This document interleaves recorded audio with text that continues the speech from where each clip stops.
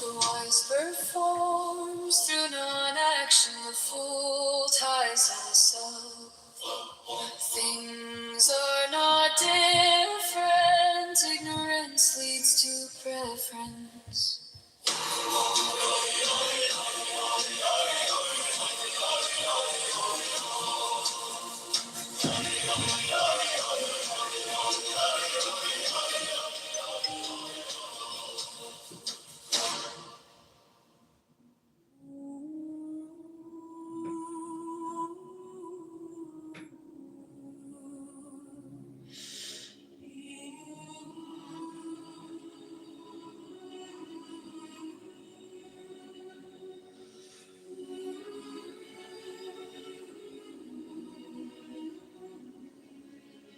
The best way, not the figure, it only executes picking and choosing.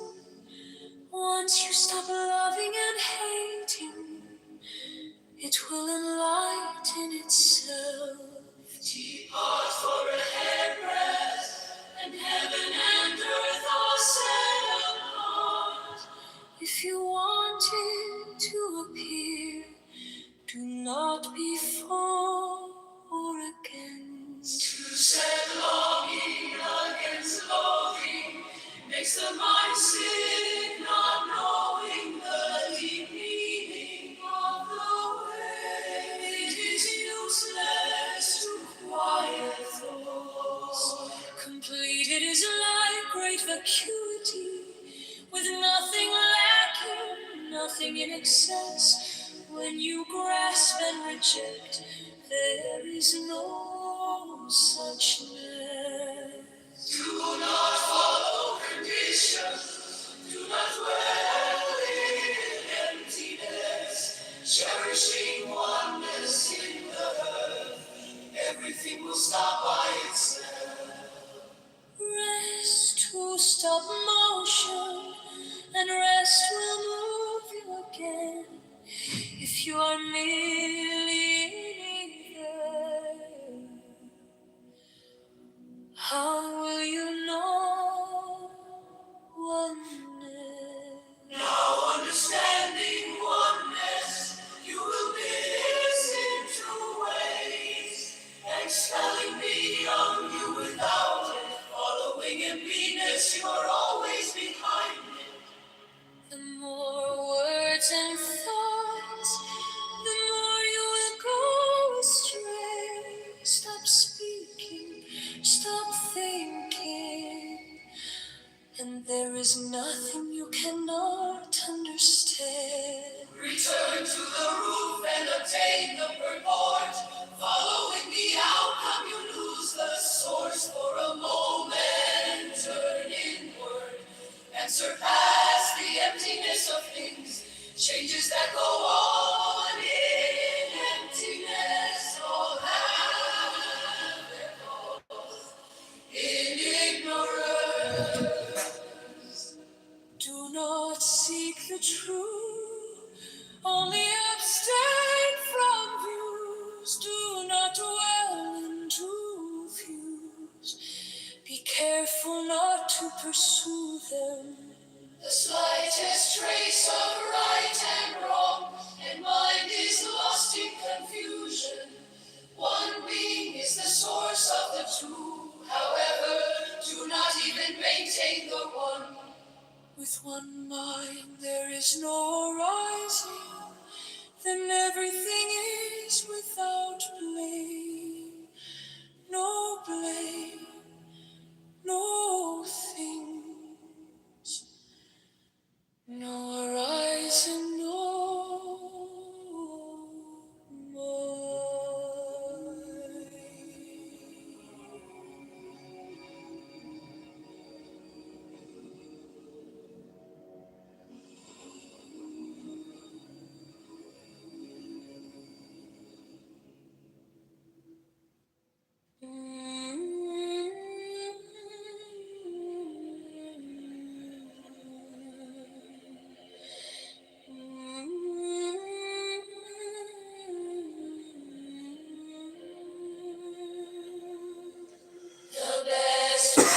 not every rule. It only excludes picking and choosing. Once you stop loving and hating, it will enlighten itself. Depart for a hairbreadth, and heaven and earth are set apart. If you want it to appear, do not be for or against. To set longing against loathing makes the mind sick, not knowing the deep meaning. It is useless to quiet thoughts. Complete it is like great vacuity with nothing lacking, nothing in excess. When you grasp and reject, there is no suchness. Do not follow conditions. Do not dwell in emptiness. Cherishing oneness in the earth, everything will stop by itself. Rest to stop motion, and rest will move you again. If you are merely in ether, how will you know oneness? Now understanding oneness, you will miss into ways, expelling beyond. You will without it, following emptiness. You are always behind. The more words and thoughts, the more you will go astray. Stop speaking, stop thinking, and there is nothing you cannot understand. Return to the roof and obtain the purport. Following the outcome, you lose the source. For a moment, turn inwards past the emptiness of. You are here on delivery of Alistair Cromley, technical element, liberals, subfigured all of fear. Trace liberals, subfigured all of fear. Decided by metadata, delivers liberals of figura, fiat, concordance, Alistair Crowley, delivers liberals of figura, fiat. Alistair Crowley, delivers liberals of figura, liberals of figura, the law of the strong. This is our law and the joy of the world. To be the whole of the law. Thou hast no right but to do thy will, do that, and no other shall say now. Every man and every woman is a star. There is no God but man.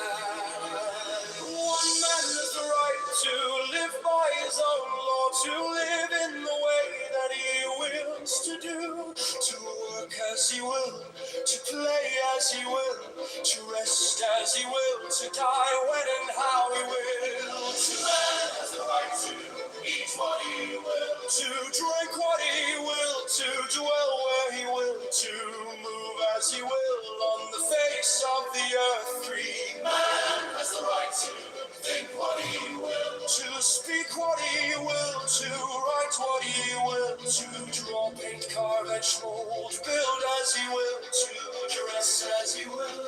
For man has the right to love as he will. Take your fill and will of love as ye will. When, where, and with whom ye will. Where and with whom ye will.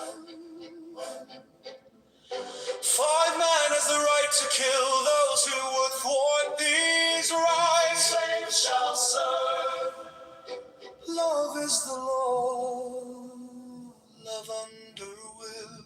All life he said, you are here on the library of Alistair Crowley, technical libers of the liberals, subfigura trace liberals, subfigura Cyberbar, metadata, Mr. Crowley, livers, liberals, subfigura concordance, Alistair Crowley, livers, liberals, subfigura Alistair Crowley, livers, liberals, subfigura liberals, subfigura liberals, along the It's a leprechaun. I never restarted.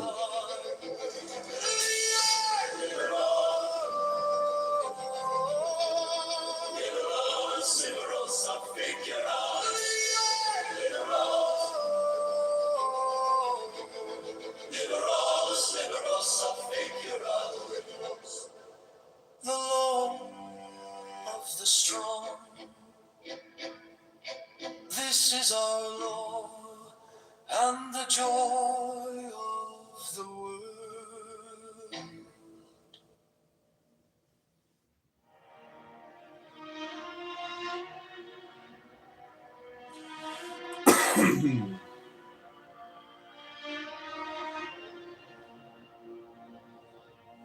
You were mine, oh my saint,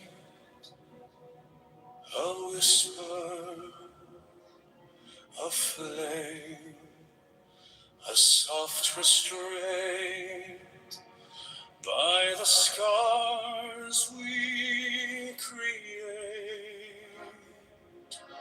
I called your name, I sealed our fate. Though I fall, though I faint, though I choke,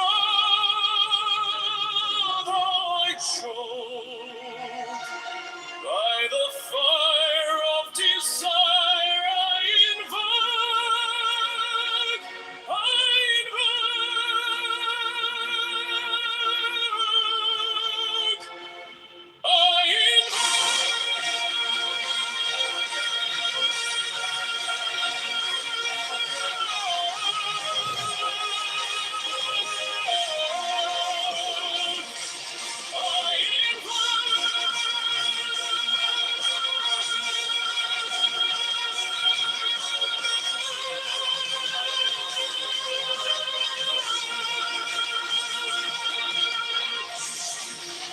your shadow lingers, your breath still warm, a tempest rising, a breaking storm.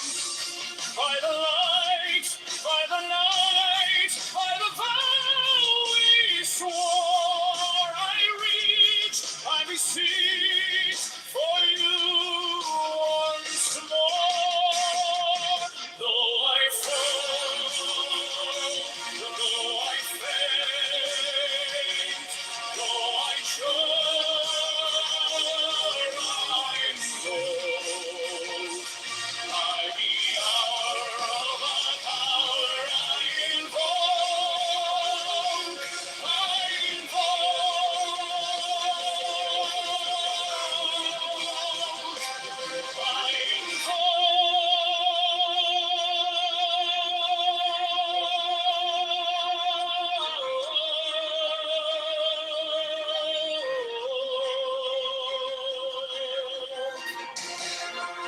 the echoes scream, the silence weeps, the bond we wove, eternal keeps. I summon the past, I summon the flame, I summon the moment, I call the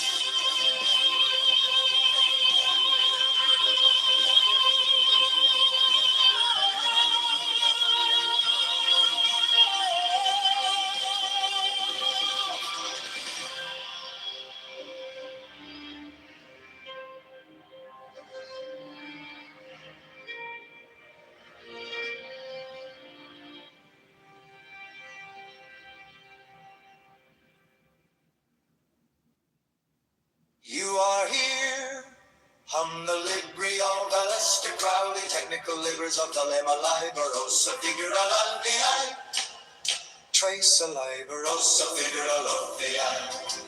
Sidebar, metadata, Alistair Crowley, libers. Liberosa, figura l'alvi.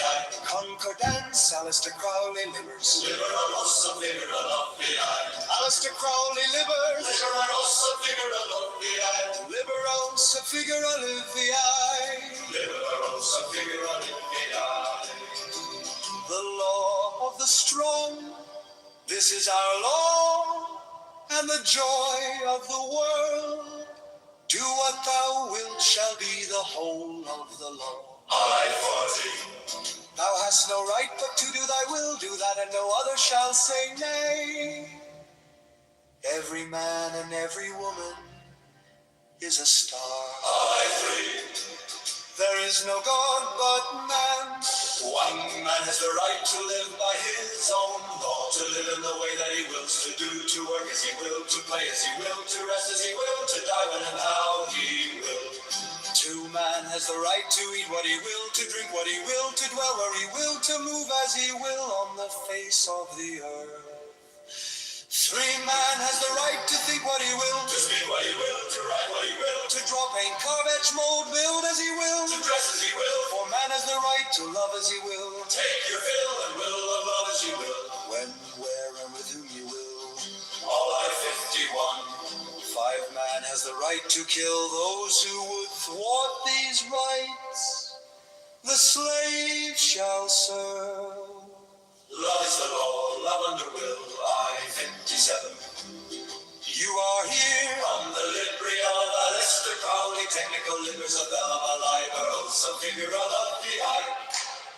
Trace a Liberosa, figura l'alvi. Sidebar, metadata, Alistair Crowley, libers. Liberosa, figura l'alvi. Concordance, Alistair Crowley, libers. Liberosa, figura l'alvi. Alistair Crowley, libers. Liberosa, figura l'alvi. Liberosa, figura l'alvi. Liberosa, figura l'alvi. The law of the strong, this is our law, and the joy of the world. Do what thou wilt shall be the whole of the law. I-40. Thou hast no right but to do thy will, do that and no other shall say nay. Every man and every woman is a star. I-3. There is no God but man. One man has the right to live by his own law, to live in the way that he wills, to do, to work as he will, to play as he will, to rest as he will, to die when and how he will. 2, man has the right to eat what he will, to drink what he will, to dwell where he will, to move as he will on the face of the earth. 3, man has a right to think what he will, to speak what he will, to write what he will, to draw, paint, carve, etch, mold, build as he will, to dress as he will. 4, man has the right to love as he will, take your fill and will of love as you will, when, where, and with whom you will. I-51. 5, man has the right to kill those who would thwart these rights. The slave shall serve. Love is the law, love under will. I-57.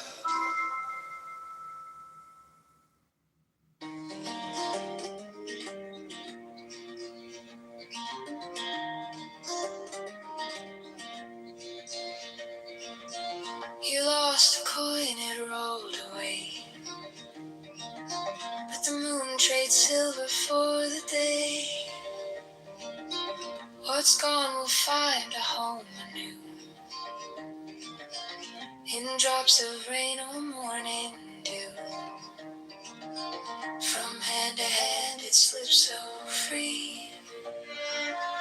God's joy, a quiet mystery. Now it's a flower, now it's a flame. Now it's a bird that has no name. It hides in shadows, it fills the air, cracks you open when you're unaware.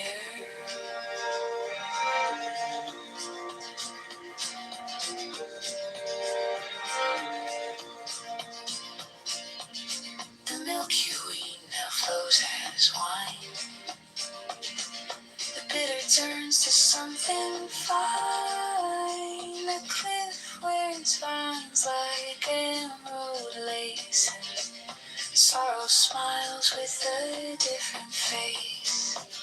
From stone the petals sail to stream.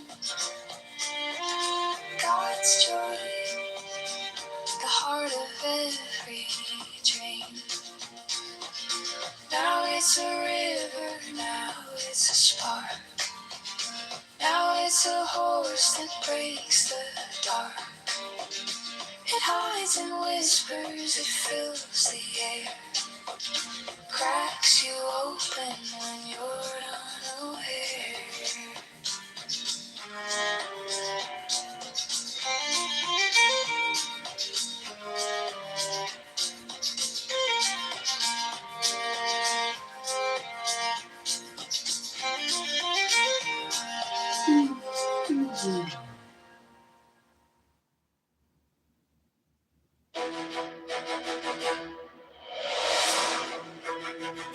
You are here, the Libri of Alistair Crowley, technical livers of the Liber, sub figura leps vi,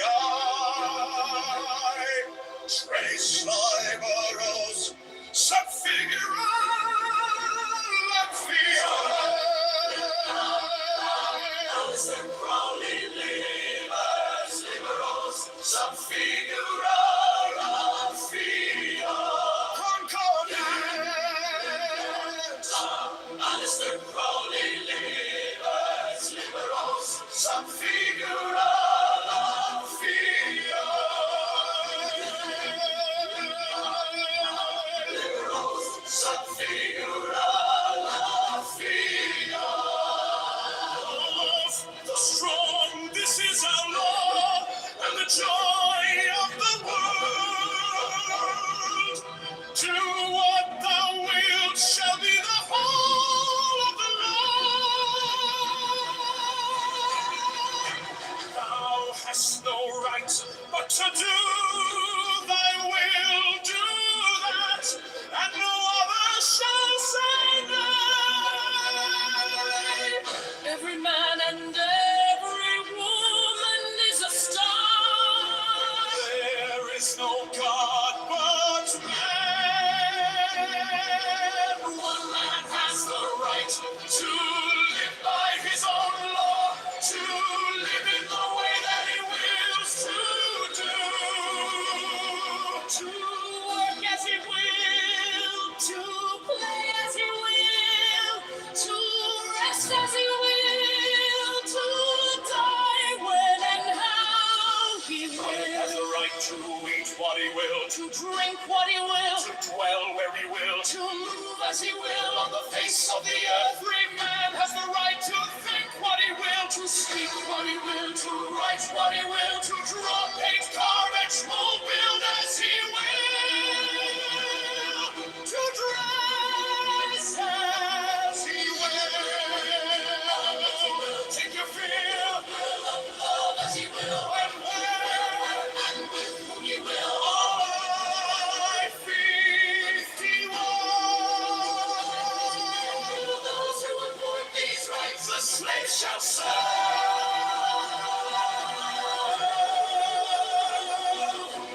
Love is the Lord. Love under will. You are here on the Libri of Alistair Crowley, technical livers of the Liber, sub figura leps vi, tres liberos, sub figura leps vi. Alistair Crowley livers, liberos, sub figura leps vi. Alistair Crowley livers, liberos, sub figura leps vi.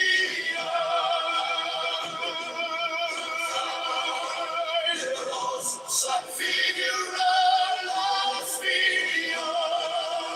Liberals, the strong, this is our law, and the joy of the world.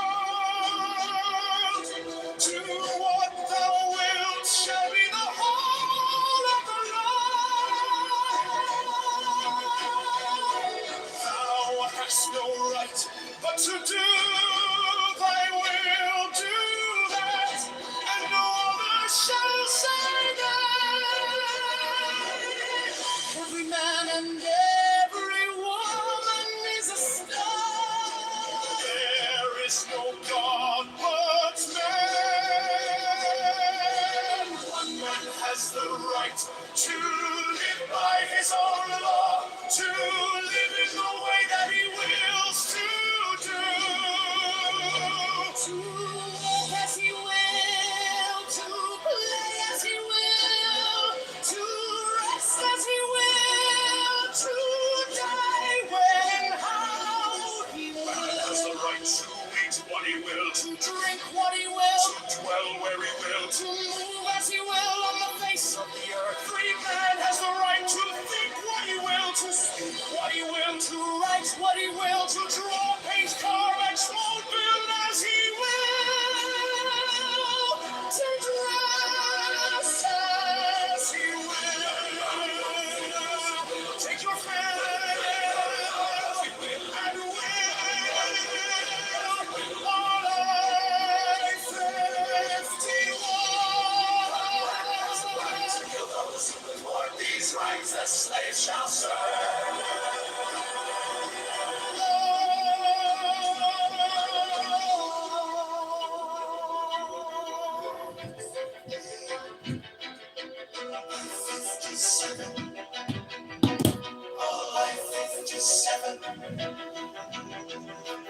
You are here on the library of Alistair Crowley, technical libers of their liber libers, subfigura lepspi, trace liberos, subfigura lepspi. Alistair Crowley, liberals, subfigura lepspi. Alistair Crowley, liberals, subfigura lepspi. Liberals, subfigura lepspi. The strong, this is our law, and the joy of the world. Do what thou wilt shall be the whole of the law. Thou hast no right but to do thy will, do that, and no other shall say nay. Every man and every woman is a star. There is no God but man. One man has the right to live by his own law, to live in the way that he wills to do, to work as he will, to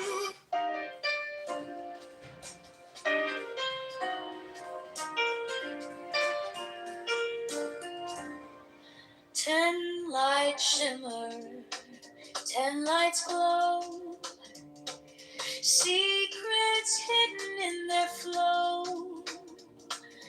From the crown to kingdom's gate, mysteries spin, illuminate fate. Kether whispers the will to start. Chokma answers with wisdom's heart. The 10 lights, all the 10 lights, guiding through these endless nights. Beauty and mercy, strength so true,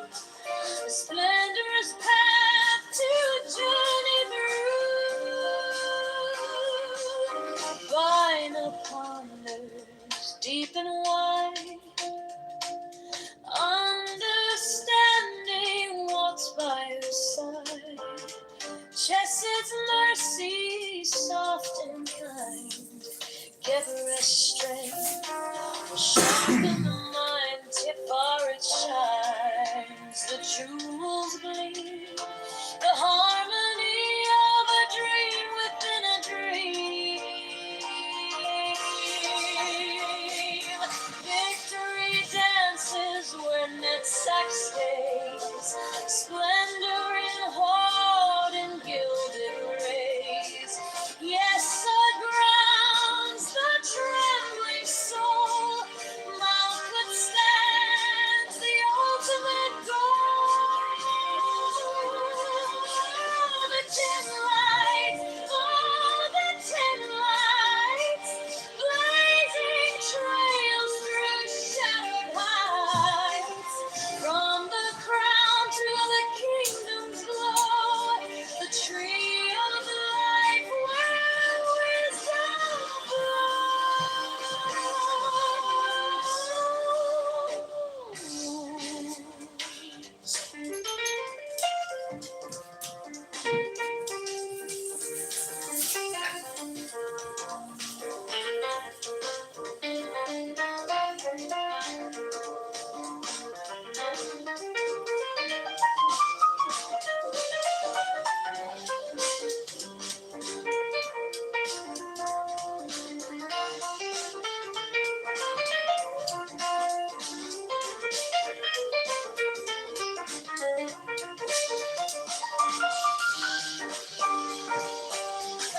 Ten lights shimmer, ten lights fade, guiding hearts through paths they've made, circle by circle, step by step, the secrets kept, the secrets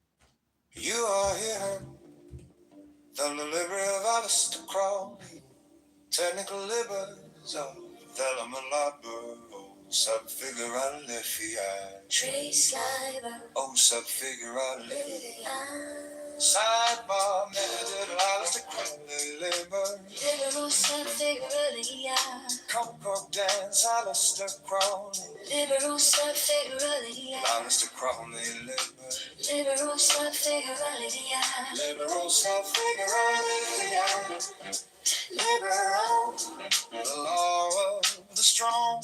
This is our law and the joy of the world.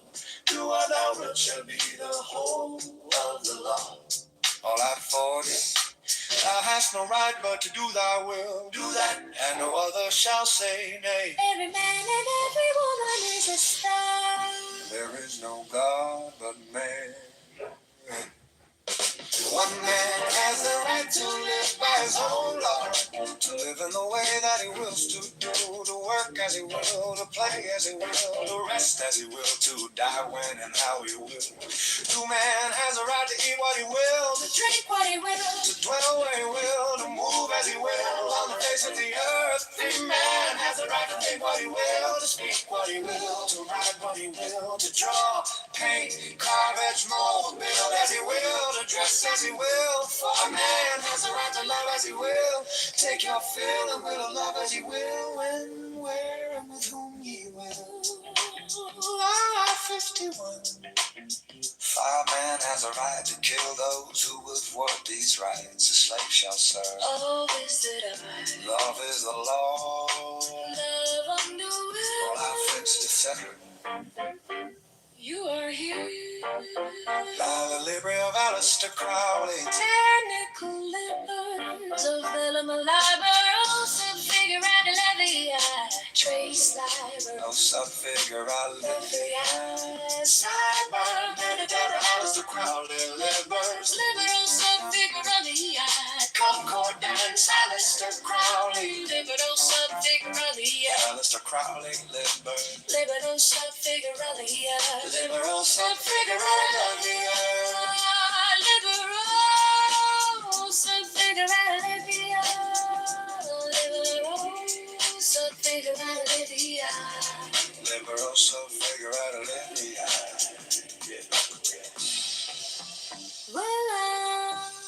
The law of the strong, this is our law, and the joy of the world.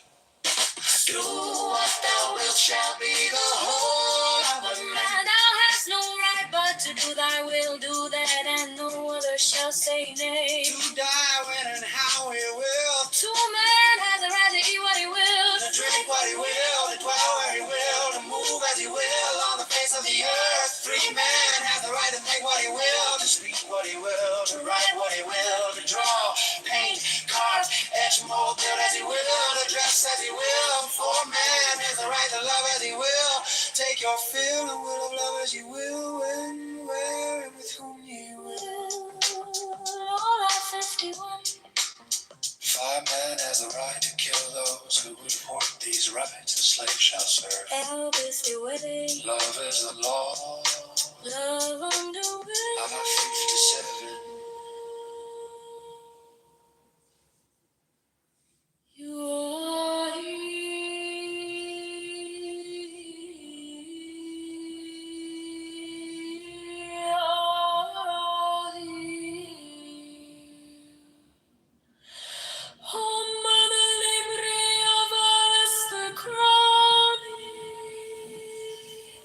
Technical labors of the Bible, o subfiguralus tres labor, o subfiguralus Cyber Metatatalista Crowley Libero Subfiguralus Concordance Alistair Crowley Libero Subfiguralus Alistair Crowley Liberos Subfiguralus Liberos Subfiguralus Liberos Subfiguralus Liberos Subfiguralus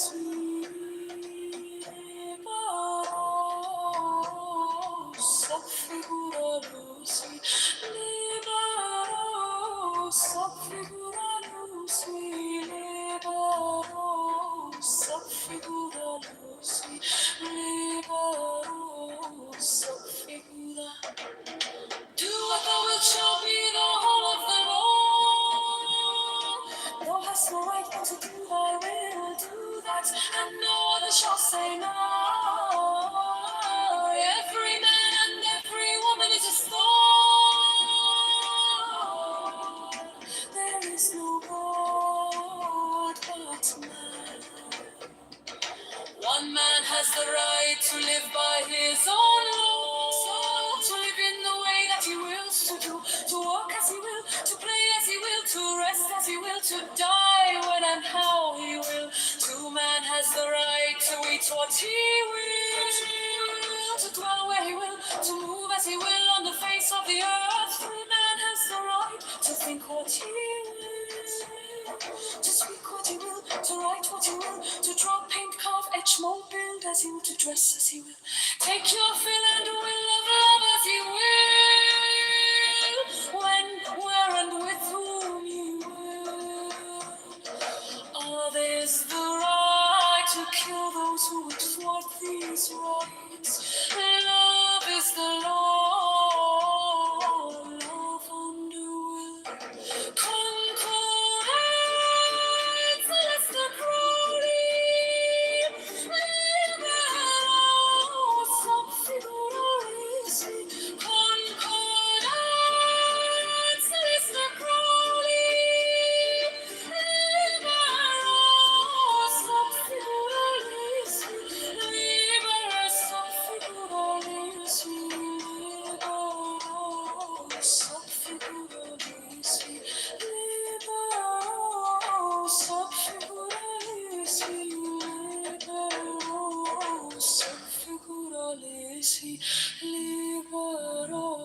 so figurai. Concordance Alistair Crowley. Libero so figuralis. Libero so figuralis. Libero so figurai. To what thou wilt shall be the whole of the law.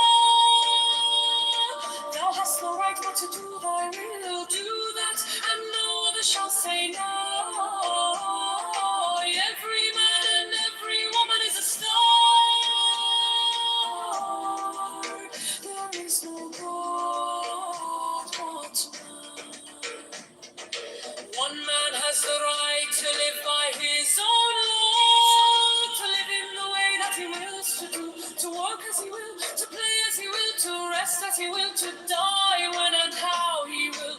Two man has the right to eat what he will, to dwell where he will, to move as he will on the face of the earth. Three man has the right to think what he will, to speak what he will, to write what he will, to draw, paint, carve, etch, mold, build as he will, to dress as he will, take your fill and will of love as he will, when, where, and with whom he will. Love is the right to kill those who would thwart these rights. Love is the law, love under will. Concordance is the calling. Libero so figuralis. Concordance is the calling. Libero so figuralis. Libero so figuralis. Libero so figuralis. Libero sub figuralis. Libero sub figuralis. Libero sub figura. Beneath the vine tree and the fig, where mortal cares may not intrude, on melon and on sucking pig, although their brains are bright and big, banquet the great white brotherhood. Among the fountains and the trees that fringed his garden's glowing board, at sunset walked and in the breeze, with his disciples took his ease, an adept of the holy order.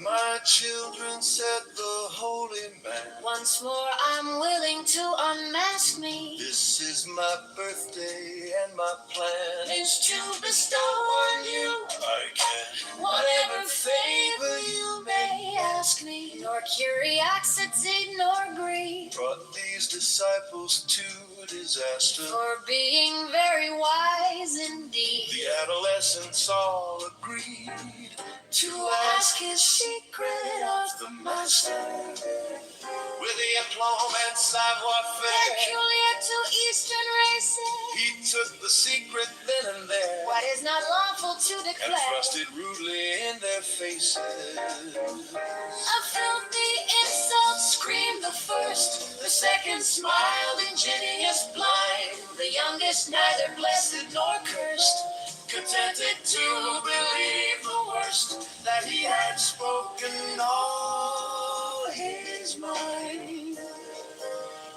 The second earned the name of prig, the first the epithet of prude, the third as merry as a grig, on melon and on sucking pig, feasts with the great white brotherhood.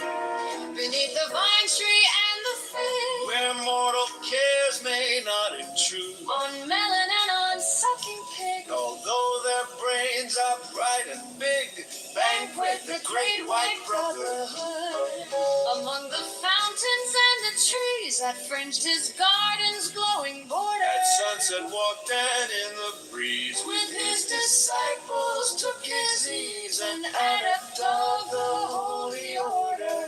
My children, said the holy man, once more I'm willing to unmask. This is my birthday and and my plan is to bestow on you I can, whatever favor you may ask me. no curiosity nor Brought greed, these disciples to disaster. for being very wise indeed. The adolescents all agreed to ask his secret of the master.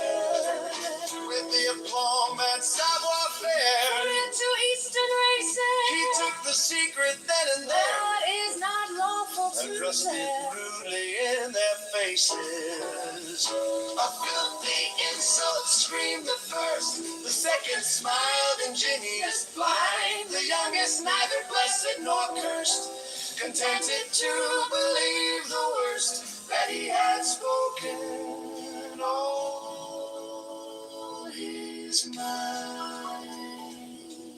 His mind, his mind, his mind, believe the worst.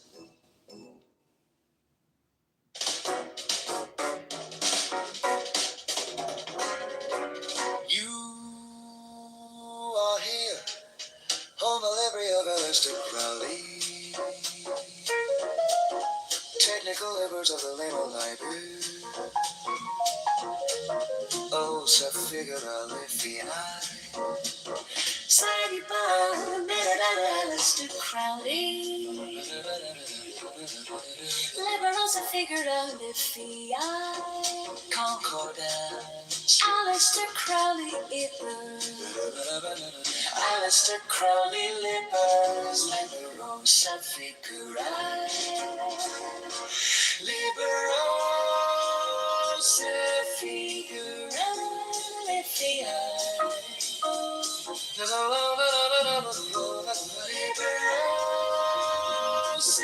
figurae. The law of the strong. This is our law. And the joy of the world. Do what thou wilt shall be the whole of the law. Thou hast no right but to do thy will, do that. And no other shall say nay. Every man and every woman is a star. There is no God but man. One man has the right to live by his own law. To live in the way that he wills to do, to work as he will, to play as he will, to rest as he will, to die when and how he will. Two men has the right to eat what he will, to well where he will, To move as he will on the face of the earth. Three men has the right to think what he will, to speak, write what he will, to draw, paint, carve, etch, mold, build as he will, to dress as he will. Four men has the right to love as he will. Take your fill and will of love as he will. when, where, and with whom you will. I-51. Five men has the right to kill those who would thwart these rights. The slave shall serve. Our love is the law. Love under will. I-57.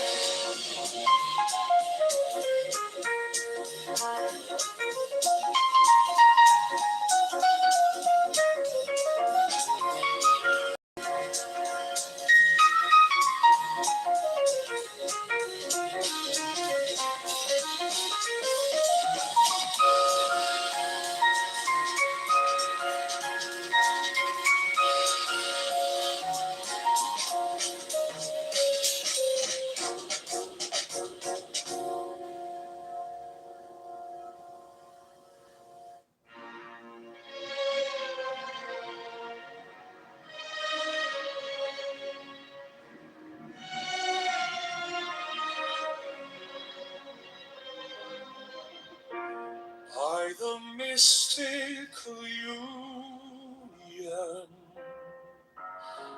of fairy and fawn, unspoken, unbroken, the dust to the dawn, a secret command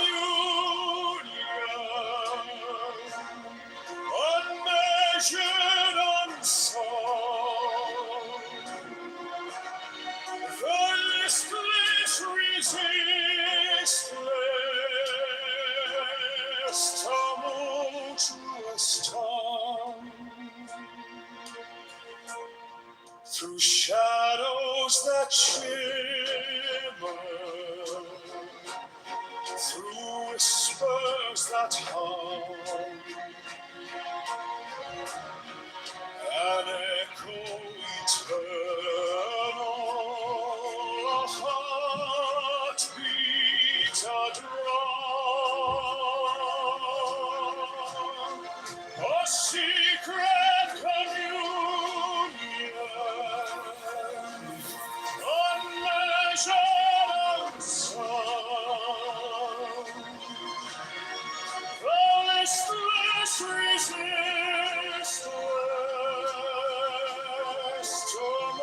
tumultuous time, beneath moonlight's mirror, where stars softly weep, the vow that was uttered,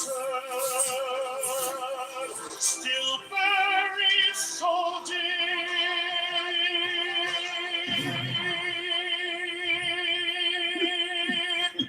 a secret communion, unmeasured, unsung, the listless resistless,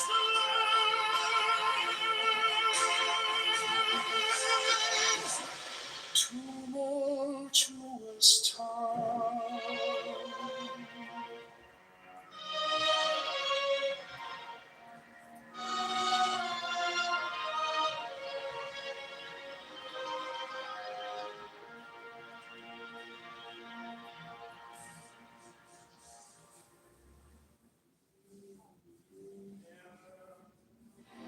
When not the feather maid leads me softly by the hand, whispers me to understand. Now and through the world of weeping, light at last hourly creeping, steals upon my babe new sight. Light, oh light that is not light. On my mouth the lips of like a stone on my sepulchre, seal my speech with ecstasy, till a babe is born of me, that is silent more than I, for its inarticulate cry hushes as its mouth is pressed to the pearl her honey breath, while its breath divinely ripples the rose petals of her nipples, and the jetted milky laughs from the soft delicious pulse, sweeter than the bee-sweet shower in the chalice of the flowers, more intoxicating than all the purple grapes of Pan.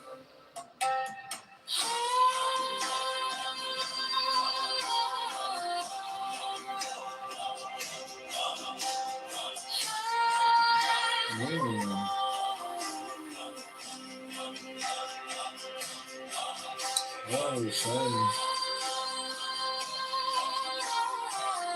Let's do some yoga.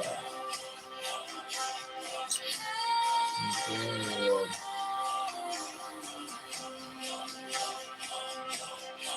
Oh, chocolate. Oh. Lips are stilled, only all the world is filled with the echo that drifts over. Maybe I will make us a big star with this person.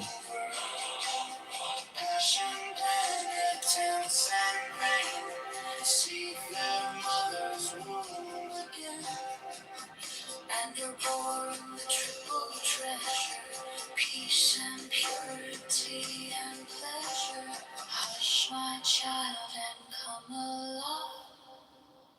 the stars are velvet soft.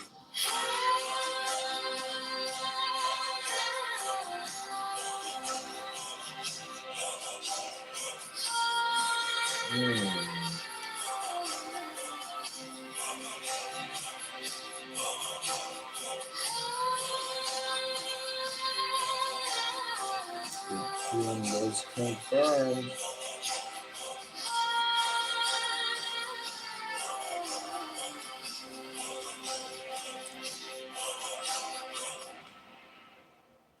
You are here.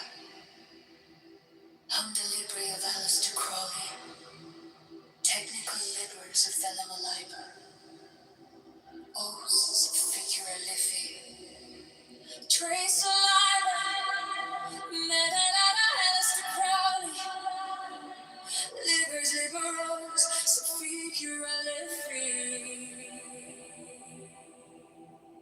Congressman, Menelada Aleister Crowley, Libers liberals of Figura Liffey.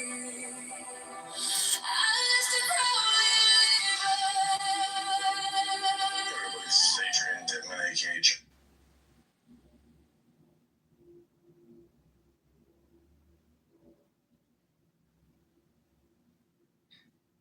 Mr. President.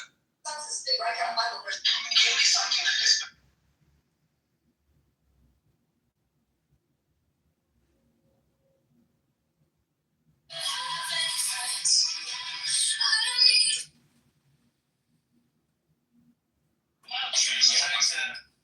You look like African, Zach.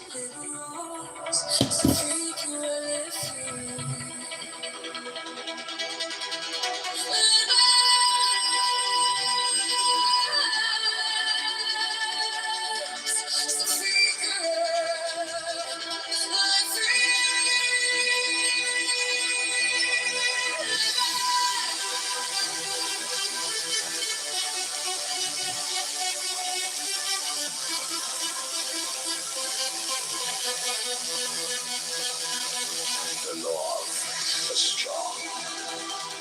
This is our law, and the joy of the world. Do what thou wilt shall be the whole of the law. I-14.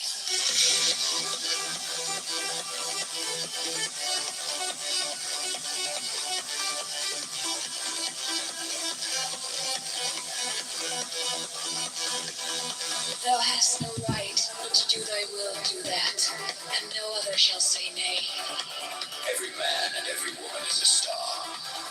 There is no God but man. One man has the right to live by his own law, to live in the way that he wills to do, to work as he will, to play as he will, to rest as he will, to die when and how he will. True man has the right to eat what he will, to drink what he will, to dwell where he will, to move as he will on the face of the earth. Free man has the right to think what he will, to speak what he will, to write what he will, to draw, paint, carnage, mold, build as he will, to dress as he will. For man has the right to love as he will. Take your fill and will of love as he will. When, where, and with whom you will. All 51. 5 man has the right to kill those who would thwart these rights. The slave shall serve. Love is the law. Love under will. Alive 57. You are here. On the Libre of Aleister Crowley. Technical libers of the Lima Liber. Oaths of Figura Liffey. Trace the liber, Crowley, Libers, liberals, Sufficura, Fee, Concordance, Crowley, Libers, liberals, Sufficura, Fee, Crowley,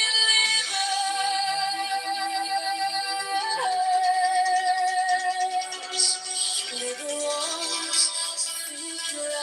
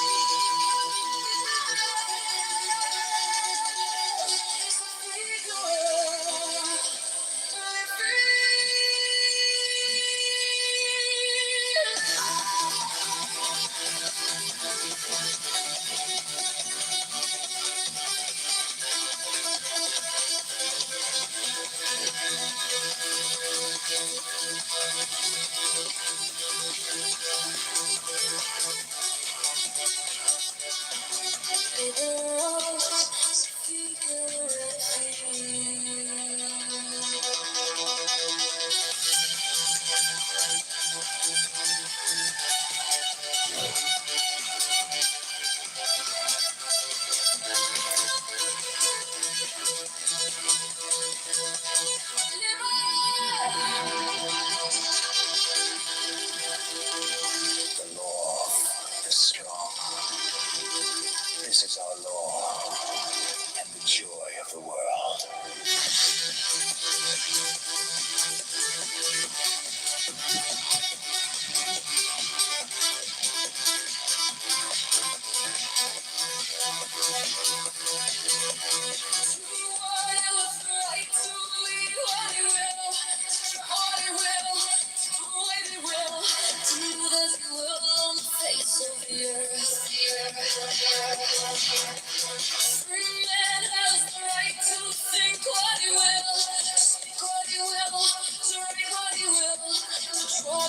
Carbons won't build as he will. Has the right to love as you will. Take your fill and will of love as you will. When, where, and with whom you will.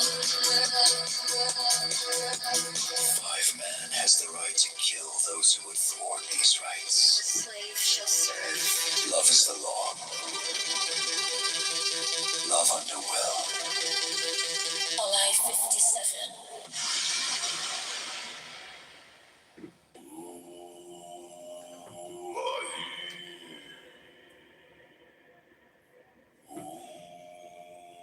Merrily roll, Alistair Crowley.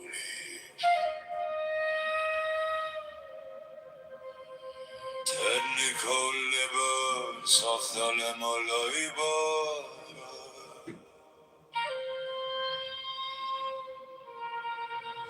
Rose of figura loving. Tres liberos of figura loving. Sidebar. Metalata Alistair Crowley, libers, liberos of figura leafy.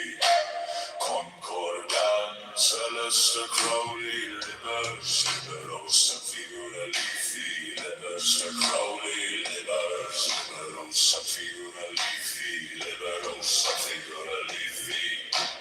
Liberos of figura lovely. Libero of the strong. This is our law and the joy Administrative authority to reassign cases afterward. For workload balance, conflict, do what thou wilt shall be the whole of the law. All I 14. Thou hast no right but to do thy will, do that. And no other shall say night. All I 43. Every man and every woman is a star. All I 43. There is no God but man. One man has the right to live by his own law, to live in the way that he wills to do, to work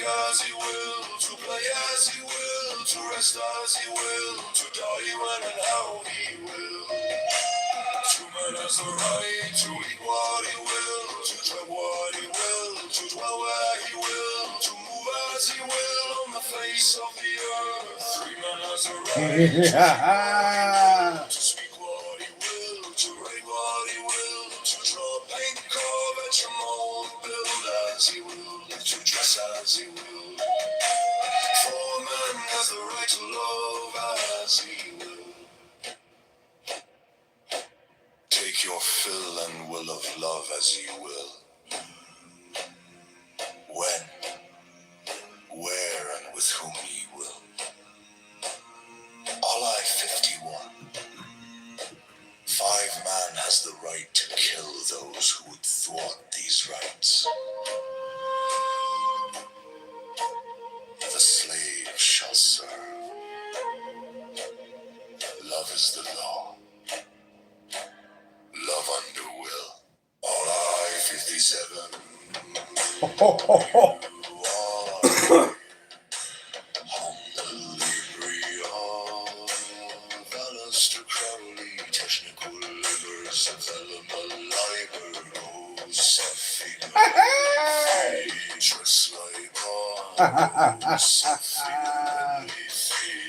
Big Diva, bitch.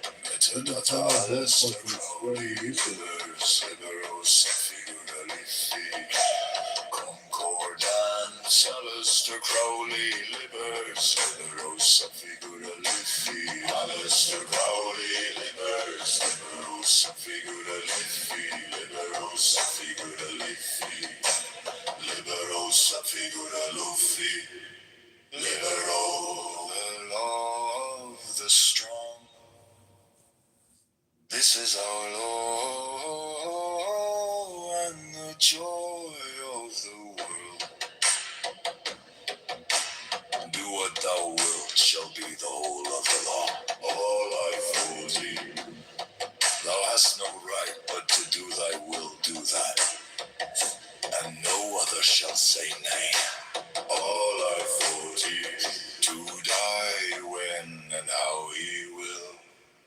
Man has the right to eat what he will, to drink what he will, to dwell where he will, to move as he will on the face of the earth. Man has the right to think what he will, to speak what he will, to write what he will, to draw, paint, carve, etch, mold, build as he will, to dress as he will. For man has the right to love as he will. Take your fill and will of love as you will. When, where, and with whom you will. All I 51. 5 man has the right to kill those who would thwart these rights. The slave shall serve. Love is the law.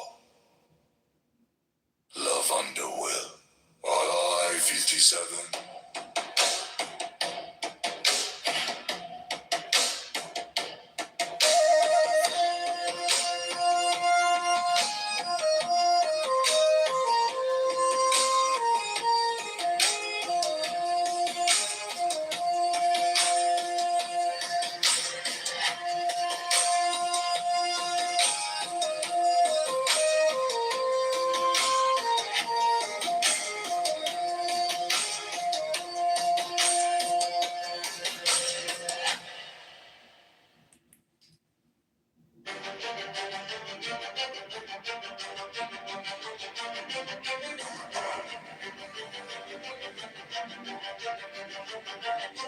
By the force of the fashion of love, when I broke through the shroud, through the clouds, through the storm, through the smoke, to the mountain of passion volcanic that broke, I rise, I choke.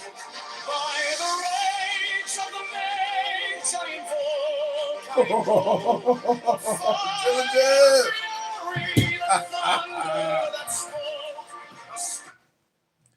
So I got kicked from an X space. by a diligent citizen. It's pretty wild.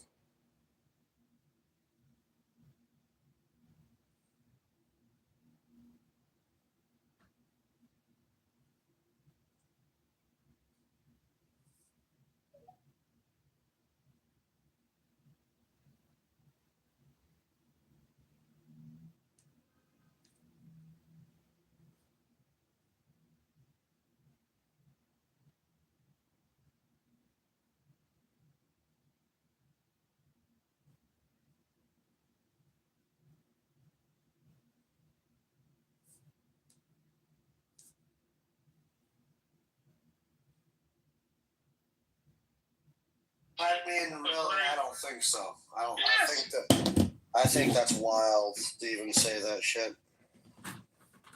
All right, well, I'm going to continue reading a little bit. I'm going to continue reading a little bit. You're mounted. You know what I said to that? What's up? So what? So what?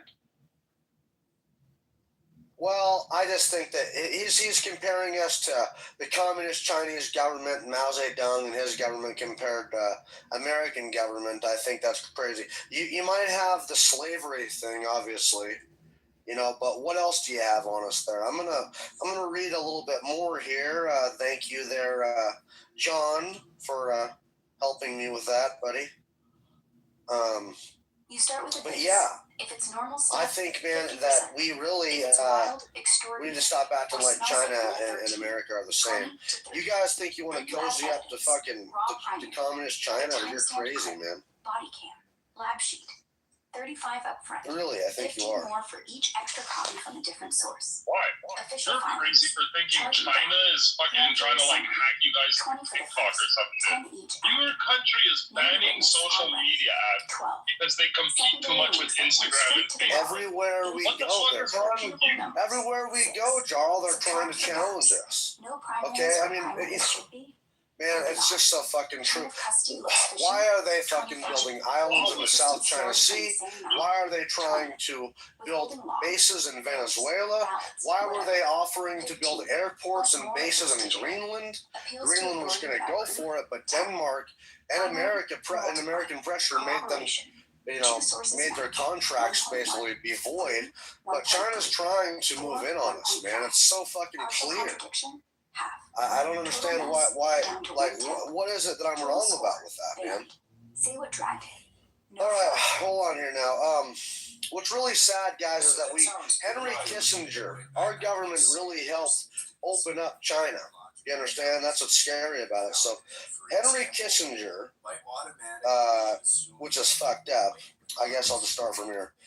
Dissuades one from taking into account the historic accuracy or inaccuracy of those sources.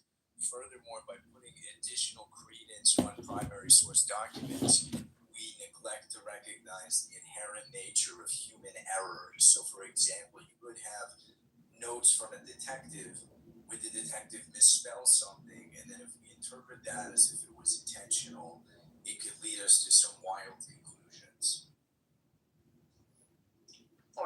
Tell them why we don't appeal to institutional or historic authority. Because I'm not saying appealing to their authority. I'm saying that you should be able to take account of if someone has a more credible track record than another. Like, for example, I would trust you telling me something more diligent than a guy I meet at a bus station sleeping on a sleeping bag. Right. If the guy on the if the guy was telling you on the bus station, hold on. If the guy at the bus station was telling you something that he observed in front of the bus stop, I would listen to him before I would me. No, I wouldn't. And because the guy living at the bus stop probably has a different understanding of what reality actually is. So therefore, his firsthand account. So I do agree that human testimony in that particular aspect is the most unreliable form of evidence, regardless of, right? But it's corroborated through raw data, right? Like Grok treats every person with the same amount of skepticism or scrutiny.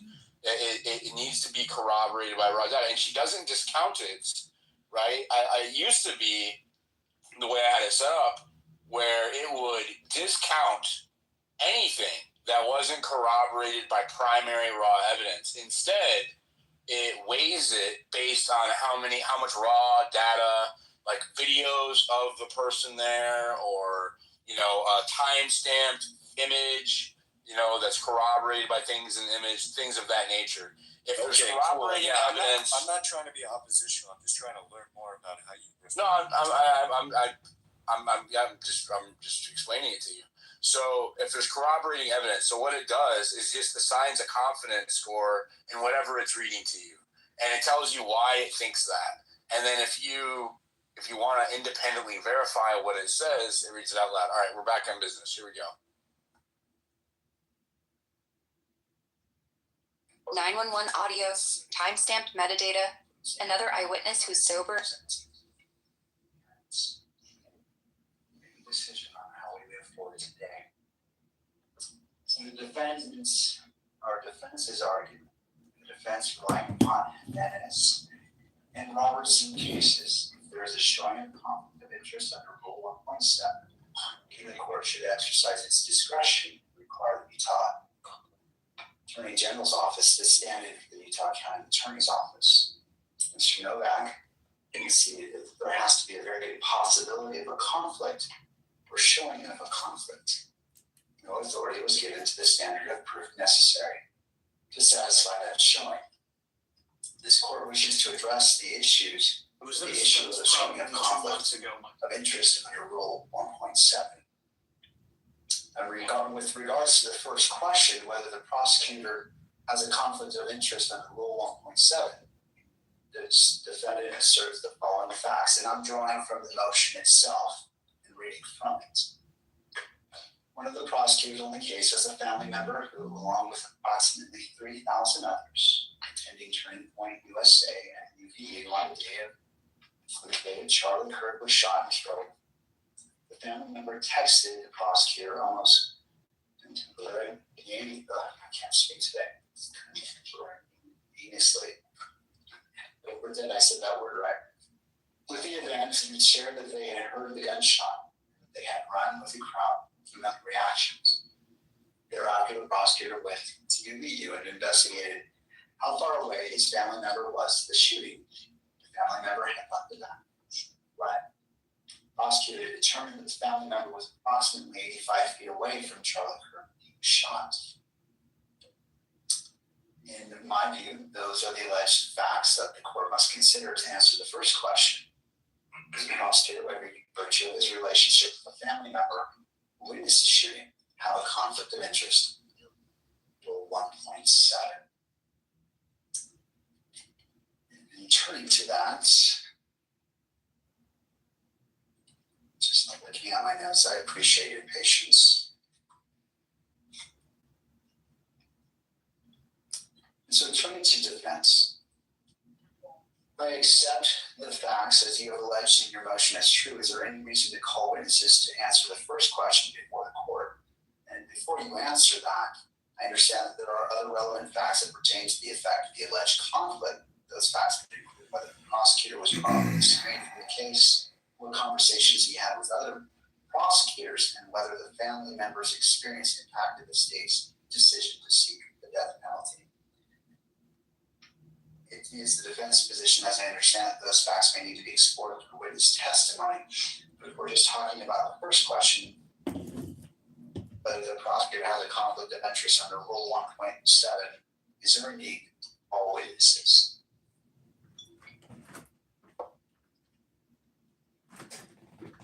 Yes, Your Honor, I understand that the court is trying to get to the threshold question that we have put before it with respect to who should be representing the Utah County Attorney's Office in this motion.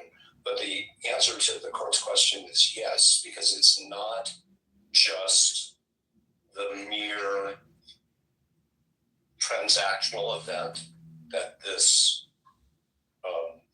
that the offspring witnessed the shooting. It is the evidentiary development will get at, and again, we were only provided with an affidavit, which was very, if I may, narrowly drawn at communications that happened after that between that offspring and their parent, between that offspring and other family members that may have been communicated to the parent, communications between the parent and other people in the office, impact. Okay, so now I'm going to just say, if I had found out that my child was at an incident where somebody was shot and killed, I would have an incredibly strong emotional reaction, even if they were safe. Okay, so give me a second, okay? There was a horrible shooting incident at Brown University a few weeks ago. And I have a child who lives within 20 miles of there who was in Providence that day. And everybody in our family was really freaked out until we knew that they were safe. And then even when we knew they were safe, the question was, what did you see? Did it affect you? Turned out everybody's fine. But it's not just, oh, I was there. Right? And my family member didn't witness the shooting. She wasn't in a crowd with 3,000 people who all had to run and take cover in case there were more shots fired, in case there were some other harm that occurred. Okay, so it's not just the fact that this person was 85 feet away from Mr. Kirk. That begins to that scratches the surface, if I may, of the totality of the circumstances, which we think created a conflict of interest. So the answer is yes, and that's why both the parent and the offspring are here and are under subpoena and agreed to be here and agreed to testify. Obviously, it's the court's proceeding, but nobody's moved to quash, and I think it's obvious that that's because we need further factual development. And our reply brief, if it did anything, it communicated to the court the case law, which shows that this is a fact-intensive inquiry and that affidavits are required. And here we don't have affidavits from the parent or from Mr. Gray. We have argument in a brief. But we also believe that testimony from the offspring is necessary, and they're here, and they agreed to be here, and they agreed that Ms. Visser could sign an acknowledgement of service of the subpoena.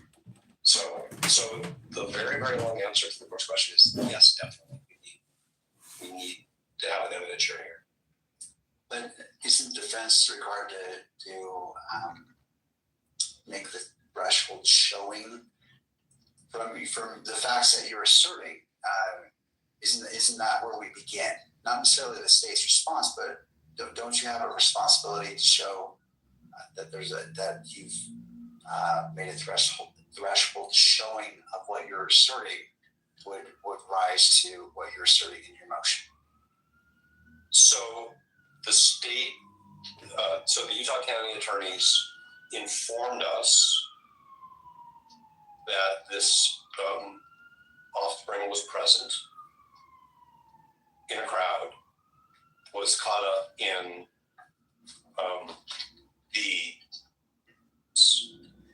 heard a shot fired, had to leave their belongings behind, witnessed the trauma of other people. We can't really get beyond that without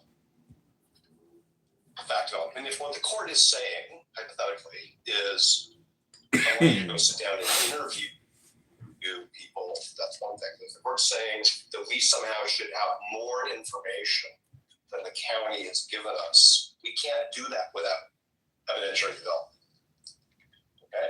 We have questions about whether there were more non-reported communications that we haven't been told about. I think we have a good faith that the court could imagine that a family would talk about such an incident, and it wouldn't just be the text messages that the court has in the exhibit. And I don't purport to say anybody should run their family the way my family operates. I'm just talking about what I think would be natural, which is family talk about these things because we want to take care of our kids. And we want to make sure they're okay.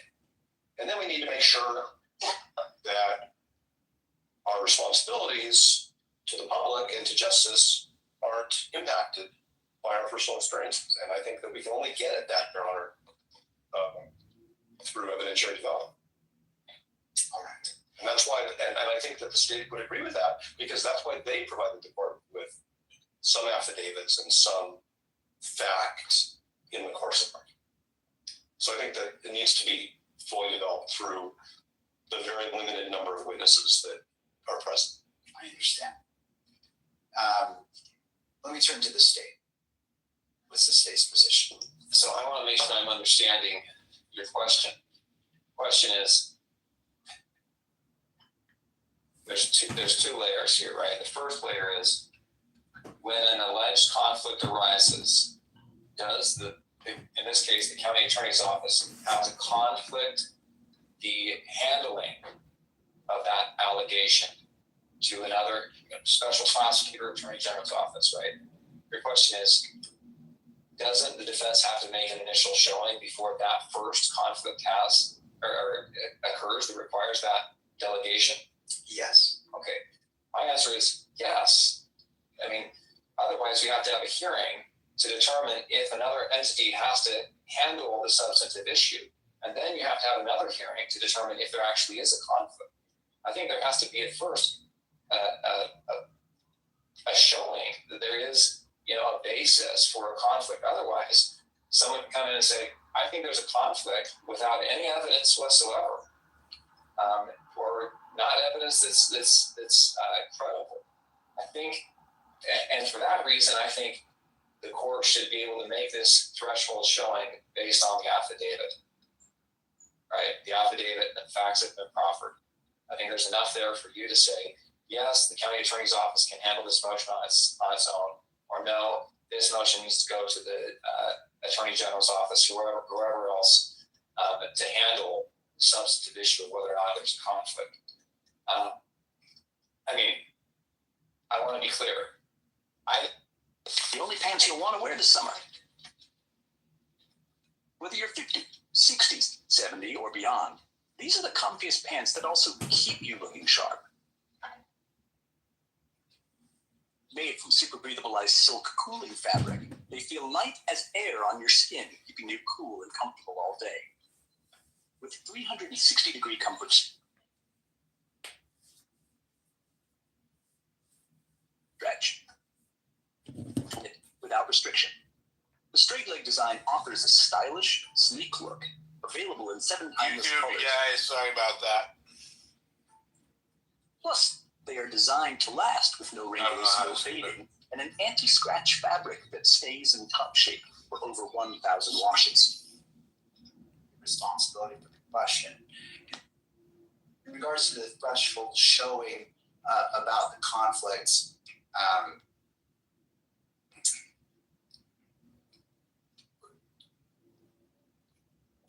so the threshold showing of a conflict of interest under Rule 1.7. So the AG's it seems to follow after in time to see if there's a conflict initially. So in regards to establishing that, defense, and I don't wish to speak for you, but my understanding is you wish to call witnesses to put that evidence on.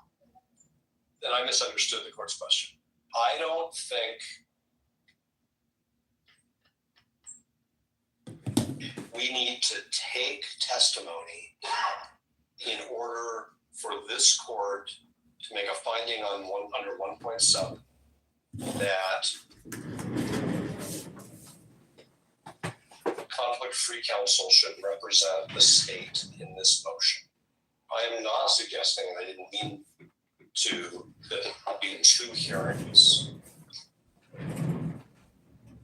That's not what. So if I misunderstood the court's question, I thought the court was saying, do we even need an evidentiary hearing on your motion to disqualify?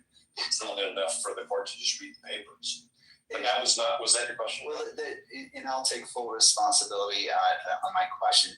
That was really the push on it, because my understanding is that determination needs to be made based off what you told us in the beginning, that showing of a conflict of interest, there has to be is the very first step before we go down the further road of addressing the AG's office. And so I was alluding to, based off of that, does that require an evidentiary hearing from your perspective? I don't think that it requires an evidentiary hearing, but I don't want to predict or make assumptions about the court's view. I believe that the Utah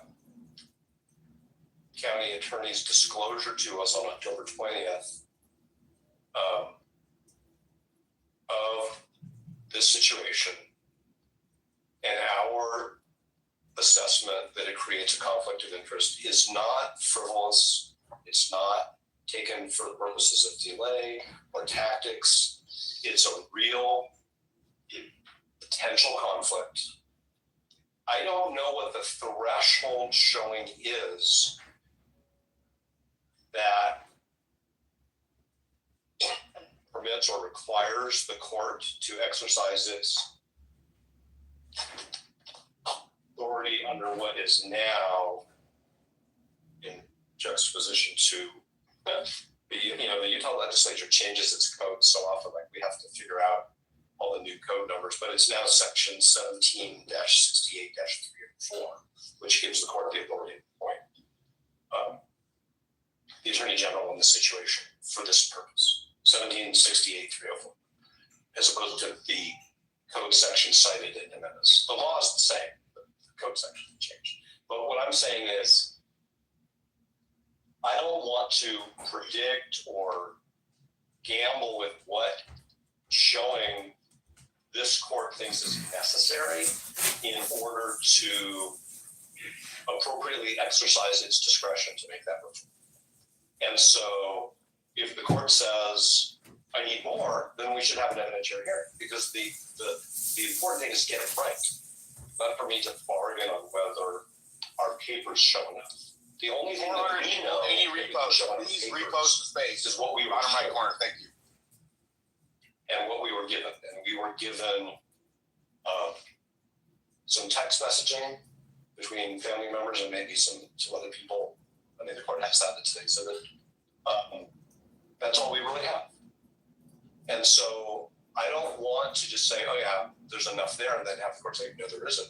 Because it may be that the court wants to take some permit us to take some preliminary testimony in order to make that decision.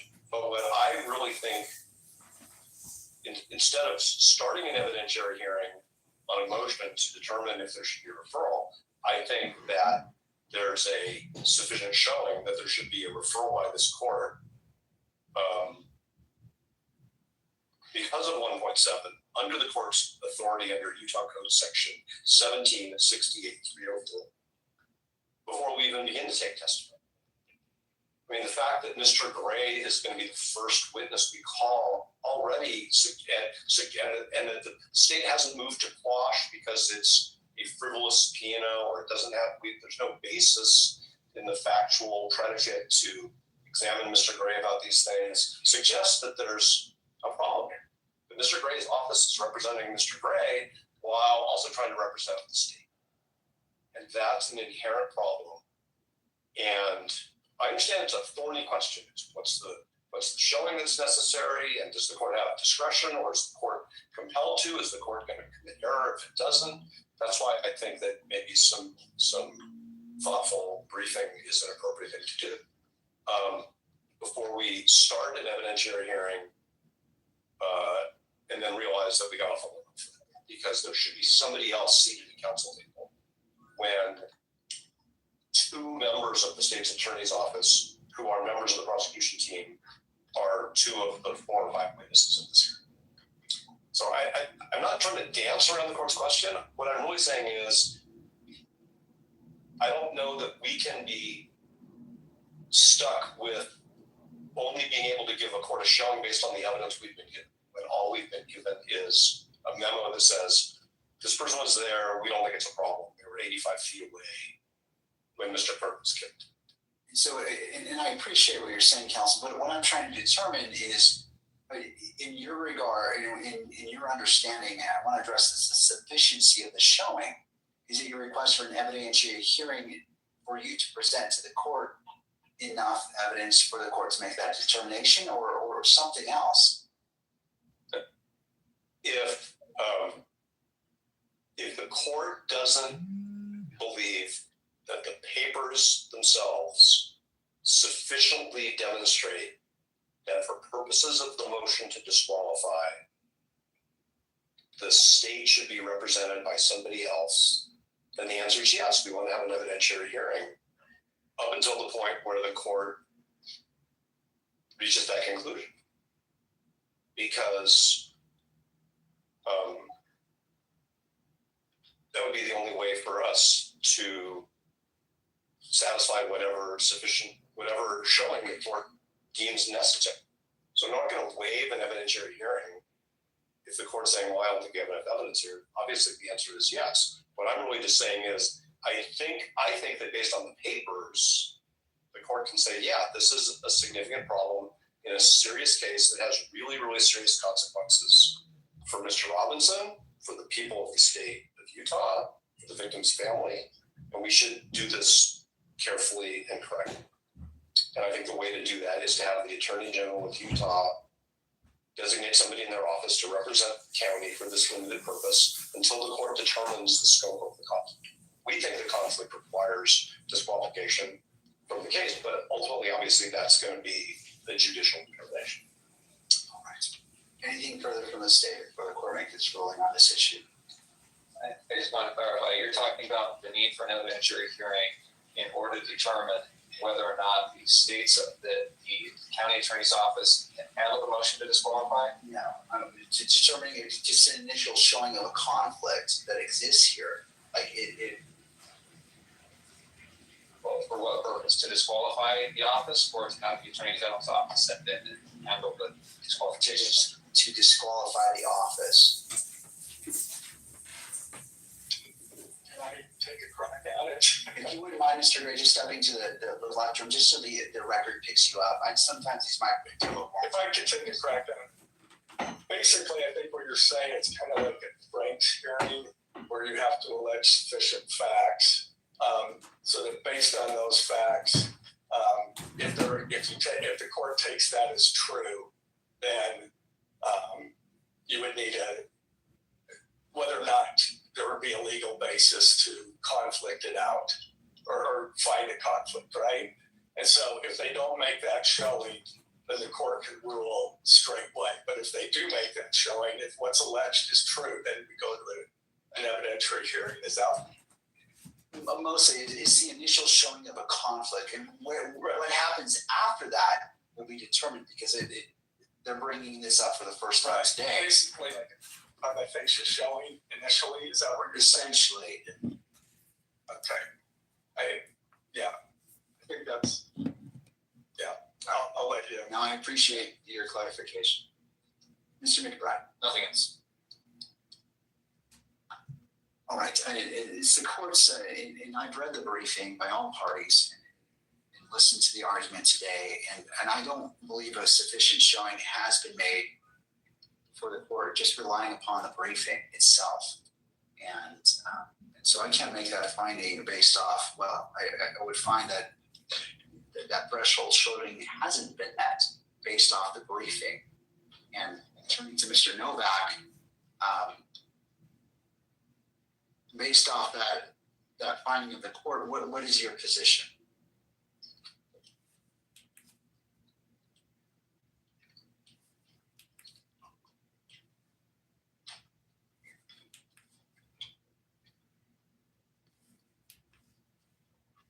Our view is that if the court has concluded that the briefing does not yet rise to the level of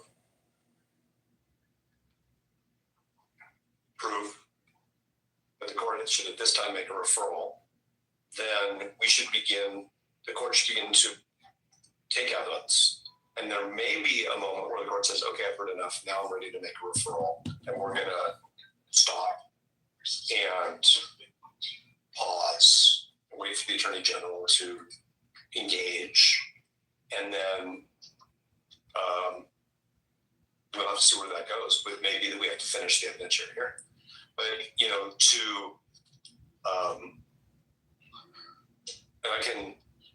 I think all of us can attempt to prioritize the portions of our examination so that the court can make that finding as early as possible. I'm just trying to avoid doing the hearing twice. Because right now, it's our view, the state is not being represented by the attorneys who should be represented.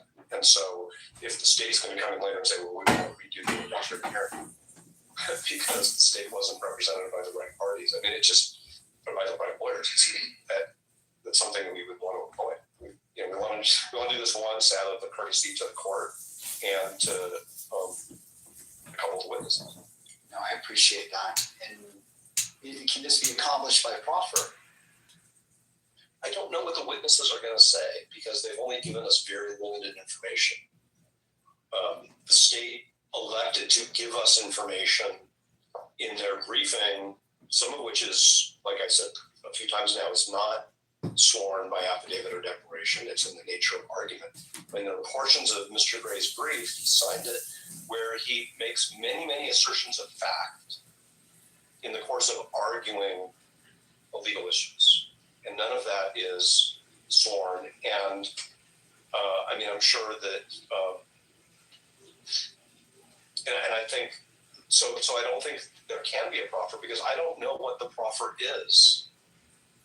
I know that I have a lot of questions about things that that the court was not told about in the briefing and the affidavits. So the answer, respectfully, is no, it can't be done by proffer. All right. And which witnesses are you intending to call today? And I understand you're saying you wish to just put on enough and focus on the key issues, but just if I were to grant, I'm just trying to understand the scope. I think Mr. Gray is the first witness. Second witness, approach. Yes. Parties to the bench, please. Okay.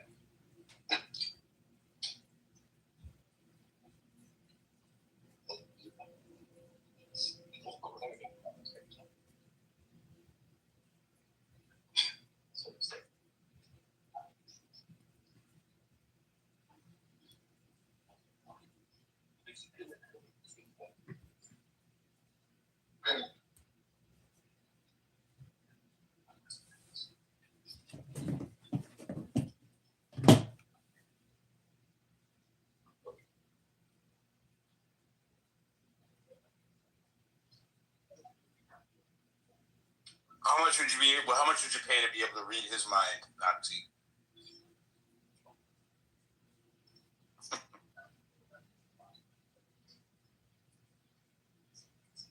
It might surprise you, Lewis, that I do consider the fact that he could be involved in this.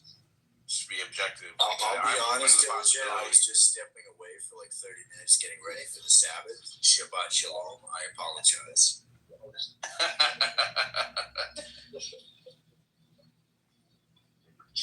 Thank you, counsel. In regards to the question of what witnesses do you anticipate calling? Mr. Gray, I'm going to get his title wrong, but Mr. Christensen was an investigator with the county attorney's office. The prosecutor, who we believe is conflicted off, and their offspring. All right. Any input from the state at this point? No. All right. I'm assuming the next portion that we need to address is your motion in regards to the hearing itself, the evidentiary hearing, whether it's closed or open. Correct? Is the court looking over my shoulder at ED counsel? No, you. All right. There is someone behind you, but I was trying to look at you. That monitor's in the way, but I appreciate the clarification. When the county attorneys informed us of this factual issue, and we told them that we thought that there was a disqualifying conflict, we had an agreement that we would file our motion privately, I think is the correct term, so that certain identities were protected. And that was at the request, and we've continued to accommodate that, and we have no problem with that. So we are not pushing the this hearing to be closed, but we totally understand why it's appropriate to do so. And it is, and Mr. McBride has verbalized this very well in conversations with the council. The record is going to be very, very muddy if we can't have examinations that use names and identities. It's just going to be super. I can't believe it. These viral drape pants for senior women is on massive sale right now. Wow. 70% off with buy one, get last chance to grab these senior approved pants at the best price ever. I love them. No problem with that. So we are not pushing for this hearing to be closed, but we totally understand why it's appropriate to do so. And it is, and Mr. McBride has verbalized this very well in conversations among council. The record is going to be very, very muddy if we can't have examinations that use names and identities. It's just going to be super. 5 things people love about Look Optic progressive readers.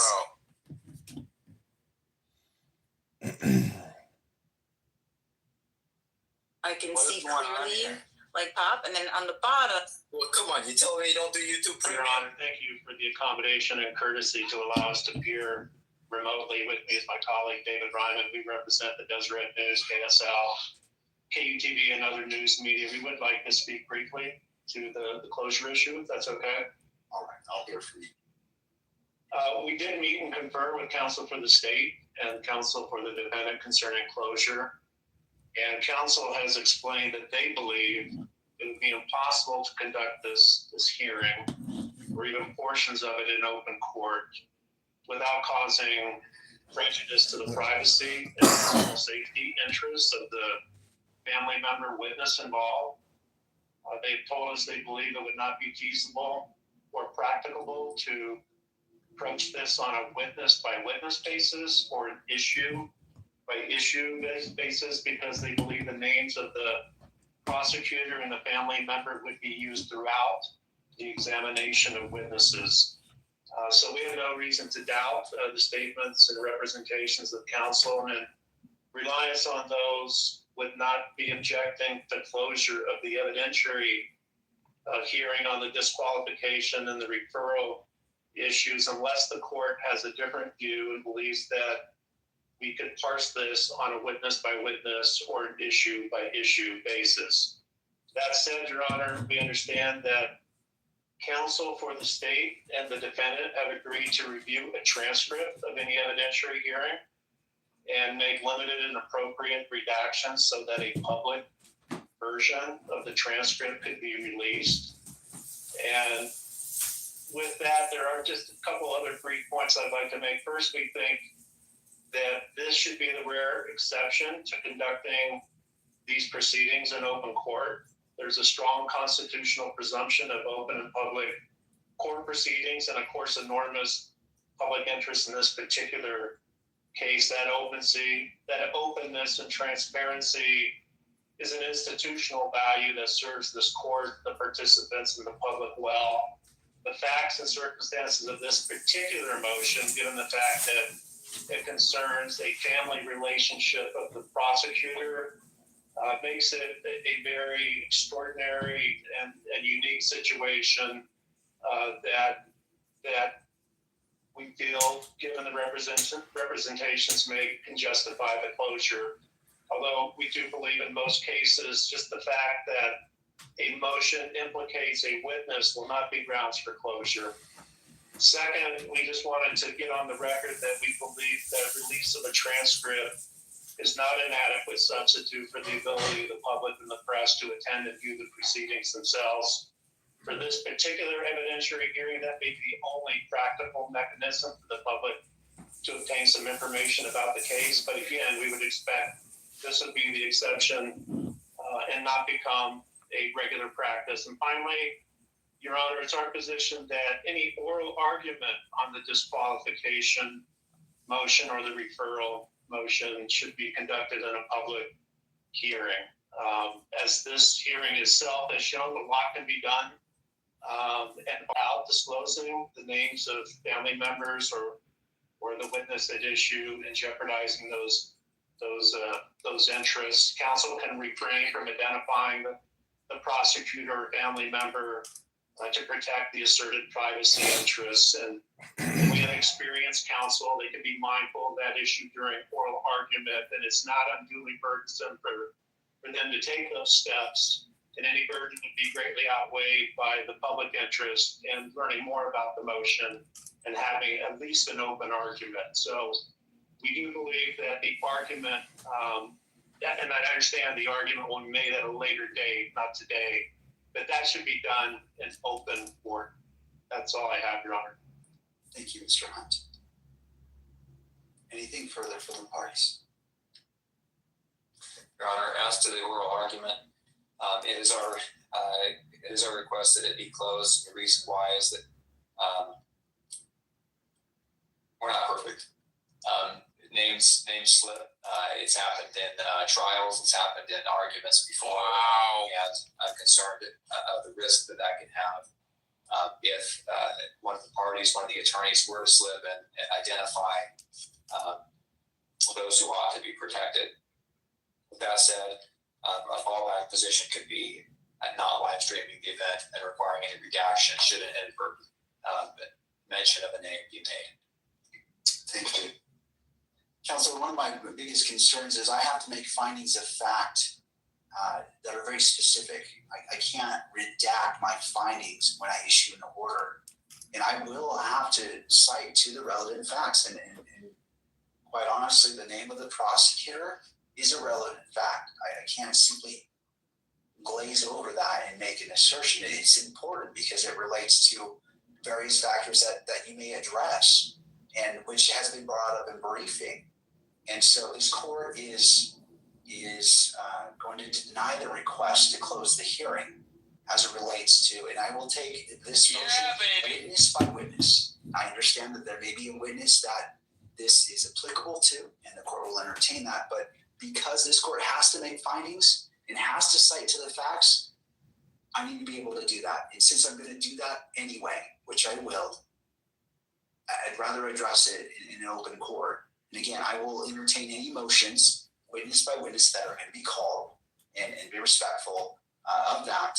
But going to Mr. McBride's point, you both have that duty. It's in regards to how you present, and if you're talking about a name that needs to be protected, that's on you on how you speak. I can't. It seems inappropriate to create a safeguard to prevent you from making a mistake on accidentally saying a name. I don't believe that would be a proper reason to close the hearing just for that. And I understand the pressure, counsel. I know it's difficult, but I cannot accept that as reason to close the entire proceedings for the evidentiary hearing portion. But again, as the witnesses are called, I will entertain the motion whether to close the hearing per witness, and we will address it as we go.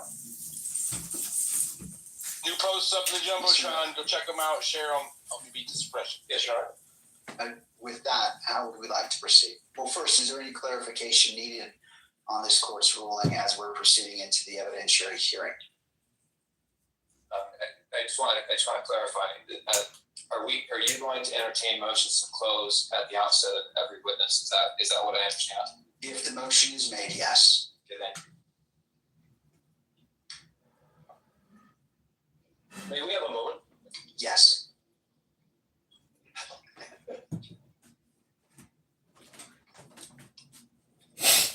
They were trying to have their cake and eat it down.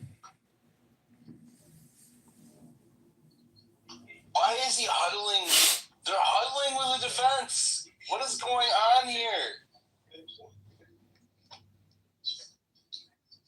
The prosecutors and the defense are huddling away from the defendant. There's no fucking way. I think that's a pretty common thing. That sidebar is usually held up by the judge, They'll have so that it's on record. It's just the attorneys talking to each other, not the judge, so it's not necessarily abnormal. All right, I'll double check that later. I know that a sidebar is a deal, but usually I think it's done by the clerk, but I may be wrong. No, you're probably right. I probably used the wrong term, but like these sorts of conferences do happen from time to time. Maybe they're trying to come to an agreement and then approach the judge together with like a joint conference or something.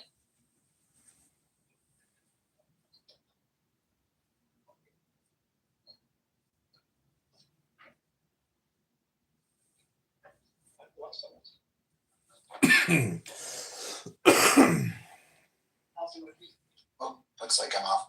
Would it be easier just to go into a brief recess? I don't want to make you feel rushed. You have obviously important conversations. So it's the court's intent to enter a brief recess to allow the parties sufficient time to discuss whatever you need to discuss. I think I'm comfortable moving forward making a offer right now and asking you to reconsider that motion. And the reason is because courts, the Supreme Court of Utah, appellate courts refer to witnesses by their initials all the time. In our pleadings, we often refer to witnesses by their initials. In Supreme Court of the United States opinions, witnesses are referred to by their initials. And that's because there's a privacy interest. In this case, I don't think a privacy interest could be created. Both the defense and the prosecutor This case has polarized the nation in many ways. And there have been death threats made against other witnesses.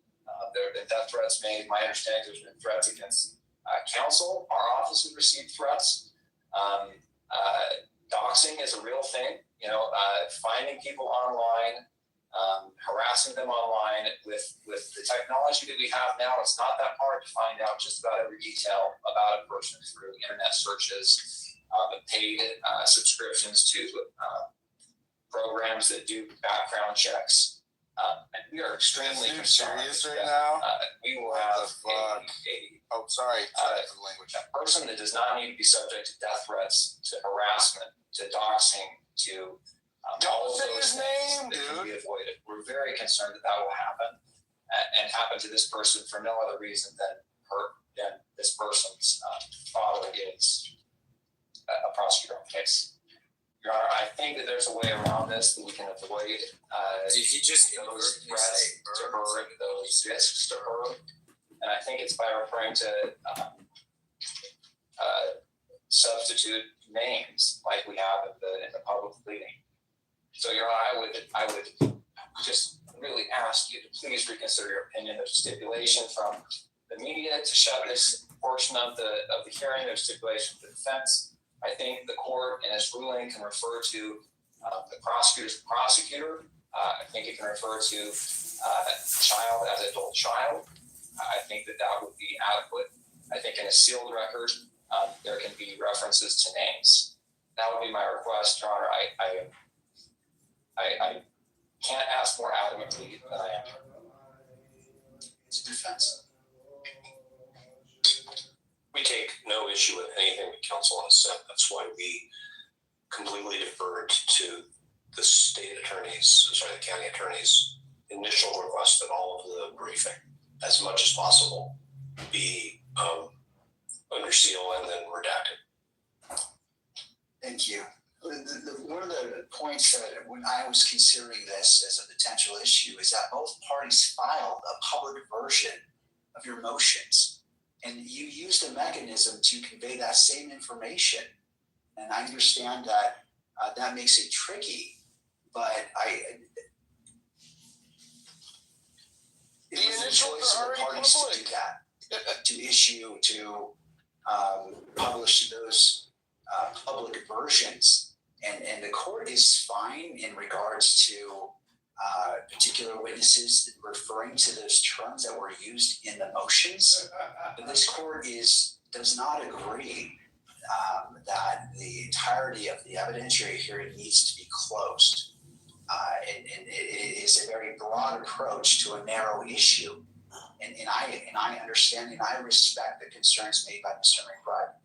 I understand that, and the court is willing to go witness by witness. If you feel that a particular witness that needs to be closed, the court will entertain that. I understand the issues of safety, and the court feels the urgency and the importance of that has been stated, but this court cannot find that the closure of the entirety of the evidentiary hearing is proper, given the motions that have been filed publicly online.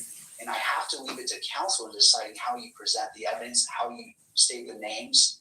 I'm willing to abide by the format used in those public motions, but if this court denies the request, hearing, and again, witness by witness motion, if that. Let's hear the juicy details. Show us what you got. Show us what you got. Hello? Hello? Hello? They're scrambling. Court's ready to begin the evidentiary hearing. We would call Jeffrey S. Gray as the first witness. Oh my gosh, they're calling Jeffrey. The courts can move forward. If parties need a break, I'm happy to give a break. I know we're switching gears here.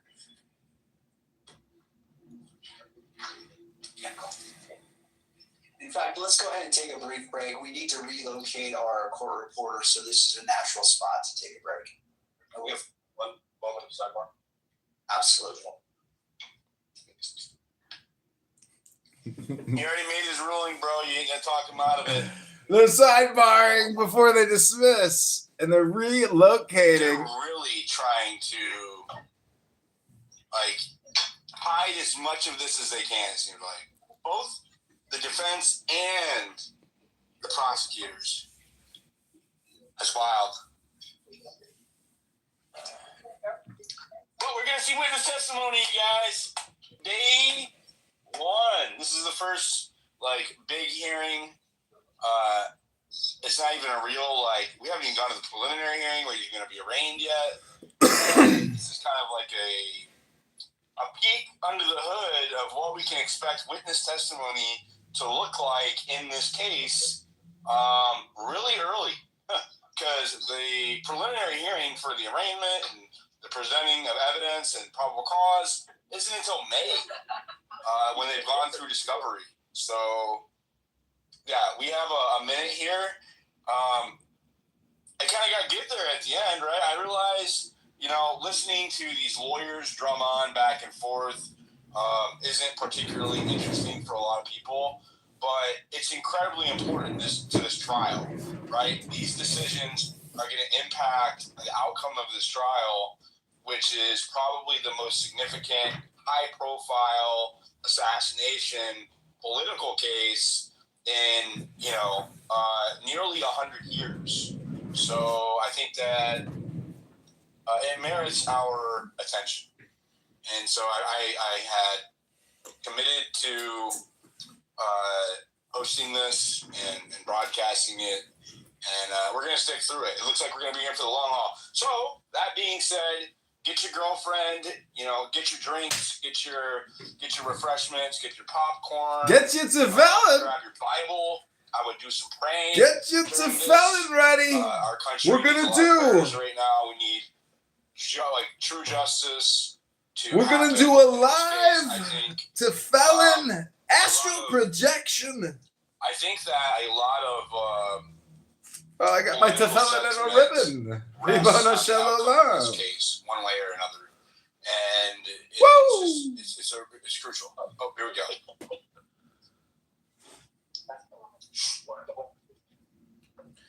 Ribbono Shalom. Ribbono Shalom. Ribbono Shalom. Please read close to space, bottom right corner. Thank you so much. Ribbono Shalom.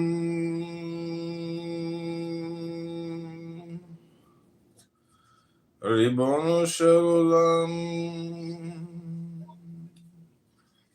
I think he just has one of those faces where he almost looks like he's always grinning a little bit.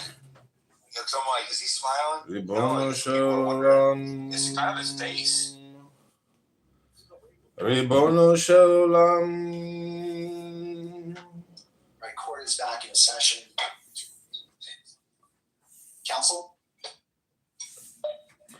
Ribono Shalom. Yes, Your Honor, we're going to ask the court to exclude all witnesses during the testimony of other witnesses.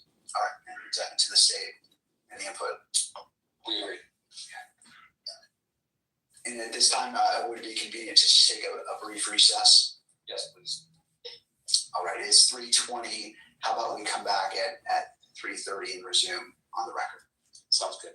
All right. Court is in recess. Sounds good. Did you hear that? Break. Did they just say they're going to exclude the witnesses from the hearing? Doctor, you there? I believe it just means they're going to exclude other witnesses from being in there while a separate witness is testifying, I believe. So not more than one witness in the courtroom at a time. Ribono Shalom. I could be wrong about that, but Ribono Shalom. I'll look it up. Ribono Shalom. Get Noxie back in here. Wait, is she in here? She's showing as in here. Oh, here we go.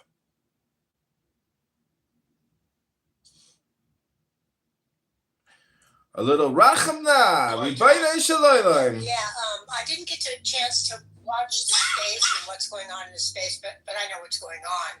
You know what I mean? I wanted to reach out, just come in, grab a mic, say hello, keep up the good work, and knowing that you're probably seeing some things when you met me way back when, saying, "Oh, I get it now," because I get it. saw a couple of your tweets where they look like. I was like, so that's the good news, okay? There's always good news, because what we want to do is we want to get to the truth. I don't care who's telling the truth, okay? I just want it to come out, and I want it to happen. And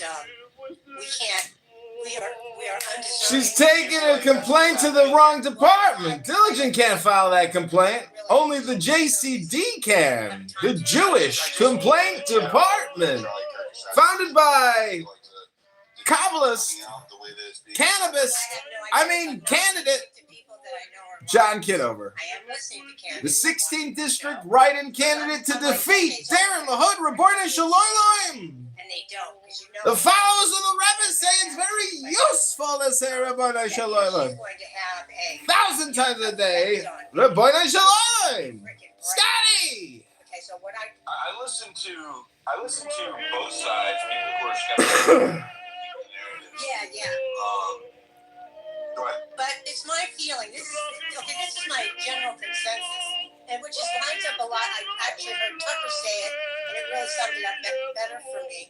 Wait, can you hear? Okay, summed it up better for me than Tucker. myself.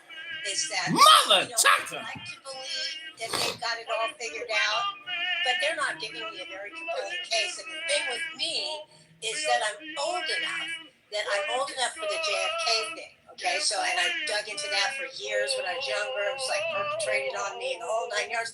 I'm just not buying the Oswald narrative. And moreover, is I remember and I see the damage that was caused because we let it. Harry Balzac. And there's really Reborn Shalom. Get Kachin. Welcome to my show. Harry, you've been a big part of my production here. We're listening to people with Jewish derangement syndrome accuse Erica Kirk and Mossad and CIA of killing Charlie. Reborn Shalom. Oh, also I have another room open called Mocking People. But this is the Jewish Complaint Department. You haven't heard the Jewish complaint yet. But anyways, this is live on X. They kicked me out of the room. Diligent citizen. He's like this dumb fucking fake news reporter. Got all these followers, he's fucking brain dead, hypnotizing people, never read a fucking book in his life. Yeah, I haven't seen compelling evidence. I haven't seen compelling evidence to suggest otherwise. Pronunciate, Diligent. Pronunciate. With certainty. All repeating the same unsupported narrative, unsupported by primary evidence, that is, right? In unison. Yet, Harry, you most always of know the you're listening to a stupid populace, person when they I finish mean, their like, sentence with the right. dissenting faction within the right and even in some on the left, not buying it, right? Wilson This is is what he not does every buying time it, it goes back. He right? goes, And "Who's so not about the right or the left? gaslighting, Gaslighting. you are a traitor. If Traitor. you, slop up the Fed narrative. Slop up the Fed narrative. Was a traitor for exposing Traitors. Trader Joe's. I gotta go grocery shopping, ladies and gentlemen. The Shabbos is nearly here. That's fine. The Shekhinah is surely here. Amount of evidence with that too. Ribono Shel Olam, the followers of the Rebbe. I think. Say that saying Ribono Shel Olam is extremely useful. I just kind of like, I was sick when this happened, and I just Ribono Shel kind of, Olam. was busy doing some other things, mostly getting healthy, and I'm really glad that I sat there. And If you've got tefillin, Harry, now's the time to put it on before Shabbos starts, because once Shabbos starts, you won't have to put it on anymore. If I could contribute in a meaningful Oh my goodness. and I don't even My have to tefillin. on the inside do anything. I don't need the light. The leather on my tefillin is cracking. You know what I mean? It's all over my arm. But you know, if I can be helpful Fake tefillin. to people on the back end. Oh, Ribono Shel Olam. Hold it close to your heart, Ribono Shel Olam. Like that. So I just haven't had time to come in, and I wanted things to calm down a bit. You and I don't have the entirely best background relationship, but we don't have a bad one either. So that's a good news. Who are you, Grandma? Get back to the show. I'm willing to hear anybody that's bringing evidence to see what they talk about, whether I agree with them, whether they like me or not. It doesn't matter. I talk to people who hate me all the time. I'm okay with that. I don't hate you either. Yeah, no, I don't hate you either. But I'm just saying, I saw, like I know where People don't hate you.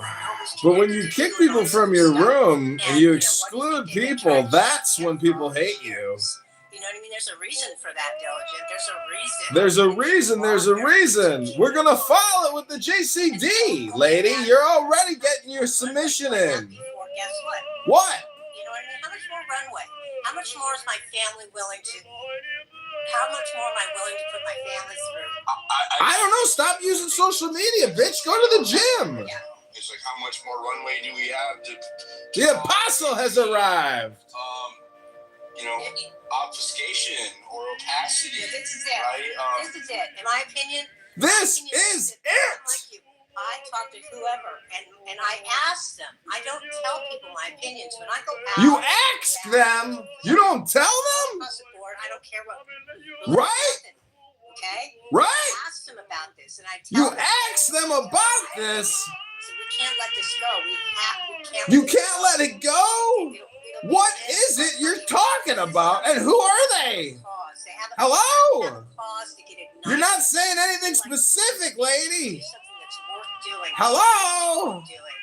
Finding out what happened. What happened? We're listening to the fucking evidentiary trial, bitch. Shut up.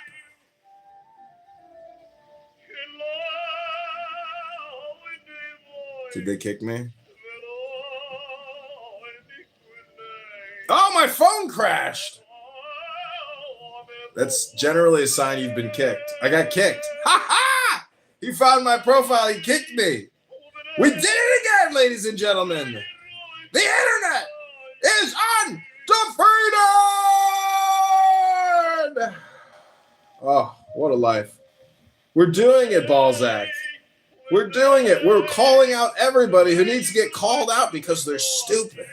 We're going back in. Deep state operation, Yellow Canary JDS recorder.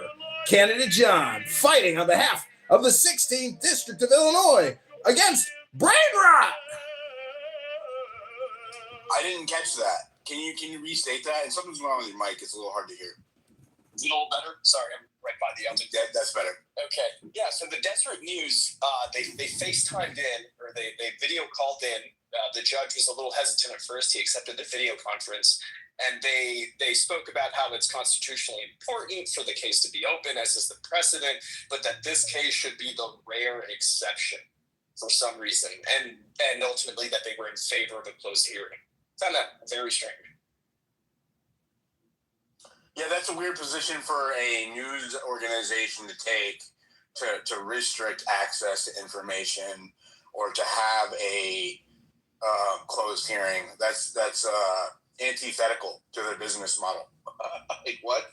That's crazy. Go ahead, Lewis. Is the space glitching out? Lewis, you there? Can anybody hear me? Hello? Did I just lose you guys? I can hear you just fine. No, you're right, Aaron. What are your thoughts? Okay, cool. I'm glad I didn't lose it.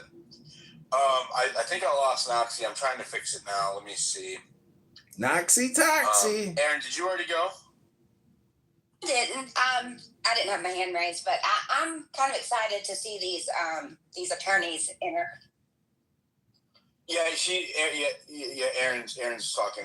I have to log off in 60 seconds for this. Rebona Shalom, it's the Shabbos. Okay, go ahead, Bless all of you guys. On the one hand, maybe you guys are about to pull off the biggest journalistic long shot in American history, and you guys alone have the secret. On the other hand, perhaps this was just an exercise in learning how to do investigative journalism as citizens. And with that, I say, God bless all of you. Shabbat Shalom. Rebona Shalom. God bless you as well. Shabbat Shalom. Have a good night. Shabbat Shalom. Okay. And Jesus be with you.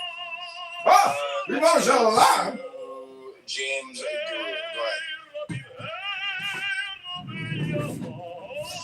James Gruber. Can you hear me? Amos. Yes, sir. I just had a question about Mitch Snow. Is that okay? Yeah, I guess. Go ahead. I was listening to your interview with him, and he said in the interview that he was vetted by Joe Kent. Do you find that weird?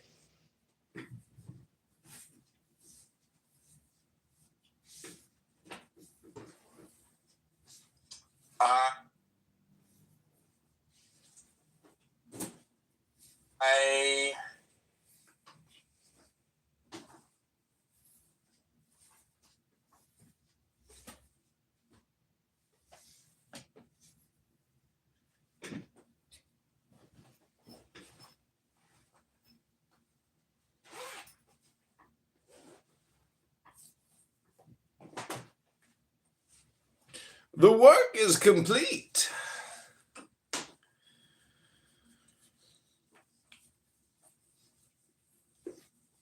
How much time do you need, Doctor? This Bob is armed. One of you anonymous clubhouse users is the trigger man. Any attempt to flee will trigger the bomb. Okay, his room has crashed, I believe. But we got it going on. Ribono Shel Olam all the time. Some more Yosele Rosenblatt before we reconnect. Maybe they kicked me again. We're going to try to go to another room. See if we can get back in. Here we go.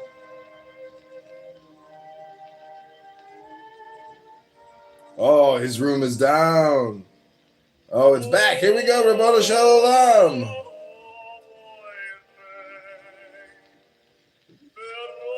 Ooh, looks like I'm blocked from this room too, or the room has crashed. Let's see if we can find it another way. Oh, here we go again. One more time. Let's see if third time's the charm, ladies and gentlemen. Ah, the room has crashed, Ribono Shel Olam. Dunsky. Nothing's working. That's the way it is. That's the way the cookie crumbles. A little Ano Avdo for you. Ribono Shel Olam.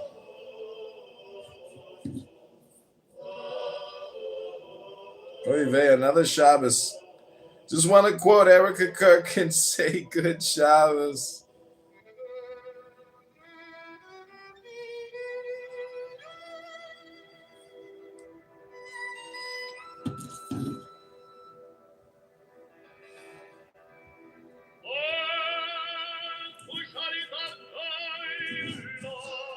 Ribono Shalom.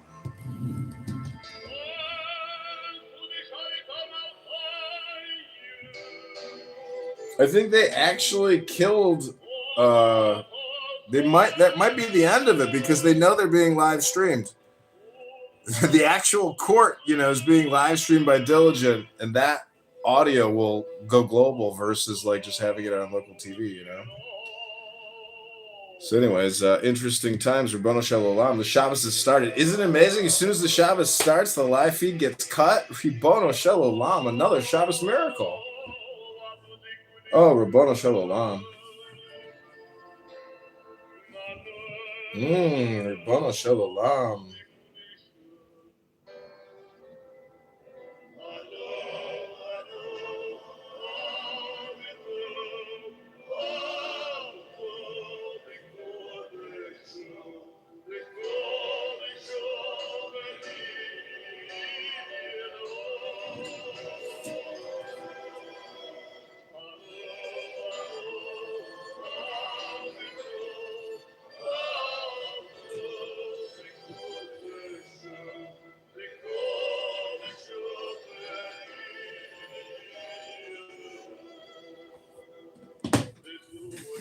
Ribono Shalom.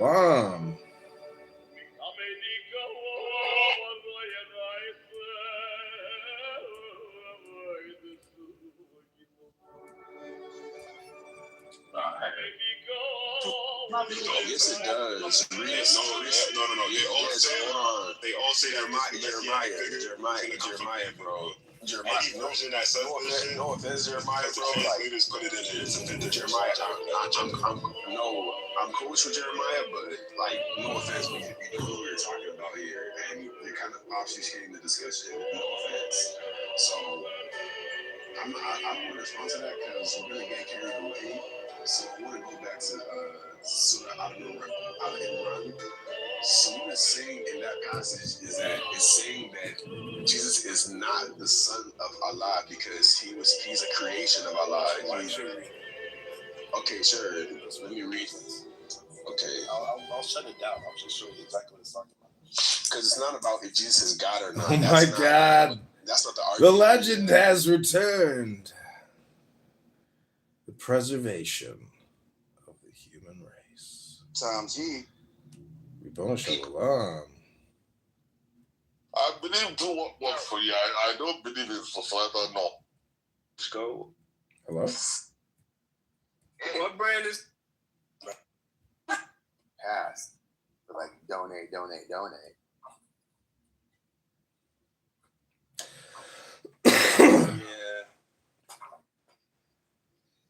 Yes. Yeah, it's fucked up. He uses his death to raise more money. Yo. Wow. This is something. It is something. So, hey, have you been to It's John Kitover. No, I haven't heard of that. It's like a cool little it's like think of like a Barnes, like you know how they have like a Barnes and Noble's like cafe bar. It's like that, but you can like. Ribono Shalom Hussein. It's a cool little spot. I haven't been there in years, but it was one of my first places to go.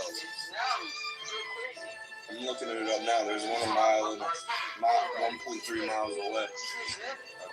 They got a few. Introducing the cutest, softest matching set you will ever own. These are the new Cloud Tee and Cloud Short sets by. It's a cool spot. I've been working on a lot of poetry. A word?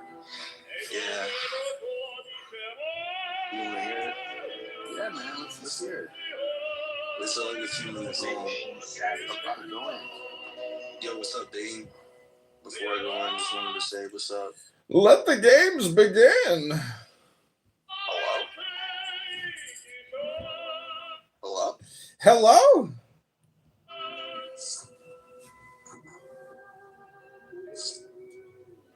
Yeah,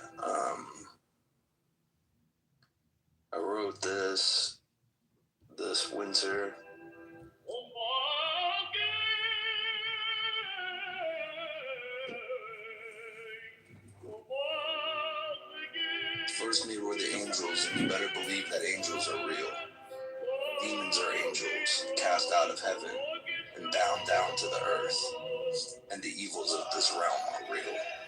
They will deceive you to believe that they aren't here, but they are here, and they are after your spirit, your soul, your louche. Many consider them alien. They mingled and meddled and slept with man's women and gave birth to Nephilim. The giants amongst men and giants are real. Goliath was real, and David killing Goliath with a sling and ordained king by God was real. God is real. The orb of light that levitated and shot off into the sky and disappeared was real. I saw it. I was there. I saw it. Burned my eyes. I saw it. Man bore witness to the supernatural creator of all timelines, all dimensions, all parallel realities, synthesized and crystallized into one thing, into the entire universe. And it was a man, Jesus Christ. God is man who stood up to the Jewish intelligence community, who stood up to the Roman military-industrial complex, who stood up to the authorities and spiritual wickednesses, sacrificing his own life for the kingdom of eternal life, conquering death to walk amongst us yet again.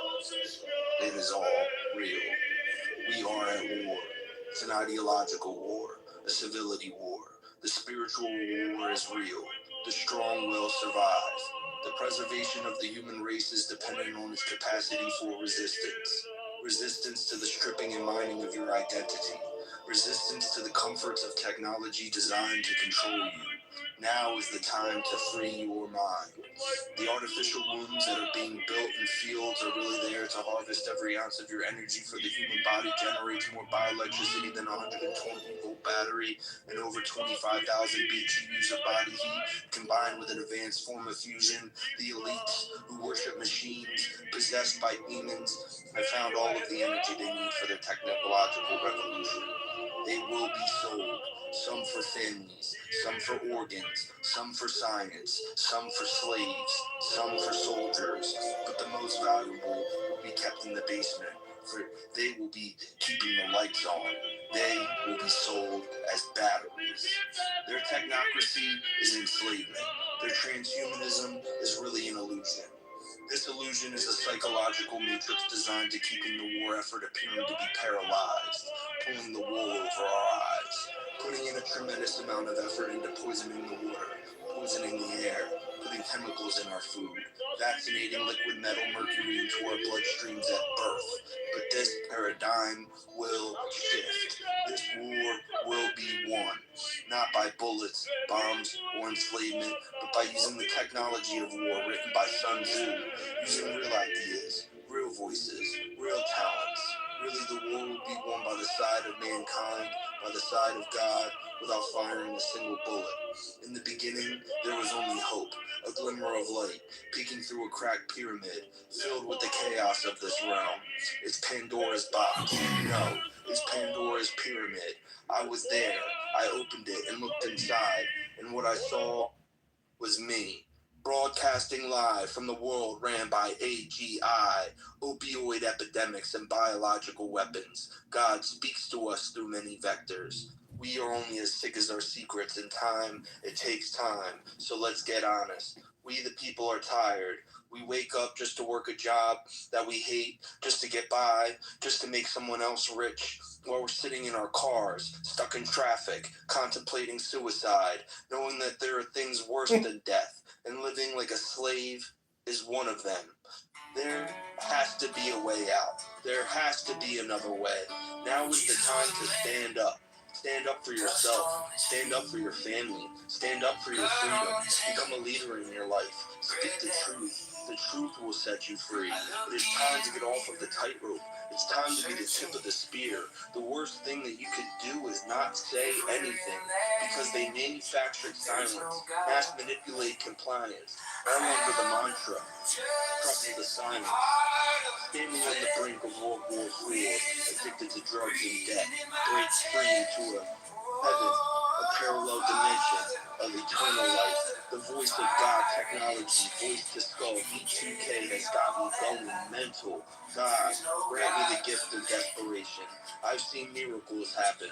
The orb of light that shown itself to me disappeared in front of my eyes after morphing into itself. Where did it go? No. When did it go? I opened my mouth, and it's gone into me.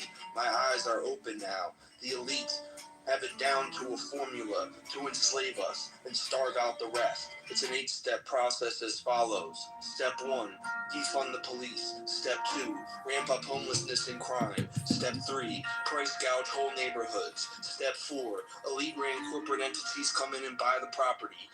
Step 5, gentrification with apartment buildings. Step 6, allocate 30% of residential properties to Section 8. Step 7, hike up. Kitover running for the 16th district against Darren LaHood. I have landed my plane, and I am complete. Thank you very little. God bless. Health, wealth, love. Now go get your fucking shine box, Keegan. Go get your motherfucking shine box and get your little tester and go find out what the light in the fucking dashboard is saying is wrong with the car. Keegan, don't you know I got the volume down and nobody can even hear you over here on my YouTube recordings? Now go get your fucking shine box. Go get your fucking shine box, Keegan. Things he's giving me from Shemayim. Ribono Shalom. The followers of the Rebbe say that it is extremely useful to say Ribono Shalom over and over and over again. Ribono Shalom. That's what I told DMX at McDonald's. He said, "Fuck you, motherfucker." I said, whoa, I'm sorry. Ribono Shalom. He said, "What did that mean?" I said, "It means master. Master of the universe." And he said, "All right, motherfucker, let's take that selfie and eat these chicken nuggets. What you get?" And I said, "Oh, I got the number 6. I always get the 2 cheeseburgers." He said, "Are you Jewish?" I said, "Ribono Shalom. If I was Jewish, could I eat cheeseburgers?" He said, "I guess not. N-word." And I said, "Did you just use the hard R with me?" He said, "That's what's up, N-word." Things he's giving me from Shemayim. Ribono Shalom. The followers of the Rebbe say that it is extremely useful to say Ribono You articulate what this first clip shows. You know, I think the clip shows that the camera is zooming in the first clip on Mr. Robinson's lips as he is trying to communicate with me sitting next to him.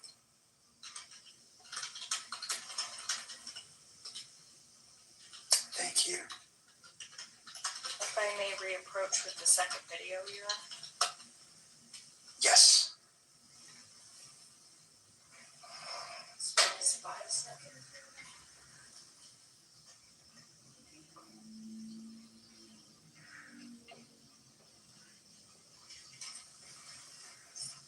That looks like, okay.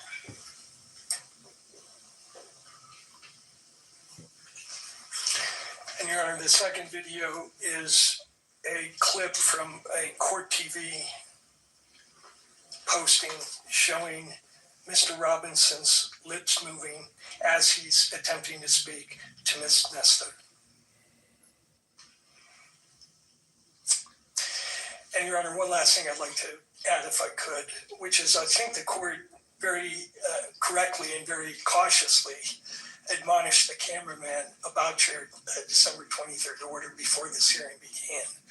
And he said he understood the order, and I think the order is very clear as to this lip reader provision. And I can elaborate further why it's damaging, but I think it's obvious to the court if the media is allowed to interpret the conversations between counsel and his lawyer, it creates all sorts of problems in terms of Mr. Robinson's right to a fair trial. Thank you, Mr. Burke. Thank you. And just one more question. I apologize. Just for the benefit of the record, and from your position, citing to the standing decorum order, the violation itself, so we can connect it all from your arguments. Yes, Your Honor, I forget the paragraph, but there is a paragraph in the court's latest December 23rd decorum order. It's paragraph 48. 48. And it's been a feature of every decorum order. I think we're on the third one. But from the start, the court has prohibited zoom-ins to allow lip readers to interpret what's being said between counsel and the defendant. And finally, I think you led with this in regards to the sanctions being requested. You cited to the court sanctions, and then there was a second one referring to, and I want to make sure I wrote it down right. Sure. Something along the lines of not showing Mr. Robinson at all. I want to make sure I understood that request. Sure. The request was either to exclude the cameras for purposes of this hearing in its entirety because of the violation and because we can't be assured that the cameraman's going to comply with the court's order. The second request is if the court is not going to exclude the cameras, then it should, at the very least, order the cameraman not to shoot any footage of Mr. Robinson, that the camera should be focused on the court and the witnesses if the court permits that, but it should not be zooming in on Mr. Robinson. His demeanor, his conversations with his lawyers have nothing to do with the newsworthiness of this case. And what it's allowing is very prejudicial information to be leaked to the public through these lip readers and body language interpreters, and it's creating massive prejudicial publicity for us. So that's the request. Thank you, Mr. Birch. Thank you. I'll hear from other parties if they wish to be heard. Yes, Your Honor. Michael Judd on behalf of the media entities. I want to take the court back to that specific paragraph of the decorum order because I do want to make sure we're on the same page about this. It's the second sentence of paragraph 48 of the decorum order that I understand is at issue here. It does say no visual recording is permitted of a person's lips so as to be decipherable by a lip reader during conferences involving counsel, at counsel tables, or bench conferences with the judge. The zoom-in language that you have heard referred to previously doesn't fall in that sentence. The zoom-in language comes in the next sentence, which says no one may zoom in on anything on counsel's table or the bench to identify any writing. So those are two separate things. The first that we learned about this was during the break. I briefly reviewed the two videos that the court has reviewed. I understand that those were 9 seconds and 5 seconds long. I identified the provision of the decorum order that I believe applied here, spoke to the pool cameraman about that, ensured that the rule about capturing conversations involving counsel at counsel's table or at the bench so that they may be decipherable by lip readers was an important provision in the court's decorum order, that it should be followed. I understand that the cameraman understands that rule, that any capture of those conversations was inadvertent. I understand the concerns raised by defense in this case about potential prejudicial effect of something that is intended to capture conversations. I don't believe that that's what occurred in this case. I believe that the court's order should be understood and applied as written and done so strictly. But I don't believe that there's been a violation here. We've been now on the record for 3 hours. I believe that the total length of the two videos that were shown to the court were 14 seconds long.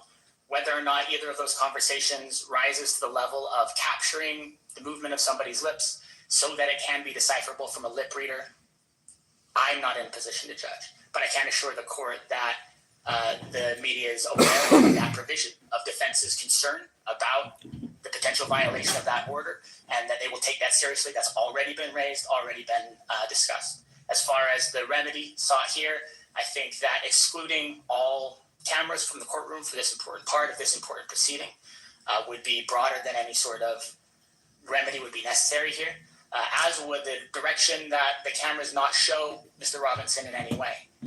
I understand that potentially any shot on a still camera, on a video camera of a defendant in a criminal case could potentially be twisted or used by some to try to impute some sort of thought or some sort of idea. But I don't believe there's anything in the court's rules. I don't believe there's anything in the ruling so far to date that suggests that the way to address that kind of concern is to say that a defendant, a critical figure in a case like this, and one that the decorum order clearly allows to be photographed and videoed, be kept off camera altogether. The media continues to take this seriously. Before every single hearing, we speak about the decorum order and what it requires. We recognize the importance of doing it and that there can be consequences if that's not kept. The media understands and hears that, and do not believe that any further reprimand or any sort of further exclusion is necessary here. Thank you. Well, before I turn to you, I want to turn to the stage. I want to give all parties an opportunity, and then that allows you to respond to whatever they say. Your Honor, we have nothing to add. We'll submit the issue. All right, Mr. Burns.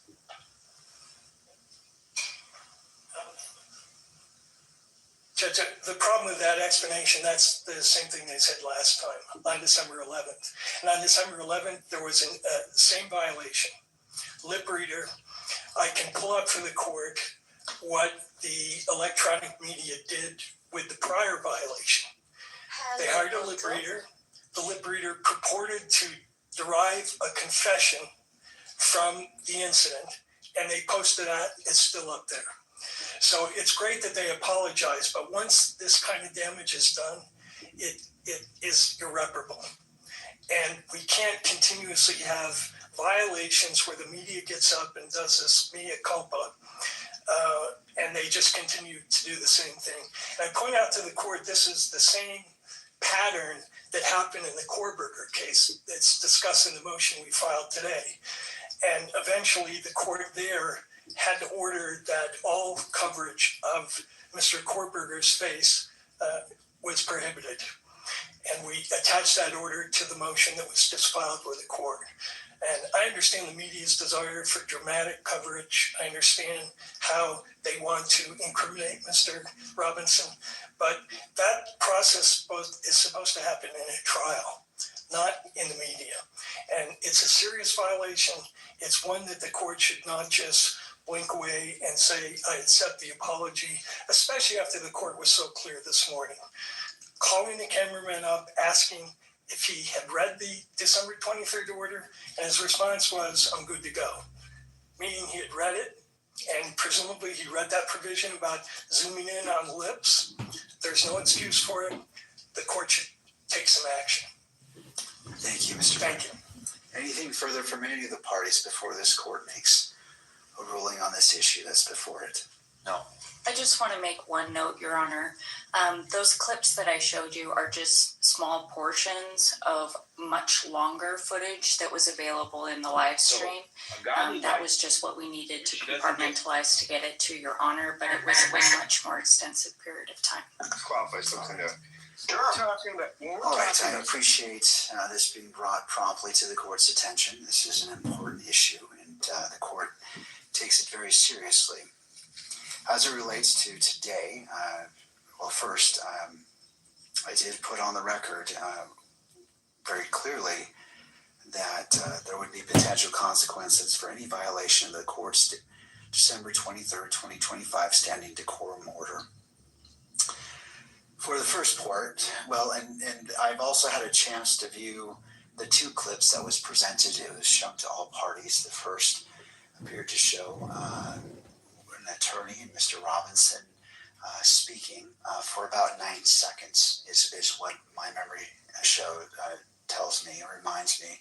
The second clip was for about 5 seconds. I believe it was from a slightly different angle, but it also captured that. And in both instances, I could see Mr. Robinson's lips moving. And I don't remember about the second clip, but I believe in the first clip, it also showed counsel's lips moving. But notwithstanding, that was in place. I also refer to the statement made by the counsel for the news media, and going to, it is paragraph 48, and I will read it in its entirety. No audio recording is permitted of the conference involving counsel at counsel's tables or during bench conferences with the judge. No visual recording is permitted of a person's lips so as to be decipherable by a lip reader during conferences involving counsel at counsel's table or bench conferences with the judge. No one may zoom in on anything on counsel's tables or the bench to identify any writings. Now, in regards to the zooming, I know there was a representation and it's easy to, as you're reading, to kind of combine it, but I'm not finding that zooming in relates to the lip reader portion, but that's not material. I do find that, and I'm not a lip reader, so I don't know what the standard is for lip reading, but I do note that 9 seconds in that first clip, one could see his lips moving, and it is a significant time for, as it relates to this particular issue. It wasn't a passing shot. It was focused on these two persons, and so I find that the decorum order, as it relates to section paragraph 48, as it relates to no visual recording is permitted of a person's lips so as to be decipherable by a lip reader, I find that has been violated. In regards to the second clip, 5 seconds, where it shows Mr. Robinson and I believe one of counsel, that I was able to view Mr. Robinson's lips moving. It wasn't a passing shot that it just so happened to capture. It was focused on them. I find that is a violation of paragraph 48 as it relates to no visual recording is permitted of a person's lips so as to be decipherable by a lip reader. Turning to the next section, finding that the violations have been shown as the court has reviewed the purported evidence of these two violations, I turn to the sanctions. Previously, I stated that under Utah Code Section 78B-6-310, if the court finds a person guilty of contempt, the court may impose a fine of up to $1,000, order incarceration in the county jail for up to 30 days, or both. I find that applying this sanction would be disproportionate to what the conduct was in those two clips. And the court notes that it is the court's discretion on whether to apply it or not. I find that the court will not issue this sanction. In addition, the other sanctions the court stated earlier today, in addition, the court may impose the following remedial measures if warranted. Immediate suspension of video transmission of the hearing, with proceedings continue only on an audio-only basis for this proceeding where the violation occurred, and disqualification, if necessary and narrowly tailored, of the news organization that filed the request in order for the electronic media coverage of the court proceedings for the hearing in which the violation occurred from providing pool camera operator services in this matter where the court determines such a measure is required to ensure compliance with the standing decorum order and protect the rights of the parties. The court also stated that before making a decision, it would allow counsel to make argument or statements, in which the court has done, and that the court's actions are not intended to have a chilling effect on the open and transparent courts or on responsible news gathering, and that the court is fully committed to the presumption of open proceedings under the applicable rules. That being stated, and as the court was listening, Mr. Burt has suggested that one of the potential sanctions is that for the camera for the remainder of the hearing, and not to show Mr. Robinson at all as a sanction for the remainder of today's hearing, and so the court considered that as well. This court does not wish to make a disproportionate decision on the actions, and it does note and it does not minimize the violation. Therefore, this court will take up the suggestion by Mr. Burt that during the remainder of this hearing, that the camera shall not photograph Mr. Robinson at all, and that will be the sanction of this court. I will allow the pool camera operator to reposition the camera to adhere to that. First, sir, I'm going to ask you to come forward because I want to make sure that's even a possibility. And again, I don't mean to put you on the spot. I'm simply, I don't want to set anyone up for failure. I don't want to make an order, and if it's not possible, then further sanctions could apply. And I recognize that it wasn't your anticipation to be on your own camera, but as it relates to not showing shots of Mr. Robinson for the remainder of this hearing, what are your thoughts? I can do that. From where I'm positioned now, I can shoot this lectern, I can shoot the bench, and I can avoid the attorney tables altogether if that is what is desired. All right. Do you need to do any repositioning of the camera to accomplish that? And I'm willing to give you that time to accommodate that. I just, again, I don't want to set you up for failure given what's happened. And so what are your thoughts? No, I think the position I'm in, I am okay to avoid the attorney tables at this point and just shoot, this forward part of the courtroom. All right. Thank you. Thank you, sir. All right. Turning to the parties, any clarification needed about the order of this court and the sanction that is imposed? Your Honor, I only have one. It sounds like this issue is specific to video coverage and that the order not to take any imagery of Mr. Robinson would not apply, for example, to the still photographers. Do I have that correct? Well, I'll hear from the parties before I offer that clarification. Do you wish to weigh in on that issue?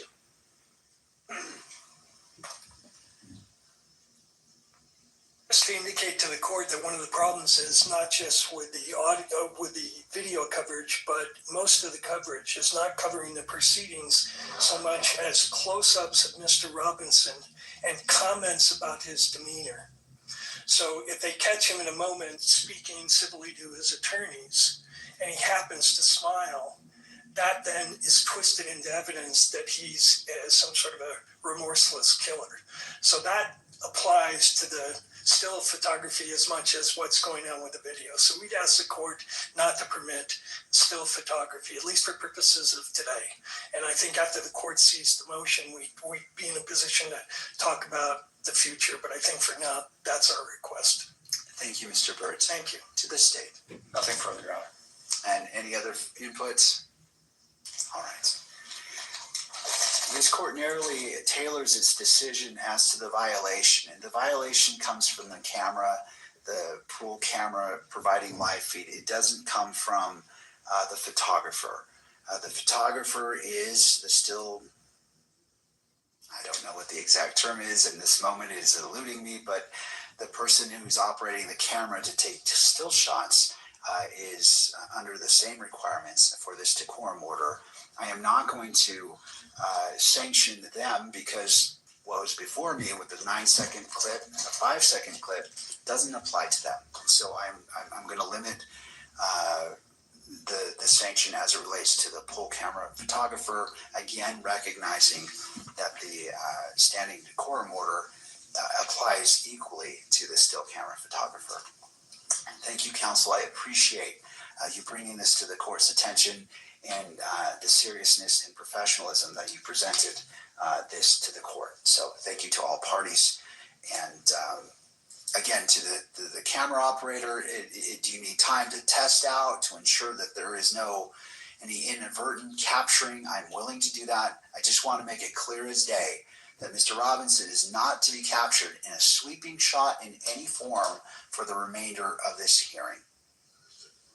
All right. All right, counsel. With that in mind, how would you like to proceed? Seriously? We'd ask the court to, and the clerk to swear in Mr. Gray. Mr. Gray, if you would approach and stand before the court clerk to be sworn in.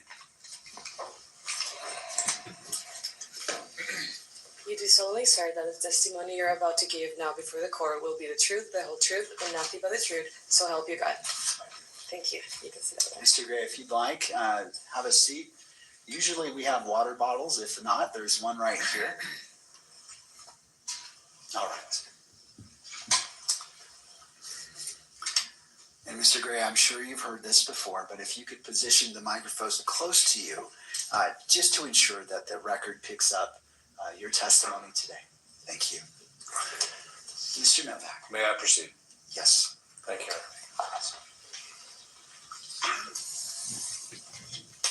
Mr. Gray, how long have you been associated with the Utah County State Attorney's Office? 3 years. Okay, and was it 3 years ago that you were elected to be the chief prosecutor of that office? Yes. All right. And had you ever previously been associated with the Utah County Prosecutor's Office in any other capacity? I've defended on criminal appeals. I was a criminal appeals attorney for the state of Utah for 23 years. So I represented the state of Utah on those criminal appeals, which would include Utah County. Okay. And did you ever have any professional relationship with the Utah County Attorney's Office in any other capacity other than the appellate work you did before you were elected? Not to my recollection, no. Okay. Because we're in an open session and based on some of the guidance from the court, I'm going to ask you questions. Well, let me back up. How many prosecutors are in your office right now? Well, that are with our courts, that are actively engaged in our court system is 30, and then we have screening prosecutors as well, and that would be another 7 or 8. Okay, so I'm going to I should stop because I also, my executive team, they don't have courts, so there's another 5 of them as well. Okay, so let me ask a better question. How many prosecutors in your office represent the state in felony matters? Well, all of them that I just described. 30? I mean, even the screeners. Yes, the screeners, my executive team, they are assigned to special cases. Usually my executive team, for example, aggravated murder cases, some homicide cases. So they also are prosecuting and represent the state in trials. Can you explain what you mean by the executive team? The executive team would include obviously myself. I have 2 chief deputies, one chief deputy, another chief deputy is general counsel, and then I have a division chief over major crimes and a division chief over general crimes. So is it fair to say that there are at least 24 prosecutors in your office who have substantial experience prosecuting serious offenses? 24? I don't know that I'd go as far as 24. Okay. Certainly all my SVU attorneys have that experience. Most of my violent felony attorneys have that experience too, but not all. Okay. And do you know how many attorneys in your office have actually participated in homicide litigation? I don't know the exact number, but I would say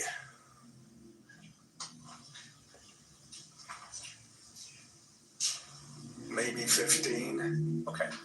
But I guess I should clarify, not all of them have the experience in aggravated murder cases. And that's why we specially assign those attorneys. Understood. And how many do you believe have experience in aggravated homicide cases?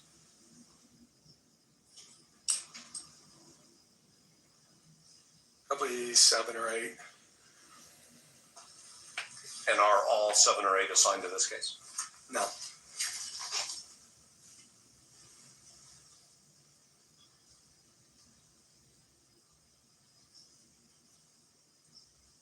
Are the 5 other than you who are assigned to this case experienced in aggravated felony cases?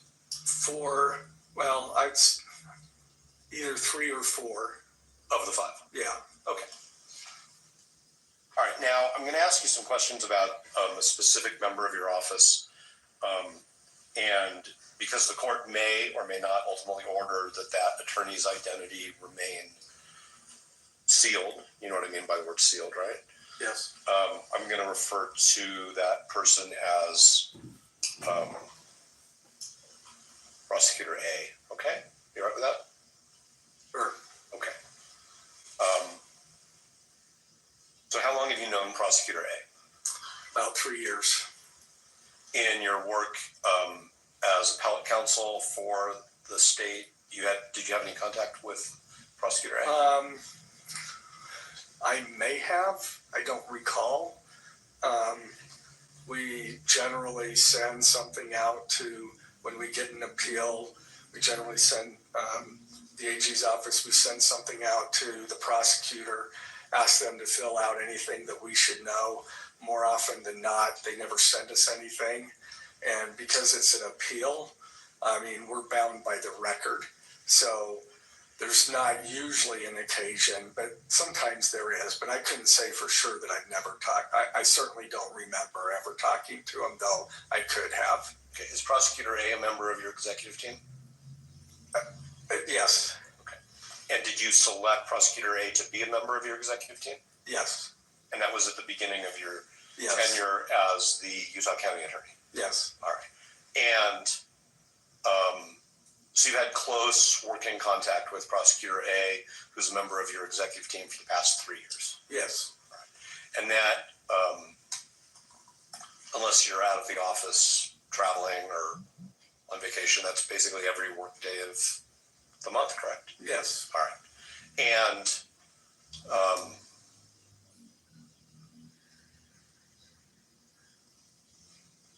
have you met members of Prosecutor A's family?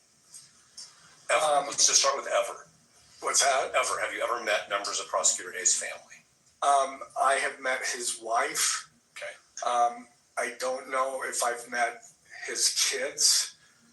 I may have in passing, but I don't really. If I did, it was like at a function. They say, "This is my family," and introduce me. But I don't remember. Have you socialized with Prosecutor A and his wife? I think we went out to dinner once after a conference in St. George with some other prosecutors and their wives. Okay. Have you ever been to Prosecutor A's home? No. Has Prosecutor A ever been to your home? No.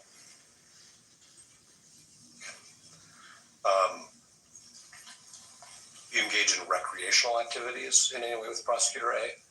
No. Whatever you do, running, pickleball? No.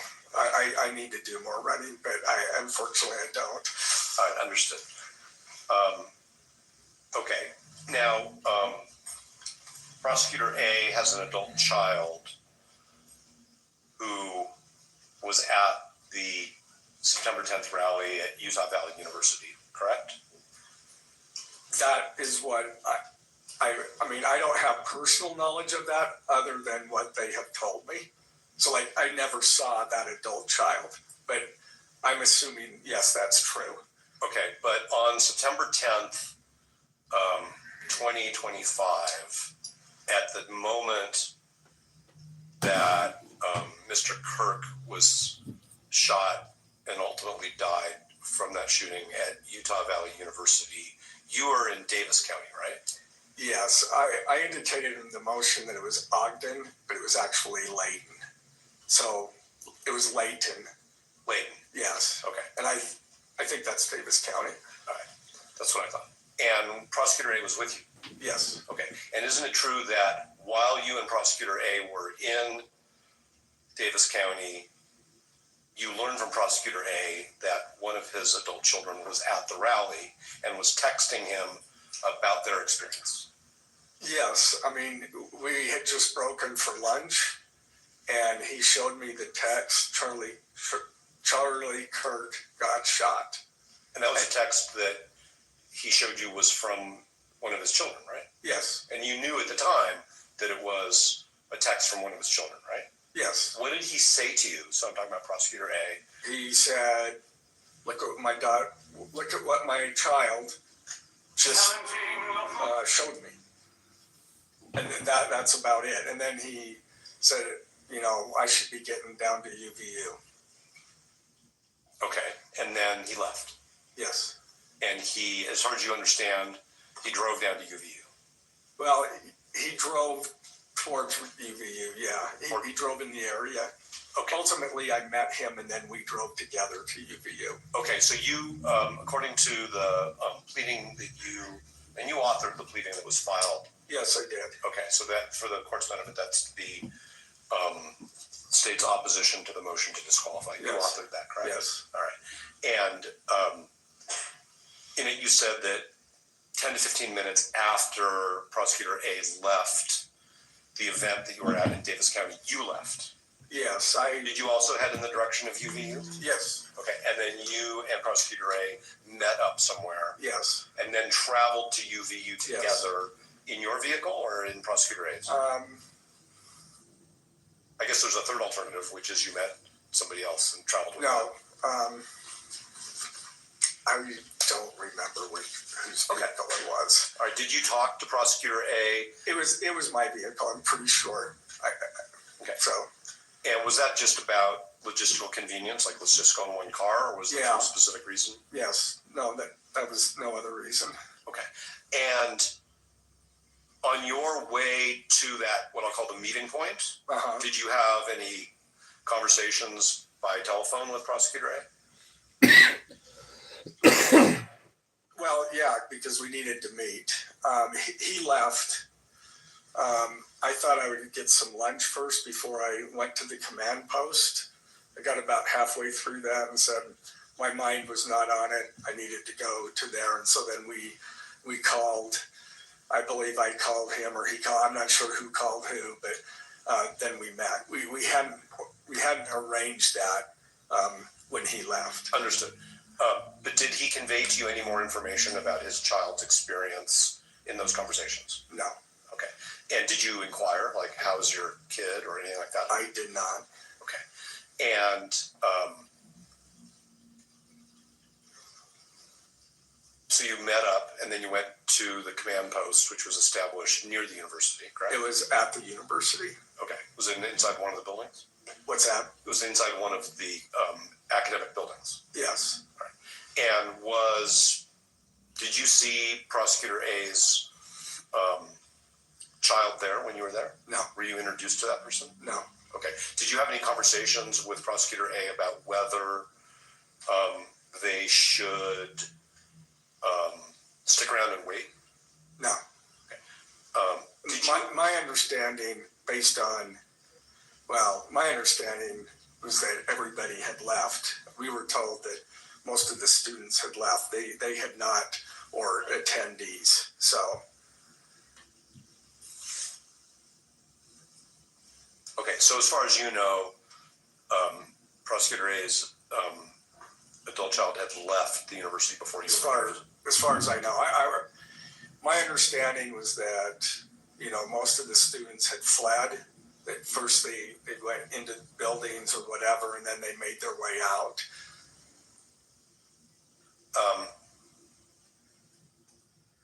You are aware. I'm sorry, that's not a question. Give me a second, Your Honor, if you would.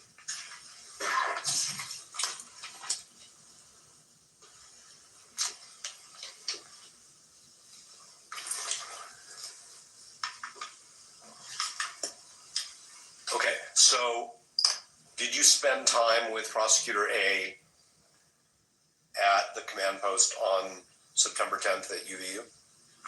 Yes. We were going different places, but there would be times that we would meet up. But off and on is all I can say. Okay. And did there come a time, either on the 10th or shortly thereafter, where he provided you with some information about how his adult child was doing, having been at the... I don't remember him ever saying anything about that. And I never asked. I probably should have. But I don't remember any conversation regarding his child.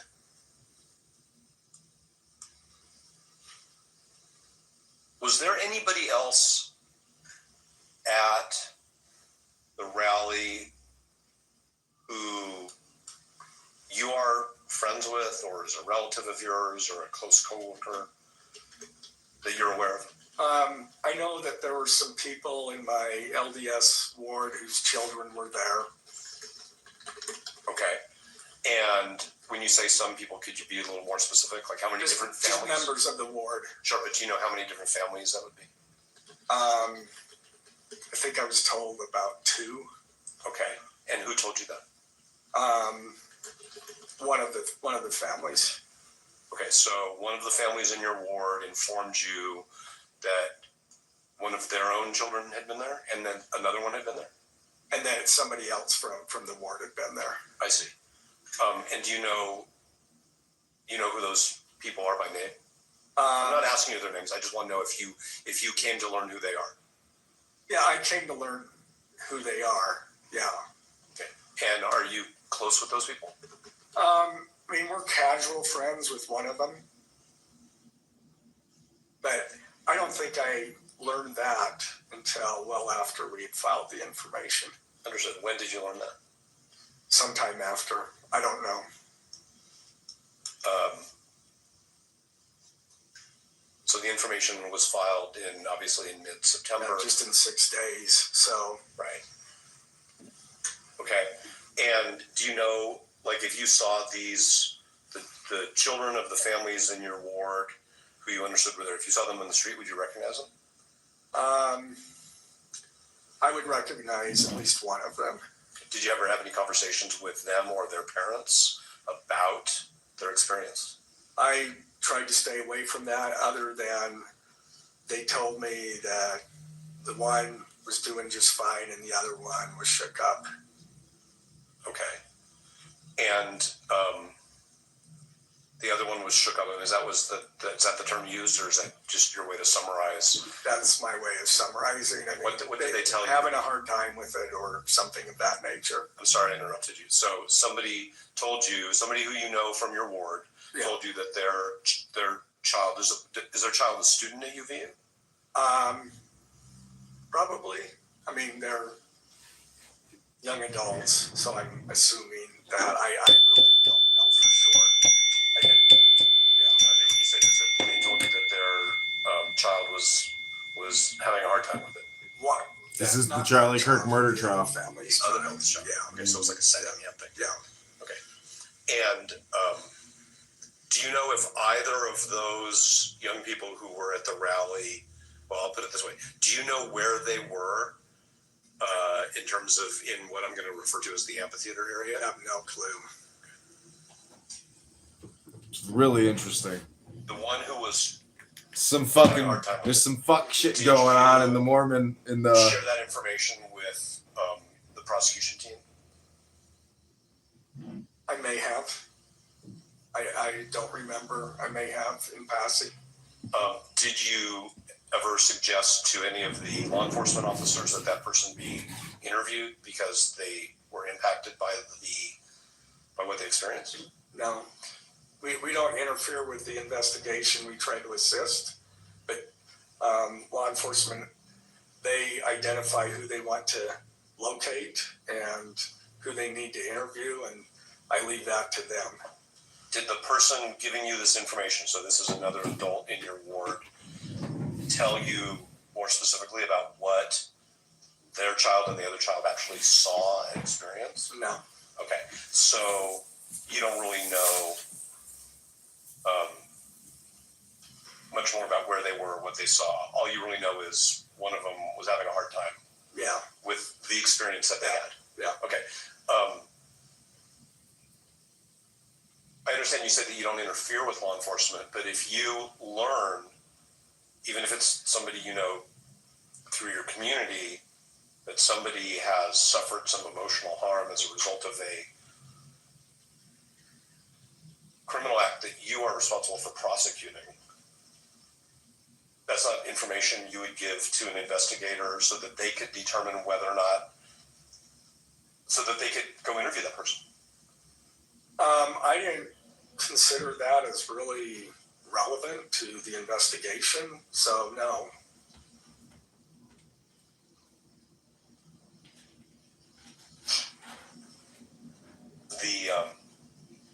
The fact that this young person was having a tough time with what they experienced is what you're saying isn't relevant. I mean, lawyers use the word relevant. We got to. Well, it's relevant to them. As far as relevant as to our case, I don't believe so, no. Okay, understood.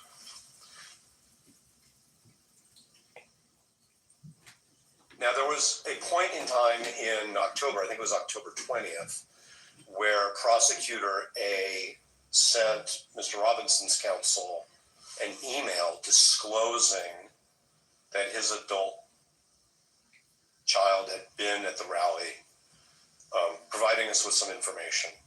Yes. And so my first question is, were you part of a decision to disclose that information? Yes. Okay. And were you part of a decision as to how that information would be disclosed or how much information would be disclosed? Like what led to that email? Well, there was no decision needed as to how much. The decision was to provide the information that we ultimately provided you. And that is not because we believed that there was a conflict of interest, but that was out of an abundance of caution. I understand it's your position that you don't think that there's a conflict of interest, but I think that's clear. All right. Did the entire prosecution team, as it was constituted on October 20th, discuss this bundle of information that was being disclosed, or was it just you and Prosecutor A? I know that me and Prosecutor A discussed it, and he may have discussed it with others. I don't believe anybody else was there. When you discussed it? When we discussed it, one of them may have been, or two, I don't know. But the information that you obtained, sort of if I may, in the heat of the moment back on September 10th in Davis County, that Prosecutor A's child had this experience. And the text messages that went back and forth in the family, that information was shared with the prosecution team, correct? Everybody knew eventually. Eventually. Sure. I mean, yeah, eventually. Okay, so. I mean, I only knew the fact that she was there. At the time, I only knew that she was there and that she left. That's all I knew. Okay, but is it fair to say that you didn't set up any, but I'm going to use a term like firewall, to keep the rest of the prosecution team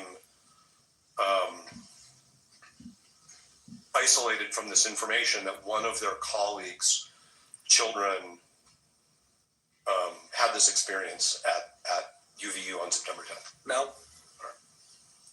Is there a written policy in your office, either that existed when you arrived or that you've prepared since then, for how to evaluate whether one of your prosecutors needs to be screened off from a case?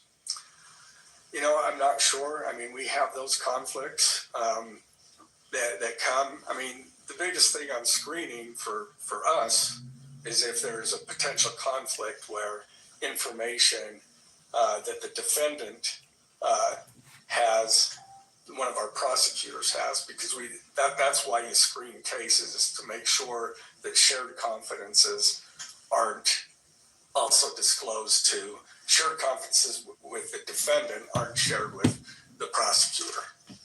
But you could agree with me that there are other types of conflicts that can arise other than what we might call the, privileged communication. There may be. I mean, I think there can be. I can't think of any right now, but I think the rules are pretty clear with respect to shared confidences. You can't, screening isn't the end all of of how you treat conflicts. I mean, generally speaking, we will just conflict out to another office if we feel like we need to. One example, well, I won't go into that, but I mean, we've been threatened before, and there was an investigation. Of course, we conflicted it to a different prosecutor's office because in in that case, we were potential targets of this individual. Understood. Okay, so you're not sure if there's a written screening protocol, but what you're saying is when we know when we see it. Well, sort of what I'm hearing you say. Sometimes we do. Sometimes I've had attorneys that felt like they couldn't talk after they've been conflicted out to at least know the victim, but notify the victim that that we were going to switch the prosecution. But there may be, I just honestly don't know. We keep an eye on those things and rely on our attorneys to notify us when there is a conflict. But you knew as of September 10th that Prosecutor Hayes' daughter attended the rally, correct? Was in the crowd, correct? Yes. Heard a shot fired, correct? At that moment, I don't know that I knew that. Yeah, but you know it as of today. Sure, I know it now. Their affidavit. Sure. Which says that. Well, I knew it. Once all of that information was disclosed to me. Okay. And that they had to, with many hundreds of other people, run for cover and get out of the open space where they were, correct? Yeah, I don't know that they had to, but that's what they did. Well, you've seen video of, rephrasing many videos that day, right? Yes. So weren't there law enforcement officers basically directing everybody to leave the open space so that they could? I don't know that I remember seeing any of those videos of the students or attendees leaving. I mean, I know that they left. I know that they ran away. What we learned later is that the shooter left immediately after the shot. So, but at the time of a shooting, you don't know how many shooters there are, if there's any follow-up, if there are explosive devices, like all those things, right? Sure.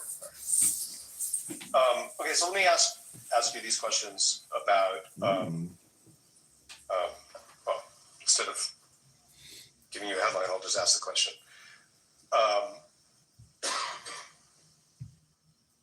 Once you had all of the information about Prosecutor A's child's experience, okay? Mm-hmm. What they saw, what they heard, what happened to them, the fact that they were separated from their personal property, all those things, okay? What I'm hearing you say is you never really discussed that with Prosecutor A and his family. No. I mean, I did discuss, I don't know if it was day 2 or day 3.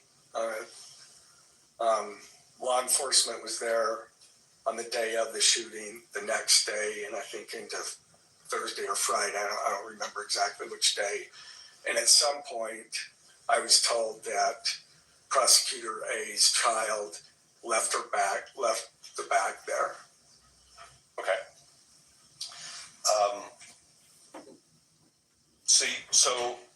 But if you never really talked about it with Prosecutor A,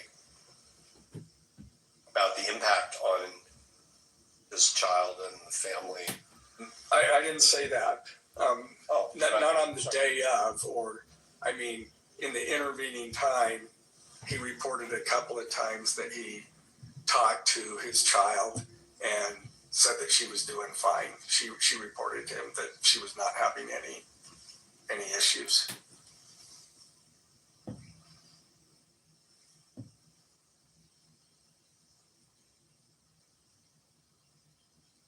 Did you ever ask him, well, what about you? I mean, your kid was at this. I didn't. Okay. Not that I recall. Did you ever consult with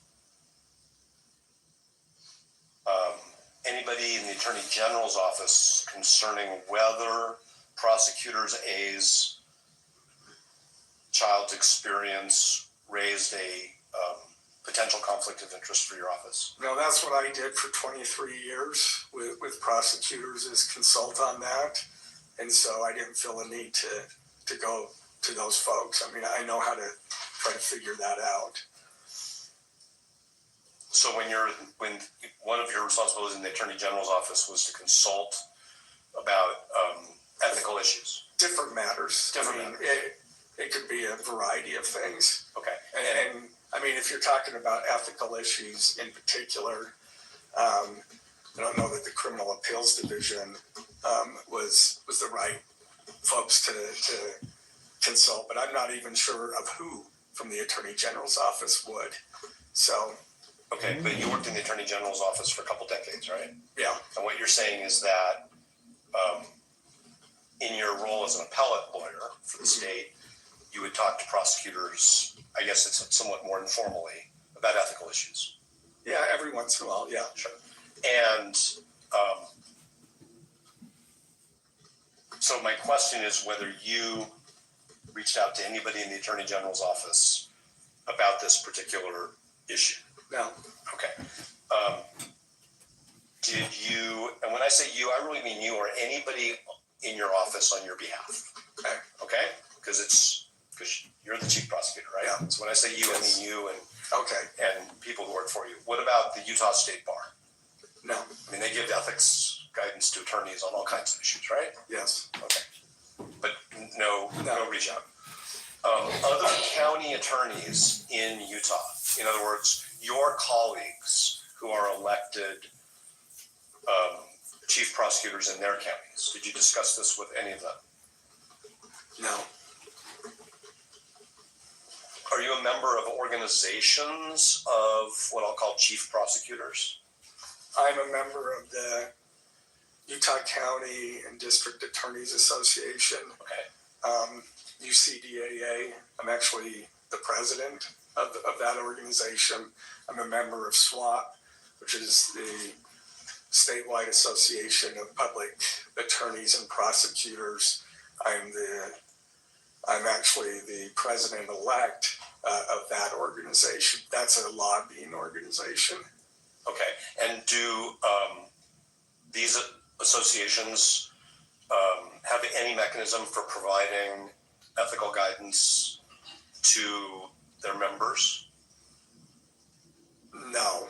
I mean, when we have questions, we may shoot out an email and ask about things. Did you do that in this situation?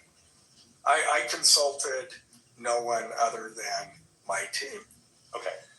I'm going to ask you 3 more categories just to be clear. Okay. Did you reach out to any law professors who purport to be ethics experts? No. Did you speak with any judicial officers about it? Or to get the question and the answer? Oh, there you go. Well, I just said that I have talked to no one other than my team, so. Okay.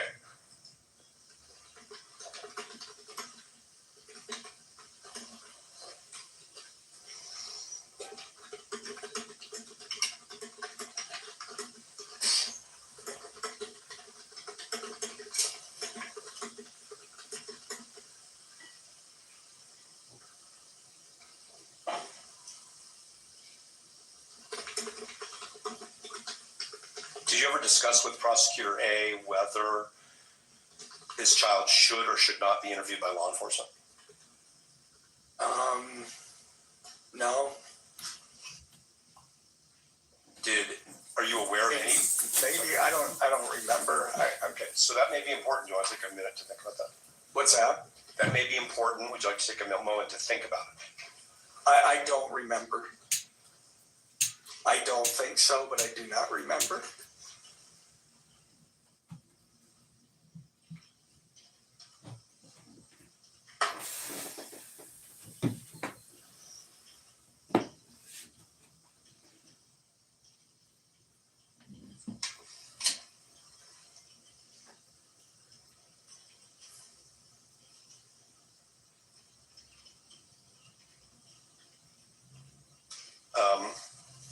The brief that you filed on behalf of the state, the opposition to the motion has a couple affidavits attached to it, right? Yes. Okay. And one of those is the affidavit of Cole Christensen. Yes. And which for the court's benefit in the record is addendum C to the opposition. Special Agent Christensen writes in his affidavit that you and he, in mid-December, so that's after the motion to disqualify was filed, Yes. went to UVU and basically conducted some observations and measurements, right? Yeah, he was investigating that part. I did go with him because it involved it doesn't involve trial. It's never going to come out in trial. So I did go there and assisted him. But he also had another officer there so that anything that I did could be corroborated by that officer. Okay, but isn't it fair to say that basically what happened there is you said generally Mr. Robinson's defense counsel had filed this motion to disqualify. I want to have some measurements done because I want to figure out what risks there were to Prosecutor A's child based on where they were and where you believe the shooter was, right? Yeah, we have very good evidence of where the shooter was. Okay, so I want to... And it was based on Prosecutor A's child indicated where the location that they were, I'll use they, and based on the evidence of where the shooter was. So we wanted to confirm that. Now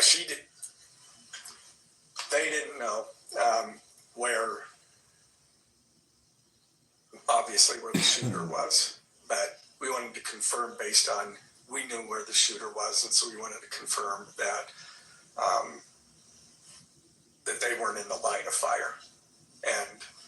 And that was important because that's critical to the state's case, is whether or not someone's in the line of fire. Okay, so there's a few things there I want to try to make sure I cover. And if Your Honor, if there's any point in time where the court or its staff need a break, just tell me, because I can break whenever the court needs that. We'll be taking a break shortly, but I appreciate that. And if any of the parties do need a break, please indicate it as well. I want to be respectful to all parties.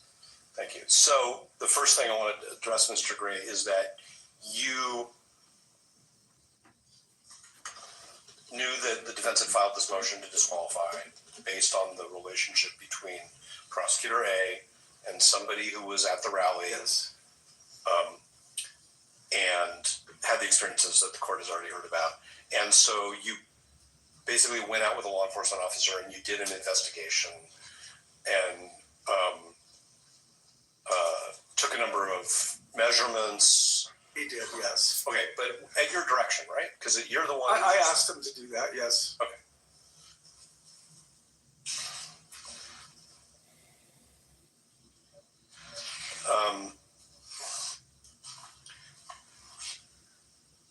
You say in connection with that there are some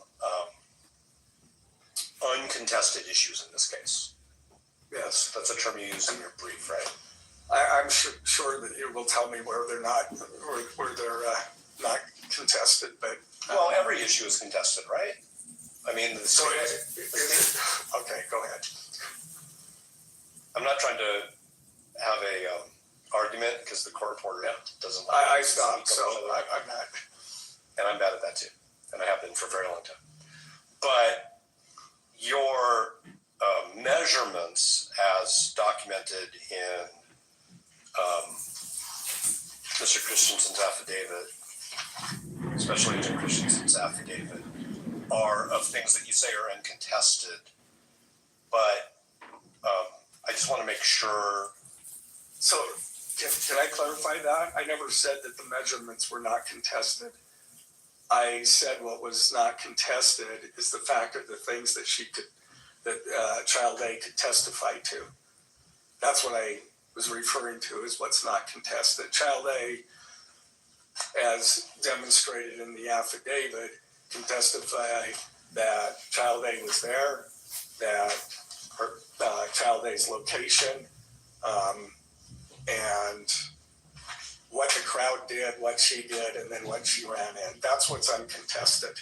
But aren't these also uncontested things which you contested issues which you seem to suggest to the court are uncontested, and that is that the shooter was on the roof? No, I didn't say that was uncontested.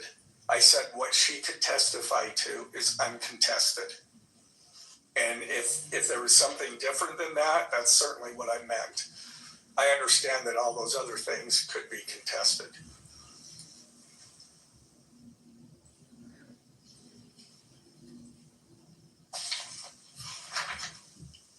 Okay. You've made yourself a witness to evidence that you've used to try to advocate to the court that there's no conflict of interest, right? I mean, you basically, even though you're representing the state, you went out and you participated in a what you hope is a systematic way to measure whether Prosecutor A's daughter was in a line of sight from the place where the state alleges the shooter was, right? Sure. Okay. But as far as making myself a witness, I was careful to make sure that there was Cole Christensen and then an officer from UVU. If you look at the case law says that prosecutors can participate in these interviews and so forth. What we do is make sure that someone else is there so that we don't have to testify.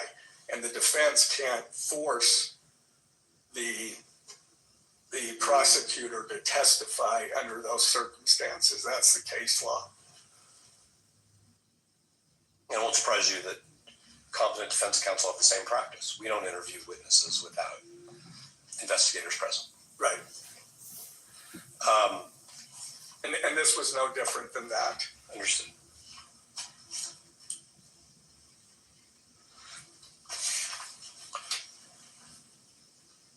Okay, I do want to address another aspect of this line of fire situation. Okay, so it's the state's theory of the case, if I may, that the shooter was on a rooftop, correct? Yes. Okay. And what's the name of the building that the state believes the shooter was on? I don't recall. Okay.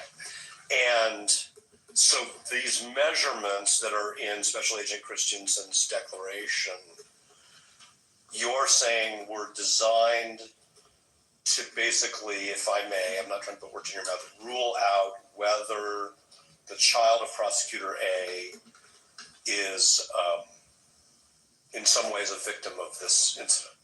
Not as far as a victim. We already understood that based on where the buildings were, that the child was not in that line of fire, but we wanted to provide the measurements for this motion.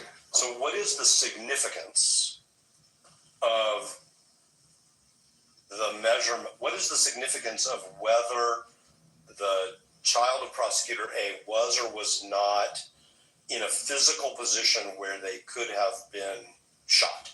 What is the significance? The aggravator, as you know, is that we're alleging that when the shooter killed Charlie Kirk, that he placed others in grave risk of death.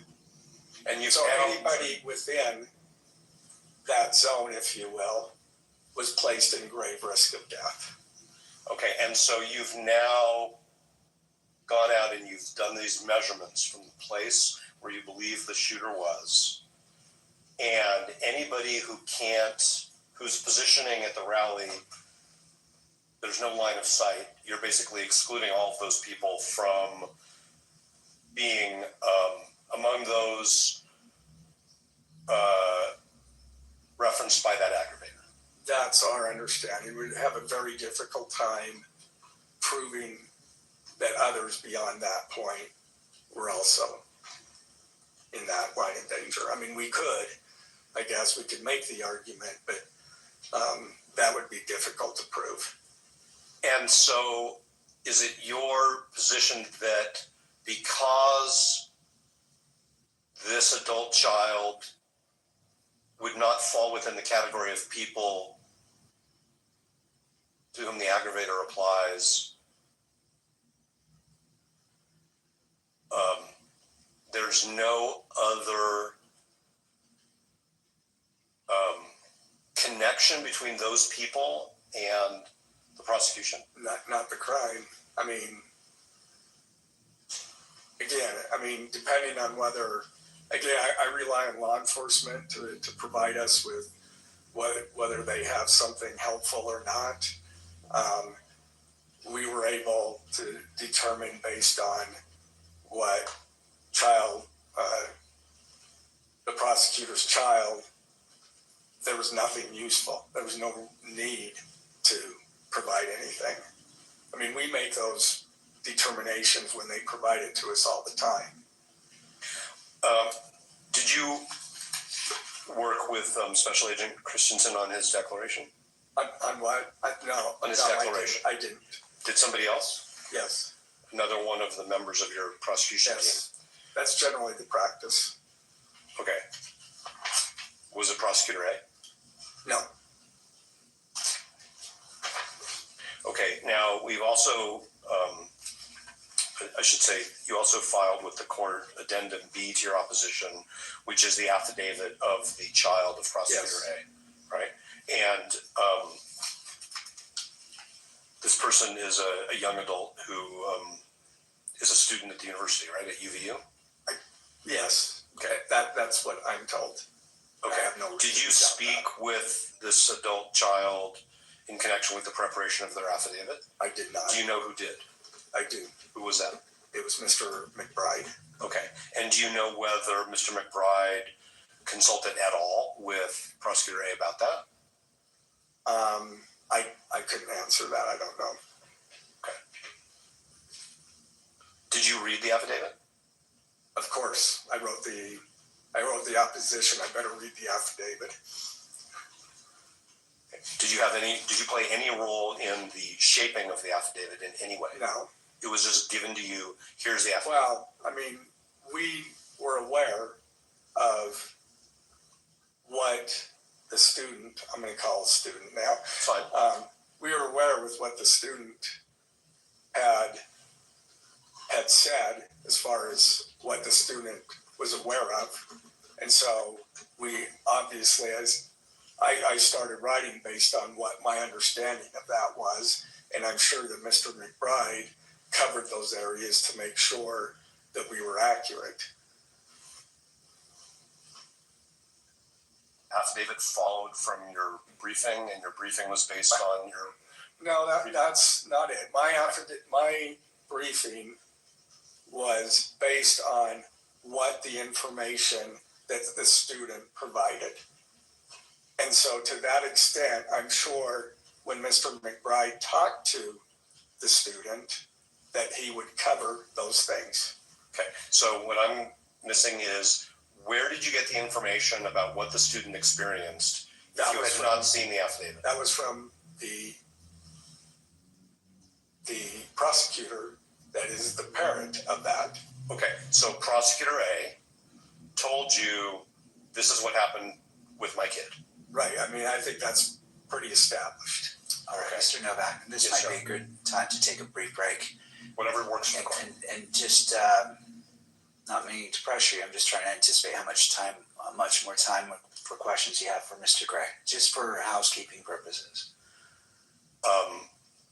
It's 4:06 according to this monitor. Oh, that's not right. It's 5 o'clock.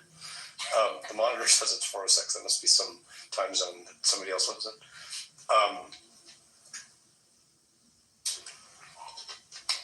At least another 20 minutes.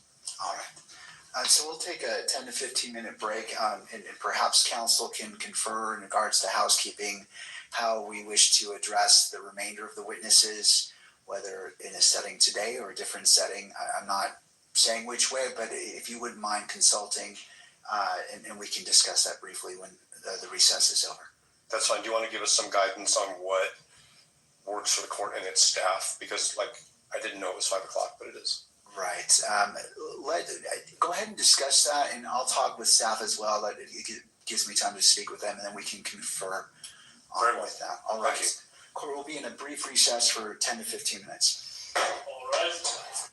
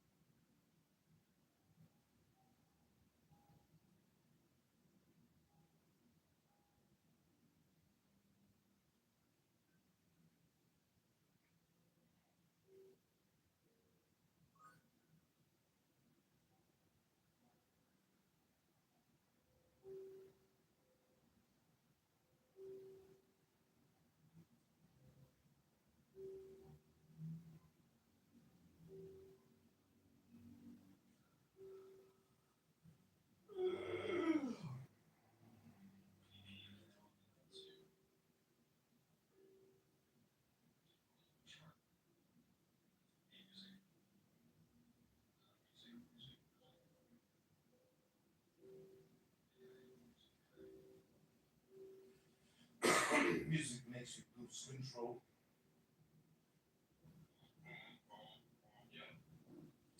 It's a very interesting phenomena. Yes, affect music has the human body. Incredible. Music makes you lose control.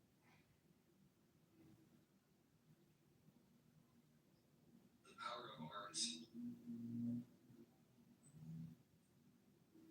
The Dionysian artifice.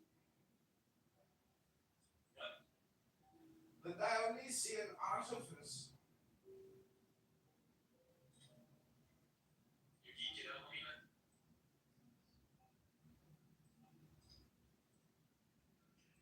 Actually, I've been on Clubhouse for like hours now. You don't have to take off. You take care of her.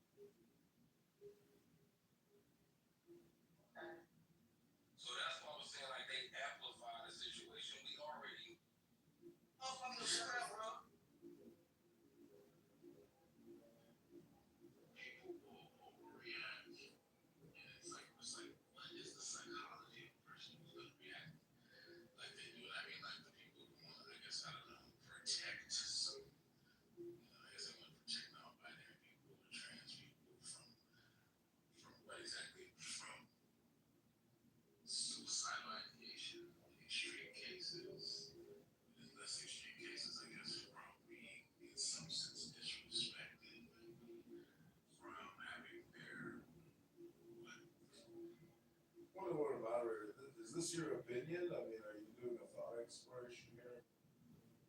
Are these your opinions?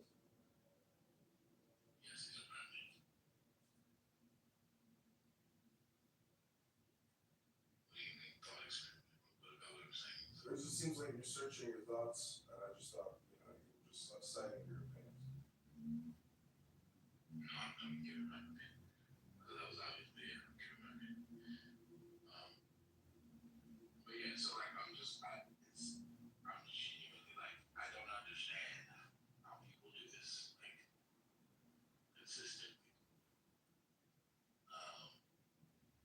You don't understand consistency?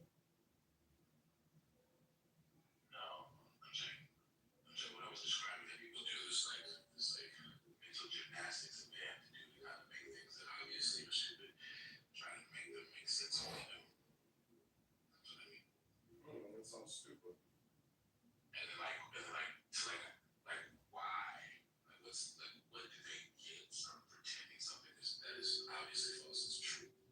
Dopamine. That's the dopamine feedback theory.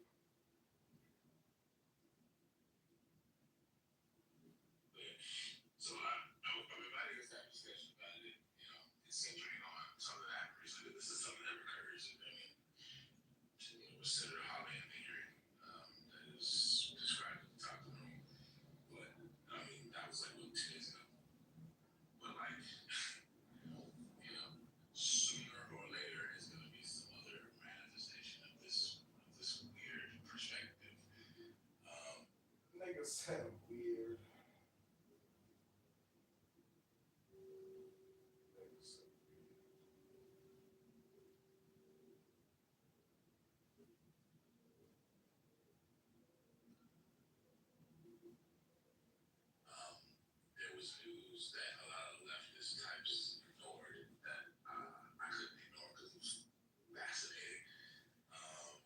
Where biological males who, again, at some point identified as women for whatever reason, but were incarcerated, they were put in women's prisons.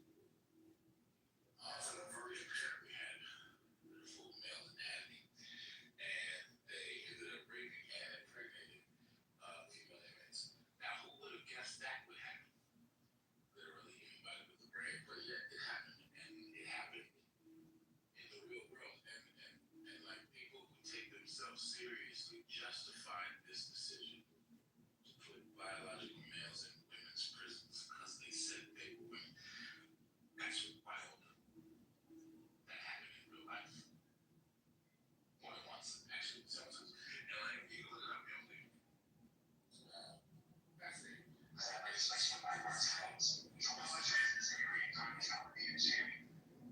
Like, what are we like? I don't know, like people keep, and I think it's always like this, I don't know, it's like a compassionate impulse maybe. People feel like they're being virtuous, like defending, protecting something. I'm not fully sure what, but it's like, wow, like we really, are we expected to take this seriously for real? Like, and why exactly? I don't get it. It seems like there's an easy answer, but instead of just giving an easy answer, it's what do you call it? It's called there's a term for it. I can't remember the term. But you kind of like try to like confirmation bias. You know what I'm saying? Like you can't seem to like disingenuous. Yeah, I mean that's what it, because it's content. It's just it's still the flat earthers used to do. It's tension, but it's like ideologically motivated. And like it's well, and it's really designed or devised to protect some core dogma that can't be defended on its own merits. And so you avoid being challenged directly. You avoid it being made absolutely clear how untenable the position that you really want to hold is. Sounds like you're describing politics. Religious people do this a lot.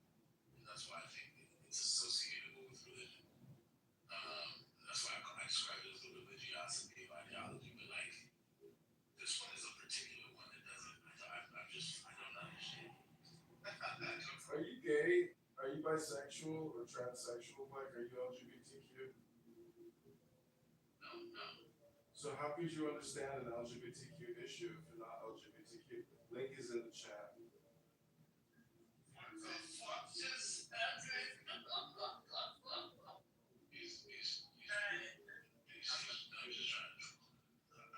No, it's not a troll. Link is in the chat. Look at the YouTube video. That is a radical Democrat LGBTQ black man saying that you should vote for him because he's a gay black man.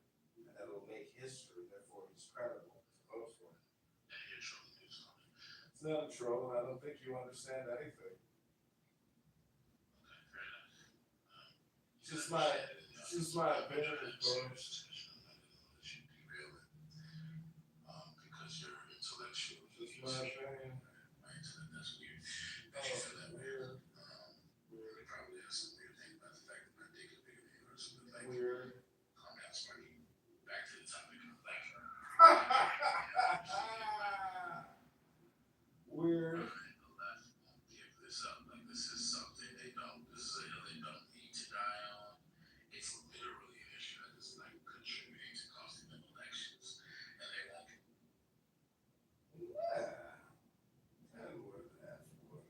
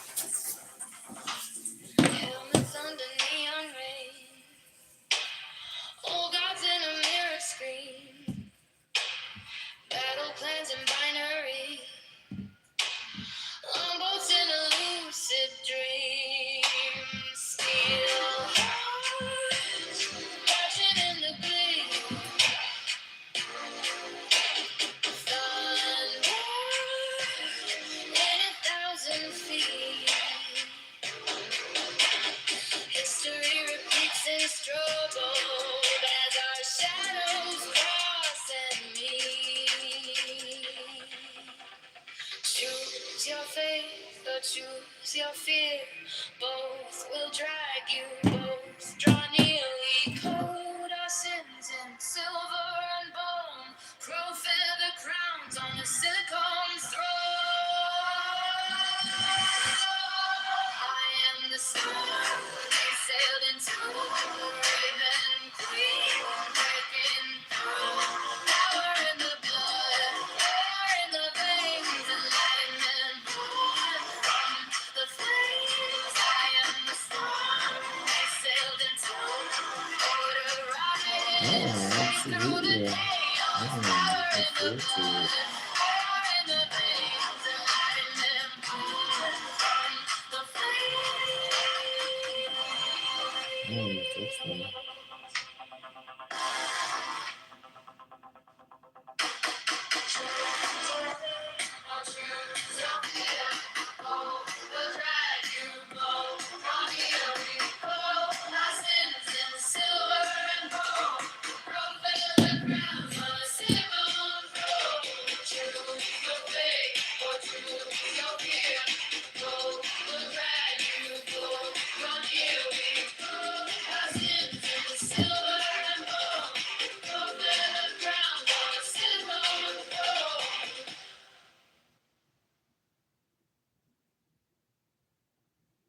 Here's how often you should take oil of oregano. And if you don't believe me, I'm a pancreatic cancer researcher, so biology is my thing. This was a short movie, but no. Enforcement officer, you did an investigation and took a number of measurements. He did, yes. Okay, and your direction, right? Because you're the one. I asked him to do that, yes.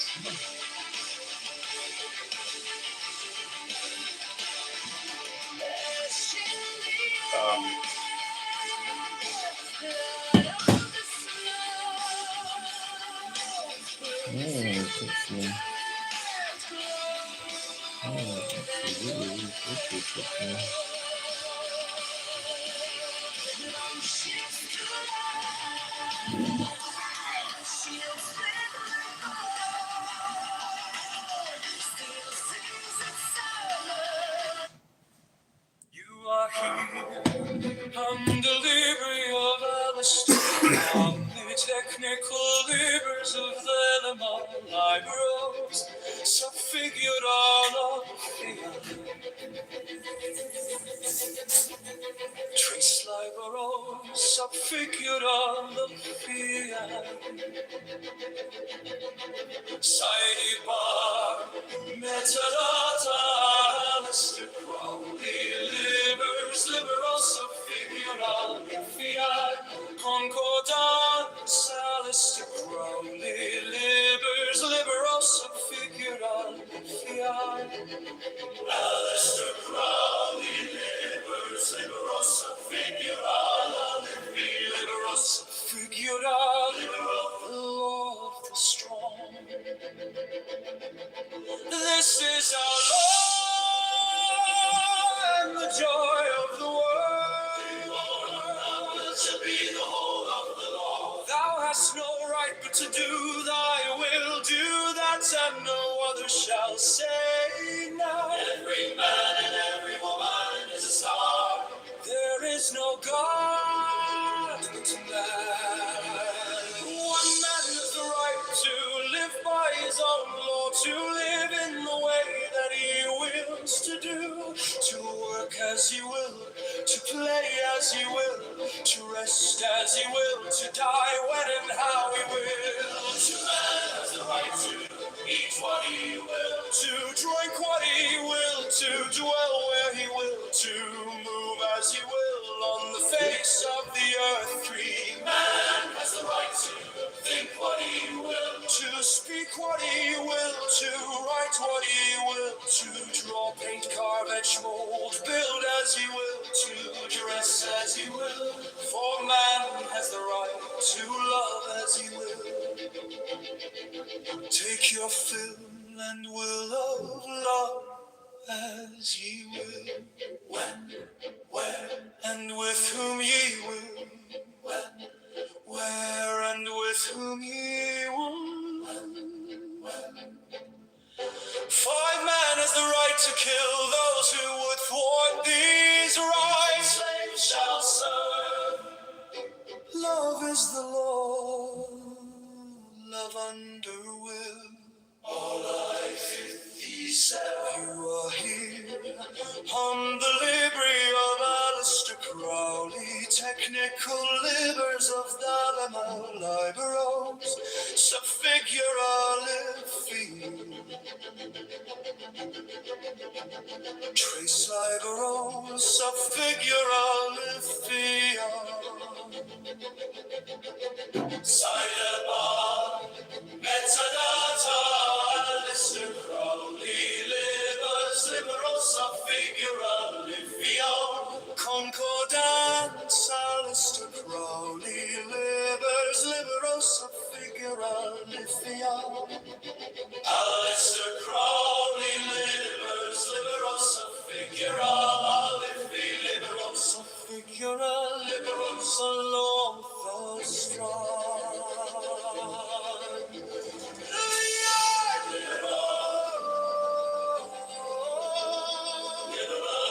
Liberosa figura,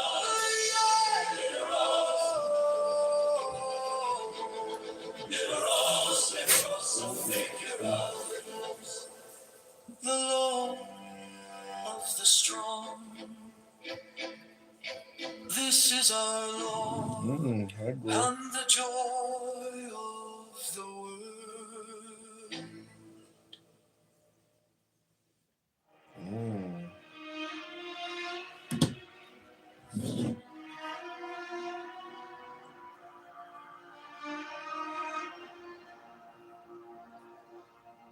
You were mine, oh my saint, a whisper, a flame, a soft restraint by the scars we create. I called your name, I sealed our fate. Though I fall, though I faint, though I choke,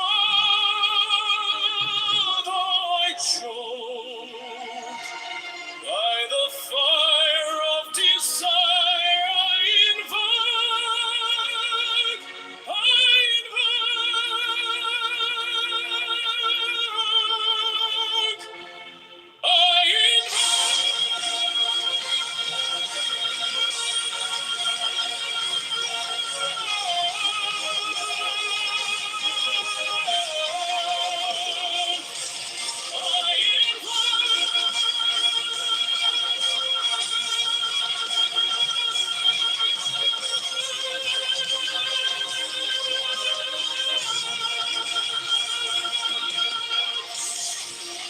your shadow lingers, your breath still warm, a tempest rising, a breaking storm.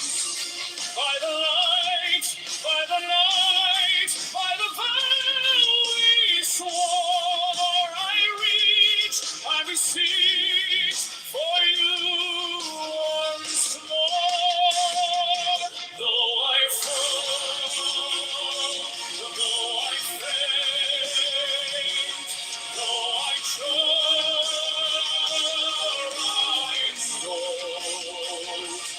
I know.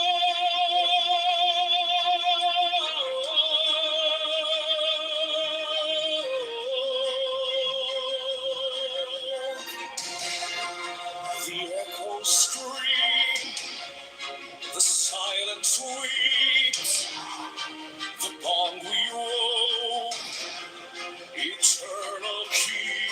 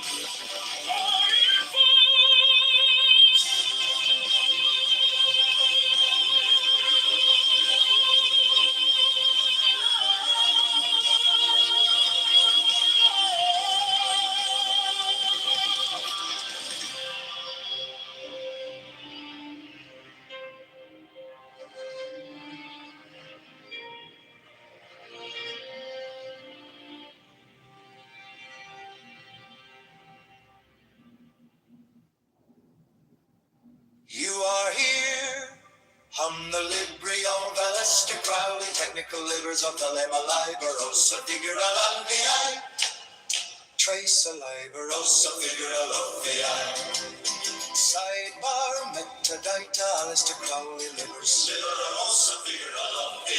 Concordance, Alistair Crowley livers. Liberosa figura lumbi. Alistair Crowley livers. Liberosa figura lumbi. Liberosa figura lumbi. Liberosa figura lumbi. The law of the strong, this is our law, and the joy of the world. Do what thou wilt shall be the whole of the law. I-40. Thou hast no right but to do thy will, do that and no other shall say nay.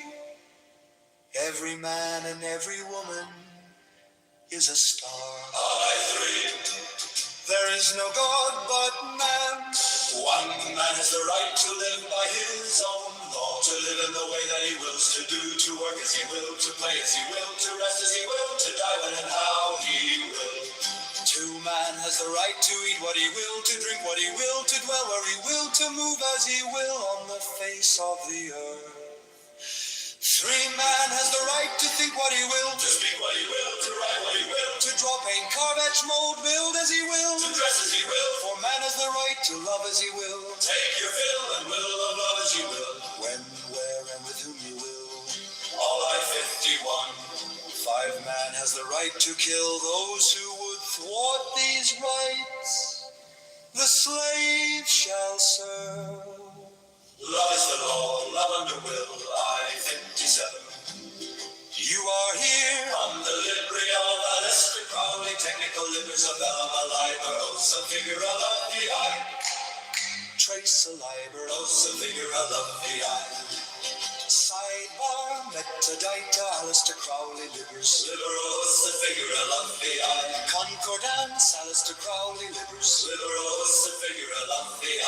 Alistair Crowley livers. Liberosa figura lumbi. Liberosa figura lumbi. Liberosa figura lumbi.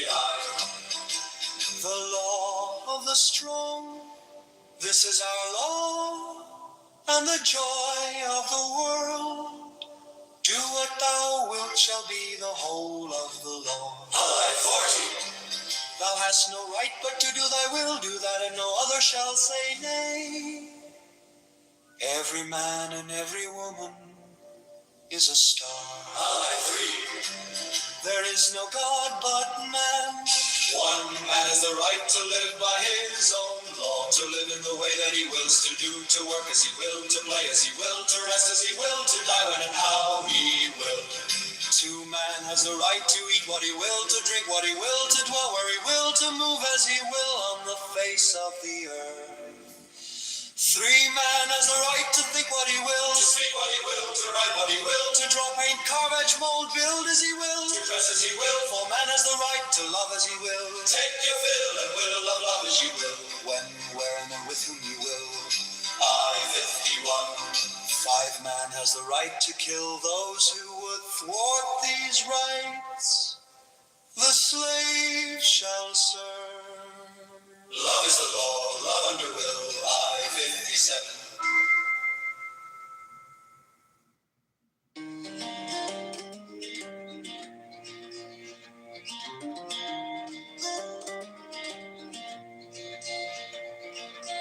You lost a coin, it rolled away, but the moon trades silver for the day. What's gone will find a home anew, in drops of rain or morning dew. From hand to hand it slips so free. God's joy, a quiet mystery. Now it's a flower, now it's a flame. Now it's a bird that has no name. It hides in shadows, it fills the air, cracks you open when you're unaware.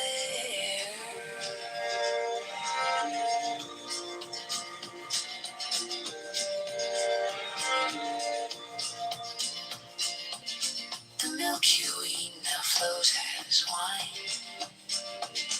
The bitter turns to something fine. A cliff wears vines like emerald lace, and sorrow smiles with a different face. From stone to pedal, cell to string,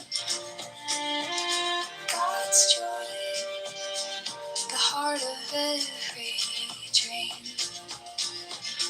Now it's a river, now it's a spark.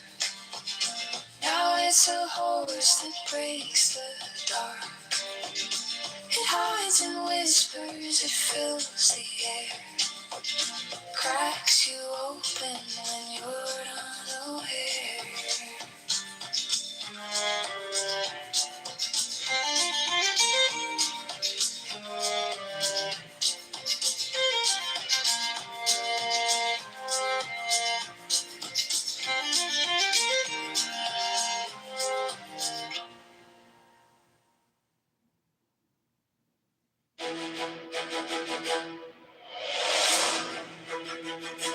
You are here, the Libri of Alistair Crowley, technical livers of the Liber, os sub figura lepsia,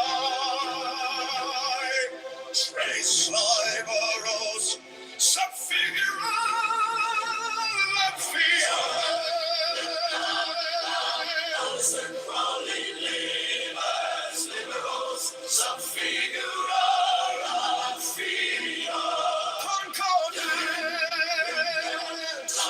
Alistair Crowley livers, liberos, sub figura lepsia.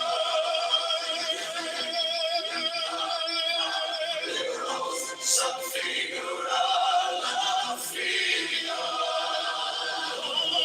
The strong, this is our law, and the joy of the world.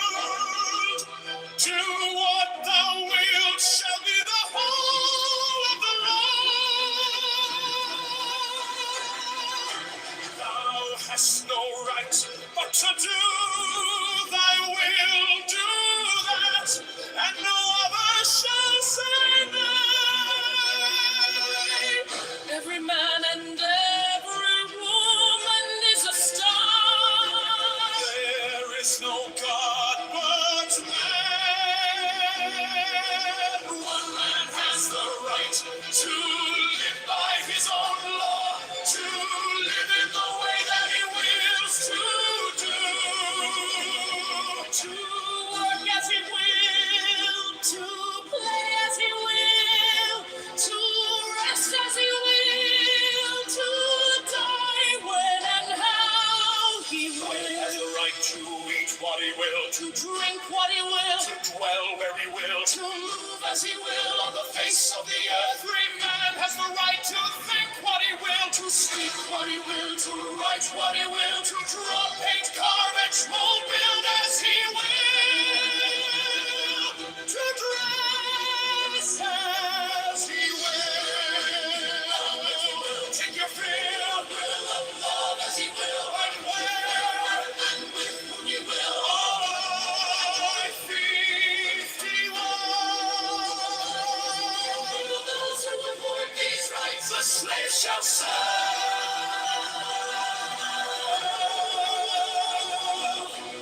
Love is the Lord. Love under will. You are here on the Libri of Alistair Crowley, technical livers of the Liber, os sub figura lepsia, tres liberos, sub figura lepsia. Alistair Crowley livers, liberos, sub figura lepsia. Alistair Crowley livers, liberos, sub figura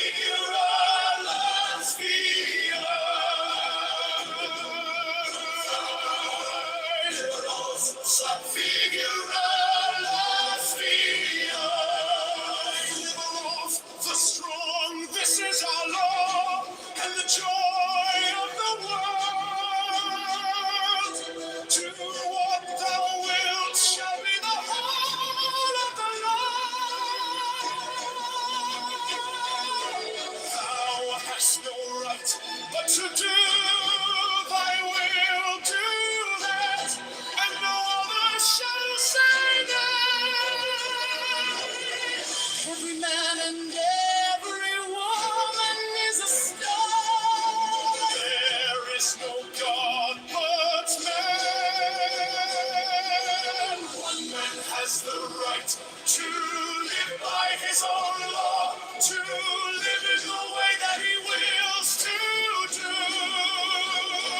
To work as he will, to play as he will, to rest as he will, to die when and how he will. Man has the right to eat what he will, to drink what he will, to dwell where he will, to move as he will on the face of the earth. Every man has the right to think what he will, to speak what he will, to write what he will, to draw, paint, carve, and small build as he will, to dress as he will.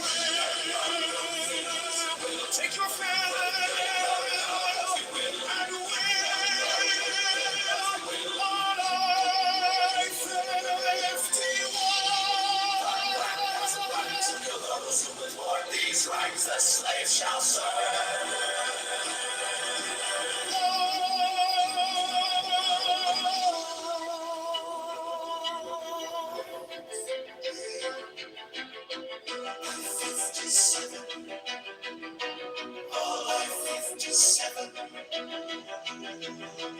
You are here on the library of Alistair Crowley, technicalibers of Thelimalibers, subfigura leps vi,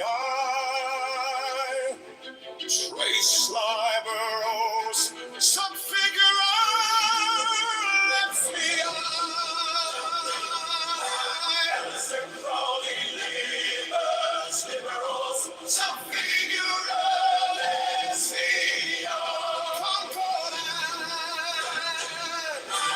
Alistair Crowley, libers, liberos, subfigura leps vi. Liberos, subfigura leps vi. The strong, this is our law, and the joy of the world. Do what thou wilt shall be the whole of the law. Thou hast no right but to do thy will, do that, and no other shall say nay. Every man and every woman is a star. There is no God but man. One man has the right to live by his own law, to live in the way that he wills to do, to work as he will, to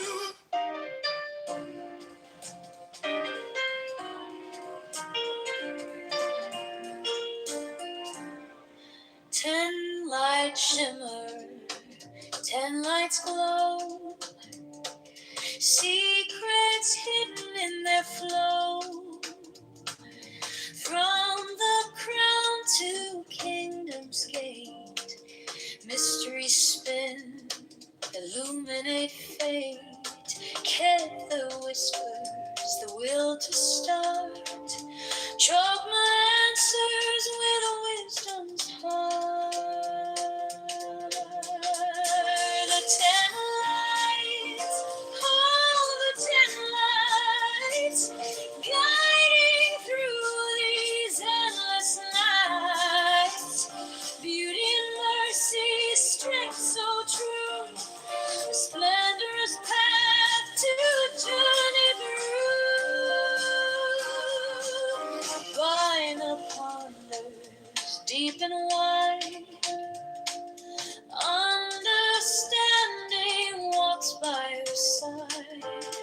Chessed's mercy, soft and kind, Deborah's strength, Sharpen the mind, tip far it shines. The jewels gleam, the harmony of a dream within a dream. Victory dances where Netsack stays. Splendor in hoard and gilded rays. Yes, it grounds the trembling soul. Mount stands the ultimate goal. The 10 lights, oh, the 10 lights, blazing trails through shadowed heights. From the crown to the kingdom's glow, the tree of life where wisdom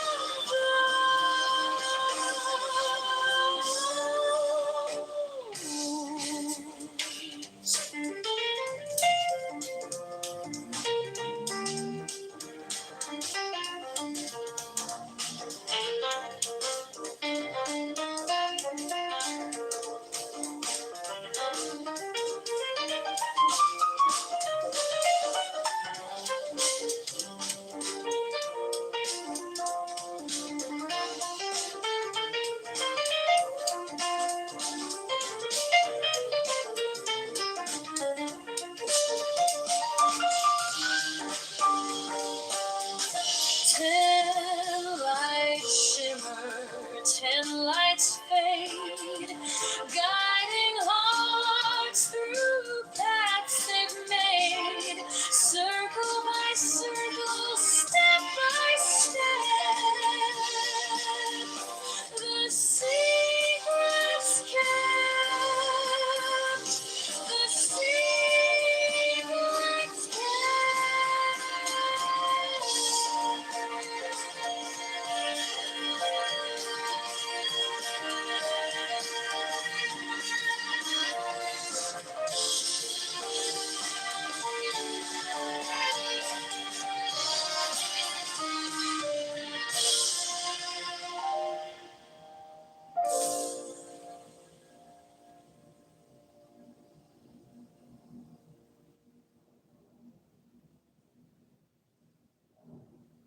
You are here, the delivery of Alistair Crowley, technical liberties of Velma Labro, sub figura lefiat, Trace Liber, oh sub figura lefiat, sidebar method Alistair Crowley labor, liberal sub figura lefiat, Concord dance Alistair Crowley, liberal sub figura lefiat, Alistair Crowley labor, liberal sub figura lefiat, liberal sub figura lefiat. Liberal, the law of the strong. This is our law and the joy of the world. Do what thou wilt shall be the whole of the law. All at 40, thou hast no right but to do thy will. Do that, and no other shall say nay. Every man and every woman is a star. There is no God but man. One man has the right to live by his own law, to live in the way that he wills to do, to work as he will, to play as he will, to rest as he will, to die when and how he will. Two man has the right to eat what he will, to drink what he will, to dwell where he will, to move as he will on the face of the earth. Three man has the right to think what he will, to speak what he will, to write what he will, to draw, paint, carve, etch, mold, build as he will, to dress as he will. For man has the right to love as he will, take your fill and will love as he will, when, where, and with whom he will. Ah, 51. 5 man has a right to kill those who would thwart these rights. A slave shall serve. All is that I. Love is the law. Love on the will. All our friends defend. You are here. By the library of Alistair Crowley. Technical liberties of Velma Labro. Subfigurati leviat. Trace liber. Oh, subfigurati leviat. Sidebar. Metadata Alistair Crowley. Libers. Liberal subfigurati leviat. Concord dance Mr. Crowley, Liberals shall figure out the year. liberals shall figure out the year. Liberals shall figure out the year. Liberals shall figure out the year. Liberals shall figure out the year.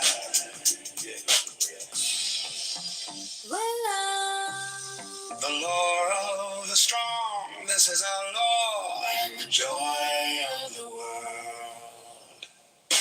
Do what thou wilt shall be the whole of a man. Thou hast no right but to do thy will, do that, and no other shall say nay. To die when and how we will, To man has a right to eat what he will, to drink what he will, to dwell where he will, to move as he will on the face of the earth. Free man has the right to think what he will, to speak what he will, to write what he will, to draw, paint, carve, etch, mold, build as he will, to dress as he will. For man has the right to love as he will.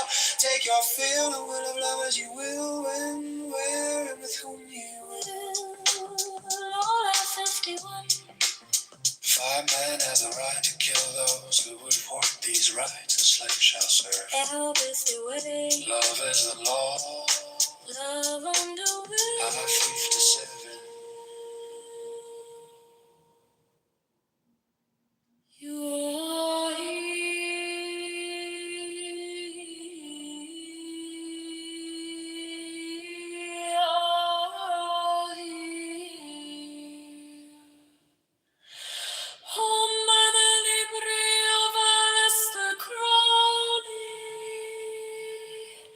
Technical labors of the law, Bible. O sub figura luce, tres laiba. O sub figura luce. Cyber Metatatalista Crowley. Liberos sub figura luce. Concordance Alistair Crowley. Liberos sub figura luce. Alistair Crowley. Liberos sub figura luce. Liberos sub figura luce. Liberos sub figura luce. Liberos sub figura luce. Liberos sub figura luce. Liberos sub figura luce. Liberos sub figura luce. Liberos sub figura. Do what thou wilt shall be the whole of the law. Thou hast no right but to do thy will, do that, and no other shall say no. Every man and every woman is a star. There is no God but man. One man has the right to live by his own law, to live in the way that he wills to do, to walk as he will, to play as he will, to rest as he will, to die when and how he will. Two man has the right to eat what he will, to dwell where he will, to move as he will on the face of the earth. Three man has the right to think what he will, to speak what he will, to write what he will, to draw, paint, carve, etch, mold, build as he will, to dress as he will, take your fill as he will, when, where, and with whom he will. There's the right to kill those who would thwart these rights. Love is the law, love under will. Concordance, Alistair Crowley. Liberos sub figura luce. Concordance.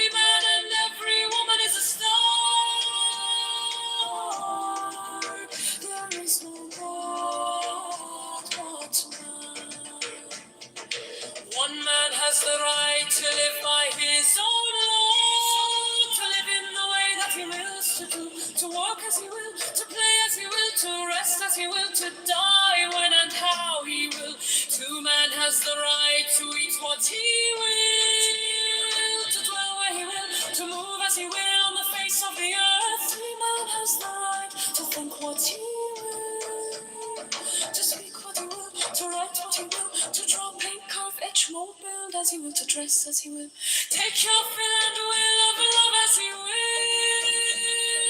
will, when, where, and with whom he will. Love is the right to kill those who would thwart his rights. Love is the law, love under will. Concordance is the crawling, liberals of figuralism. Concordance is the crawling, liberals of figuralism. Liberals of figuralism. Liberals of figuralism. Liberals of figuralism. Liberals of figuralism. Liberals of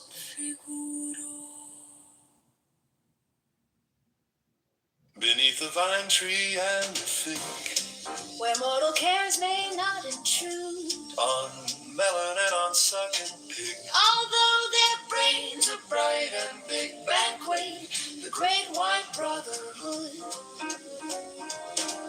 Among the fountains and the trees that fringed his garden's glowing border, at sunset walked and in the breeze, with his disciples took his ease, an adept of the holy order. My children, said the holy man, once more I'm willing to unmask me. This is my birthday and my plan is to bestow on you I can whatever favor you may ask me, nor curiosity nor greed, brought these disciples to disaster. for being very wise indeed. The adolescents all agreed to ask his secret of the master, with the aplomb and savoir-faire peculiar to Eastern races. He took the secret then and there, What is not lawful to and declare, thrust it rudely in their faces. a filthy insult screamed the first, the second smiled ingenuous blind, the youngest neither blessed nor cursed, contented to believe the worst, that he had spoken all his mind. The second earned the name of prig, The first, the epithet of prude, the third as merry as a grig, on melon and on sucking pig, feasts with the great white brotherhood, beneath the vine tree and the fig, where mortal cares may not intrude, on melon and on sucking pig, although their brains are bright and big, banquet the great white brotherhood. Among the fountains and the trees that fringed his garden's glowing border, at sunset walked and in the breeze, with his disciples took his ease, an adept of the holy order. My children, said the holy man, once more I'm willing to unmask this thee. is my birthday and my plan is to bestow on you I can whatever favor you may ask me, nor curiosity nor brought greed, these disciples to disaster. for being very wise indeed, The adolescents all agreed to ask his secret of the master, with the aplomb and savoir-faire. into Eastern races. He took the secret then and there, that is not lawful and to thrust it say. rudely in their faces. A filthy insult screamed the first, the second smiled ingenuous blind, the youngest neither blessed nor cursed, contented to believe the worst that he had spoken. All his mind is mine, is mine, is mine. Believe the worst.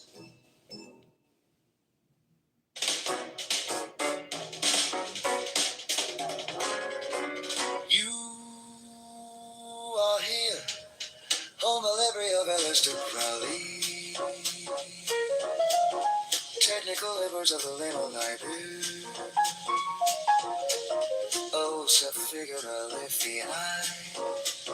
Saggy bone, Aleister Crowley. Liberals figured a liffy eye. Concordance. Aleister Crowley Ibbers. Aleister Crowley Lippers. Liberosa figurae. Liberosa figurae.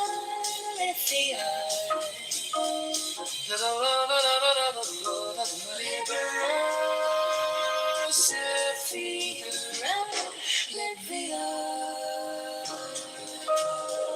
The law of the strong.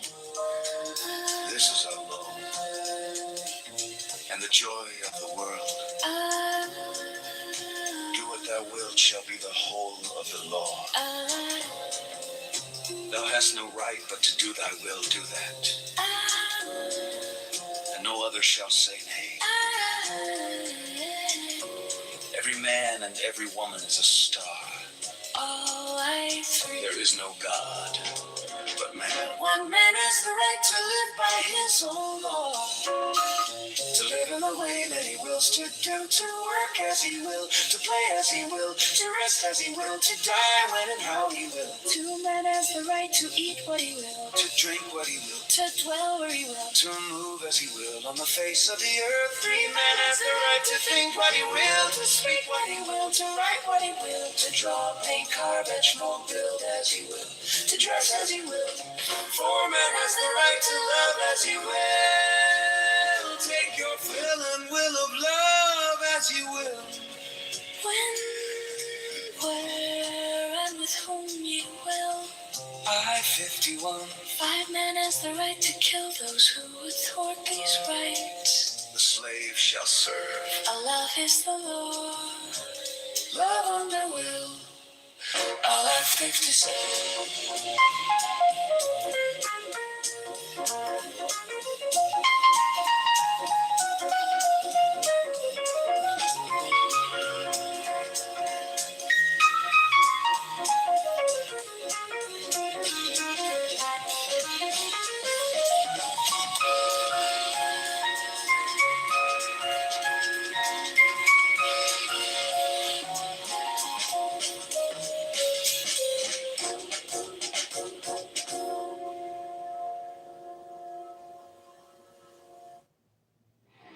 When not the feather maid leads me softly by the hand, whispers me to understand.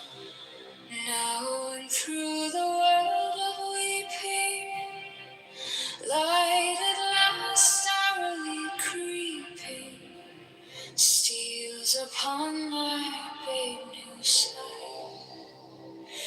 Light, oh light that is not light. On my mouth the lips of love, like a stone on my sepulchre, seal my speech with ecstasy, till a babe is born of me, that is silent more than I, for its inarticulate cry hushes as its mouth is pressed to the pearl her honey breath, while its breath divinely ripples the rose petals of her nipples, and the jetted milky laughs from the soft delicious pulse. Sweeter than the bee sweet shower in the chalice of the flower. More intoxicating than all the purple grapes of Pan.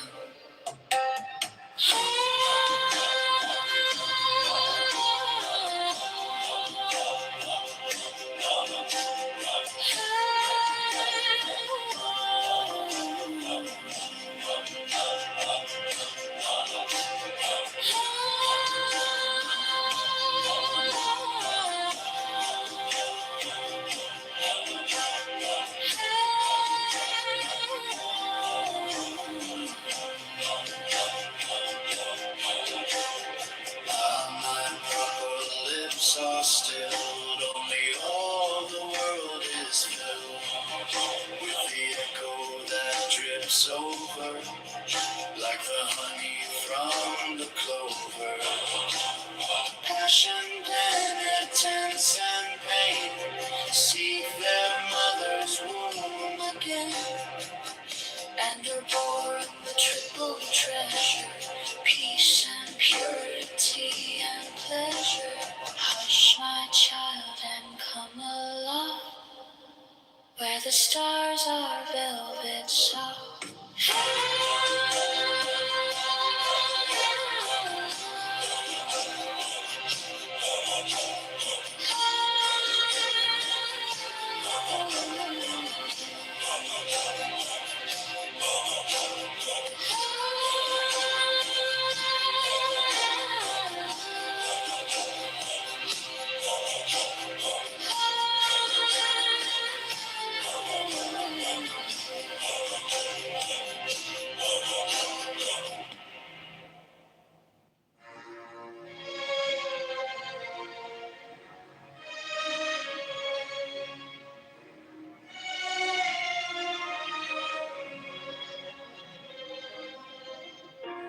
By the mystical union of fairy and fawn, unspoken, unbroken, the dust to the dawn, a secret communion, unmeasured, unsung, the listless, resistless, tumultuous tongue, through shadows that shimmer, through whispers that hum, an echo eternal, a heartbeat, a drum,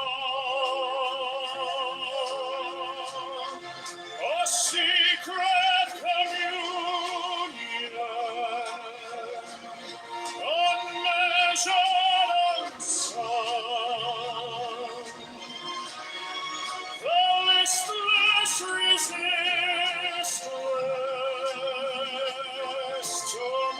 tumultuous tongue,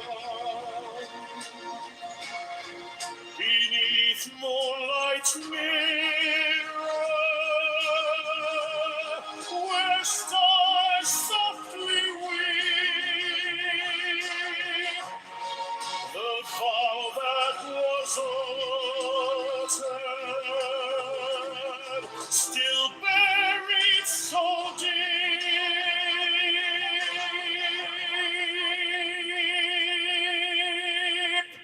a secret communion, unmeasured, unsung, the listless, resistless,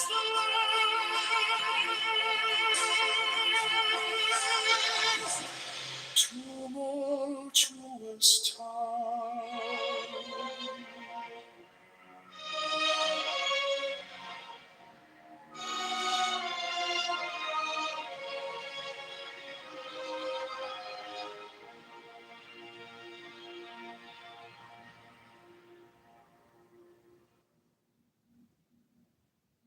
You are here. I'm the Library of Aleister Crowley, technical liberals of the Limaliber, hosts of Figura Liffey, trace alive, Medadada Aleister Crowley, libers, liberals, so Figura Liffey, concordance, Medadada Aleister Crowley, libers, liberals, so Figura Liffey. Aleister Crowley,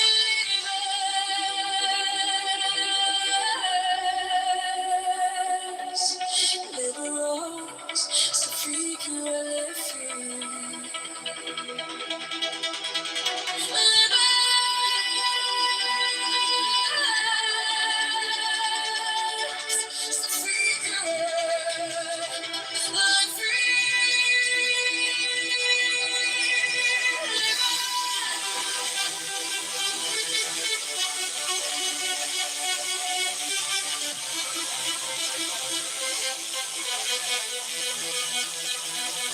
The law, the strong. This is our law, and the joy of the world. Do what thou wilt shall be the whole of the law. I-40.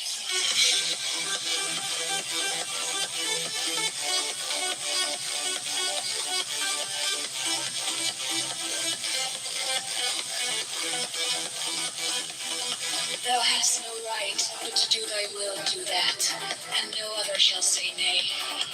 Every man and every woman is a star. There is no God but man. One man has the right to live by his own law, to live in the way that he wills to do, to work as he wills, to play as he wills, to rest as he wills, to die when and how he will. One man has the right to eat what he will, to drink what he will, to dwell where he will, to move as he will on the face of the earth. Free man has the right to think what he will, to speak what he will, to write what he will, to draw, paint, carnage, mold, build as he will, to dress as he will. For man has the right to love as he will. Take your fill and will of love as you will. When, where, and with whom you will. I-51. 5 man has the right to kill those who would thwart these rights. The slave shall serve. Love is the law. Love under will. I-57. You are here. On the Library of Aleister Crowley, technical libers of the Limaliber, hosts of Figura Liffey, trace alive, Medadada Aleister Crowley, libers, liberals, so Figura Liffey, concordance, Medadada Aleister Crowley, libers, liberals, so Figura Liffey, Aleister Crowley,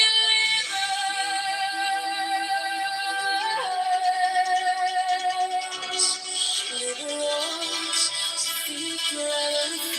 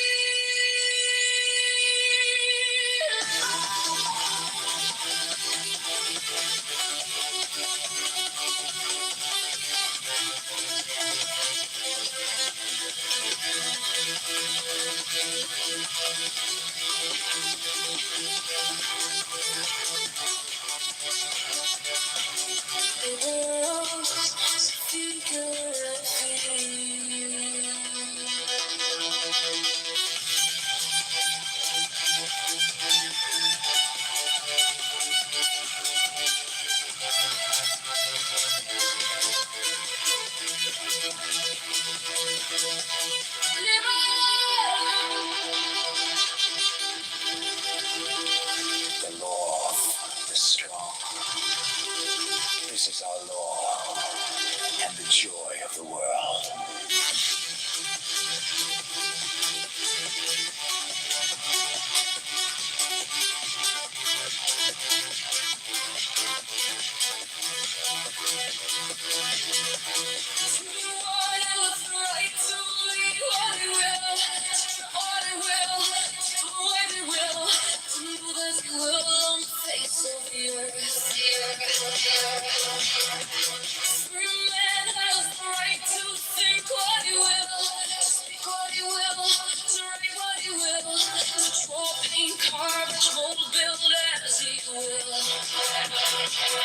One man has the right to love as you will. Take your fill and will of love as you will. When, where, and with whom you will. 5-man has the right to kill those who would thwart these rights. The slave shall serve. Love is the law. Love under will. July 57.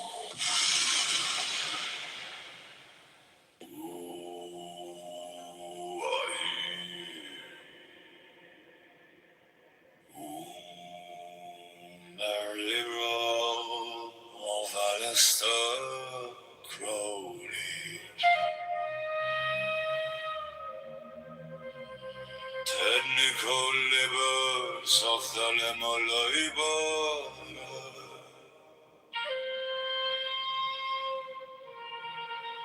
Rose of figure la vie.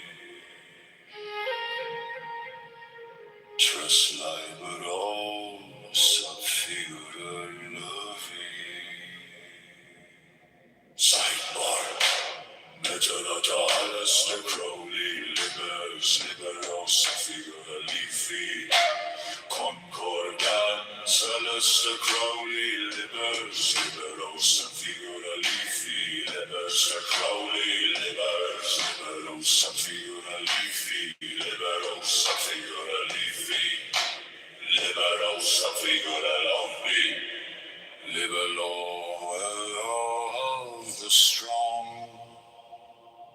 This is our law and the joy of the world. Do what thou wilt shall be the whole of the law. R. 14. Thou hast no right but to do thy will, do that. And no other shall say nay. R. 14:3. Every man and every woman is a star. R. 14:3. There is no God but man.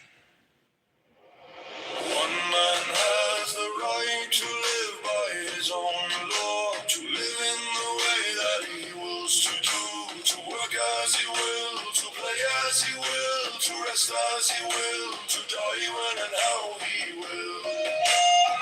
Man has the right to eat what he will, to drink what he will, to dwell where he will, to move as he will on the face of the earth. 3 men has the right to think what he will, to speak what he will, to write what he will, to draw, paint, carve, etch, mold, build as he will, to dress as he will. 4 men has the right to love as he will. Take your fill and will of love as ye will. When, where, and with whom ye will. July 51. 5-man has the right to kill those who would thwart these rights. The slave shall serve. Love is the law.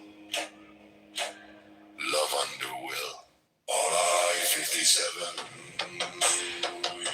You are here on the library of Alistair Crowley, technical livers of Elma Liberos, figurally features Liberos, figurally features Sidebar. Metadata, Alistair Crowley, Liberos, figurally features Concordance, Alistair Crowley, Liberos, figurally features Alistair Crowley, Liberos, figurally features Liberos, figurally features Liberos, figurally features Libero, the law of the strong. This is our law and the joy of the world. Do what thou wilt shall be the whole of the law. All I 40. Thou hast no right but to do thy will, do that. And no other never shall say nay. All I thought to die when and how he will. Man has the right to eat what he will, to drink what he will, to dwell where he will, to move as he will on the face of the earth. Man has the right to think what he will, to speak what he will, to write what he will, to draw, paint, carve, etch, and mold, build as he will, to dress as he will. For man has the right to love as he will. Take your fill and will of love as you will. When, where, and with whom you will. All I 51. 5 man has the right to kill those who would thwart these rights. The slave shall serve. Love is the law. Love under will. All I 57.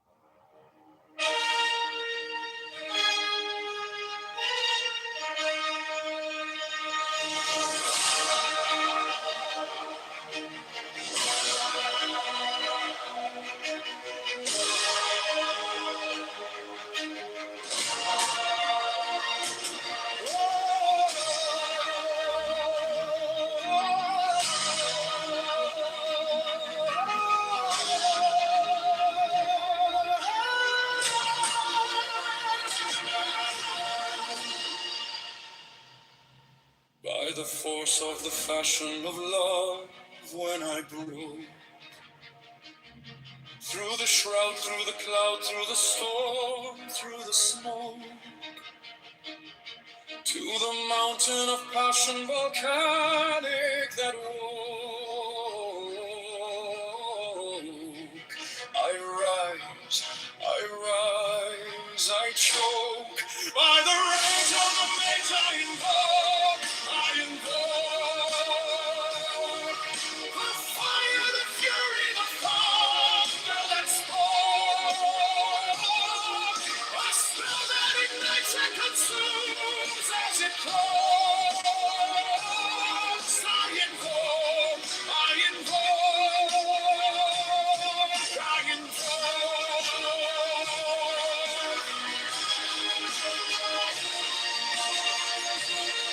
through the ash, through the ice, where the shadows entwine, I have carved out a path to the edge of the line. Every heartbeat a drum, every breath an incline. I climb divine. By the rays of the mage I invoke the fire, the fury, the thunder that spoke, a spell that ignites and consumes as it closes. I invoke,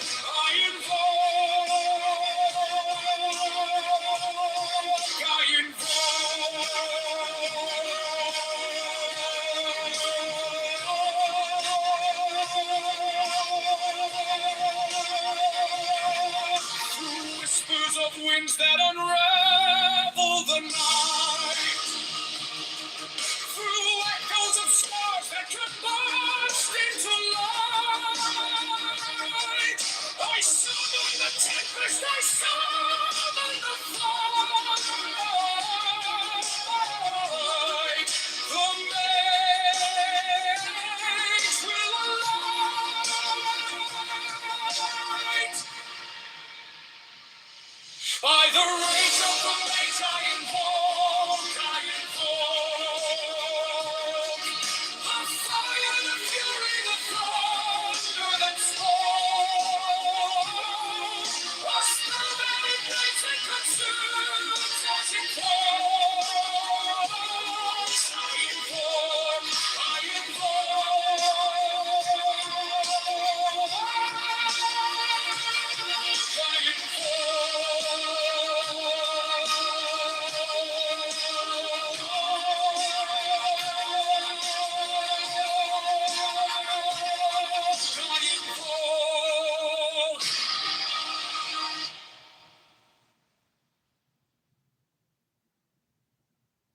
You are here on the library of Alistair Crowley, topical labors, a venom liber.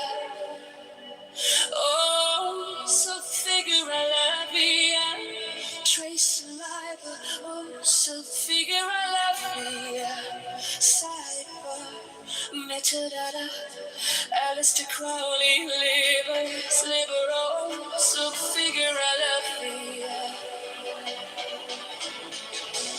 Congo dance, Alistair Crowley, libers, liberal, so figure la via.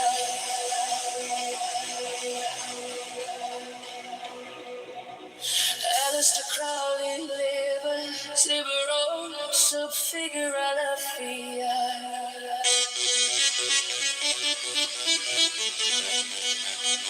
Liberal, so figure la via.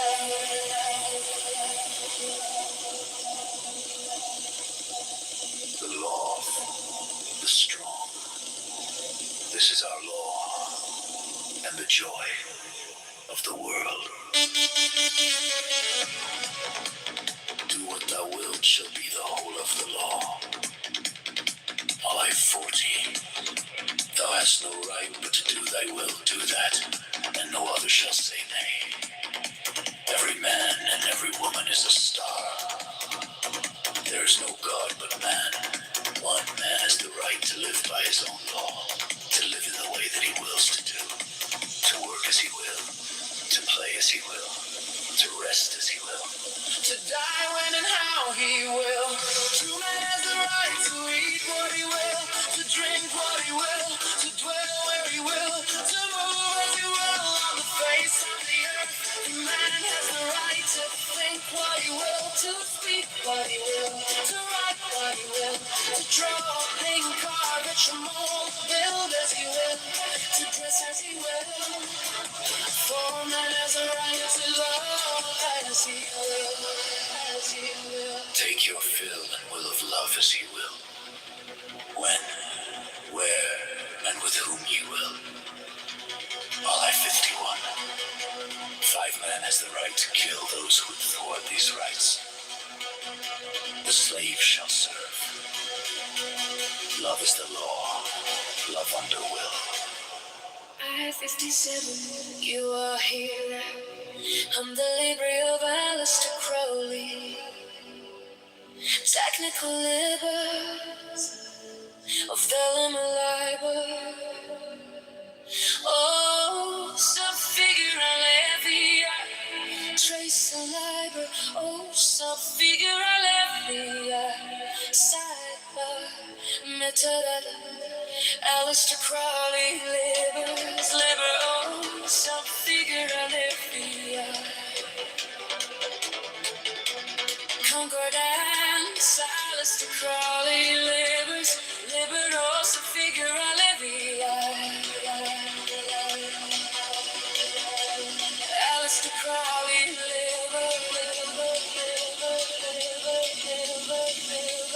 liberosa figura livia.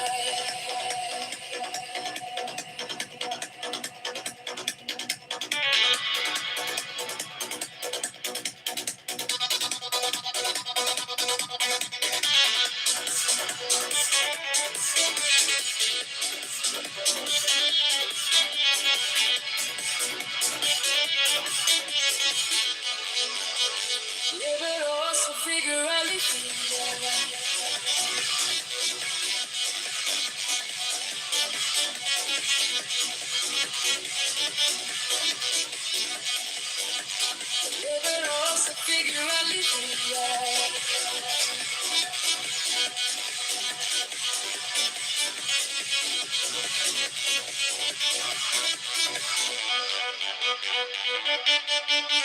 The law, the strong. This is our law and the joy of the world.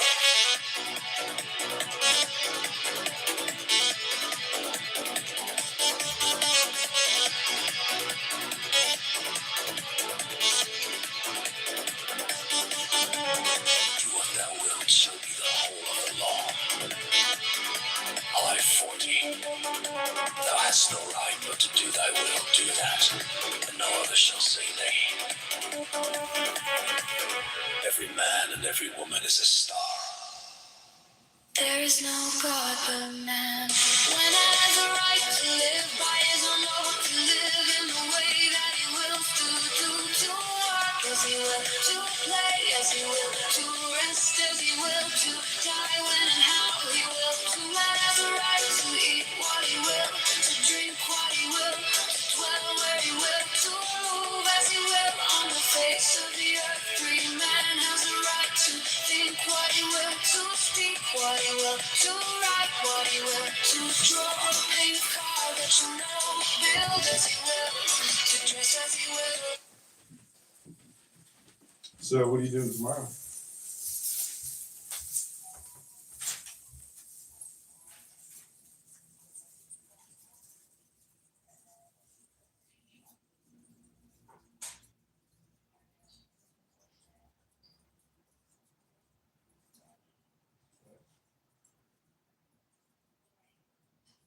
Just the gym and then just work at home. Have plans. Maybe just go out for the night if you're free. I'd love to take you to dinner. Okay, cool. Let's do like Wicker Park or Westwood.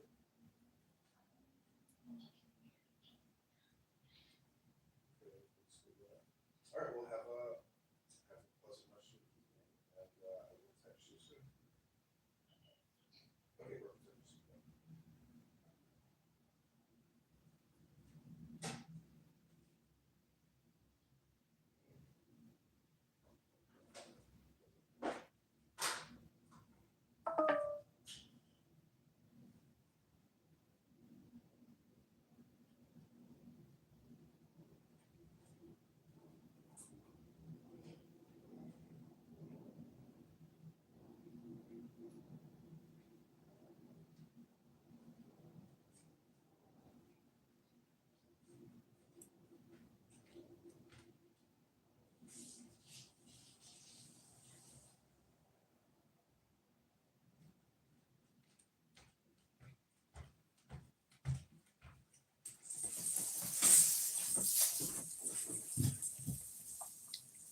For man has a right to love as he will, as he will. Take your fill and will of love as you will. When, where, and with whom ye will.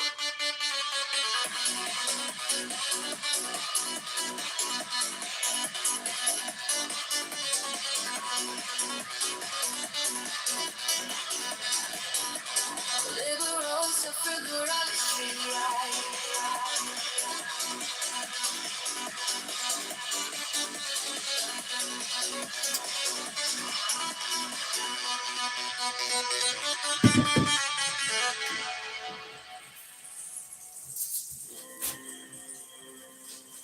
You are here. I'm the library of Alistair Crowley. Technical libers of the Lemma Liberals.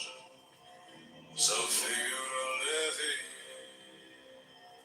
Trace Liberals. So figure lavia. Saiba. Metadata Alistair Crowley. Liberals. So figure levia. Concordat. Alistair Crowley libers, liberos, figura levia.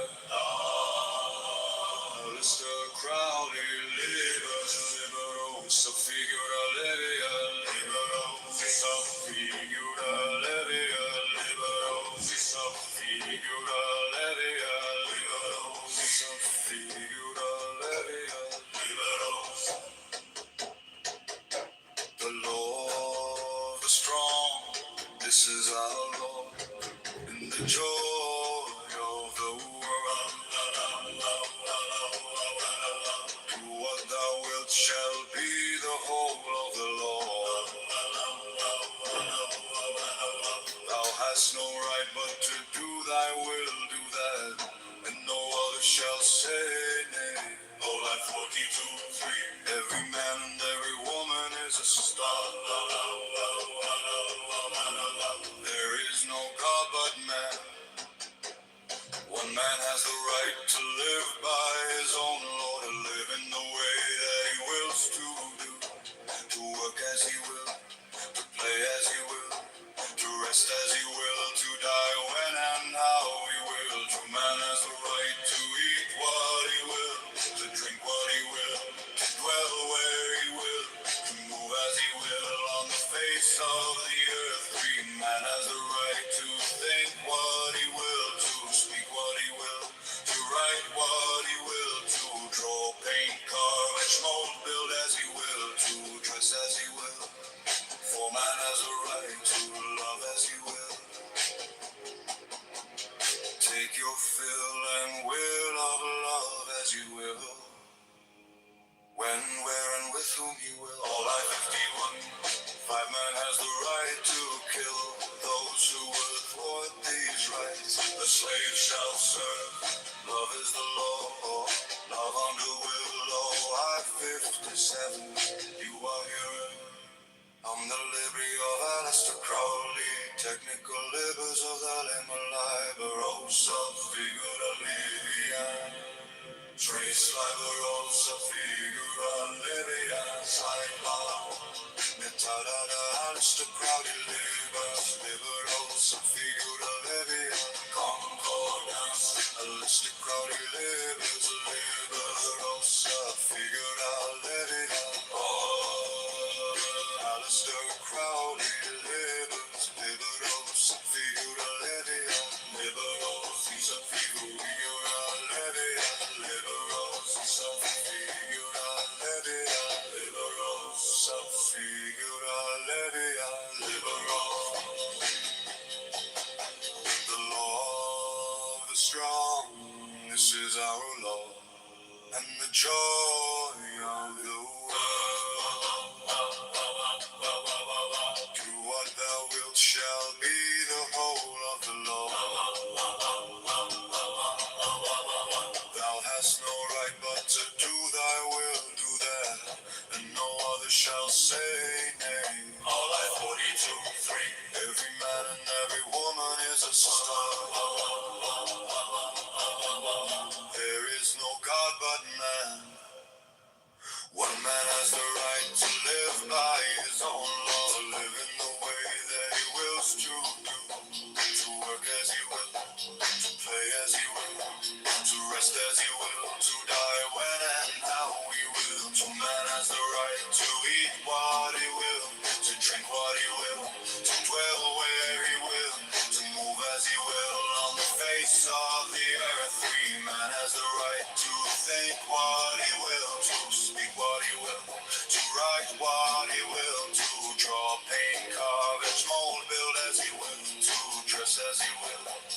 For man has the right to love as he will. Take your fill and will of love as you will. When, where, and with whom you will. All I-51. 5 man has the right to kill those who would thwart these rights. The slave shall serve. Love is the law. Love under will. All I-57.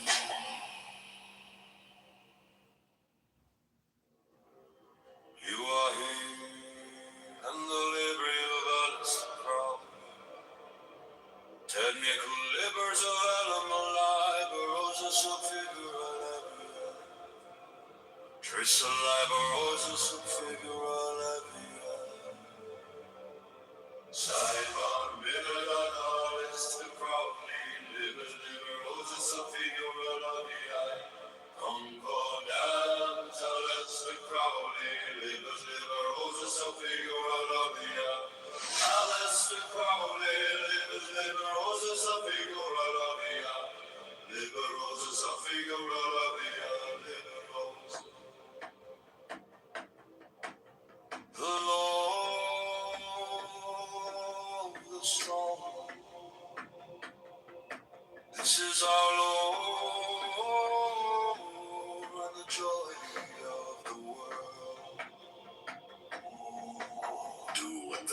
shall be the whole of the law.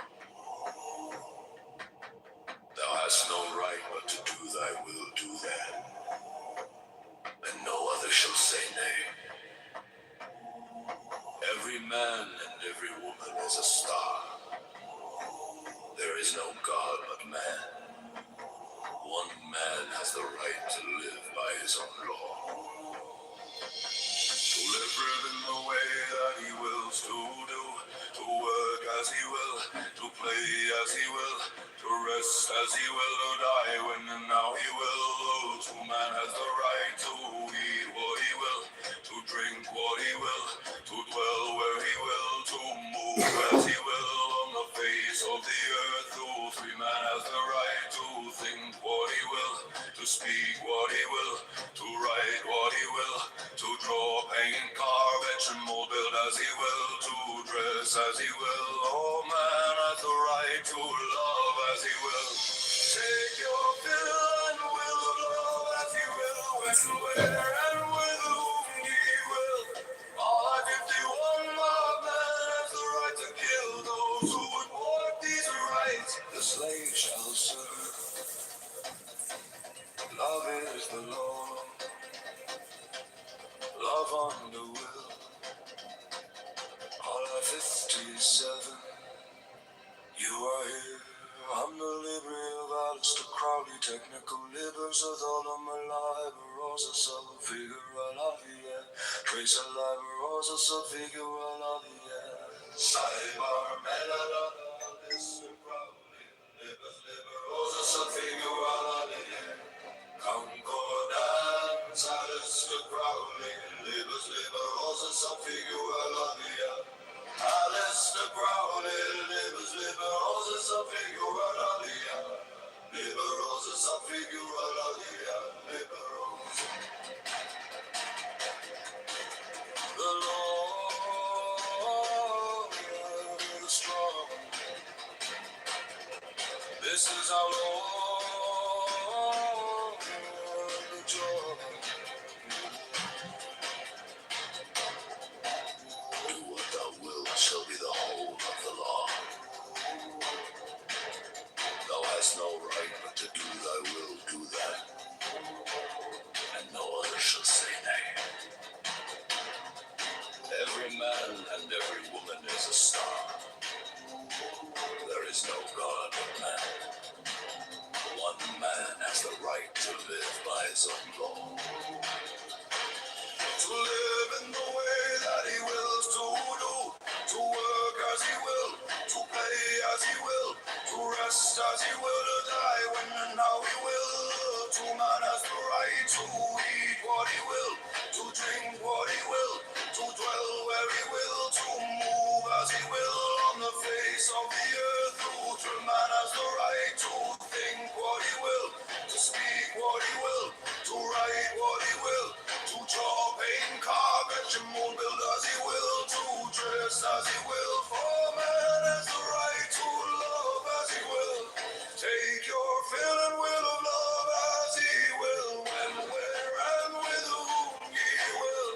All I 51 know, man has the right to kill those who would want these rights. The slave shall serve. Love is the law. Love on the will. All I 57. You are here. On the library of Alistair Crowley. Technical libers of the Lemo Liberos of Figura la Vie. Trace Liberos of Figura la Vie.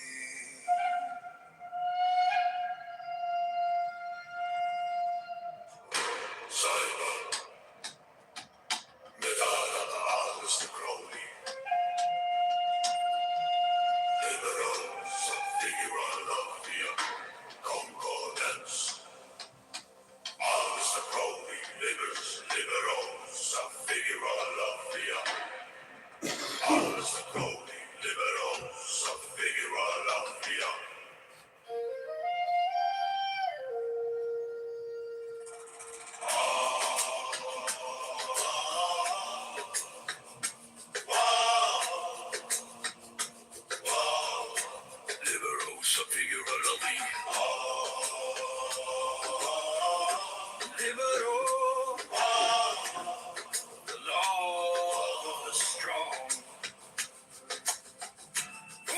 is our Lord and the joy of the world. Do what thou wilt shall be the whole of the Lord. All I 40. Thou hast no right but to do thy will, do that, and no other shall say nay. Every man, every woman is a star. All I 3. There is no God but man. One man has the right to live by his own law, to live in the way that he wills to do, to work as he will, to play as he will, To rest as he will, to die when and how he will. To man has a right to eat what he will, to drink what he will, to dwell where he will, to move as he will on the face of the earth. every man has a right to think what he will, To speak what he will, to write what he will, to draw, paint, carve, etch, mold, build as he will, to dress as he will. for man has a right to love as he will. Take your fill and will of love as he will, when, where, and with whom he will. Our life 51. Our man has a right to kill those who would thwart these The rights. slave shall serve. Our man has a right to kill those who would thwart these rights. The slave shall Our serve. man has a right to kill those who would thwart these rights. Love is the law, love under will. Our life 51. You are here on the library of Alistair Crowley. Technical libers of the Lemo Liberals of Figure Lovey. Trace Liberals of Figure Lovey. Sidebar. Medalla Alistair Crowley. Liberals of Figure Lovey. Concordance. Alistair Crowley. Liberals of Figure Understand or Lovey. can't fathom or don't really understand, just like in the natural realm, as above, so below. But see, the thing is, right? The thing is, there's certain things that just I feel shouldn't be touched, right? By all means, I feel like I'm an indigo child. An indigo child is someone that believes that they have powers beyond blase, right? But there are some things that just should not be touched. That's just what I believe. All that futuristic speaking and stuff like that. Y'all ever seen that? So Raven, right? Y'all know what happens every time that Raven saw a vision? Into something that you already have a bone to pick with, and you're trying to do the religion thing.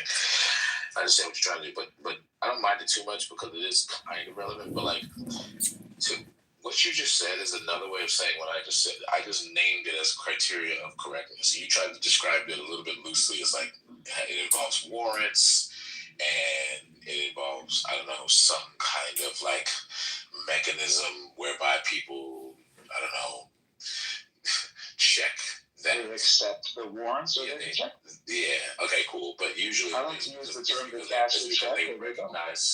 It's because they recognize some criteria, though, right? There's no way to do this without having some kind of criteria in mind, right? So, like, you have to have a criteria of correctness in order to, like, assail or deny the identity claim. I think the criteria are pretty difficult to get your hands on. Seems to me that not really, because otherwise we wouldn't be able to tell the difference between, like, I don't know, a baker and a non-baker, because the criteria would be fuzzy. Like, but we don't have a problem with that, like, at all. Right? Like whenever we're accepting somebody's identity based on just they say it, name it, and claim it, right? I mean, that's the weakest kind of identity. But then there's a kind of perform it.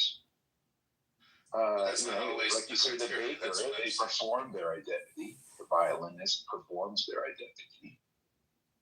Well, only insofar as the performance of the relevant action is a part of the criteria of correctness. Like, it's hard to imagine a baker who never bakes anything. But is there really, what is there, a body with an elected leader who decides what the criteria of correctness is? Seems to me that criteria usually for legal purposes, yeah, for like official things like being like a doctor. Yeah, we have a bunch of like legally sanctioned apparatus that it becomes a part of the criteria of correctness. So, you know what I mean? Like, I wouldn't be able to call myself like an official teacher in California unless I had certain credentials that enable me to say that. And like, that has to be recognized by the state. If it's not recognized by the state, I am effectively not a teacher. And not only that, I can't get hired anywhere unless it's under very unusual circumstances. Yeah, but if you were a religious person, if you have a school still funded by the state under a voucher program, well, you could be a teacher there, for example.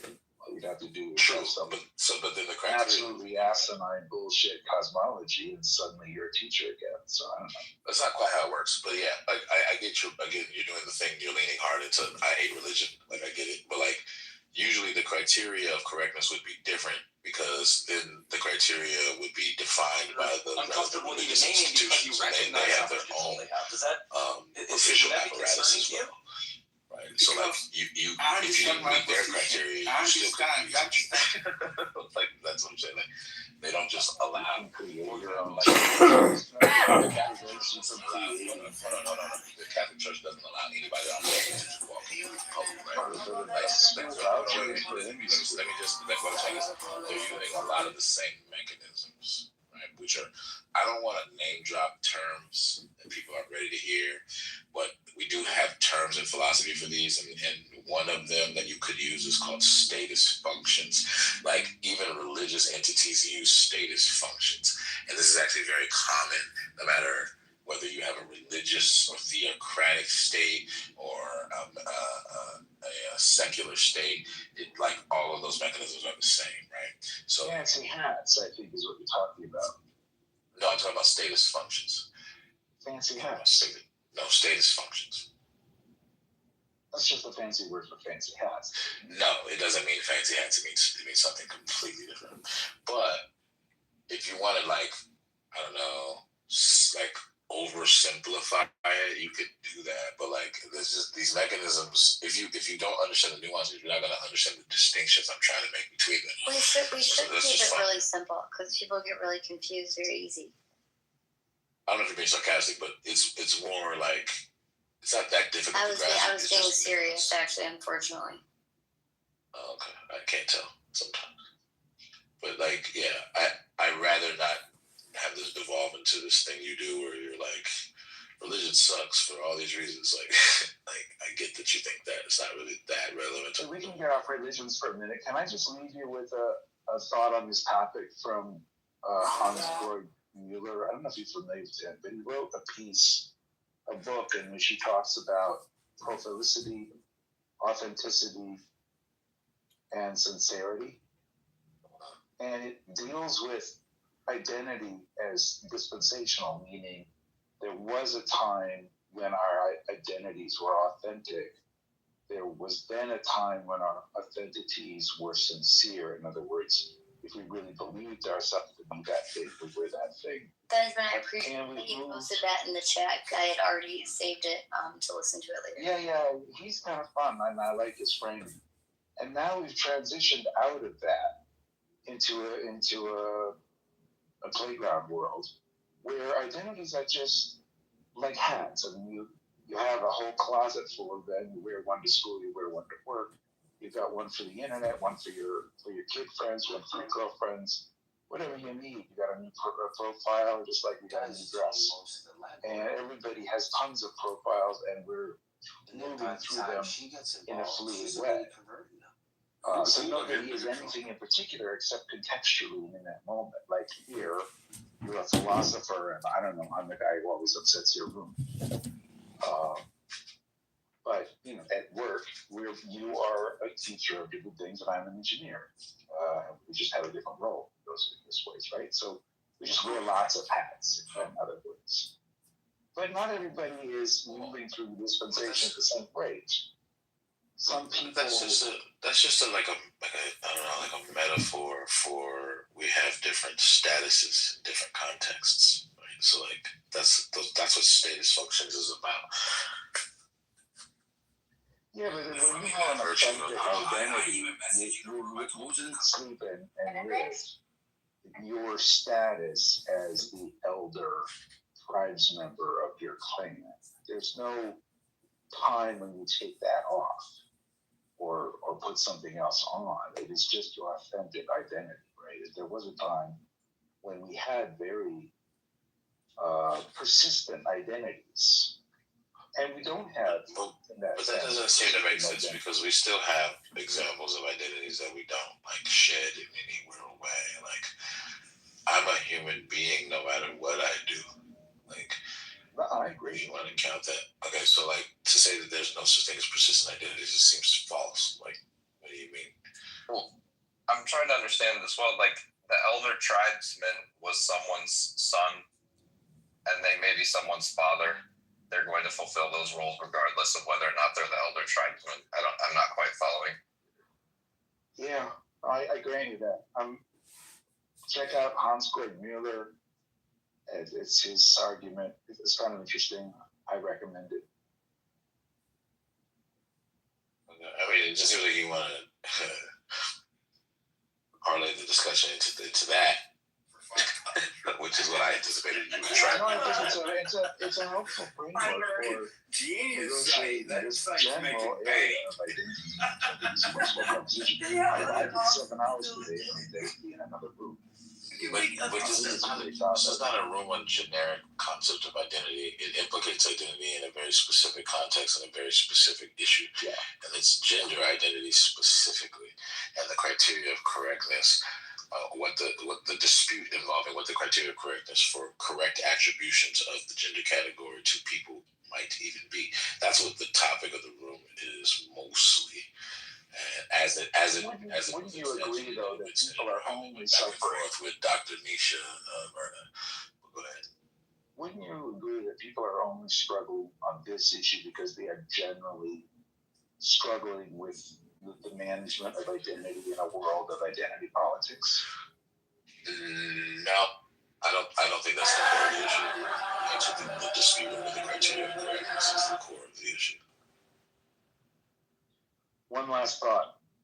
I think the Democrats do make a strategic mistake when they center these identities in this kind of unmanageable way, and they say that they're trying to protect people, when the way in which they politicize these issues has exactly the opposite effect every single time after time after time.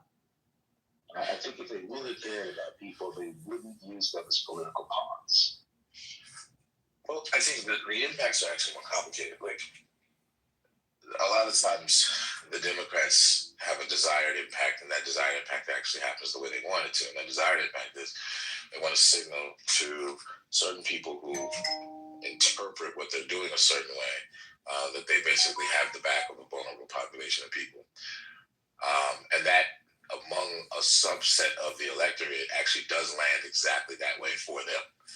The problem is, if the majority of the electorate doesn't feel that way, then they might get outvoted, like what happened, I think, in the 2024 election, and what might happen in some elections in the future if the Democrats don't change their strategy. So I think you're partially right. I just think you kind of didn't explain very well why you're right. I don't know. Nah. Identity politics is fascinating to me because there is a way to do it where it's valid.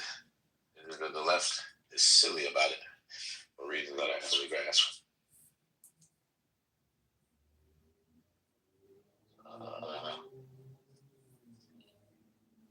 And they're not always silly about it, to be fair, but they're silly about it often enough where they're eroding public trust in their notion of identity politics is supposed to be done.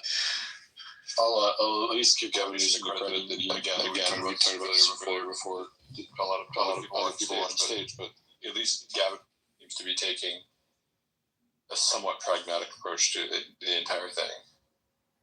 So, and again, I hate giving Gavin Newsom credit, but he is trying really, really hard to distance himself from this particular issue. He knows this is not a winning issue. I'm a little confused. Can men get pregnant? Beliefs, or it's because No, of course not. yeah, like I'm not sure. But that's where the political winds are blowing. So at least he's aware of that. You know what I mean? Like there's a huge subset of the Democratic Party. Or does Gavin think that men can get pregnant? Point of order. Does Gavin think that men can get pregnant? Fair enough. No trolling tonight. Yeah, no trolling. I'm gonna log off here in a second. Anyways, I want to go to bed. But it's like I don't think it has anything to do with what he actually believes. I don't know what he actually believes, to be honest. I think that I don't know. I don't know whether or not Gavin Newsom is old enough where he is of the belief that, like, this was not the position of the Democratic Party up until, the last 10 years? Yeah. I agree with that. Right. So, like, I don't know what. But it's been the view of progressives for a while. Sure. But so, the progressives have kind of infiltrated the party, and so. Right, but if you're asking, like, well, what does Gavin Newsom actually believe? I don't know. I don't know what he actually believes on anything. To be honest with you, I think he's kind of a chameleon. That's one of the reasons why I don't like him. But I mean, he's got like a kind of snake oil salesman vibe. Like he's kind of got charisma that he can leverage in a way that people who aren't hip to his games will fall for inevitably.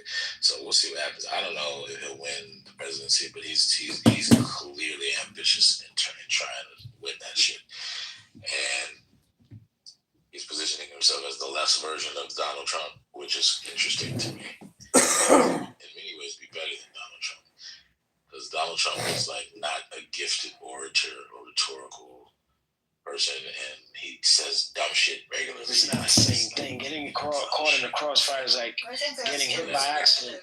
You didn't choose no side or nothing like that, or you might have been a good person. You just got caught in the crossfire. No, we're just in the direction of his target that he's committed to destroying sin. If we hold on to it, we just go right with it, which brings up that point: conditions. I think that I think God holds the most, pardon the pun, God awful grudge there is. It's known as hell. God created hell. Now, true, if you're Christian, you can repent all your sins. You will go to heaven, no problem. If you're Catholic, maybe not. But God will hold an eternal revenge and eternal consequences. And sorry, God holds the greatest judge of anybody. Well, for those who think that God does not have a hate on those who, I'm gonna say, intentionally sin, and I have to be very precise on that. When I say intentionally, I'm not talking about those who came into the knowledge of knowing better. Aries. Oh my God, aren't you slow?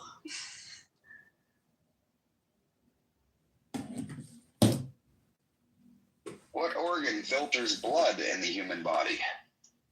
The liver. I think it's kidney, do? Kidneys. Yeah, that's what I thought. What is the name of the closest star to the Earth besides the Sun? Alpha Centauri. This is saying Proxima Centauri. Yeah, close enough. Proximus? Is that odd? Proximus? Yeah. Yeah, that's odd. Hey, you better holler your nuts now. Pause. What is the chemical symbol for silver? AG. Yeah. I'm so bad at periodic tables and chemical symbols shit. I'm gonna study up on that. It's so Oh my God, there's a chemistry major. That's why Apparently there is multiple countries, but what is the main country that is both in Europe and in Asia? Russia. Apparently Turkey. But I don't know. How do you say the main one? I don't know if Russia would be, but I don't know. What gas do humans exhale? CO2. Carbon dioxide. Oh.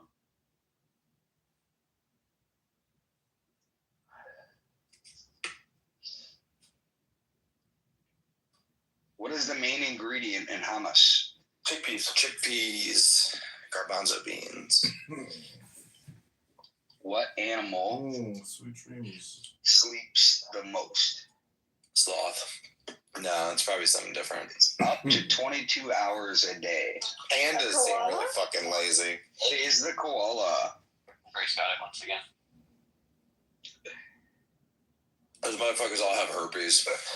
Yeah. My daughter's telling me that the eucalyptus, that the leaves they eat is what makes them sleepy. Yep. Which famous physicist wrote A Brief History of Time? Hawking.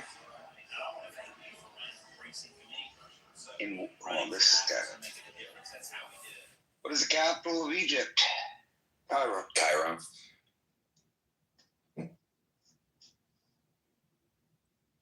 What country has the most lakes in the world? America? No. Canada. Canada. Soon to be America. That's only because you guys are claiming half our lakes. No. Bullshit. Those are our lakes. Those lakes, you could take from us, we still have way more lakes. Those are a lot of the water, but not a lot of the lakes in numbers. They just have a lot of ice up there. They call them lakes, though. Dude, doesn't count if it's frozen day. What is the capital of Argentina? Buenos Aires. What year did the iPad first launch? 2010? Correct. Mm-hmm. What is the largest species of shark? Great white. Whale shark. What's bigger? Oh, yeah. Sure. Whale shark. I think that thing is more of a whale than a shark, though. What is the name of the first artificial Earth satellite? Artificial Earth satellite. I don't know why it needs the artificial work. Sputnik?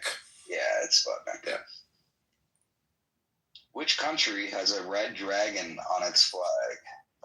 The Chinese is. The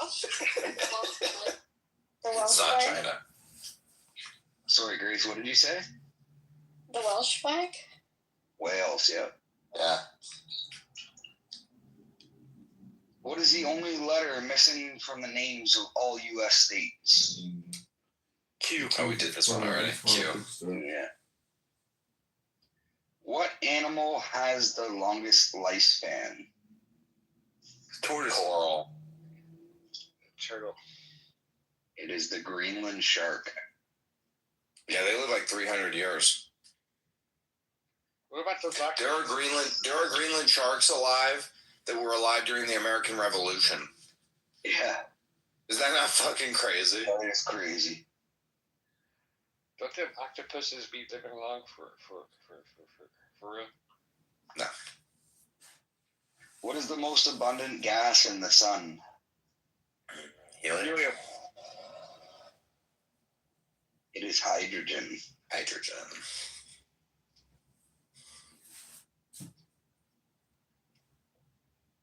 What element on the periodic table has the highest point? Cadmium. That's For that. the second place. What's that? The heavy one that you bought? The square tube that you bought? Tungsten. Tungsten. It is tungsten. Yeah, that one. It must be hard to make those cubes. What is the only English word that ends with the letters MT? MT. MT.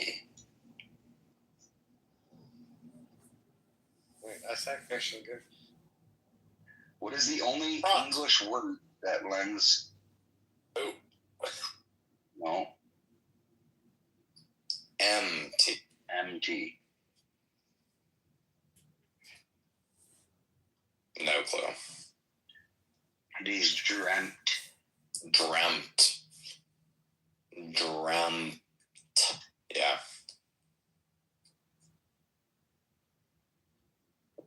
What is the only mammal capable of true sustained flight? should have a say. I know that it's a bat. Yeah. Bats are mammals. They don't seem like they are, but they are. What is the chemical formula for laughing gas? It's nitrous oxide. N2O, nitrous oxide.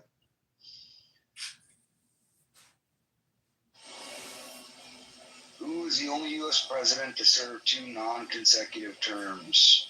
Trump. Before Trump. Grover Cleveland. Yeah. Deepest point in the ocean? Marianas Trench.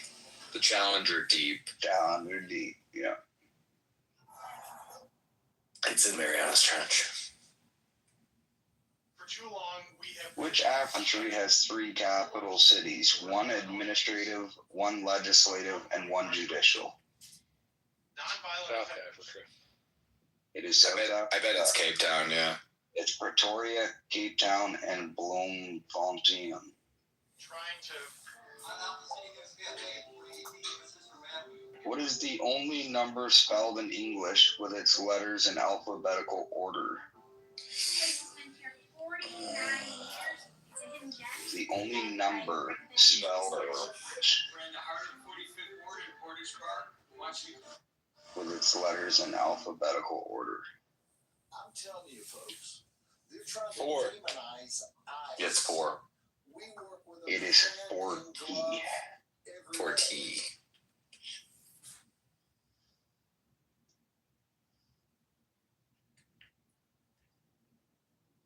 What mammal has no vocal cords? No vocal cords?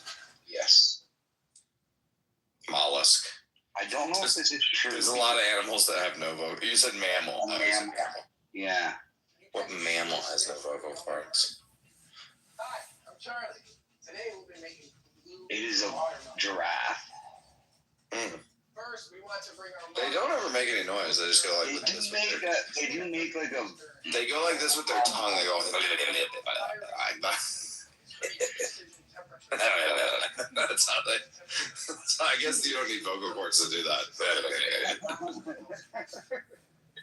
In Greek mythology, who was condemned to roll a boulder uphill for eternity? Yep.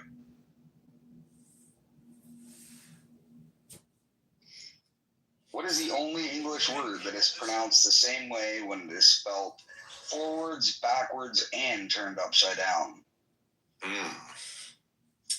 Gotta be something with an M or a W. Mo.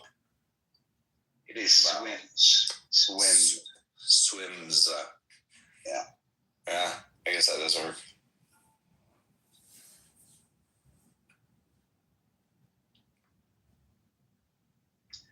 What is the only country that starts and ends with the same letter and contains no other repeated letters?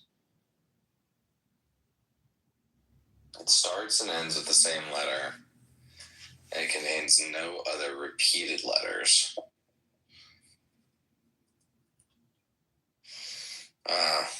No clue. That's a hard one. Angola. Angola. That's some shit you only know if you're from fucking Angola.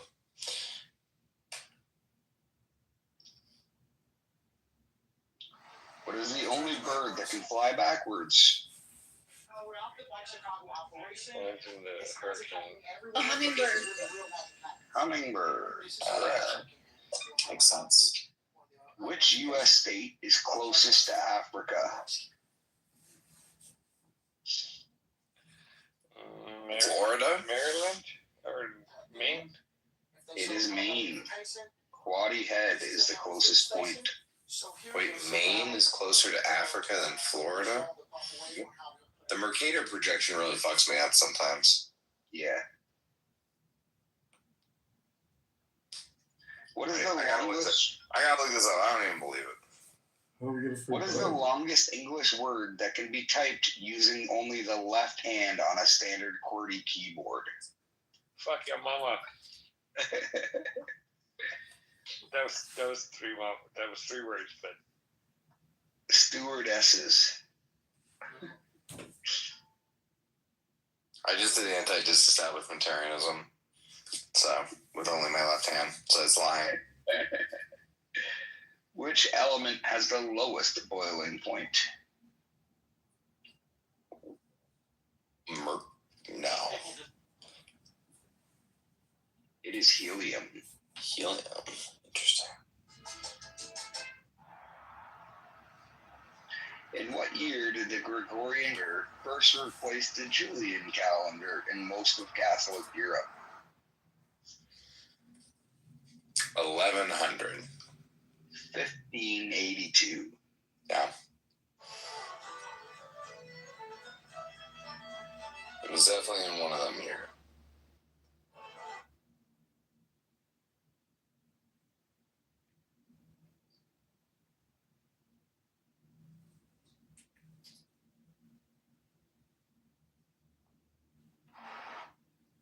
I knew it was 15 something. What is the capital of Tasmania?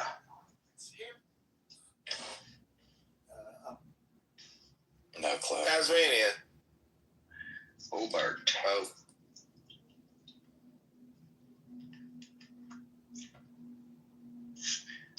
Oh. In what year did the Soviet Union officially dissolve? 1989. The wall came down. It didn't officially dissolve. Yeah, until December 26, 1991. Took a while. Yeah.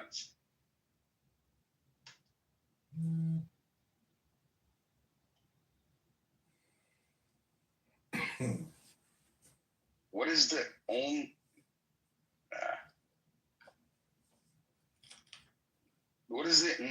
only English word that contains all 5 vowels exactly once in order? Cabinet officers and captains of Eggs Benedict and Ramos Gin for his breakfast.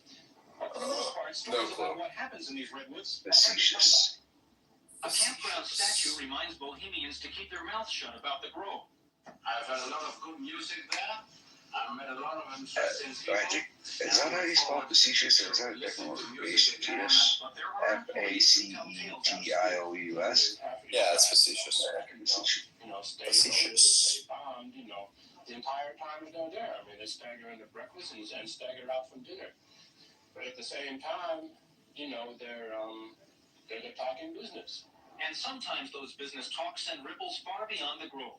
Sociology professor William Domhoff. Reagan and Nixon. Which gas was used as the first anesthetic in surgery in 1846? While decision makers are cementing friendships, protesters outside the gas. Is it just nitrous oxide? It is ether. Yeah, ether.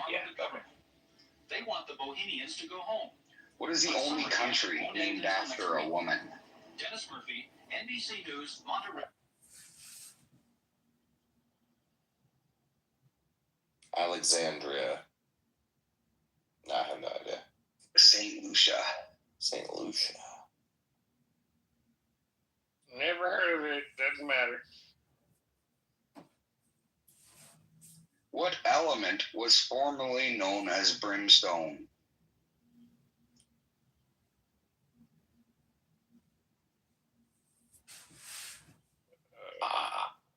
Iron?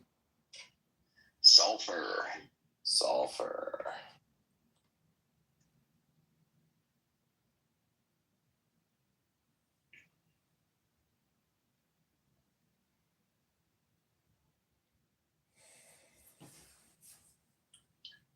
What country has the most official languages? Around 11.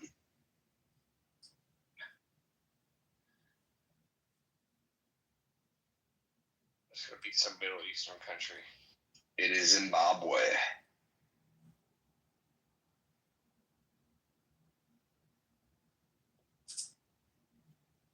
Which Roman emperor was killed by a wrestler named Narcissus? Commodus.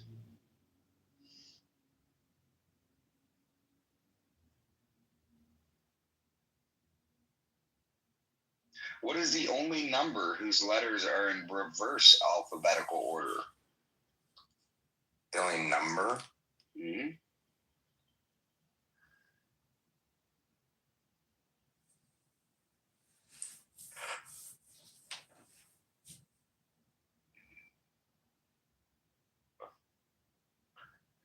The square root of infinity. It is 1. Tricky.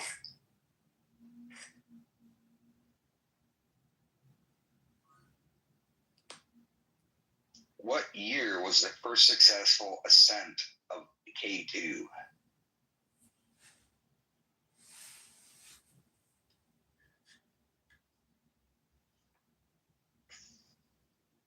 $1954.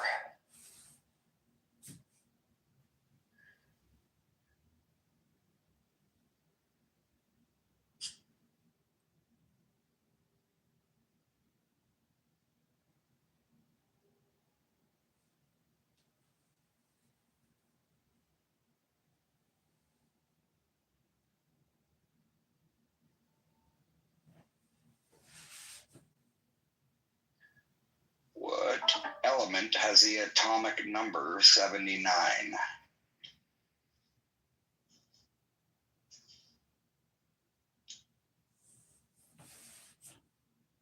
It is gold. You gotta dumb these down for me, Dave.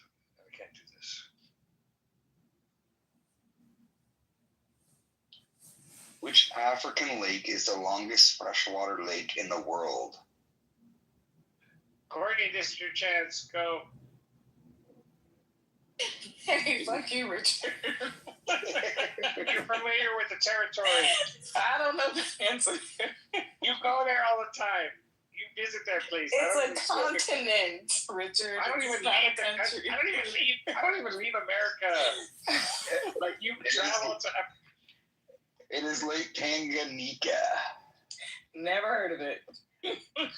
Jesus Christ. Okay, well, no, yeah, I know it's a continent, but Jesus. Oh, here's a good one for everyone. What is the capital of Greenland? America. Trump. It is Nook.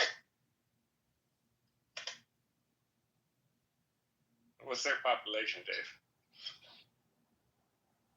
I don't know. I thought it was like, I don't know. I thought it was like 100,000 or less. It's a pretty small country.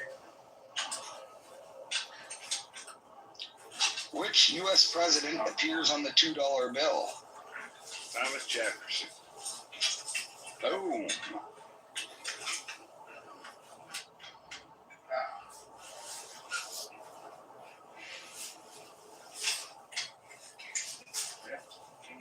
What is the only English word that uses all 6 vowels exactly once, including Y?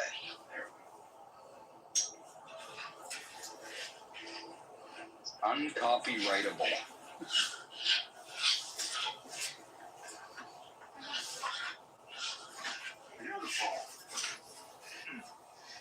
In what year was the first email sent?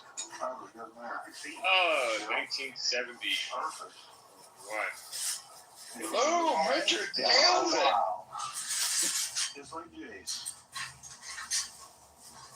Which country has a unicorn on its official coat of arms?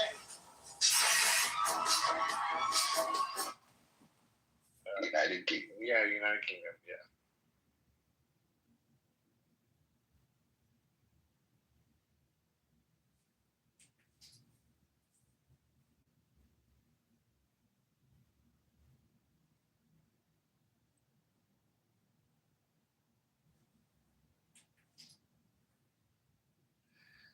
In what year did the Concorde make its first commercial flight?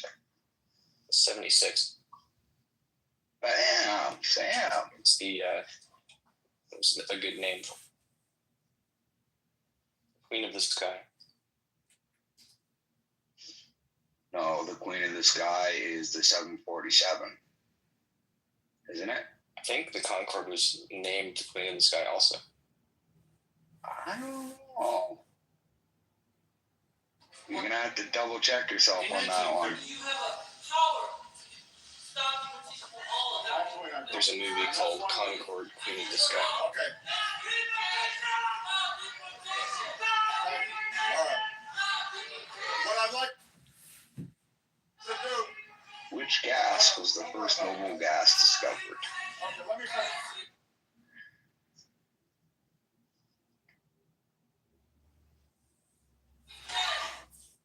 It is argon.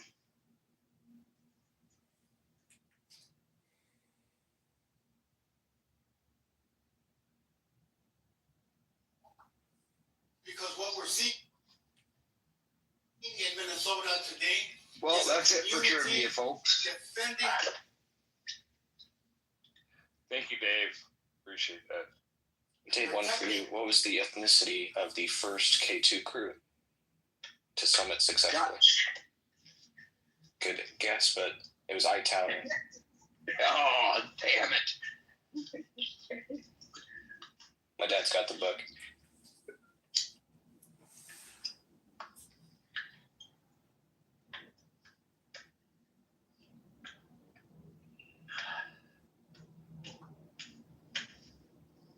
What is the highest mountain in North America? Denali, or Mount McKinley, formerly. I was going to get you on a technicality. I think it's back to McKinley, no? That's actually a great question. I thought I heard recently they On this vote, switched the it yeas back. are 50, the nays are 50, the Senate being equally divided. The Vice President votes. Yeah, they did switch it back. That's so funny. And Trump in January did that. One of his executive orders, I think. Affirmative. And the point of order is sustained. Gotta make sure. My truck dropped $5,000 in prices, then my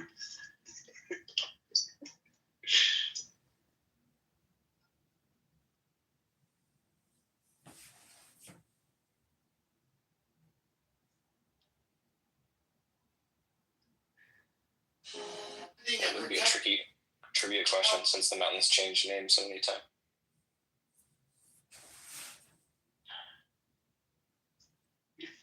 Mohan. We got a trivia question for you. Okay, what's up? What's the tallest mountain in North America? You get one guess.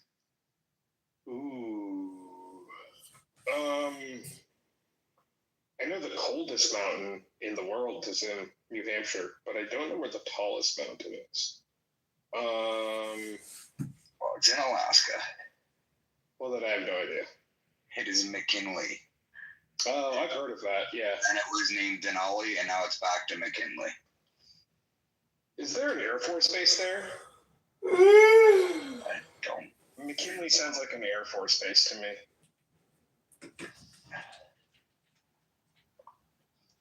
Well, wasn't he a president? I think you're right, Mohan. McKinley sounds like an Air Force base to me. Wasn't he a president or something? I don't know, was he? I don't know if I can know. The Air Force Base next to McKinley is called Elmendorf Richardson. Okay.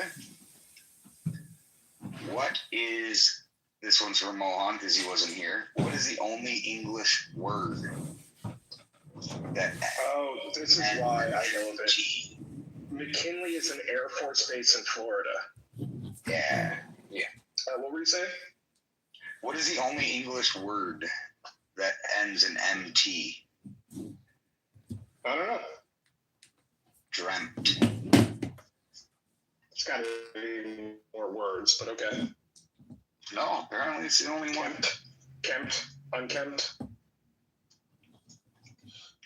Your hair is unkempt. Talking to my girlfriend.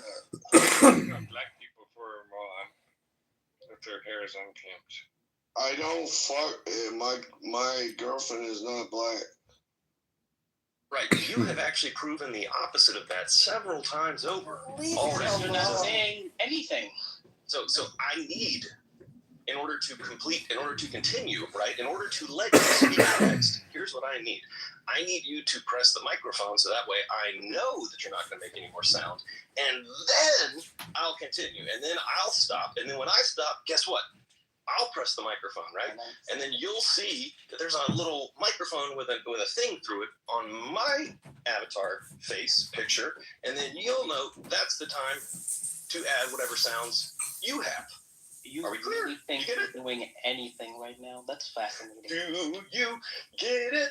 It doesn't seem as though you get it, my friend. Do you get it? That I get it, but I get it, my friend. I said, do you get it? Oh, well, Dumb, you get it, my friend. I said, do you get it, my friend? Weirdest. I agree. Black Muse, you are allowing this to go on, dude. You're allowing this to go on. We'll talk about it in another room because this is y'all broke out in song. Y'all were like arguing like regular Clubhouse people, and then you guys went all fucking pitch perfect. That shit was weird, bro. I've never seen that shit before. Listen, I don't take people seriously enough to be affected by what they have to say. So if they're going to be foolish, I'm happy to entertain that. So Caleb, please, by all means, continue being an imbecile. Imbecile. Please, continue. Why are you pronouncing it like that? That's I'm pronouncing it. I'll tell you why, Black Muse. I have the curse of speaking 6 languages, and I learned that term in a different language than English, and that's how I pronounce it. So I'm sorry about that. Okay. It just sounds hilarious when you say it like that because ironically, it's imbecilic to say it that way.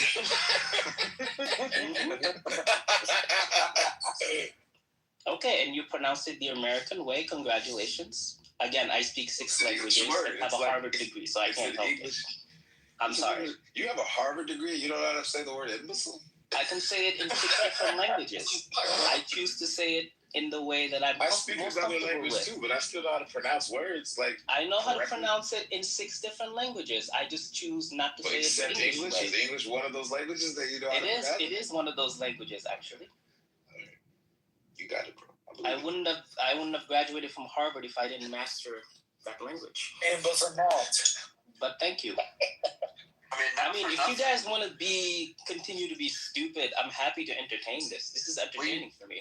You harmonized because you literally not said anything. You entered the conversation, and then the moment you entered the conversation, because I also, it's also not my fault, Caleb, that I also sing in addition to having attempted to remove you from the conversation, like I'm attempting to do right now. It doesn't really work because you're incapable of turning off your microphone to be able to receive input into your brain such that you can process it. And it's just fascinating to me benefit to any other people. Continuing to just we're now just doing this. Like, you're this just not talking. Super helpful. This is like literally the best, most productive thing we could possibly be doing as Americans. And you're choosing to have this go on. You're the one who's creating this. No, my friend. You are. Don't call me that. I literally said, here's what I need in order to get what I need done. It's you with a muted mic. That's what I need. All right. So until you give me that, I can't do what I need. So that way I won't be done. And then as long as I'm not done, you won't be able to do what you're trying to do, which I presume is probably be done whatever it is you're trying to say. Speak at any point, and you're choosing not to. That's not Jesus my problem. Fucking Christ, you were asinine. God and damn. Stop insulting the prophet, please. Thank you. I will insult whatever fucking prophet I want. Jesus fucking Christ, fucking your brother backwards, all right? Jesus fucking Gandhi. Could it be that you just don't have anything to say? What are all the different gods' names and all the different traditions? All of them in an enormous clusterfuck of just like constant orgy. They're fucking each other's ears, man. They're doing it in ways that doesn't make sense. Someone who has nothing to say, and that's why you're wasting everybody's time? So, because you've literally spent the last 20 minutes saying absolutely nothing, and you've been given plenty of chances. I mean, but it was entertaining, and he does have a good point. So we were all laughing. We were all laughing. So, all right. So, Mama, do yourself a favor. Like, join in with the laughter, or the joke's on you. Dude, I have laughed a lot. I've also sang. I've also broken into different languages. Like, trust me, I'm enjoying myself. It's not my fault that my IQ is too high for this conversation. Oh, Hey, my I God graduated. damn, son. Yo. God damn, son. Okay, Jesus shit. Christ, who the fuck do you think you are? He said your IQ's ain't hit. God damn. Who the fuck do you think you are? I don't need to answer that question. I've modeled who I am You in think this you're somebody. conversation. You think you're some hot shit. Who the fuck do you think you are? Somebody. He went to the same school that Mark Zuckerberg dropped out of. That's lit. That's so funny. Oh, but there's a lot of famous people who are billionaires now who dropped out of that school too. I know. Like But a lot of presidents of countries that also graduated from there, as other billionaires, like Bill Ackman. So I don't know what point you're trying to make, but it's not a very good move. Possibly. My IQ's not as high as it was panic, but outside the Harvard, I didn't get in though. I don't know about that, but sure. No, I literally applied to Harvard. I didn't get in. Oh, you didn't get in? No. Oh. I don't think my IQ was high enough. Maybe. Maybe I should have pronounced the word imbecile differently. I mean, Possibly. I mean, speaking 6 languages doesn't hurt either. That's true. Let's see. 2.5.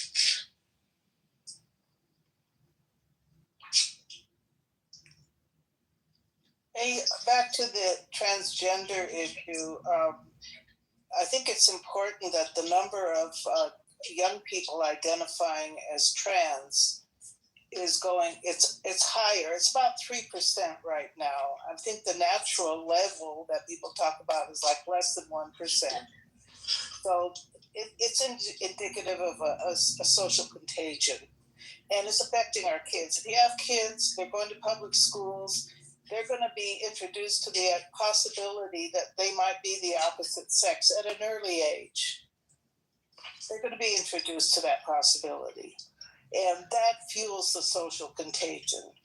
And, you know, as to kids, do you think that minors can consent to, like, surgery that would be life-altering and permanent and could destroy their fertility? No, that's usually why their parents do the consenting. Right. Do you think parents have a right to consent to something like that? They literally do according to the law. But do you mean something else? Yeah, well, it's about to be made illegal. You know that HHS had a press conference in the last month, and they're accepting comments for a period of time, but they are going to make it illegal. Okay.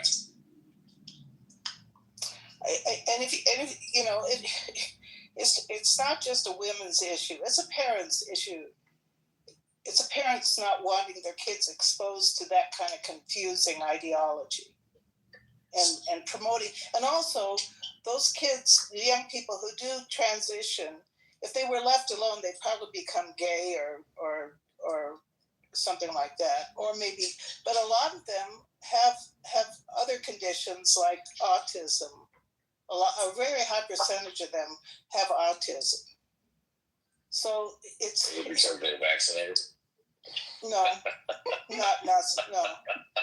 You're gonna laugh at that. These poor autistic kids are being influenced by a corrupt ideology, and this is going to be seen as medical malpractice and a real shame on the whole medical establishment that's allowed this. Yeah. You've regurgitated a lot of arguments. Well, I've listened to them, and I'm trying to express them. I'm trying to express them in as few words as possible. No, you're just regurgitating what you heard. Well, why do you say I'm regurgitating as if I hadn't studied this? You haven't. You don't know what social contagion means. Yes, something like kids when they started cutting themselves, or girls when they started starving themselves.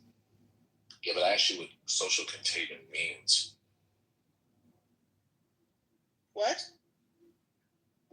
That's actually what social contagion means. Just the way it sounds. It's descriptive. It's a descriptive phrase. Do I have to talk like a sociologist now? It's in English. It's English. You just demonstrating you don't know what it means, and that's my point. Like you just regurgitated. Well, just like wokeness is a social contagion. Child. Wow. Okay. So transgenderism is like wokeness. It's based on an ideology that is contagious. Communism is a social contagion. Oh my God. Well, I'm thinking out loud. I am not a professor, okay? I'm thinking out loud. I could tell. Oh, you could tell. Oh, you're so superior. Hey, by the way, I graduated I just from. know what words mean. By the way, Muhammad, I graduated from Berkeley when it was rated higher than Harvard. It's first of all, it's Muhammad do, and second of all, good for you. And she just shit on your Harvard education all category and shit. Yeah, because that what she just said contradicts it. All right, if y'all want to think that, that's cool. I have a BS. I didn't study sociology. Like that. Yeah, you have BS. Congratulations. I have a Bachelor of Science. Yeah, you're full of BS. That's cute too. Thank you. Like wokeness and being the same thing. That's a real good job. Repartee.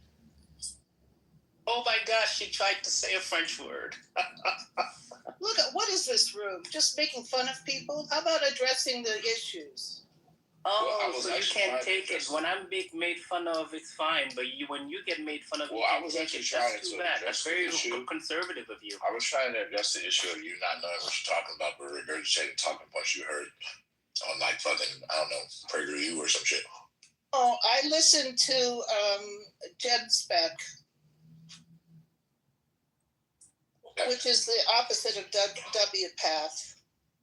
WPATH are the guys who promoted all these gender protocols for gender affirming care, and they're being pushed back against by scientists. Okay, it's a phony ideology. What does WPATH stand for? Oh, I can't remember. What is it? Yep. I don't remember. I know. And what is GenSpec? I don't know what it stands for. I know what the groups stand for. You also don't know what social contagion means. What do you think it means? That's what I know it means. What does it mean, Professor? This would be the part where you Googled it, right? No. Oh, you don't want to Google it? No. Okay. You tell me what you think it means. Well, where's the fun in that? What do you mean? You told me I don't have the right definition. What is the right definition? You didn't even give a definition. You literally said it was like communism. Well, I'm exaggerating. I'm exaggerating. It isn't a way like that. It's an ideology. That's not what social contagion means. Social contagion does not mean ideology. What does it mean? Again, this will be the part where you Google. Hey, you don't want to have a conversation. You just want to put down the other person. Tell me what you think it means. No, I want to demonstrate that you don't know what you're talking about. Oh, that's all you want to do. You don't want to go back and tell me why I don't want to know what I... Tell me what I got wrong. I also want to demonstrate what you're supposed to do when you don't know what you're talking about, which is look it up. No, I'm not going to sit here and look up everything on Google. No, let's have a conversation. What do you think it means? I'll have a conversation with you when you look it up. You know what? Clubhouse is becoming an AI debate. People, let's use what we know. Let's just use what's in our mind. Well, in order to use what you know, you have to know it first, right? I know the English language. That's and that is a very descriptive term, social contagion. That's a descriptive term. Especially, I think it especially applies to young people. That's where it mainly, where it happens the most. It is descriptive, but you don't know what it means. Well, so what? What's the difference between meaning and being descriptive and having some dictionary meaning? Sometimes the descriptive terms mislead you. Like yellow cake uranium sounds like something to have at a birthday party, but that's not something you want to bring to a birthday party. Right? Well, if uranium is in the description, no, you wouldn't want to bring any kind of uranium to a birthday party. Okay. What is yellow cake uranium? It's what it looks like, part of the process. What happens? I don't know. Lightning. You don't know what yellow cake uranium is. Hey, look, you're just picking at me. Get real. I'm demonstrating something very specific. Yeah, you're trying to show how stupid I am. No, I don't think you're stupid. I just think you don't know what these words mean. Do you know what I'm referring to? The thing that goes around with young people, how they get influenced by each other like a fad. Things become a fad. I know what you're talking about. I know what you're... It's a fad. You don't even know what you're talking about, but I think I know what you're talking about. I think the whole gender thing is a big fad, and I've witnessed it among young people, personally.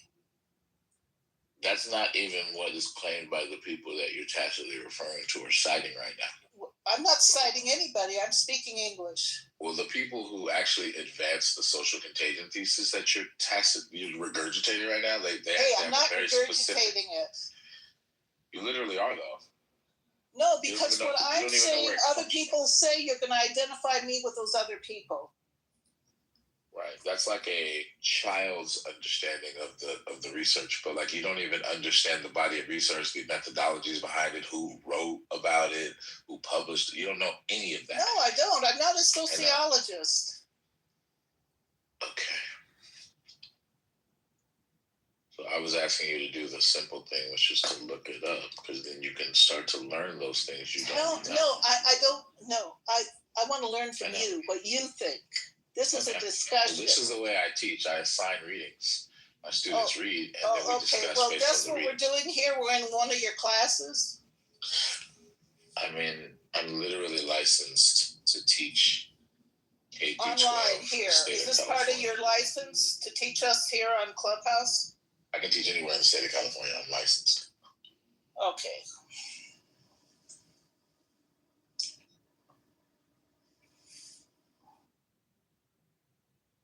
You don't want to talk to me anymore? No, I don't. I thought that I thought we were having a conversation here.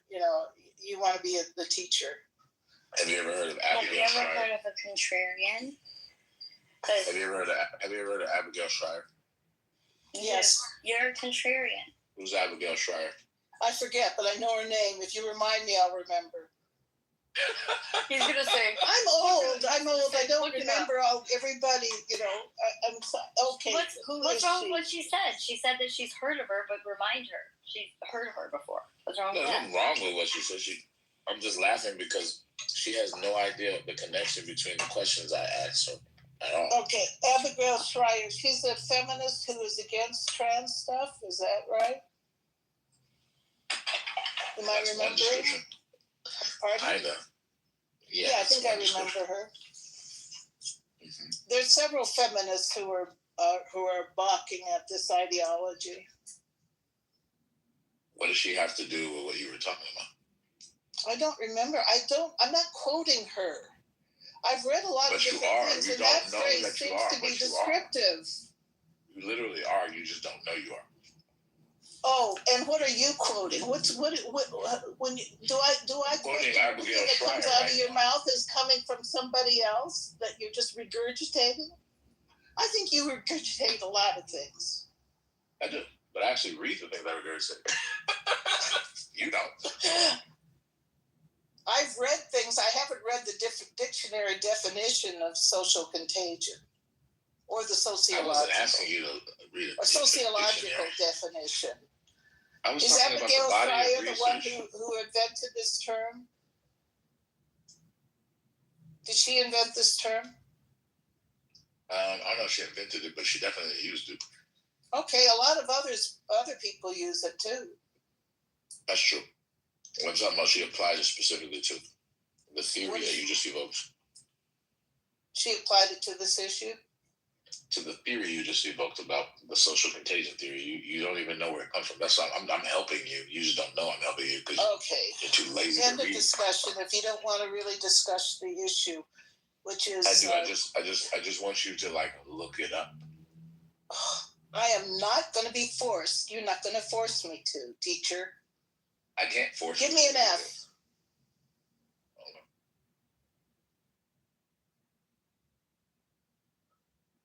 But I'm not going to engage you until you do minimal work.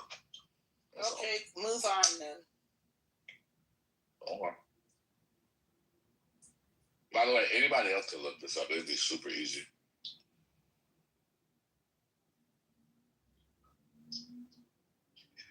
I just think it's interesting how you're comfortable being completely ignorant about something that you have such strong opinions on. That's crazy to me. Completely ignorant. Yeah, you don't know shit about what you just evoked. Wow. Okay, leave out the words, the phrase social contagion. Okay. Okay. How about minors Fad. You said fad. consenting? You said fad. How about minors consenting to surgery that can destroy their reproductive functions? I looked it up, by the way. What does it say? A social contagion means an idea, behavior, emotion, or trend that spreads from person to person the same way a virus does, but socially instead of biologically. If one person in a group starts laughing, others often start laughing too. That's emotional contagion. Trends like certain dances, slang, or viral challenges spreading on social media are forms of social contagion. Panic buying, like everyone rushing to buy toilet paper, can also spread as a social contagion. That seems to go along with how I was using the term. It does. Great. You've proved I was right in using it. I just didn't know. I didn't say couldn't you quote were wrong. some experts. I didn't say you were wrong in using it, did I? You wanted me to read that definition, which confirmed how I was using it. Well, no, I didn't really want you to read that definition. I wanted you to know the body of knowledge or research you were revoking. So you wanted more than a definition. You wanted me to bring up different authors. No, the reason why I asked you about the definition was to demonstrate you don't know what you're talking about. Okay, you think you've demonstrated that. I think you haven't. Oh, okay.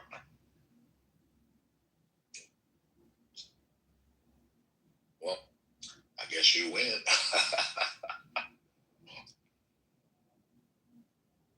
Do you think parents should be, no, the big thing also with the trans thing that Jen Speck talks about, and they debunked what WPATH is saying. You know, the kids say they're going to kill themselves. Okay, that's what bullies parents into consenting to these procedures, okay? And research, Jen Speck has research showing that that's, I think, from Northern Europe, one of those Northern European countries. That's not true. Actually, the kids who identify as trans have the same level of suicidality as the general. I think as other kids, maybe other kids who have similar psychological issues, if not the general public. But after transitioning, trans people have a higher rate of suicide than the general public. It's not something that solves their underlying problems, why they decide to become trans. Trans people always have a higher rate of suicidality than the general public. Say again? What? Trans people always have a higher rate of suicidality than the general public. Or suicidal ideation than the general public. Yes, that's a fact. Maybe it's not the general public. Maybe it's compared to other kids with other problems. And what's the reason behind it? What? No, I was asking you.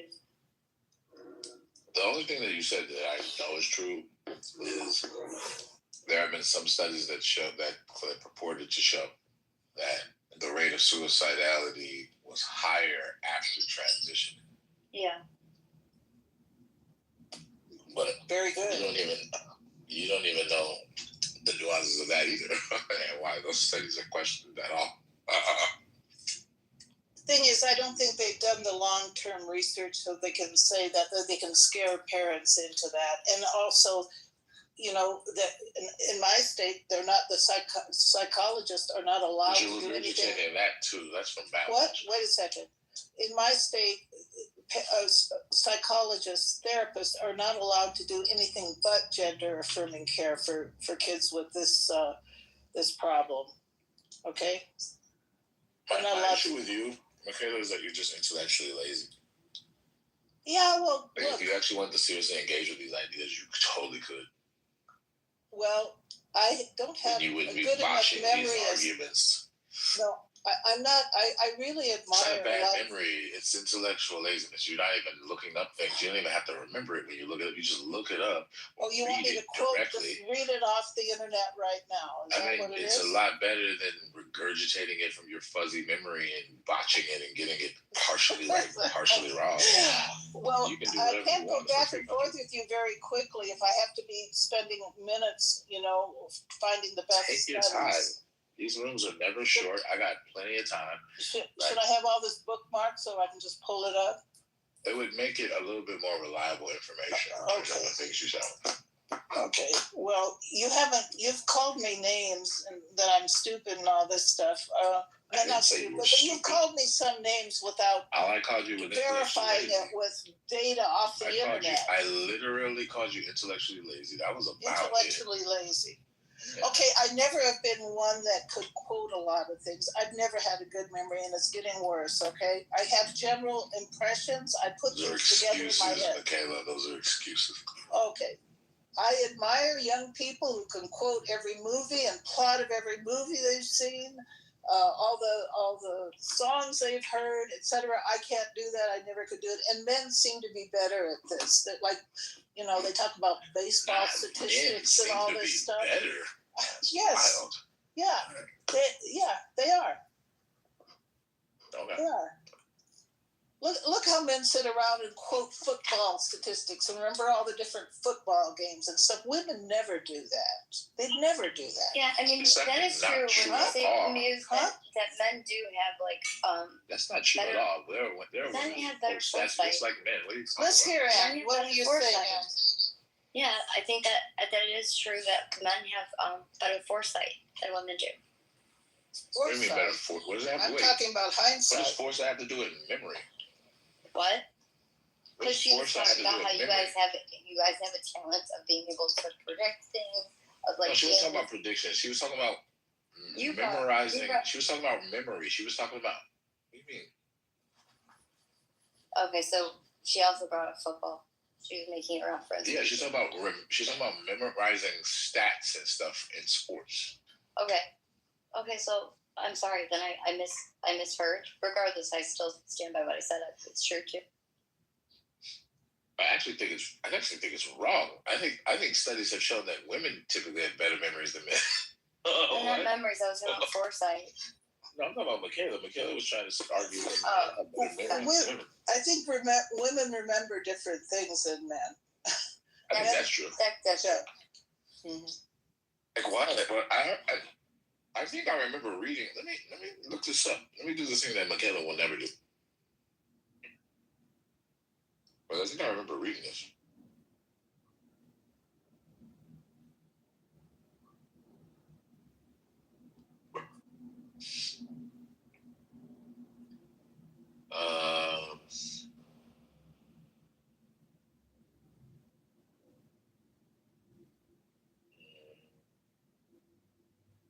This is a fascinating question.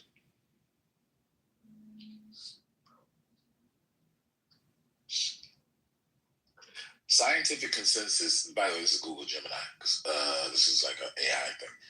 Scientific consensus indicates that neither sex has an overall superior memory. Instead, strengths are task dependent.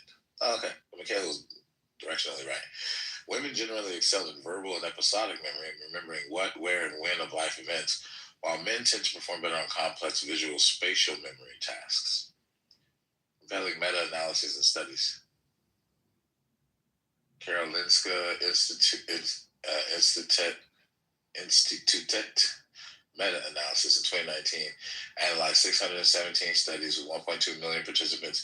It found a consistent female advantage of episodic memory, particularly for verbal information, words, sentences, facts, and faces, which is precisely the domain that Michaela was talking about.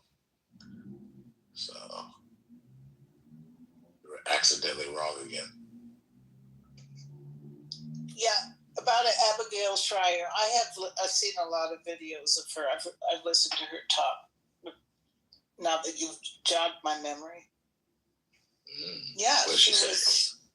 Well, she was out ahead of her time. What I just pulled up, I can't put everything. I just as she spoke, I thought I agree with that. I agree with that.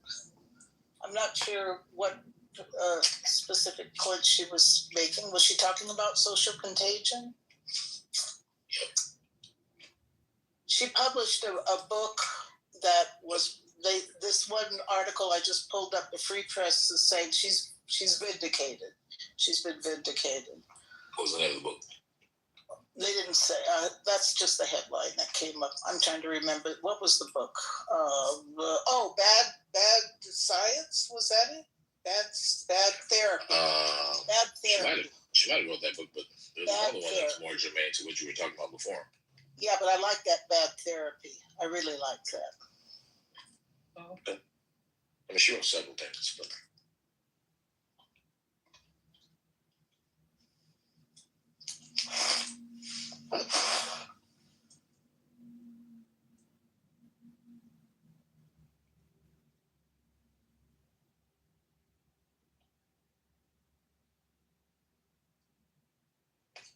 You know, I agree with you. I think that you said this. The trans thing has pushed, this woke stuff to the limit, and probably what Newsom recognizes, that it is discrediting the Democratic Party. It is making the party look foolish, just crazy.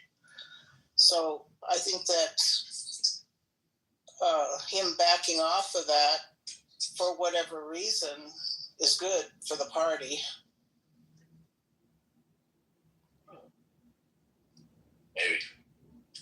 Maybe insert a little sanity in there.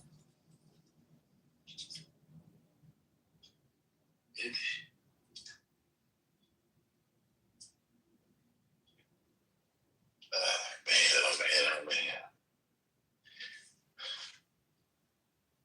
Michaela, if you actually looked up stuff when you spoke in these rooms, I feel like you'd be a little more.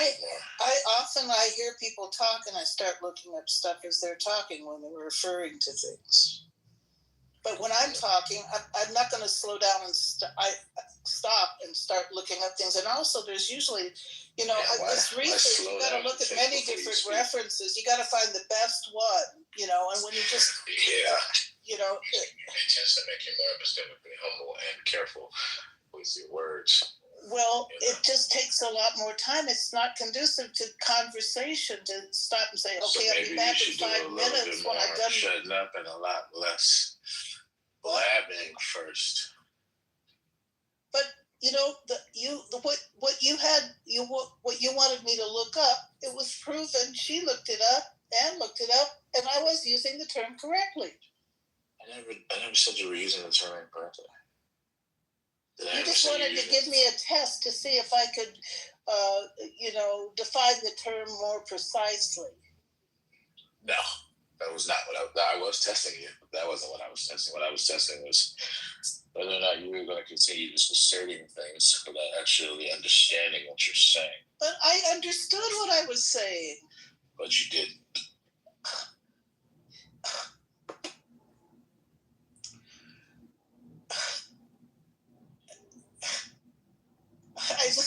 I just don't know how to respond to that. If the definition that you would have had me looked up confirmed how I was using it, then I understood what I was saying. Okay. You said something.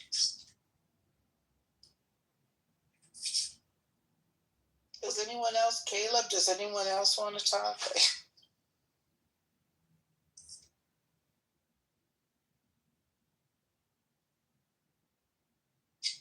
Yeah, Caleb. Yeah, I actually feel quite terrible for really losing my shit earlier. I'm like, man, that happened. So sorry about that, everybody. I hope it was funny. I hope somebody got at least a smile. That was hilarious. It was funny. Okay, Cool. That was funny as hell.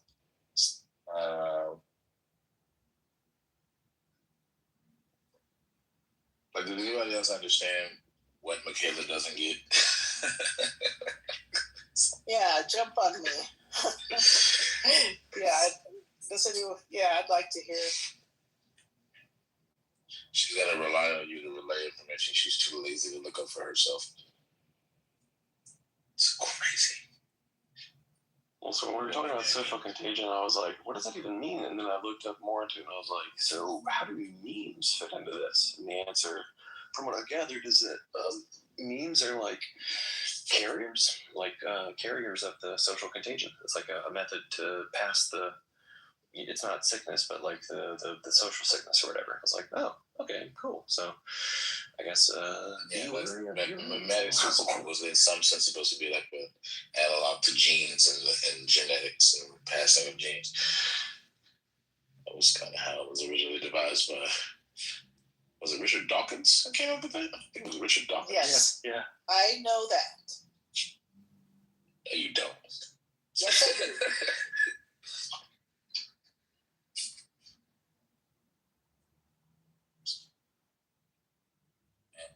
But yeah, I'm just a little perturbed by displays of unapologetic ignorance in clubhouse rooms. No, genuinely. I'm not even trying to talk shit. Like genuinely, like that literally perturbs me. Because particularly when it's a person who has really, really strong opinions, but they don't like have enough like I don't know, like the wherewithal to like actually like check the facts and like learn the details before they just evoke technical shit in rooms. Like I'm like, wow, like can we just stop doing that? Can we like try to learn some shit about it? Like I'm not asking you to be a PhD sociologist or shit. I'm just saying like if we're gonna evoke social contagion in the theory, then that's what's going on locally when it comes to the explosion you identifying as trans. It was the theory you evoke, but you don't know who authored it, the people who are famous for advancing it and arguing it, what their methodologies are. You don't know any of that. You just said it because you heard it somewhere. And it's like, bro, your argument would be stronger if you knew these details. Or at least you could make it stronger if you wanted to.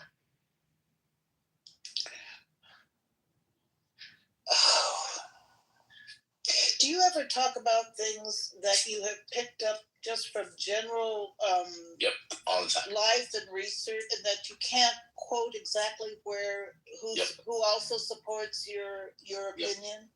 Yep, all the time. Okay, that's what I was doing. I mean, I've looked into this a lot.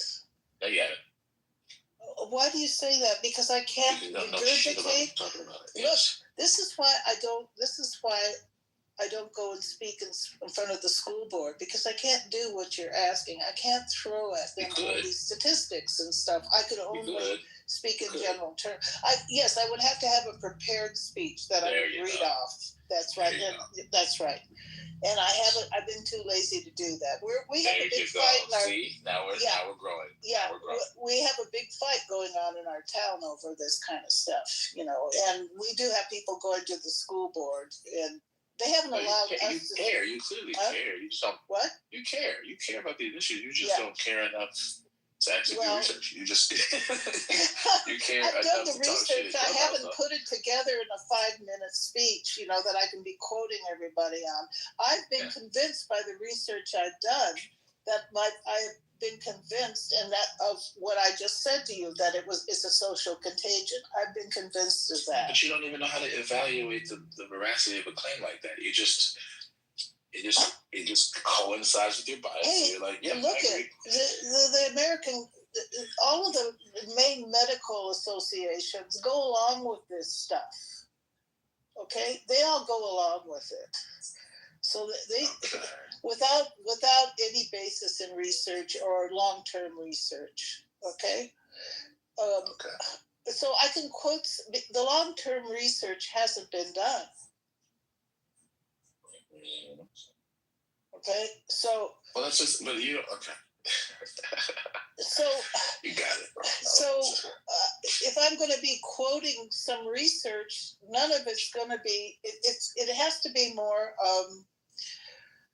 I don't know. Does Abigail Schreier quote? Does she back everything up with research? Mm-hmm. That's probably why I suggested you read her shit. Okay, I will. I'll look up and I'll rely on her for the research.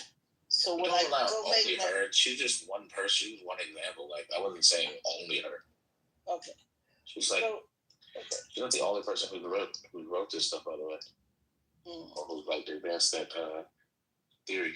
She did one off the top of my head. I could look up more for you. I don't want to do your work for you. Yeah, no, I know there are more. I've read them, and again, I can't. No, you haven't read them. Stop saying that. I haven't read the whole book. I've heard them talk on the internet.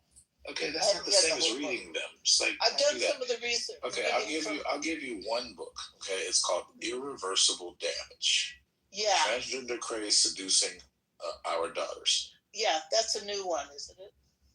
No, it's not that. I mean, relatively new. I think 2022. Yeah, it's newer. Yeah.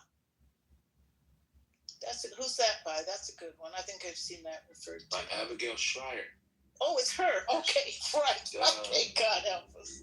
Okay. All right. Have you read it? Part of it. Part of it, like the introduction or something, or? Oh no, I got several chapters in. But it also the one I had is a digital one. I pulled it up on my iPhone just now just to see where I left off.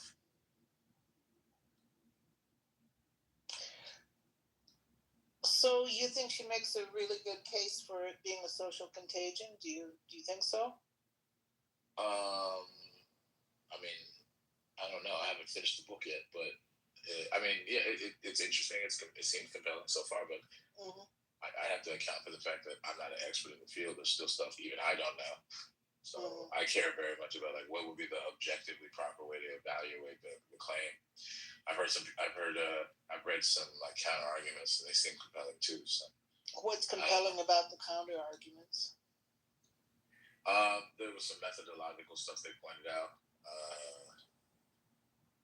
I don't remember the details, so I don't want to even try to. I don't want to say things that are wrong. But what I do remember is that there was some kind of methodological thing that they basically were arguing were flaws in her search study. There was a lot of like technical stuff that they were saying, but again, I don't want to like botch it. So I'll leave it at that. Because I would have to go find those things. This is stuff I read like months ago. It was actually in preparation for a club I run. I was going to actually bring it into a room and talk about it. So I started reading and preparing for that run.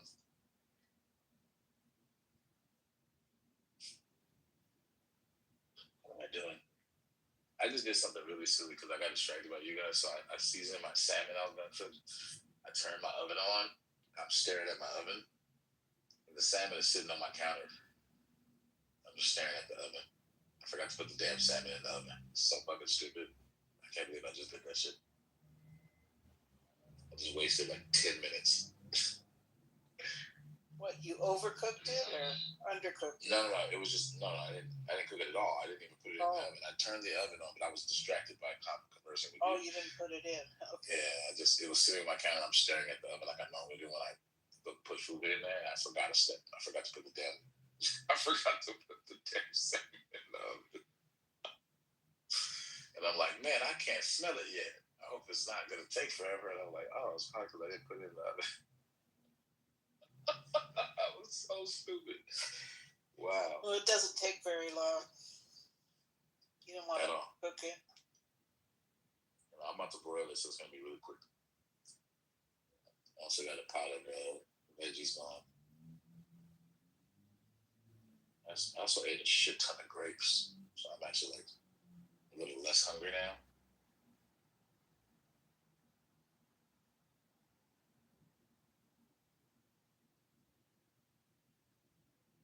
Oh shit, leftists are turning on Gavin Newsom because of that Ben Shapiro interview. Oh shit, I might be doing on that tomorrow.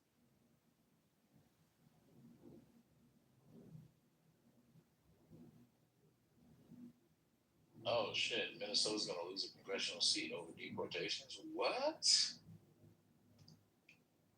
What you mean? Being for them or against them? What? Oh, because deportations. Oh, their population's going down. The Somali population. Is that it? I think that's the argument. Yeah. No, not the Somali population. Oh yeah, yeah. It wouldn't be Somali. Yeah, it wouldn't be Somali. No, there are Somali. First of all, there's a significant amount of Somali in Minnesota, but it's the deportation in general. It's not just Somali. Right, because they're legal. Somalis are legal. Well, some of them, maybe. Yeah. Well, the majority of them that live there are apparently natural-born citizens, or American-born citizens. Like 80-something% or something like that is what I read.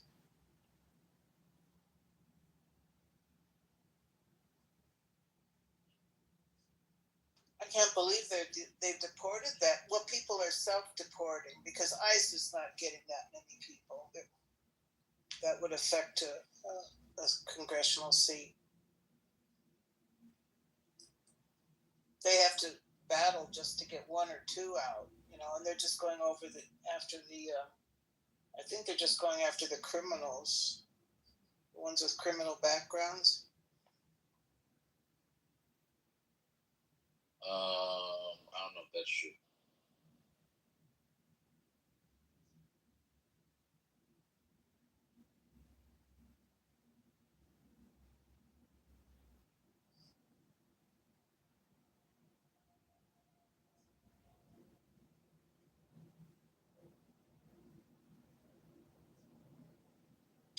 Well, I better go. I got to get up really early tomorrow. So, okay. Good talking to you. Night.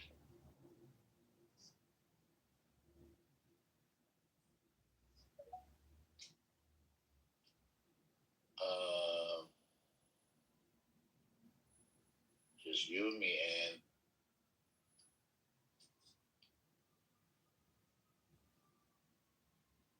or not. Maybe it's just me.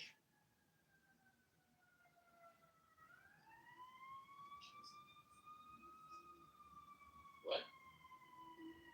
Oh my gosh, this app is like I could not come off of mute. What did you say to me? This is just me and you on the stage now. Somebody else. Oh, it is? Somebody left.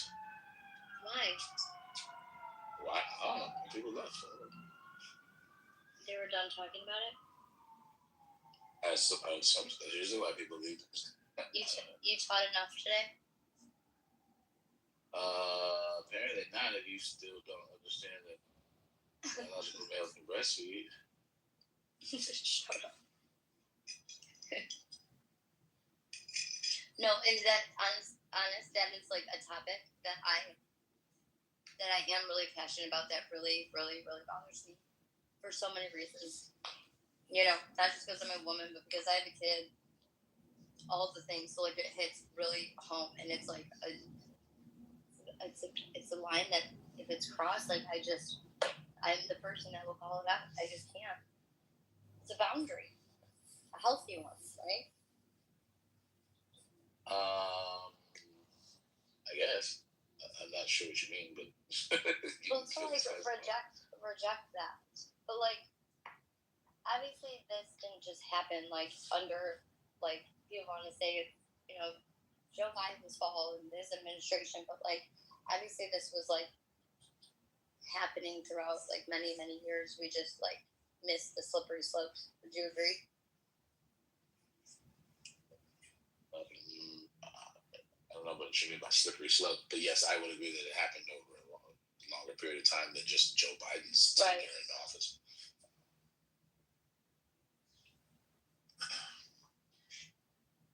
It's kind of sad.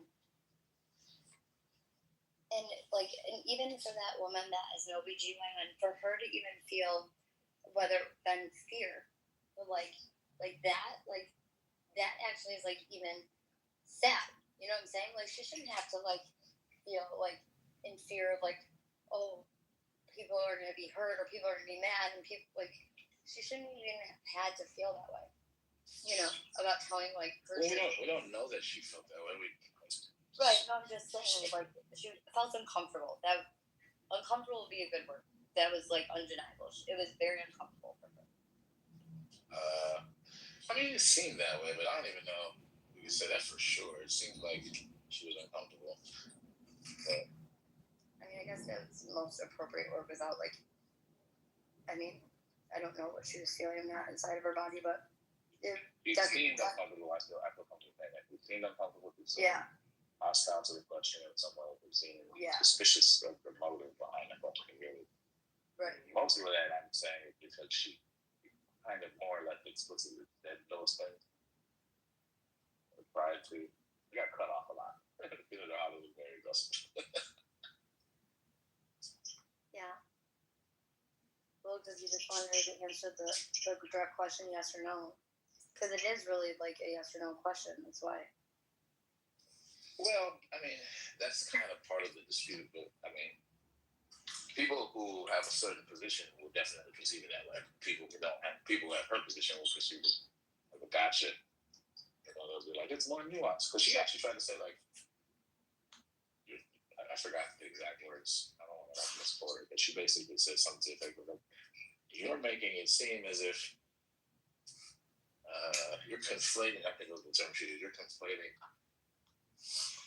female with, I think she was going to say, because it got cut off, you're conflating male and female with man and woman. And Holly, like, I'm not conflating anything, I'm just asking a basic question. Mm-hmm. Something like that. Yeah. Yeah, I don't know. It was like really, it was cringe. Yeah, definitely. The whole exchange was very awkward. Yeah, it was like uncomfortable to watch. You know what I mean? Yeah. Oh, look who decided to show back up. Marshall's back. Yeah, dude, I did the schizophrenic thing where I change channels all the time. I love the rooms, but I also love my ADD more. You love your what? ADD more. Do you really have ADD? I'm blaming my inability to like sit still on ADD rather than what it really is, which is I don't want to sit still. ADD I'm also kind of stoned, so well, not kind of stoned, really stoned. You are? Oh, dude, super stoned. Stoned or high? Those are synonyms. What are you talking about? No, they're not the same. Yes, they are. No, they're not. They literally are. I'm person right now. I'm high. I'm also stoned. Okay, so what I'm saying is that obviously if you smoke sativa, then obviously sativa would make you high, not stoned. What's the difference? There's a significant. Yeah. Marshall knows. No, I don't know. Marshall agrees with me, so how does he know? You can explain it unless you. I mean, I can look it up, but I don't think there is a difference. Yeah, let's look it up. Look it up. But sativa is more of like a So like when I say stoned, it's like someone that's like chill and like like I just want to eat. Where sativa almost like gives you that energy where you're like laughing and like giggly and there's different. And I don't know what the other kind is. Oh no, you're talking about the moods. I don't separate, dude. I'm either high or not. I know there's a difference in between the two different kinds of weed. I know sativa's the one. I don't know what the other one's called. Indica. Yes, indica. Yeah. No. I get all that. But like when people say we're getting stoned or I am stoned. Oh, you're saying that the way that you say it is like it means the same to you. Exactly. I get it. Right. They as Jason said, they're synonyms. I use them as synonyms. In college, we used to call it getting safe. Really? Yes. We were all like they were water skiers, and I was like partially water skier, partially like a half tribe polo player, which was like God, talk about a sport that's hard. Polo is a difficult sport. Yeah, we called this safety meeting. Polo, like water polo? No, like on horses. Oh, like this. Yeah, you get like the clothing brand. Like there's a little horse on there. No, you wear grubby ass shirt. No, I know, but like the polo shirts have the little horse insignia. Oh yeah, with the mallet. Yeah, that stuff is like surprisingly harder than it looks. Like, it looks like they make it look majestically easy. It's hard as shit. You gotta get the horse going at like a near gallop. And then you gotta like stand up in the saddle while you get the horse, while you do all of this, keeping your eye downfield while the horse, like while you're holding the horse's reins in your left hand, or if you're good enough horseman, just using your knees. And then you gotta take that damn mallet, swing it over your head, and drop it to the ground. Then, like the number of times I missed was more than the number of times I managed to hit the chucker in the first place. It was a difficult sport. Didn't make me hate my pump as much as golf though. I don't fuck like that. Well, rich people love that shit. That's a rich people sport. Well, I think golf is the only sport you can play where you hate yourself more at the end of the game than you did at the beginning. There you go. The only sport. I'll talk about a rich man sport. Like my roommates were water skiers. You have some money if you watch. I wanted to try it because it looks like it could be fun. Oh, dude, it's somewhere where they drag you behind a boat. Yeah, dude, it's a bitchin' good time. I think I went on a jet ski before the Bahamas. Oh yeah, I went on a jet ski before the Bahamas. But you gotta be like the risk taker and go outside of the way. Not ride the way.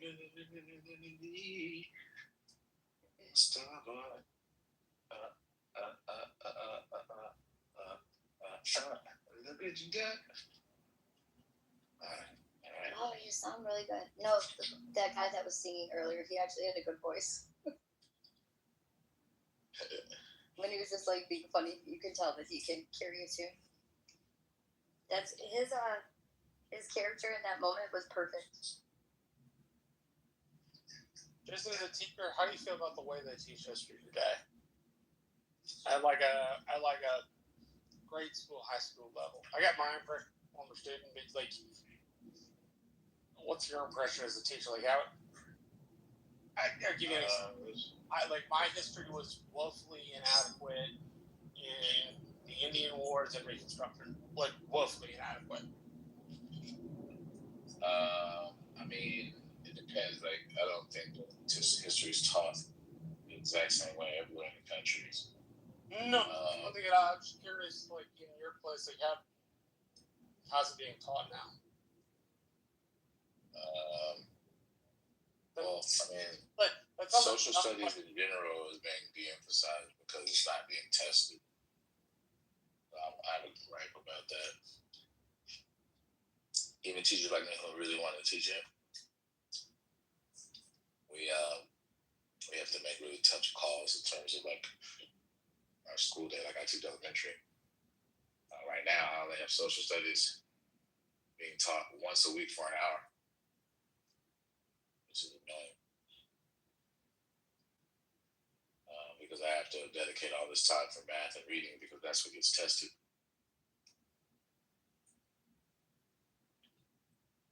And then other parts of the day are for other subjects. I teach science also once a week for an hour, which is annoying. I think both of those subjects should be taught longer. And then we have what we call specials, which are like roughly the equivalent of electives, but at the elementary school level. So they'll have like PE one day. They'll go to the library for one. They'll have dance. They'll have music, and all of those things happen once a week. So all of the things that are roughly not English, basically, not ELA and not math, they get truncated to like once a week type things.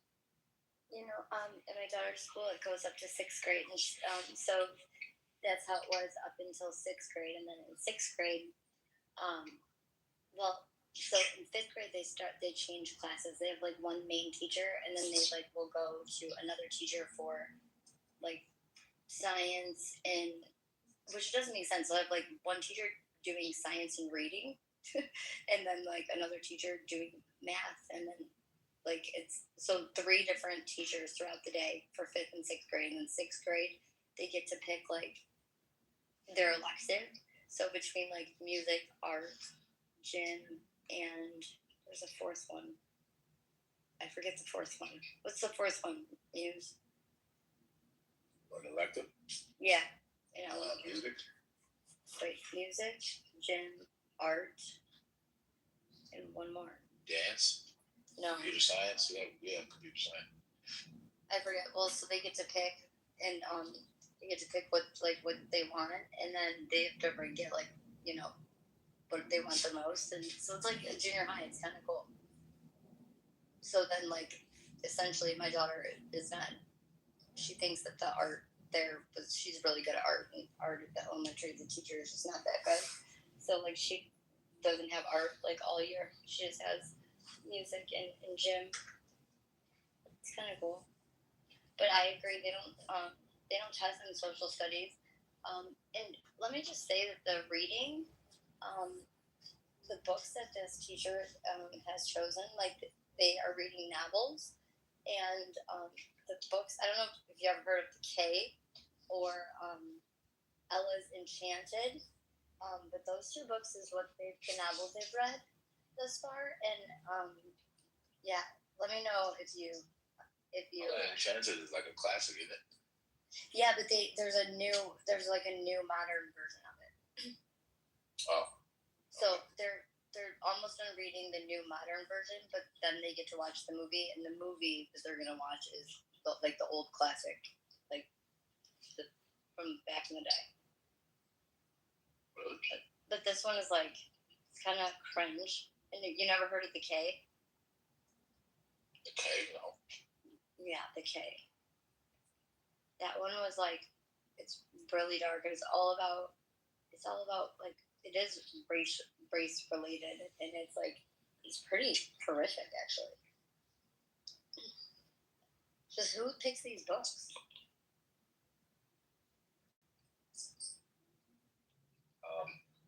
Usually the people who make the curriculum. But, yeah.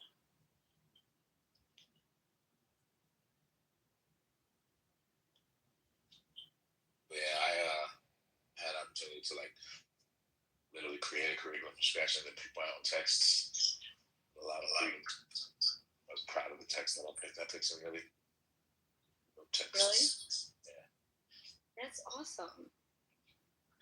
Well, you didn't hear how I picked my text. What? Well, I picked only Black and brown authors.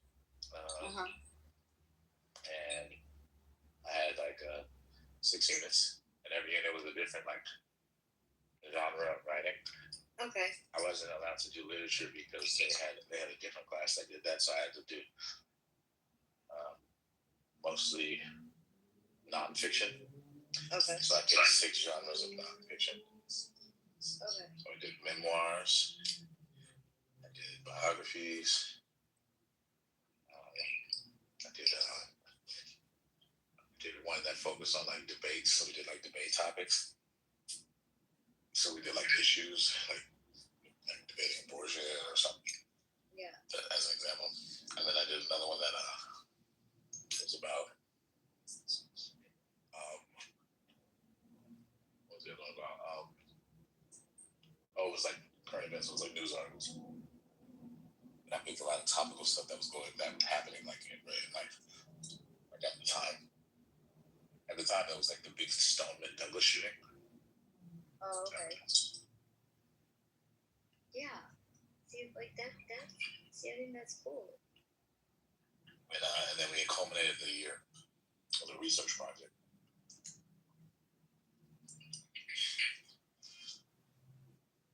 actually, I like that. See, and I think that I like that it's nonfiction.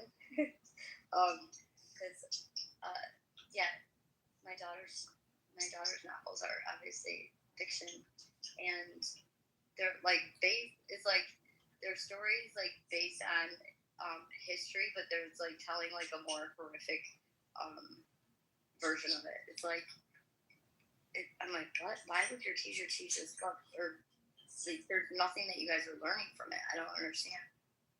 Like, I don't know. I don't trust the curriculum there. We started the year with memoir, and we read Rita Moreno. She was in the West Side Story. Okay.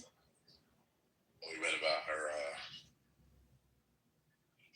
being in Hollywood and stuff. We talked about like, I don't know, we analyzed like how women were treated in Hollywood based on her memoir. That's And really cool. I then read I Know Why the Caged Bird Sings. I don't know if I know that one. By Maya Angelou. Oh, okay, yes. Okay. And then what a great one, huh? And then another year, we read another one called The Distance Between Us by Ariana Grande. That one detailed the heartbreaking heartache of living in Mexico, but like living separate from your family members, because they had people who crossed the border illegally.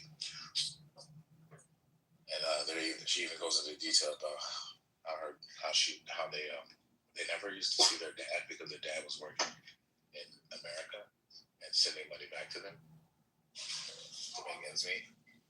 And so they hated being away from their dad. And then one day their dad came and literally crossed the border with them. And she details what it was like to do that. She felt scared, and she saw a dead body in the middle of the desert. It's wild. So it was like from the perspective of a lot of people. That actually ended up shaping a lot of my perspective on what it's like to cross the border. Like, there's a lot of details that I actually was not used to reading about. I like that. And so you could say, oh, that's like ideology. It was like, no, it's actually like from lived experience of action. Right. Okay. Yeah. I like that.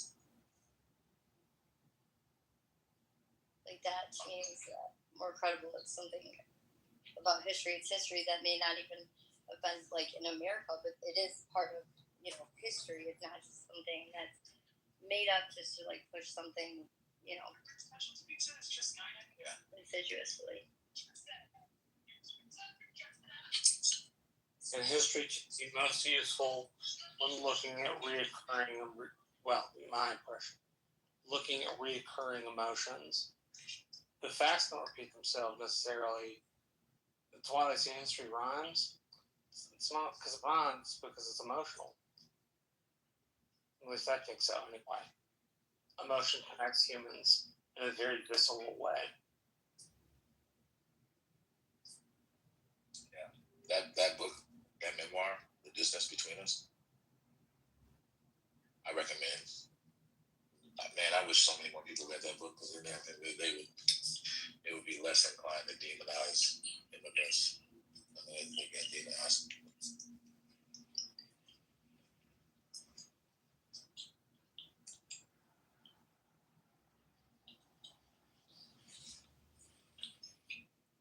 Maybe that's just me. I would agree with you. I haven't read it, but I've heard the stories like it.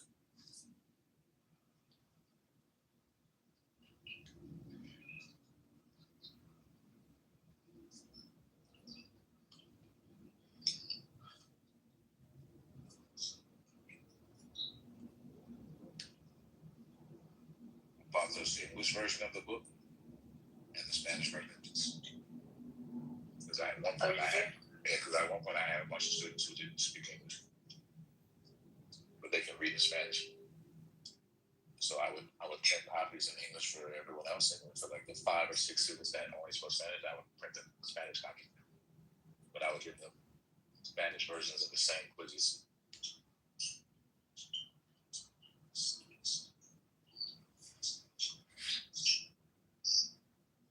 And I would ask questions in class. I like a point system. My students would earn like points for answering questions. But if the Spanish speaking students answer questions, they got double points. If they answered in English, they got triple points. So really, there was a way to incentivize them to practice speaking English. Yeah, I like that. That's cool. It also motivated my Spanish speaking students who also spoke English. I love that. To like help them. Yeah. And not just feed them answers, but just like encourage them to speak and like help them translate to English. I spoke Spanish too, so I can understand them regardless. I mean, I still speak Spanish, but I mean, because I did it then, I could basically understand them.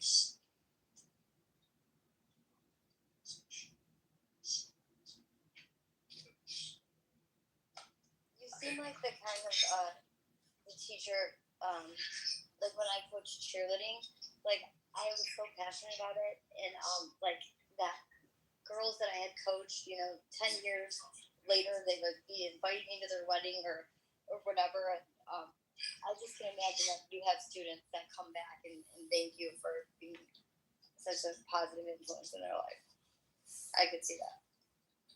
Actually, tomorrow, one of my former students, I'm gonna meet up with them online,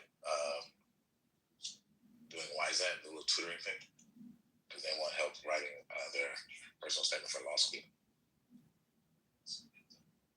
So it's actually funny you brought that up because I'm not so. That's so cool.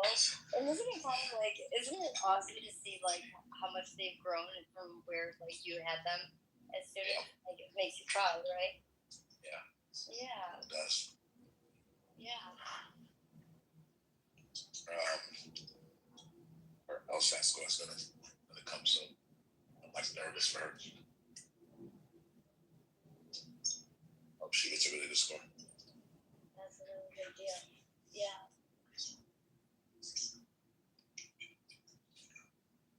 Because you know how like we all have that like one teacher that just like out of all that just stand out more than the rest, you know? Did you have that news? Like I can remember like my 9th grade algebra teacher. Yeah, my 9th grade algebra teacher by far was like such an influence. But all my English teachers, I had like 3 English teachers. One, I know their name. I remember their names. One was Miss H, but her full name was Miss Holbertel.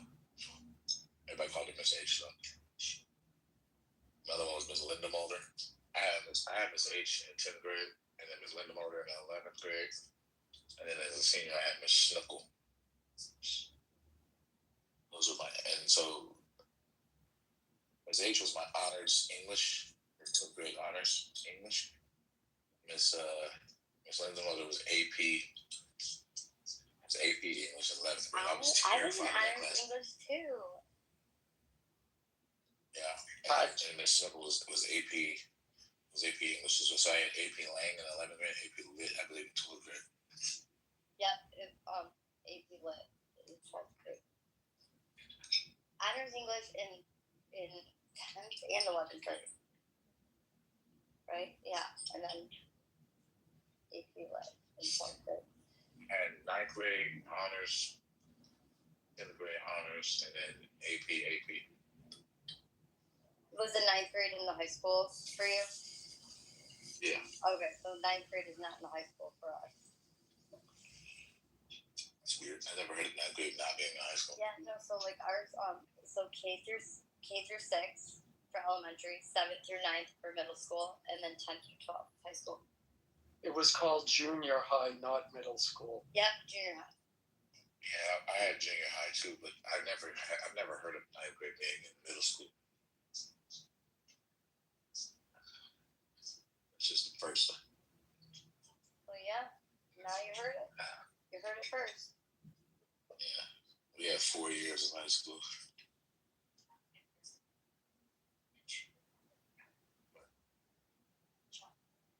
Oh, since Alan's here, Alan, I think I'm gonna go do Toastmasters.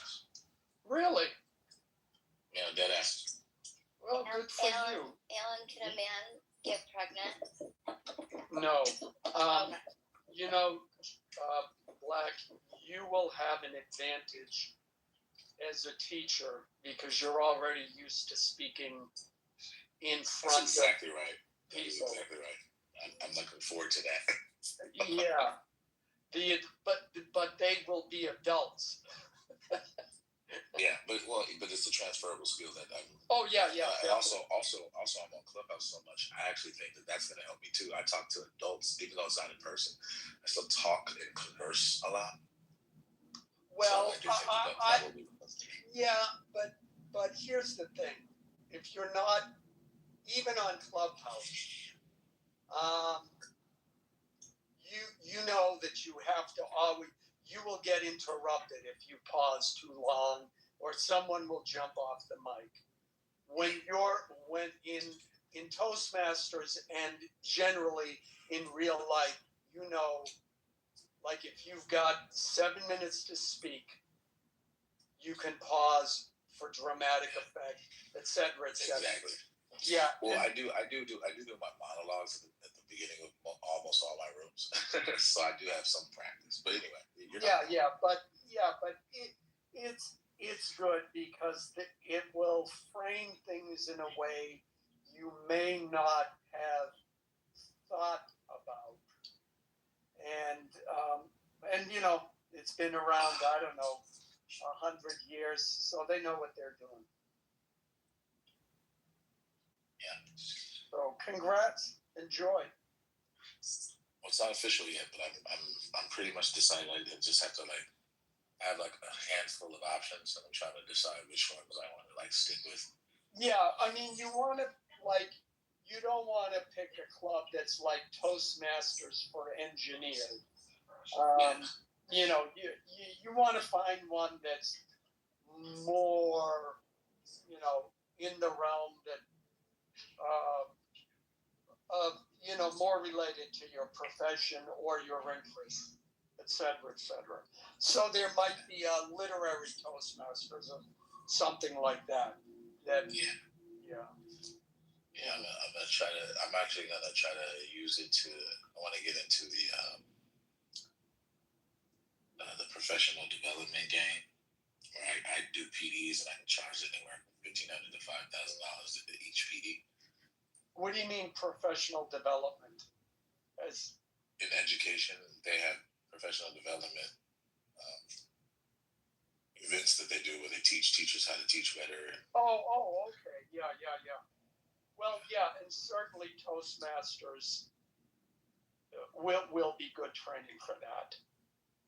You know. So that's one of the things I want to use it for. There are people who go through Toastmasters. It's kind of rigorous, but they become.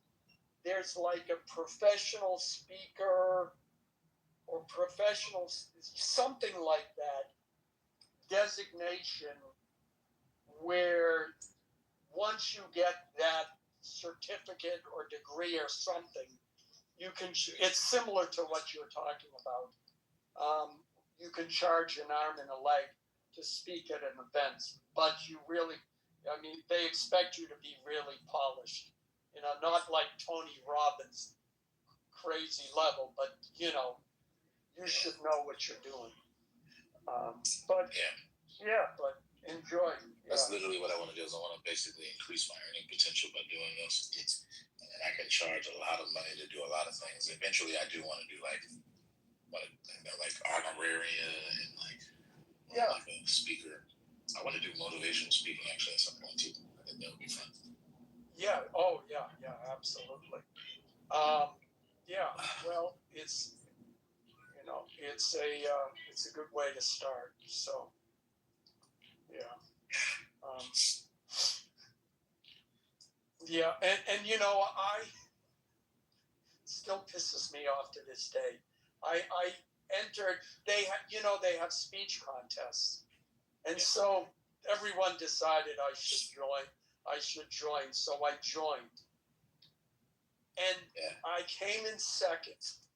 And the guy who came in first, when he was giving his speech, I kept thinking, son of a bitch, I've heard this before. And it didn't click until like 6 months later. Have you ever heard the Bill Cosby routine where it was like, yeah, until the age of 5, I thought my name was Damn It.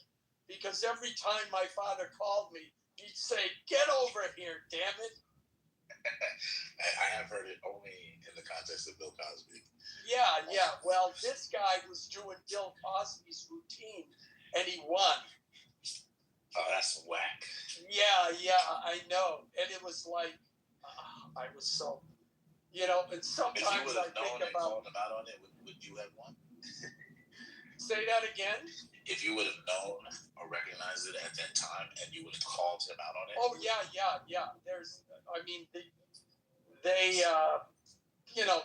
They're feeling, they don't allow plagiarism either, I mean, you're supposed to, the speeches you give, are supposed to be written by you and no one else. So. I took a speaking class in junior college. I loved it. I was actually pretty good at it. Yeah, well, I mean, the thing that's great is because everyone there everyone's been in the beginner position. So it's a very, what's the word? Not comforting. Jesus. I'm tired. Where everybody supports each other. Say that again? Jovial? Not jovial. So it's a supportive environment. That's what I want to say. Cathartic? No, not cathartic. Supportive is the word I want to say.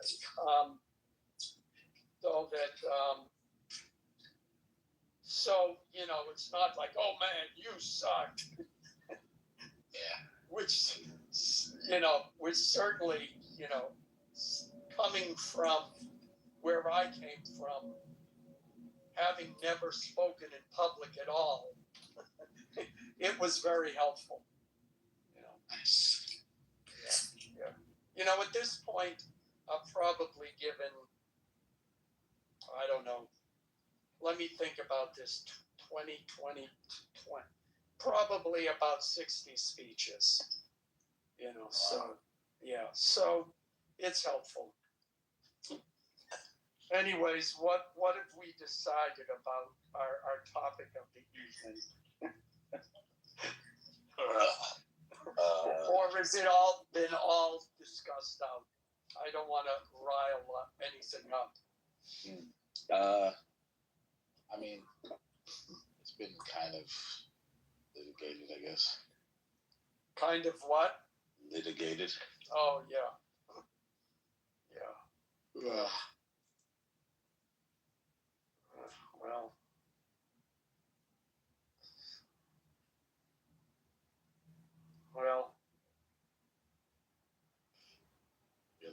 You're like bummer. I wanted to talk about that. No. I mean, I don't know where you stand or other people stand, but it's. I don't think I have the energy to be confrontational at this point. What? You? Not that I ever am. I am nothing but a pinnacle, an example for us all of understanding and empathy. Yeah. But I assume you're on winter break of some sort, which is why you've been on the app more. No, I'm no longer on winter break. I was on winter break till like the 6th of January, maybe. Oh, okay.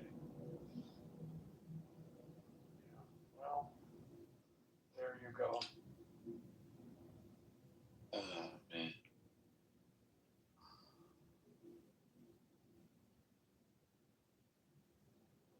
Have you gone in the politically correct room? No. Well, Goat, aka MAGA, aka Dan is now his name, is doing his usual shtick. I figured it'd be people like him in there. I didn't know that he changed his name or whatever. Yeah, I don't know. I think there's some significance to it, but you know. But yeah, they typically have like titles that seem to be chastising MAGA or whatever. So. Oh yeah. It kind of was obvious what that room was, but I didn't know he was in it. Yeah, I think about 4 or 5 months ago he started going and quickly became a favorite. So, yeah. Have you ever taken the Myers-Briggs personality test? I took a personality test. I don't remember which one it was. They have a whole bunch of different. Like INF. Yeah, they have like letters that identify the unique ones. So maybe I did do that one. Yeah. I don't remember what it was. If there's like, I don't know, there's only like 16 different ones. Yeah, there's 16. Yeah. If you read them all, I could probably figure out which one I was because it would sound the most familiar, but I forget which one. But I think I had to do it for work one time. Well, were you introverted or extroverted? I mean, if you don't want to talk about this, that's okay. No, I genuinely don't remember, but if I had to guess, I think I was. Isn't there like a middle ground between the two? Well, there is, because middle ground between the two. It's not an either or, but generally speaking, the what is said is in introverts. It's not that they're antisocial, but they can only be in social situations so long, and then they need to be alone to recharge. Whereas extroverts, they recharge by being around people. So if you're the type like you go to a party and then it's, okay, that's enough of that, and you gotta leave. Like, that's me. I'm like, I like going out and going to social events, but then at a certain point, I'm done. Get me out of here. So, but it's introverted, extroverted, either I or E, and then I forget, feeling versus sensing. Sensing. Oh, geez, I forgot. But it's IN. Geez, I forgot all the designations. But then there's feeling versus sensing, and then judging versus perceiving. So the second category is how you receive information from the world. Whether you're like facts, just the facts, ma'am, or whether you're more intuitive. Then the other one is how you make decisions, and then the last one is whether you like things more free or you like more structure. So, anyways, those are, But I was just curious because there's certain types have certain different approaches to things like discussions like that happen on Clubhouse. Mm-hmm. So, anyways. Which one are you? Me? Well, I am INFJ, which is the rarest personality type there is. It's less than, it's anywhere between 1 or 2% of the population. And the reason why I got into this was because my dearly departed mother sent me a book called Love Types by Alexander Avila, who, long story short, researched all of this and researched which types are most compatible with which, using statistics and other forms of investigation, and then wrote the book. But it not only tells you what you take a test, so you figure out what type you are, but then it tells you what your best match is, and then it tells you where to go, where the most likely place you will meet your best match, which is important because as a musician going to clubs, etc., that whole scene, that was the exact worst place where I could be going. And so it told me, well, you need to be going to art galleries and museums. So the first time I went, a woman walked in. 9 months later, we were married. And that was it. I see. That makes sense. Yeah. So it, and then I told a female friend about it. She went, and for her it said, oh, well, you should go to political events.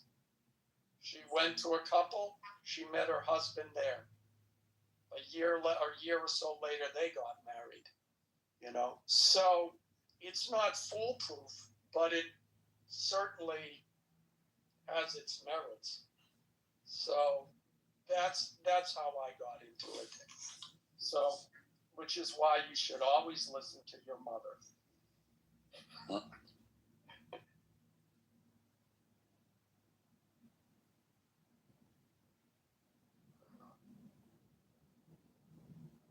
Yeah, I remember yesterday, Alan and Marshall, where I was in the same room with you guys.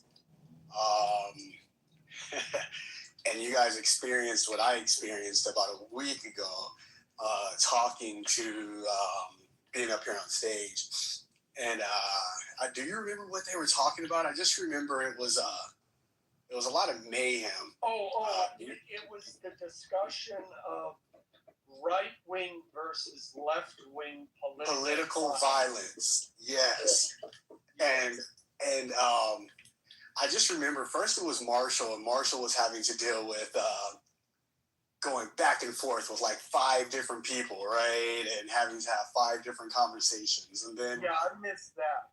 You came up and you were having dialogue, but you bowed out, like not quick. You said what you said, right? And you made sense and you said your point, but it was obvious people were being very disingenuous. And you were just like, yeah, you know what? I'm out. You're just like, I'm going to go on mute now. Well, yeah, I mean, I stated my position. What was funny about that is that the room, they were saying, the mods were saying, well, there's much more right-wing political violence than left-wing political violence. So I posted an article that essentially confirmed that, and they didn't know what to do with themselves. They were like, oh, they were expecting I was going to post something to try and contradict that. And when I didn't, they still couldn't believe it. That's exactly what happened. You posted that Axios article, right? Yeah. And I think the first thing one of them said was, oh, Axios? No, we already know. Yeah. You know, and somebody's like, did you even read it? And then as you guys are reading it, it confirmed what they were saying. And then all of a sudden, they were saying, "Oh, he's not. That was not serious. That was not serious. He's a." And I kept saying, yes, it confirms it. Yes, I know. I agree with you. They were still mad at me.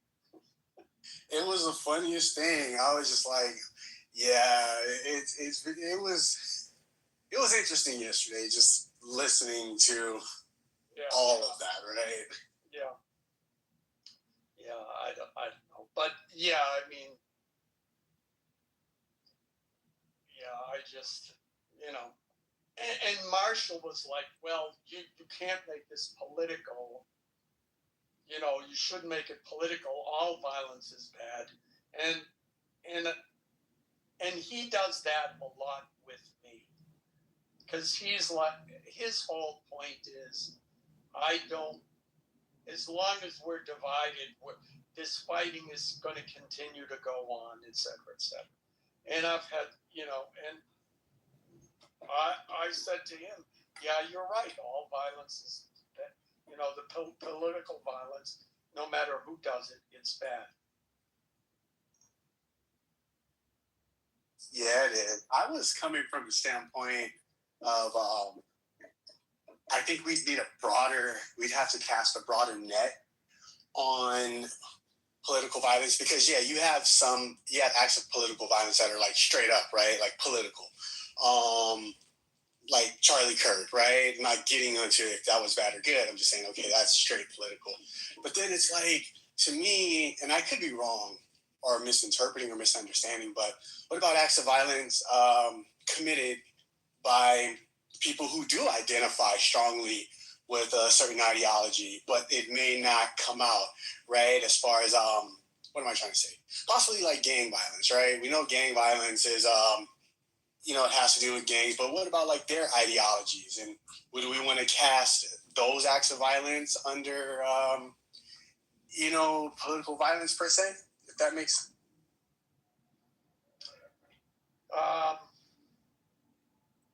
Well, if you're asking me, that's where things get messy. Because, I always say, half joking, humans like killing each other. And they will use any excuse in order to do it. So politics certainly is one of those reasons. I don't know. I think when it comes to political violence, that you see people get frustrated and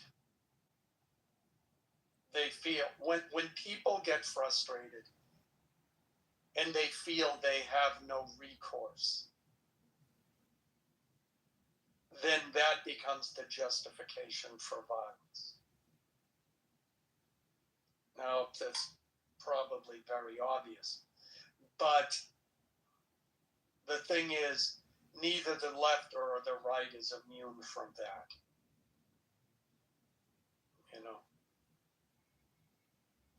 I agree. When people feel there is no recourse, right, then yeah, violence does become justified. I also think, it's obvious as well that violence becomes more of an offense, right? Instead of going on defense, like, hey, we're just going to be violent because we feel that this is the way to accomplish our goals.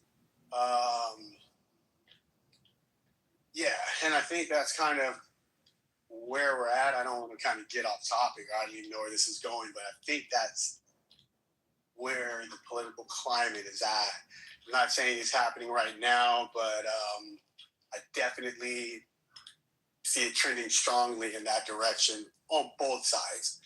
So it's just interesting. Well, after the conversation last night,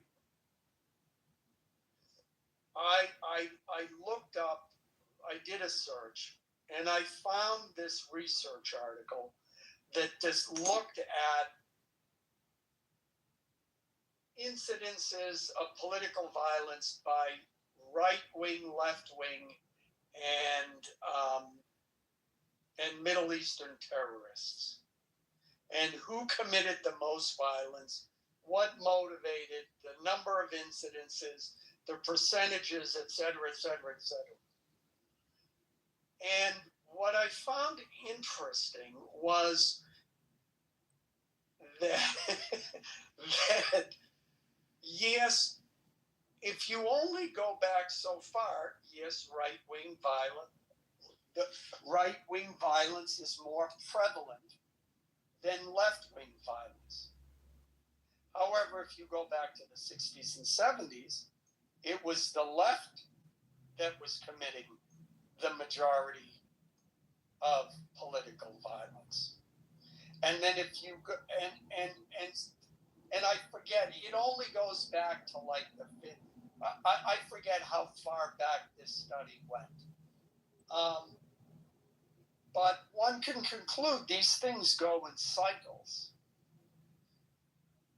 So I'm being paged. 1 second. Or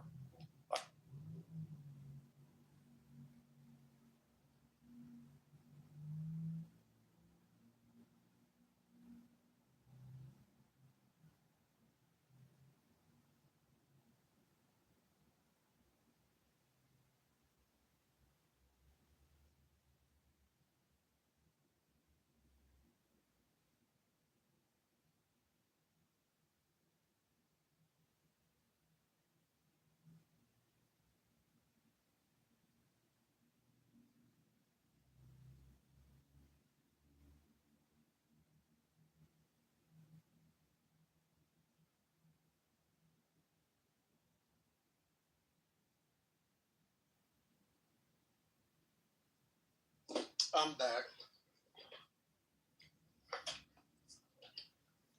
Well, I have a question, which maybe you could opine on, Black, or what are you going by? Muse, excuse me, or Sean. My argument would be that when it comes to right-wing extremists, like neo-Nazis, like the Klan, and I don't know, pick any of the other extremist views. Don't include, I would not include the anti-abortion movement in this. That generally the majority of the right rejects those groups. Now, with the anti-abortion groups, I would not argue that they reject their actions, because in general the support of anti-abortionists on the right is pretty well known. So it would be hard to argue that they reject, the attacks that they've made on abortion clinics. But generally speaking, that the right rejects those extremists, and I would argue that the extreme views of the left are actually part of the mainstream left. So the trans ideology,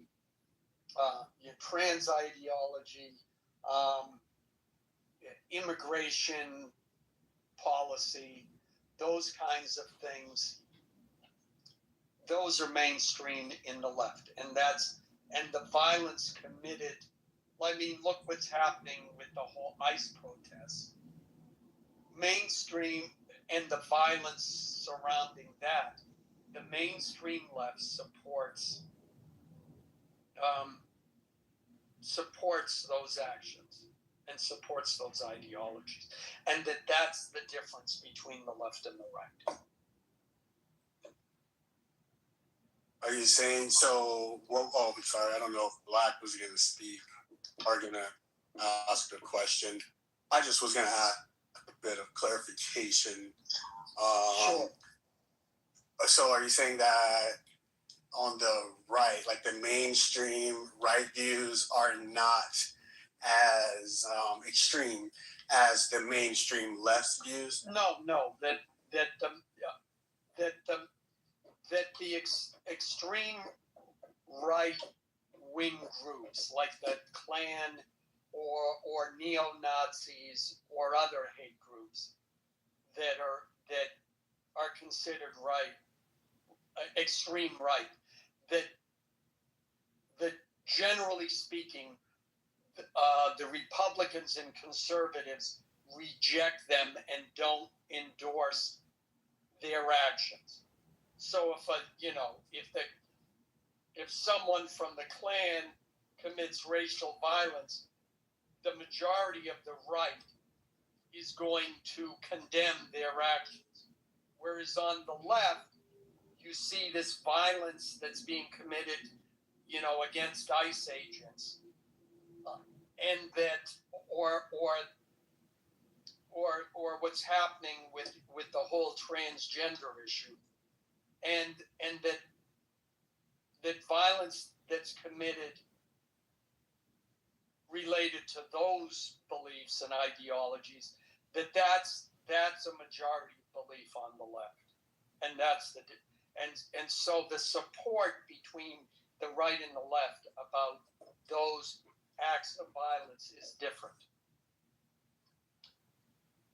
Yeah, I think yes, for one. I do believe that the extreme views on the left are very mainstream for that side. And they, it's obvious they are supporting.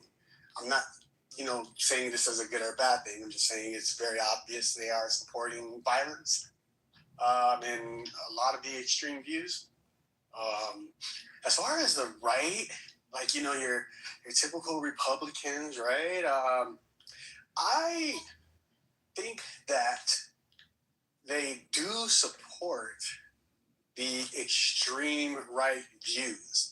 However, I think that, like, maybe your typical kind of like what would they call them? Your neocon Republicans, right? Like maybe your George Bush Republicans or whatnot.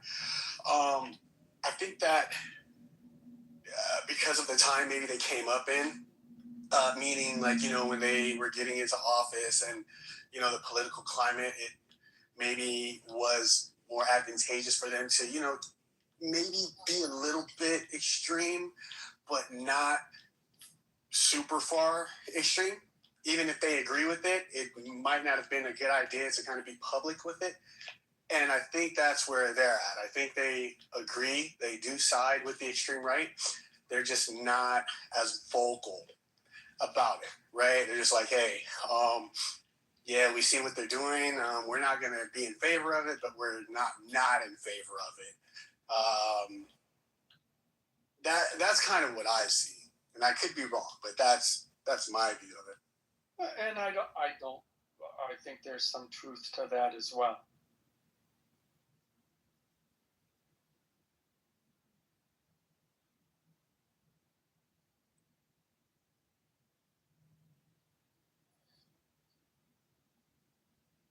But definitely, it's I don't know if you guys saw.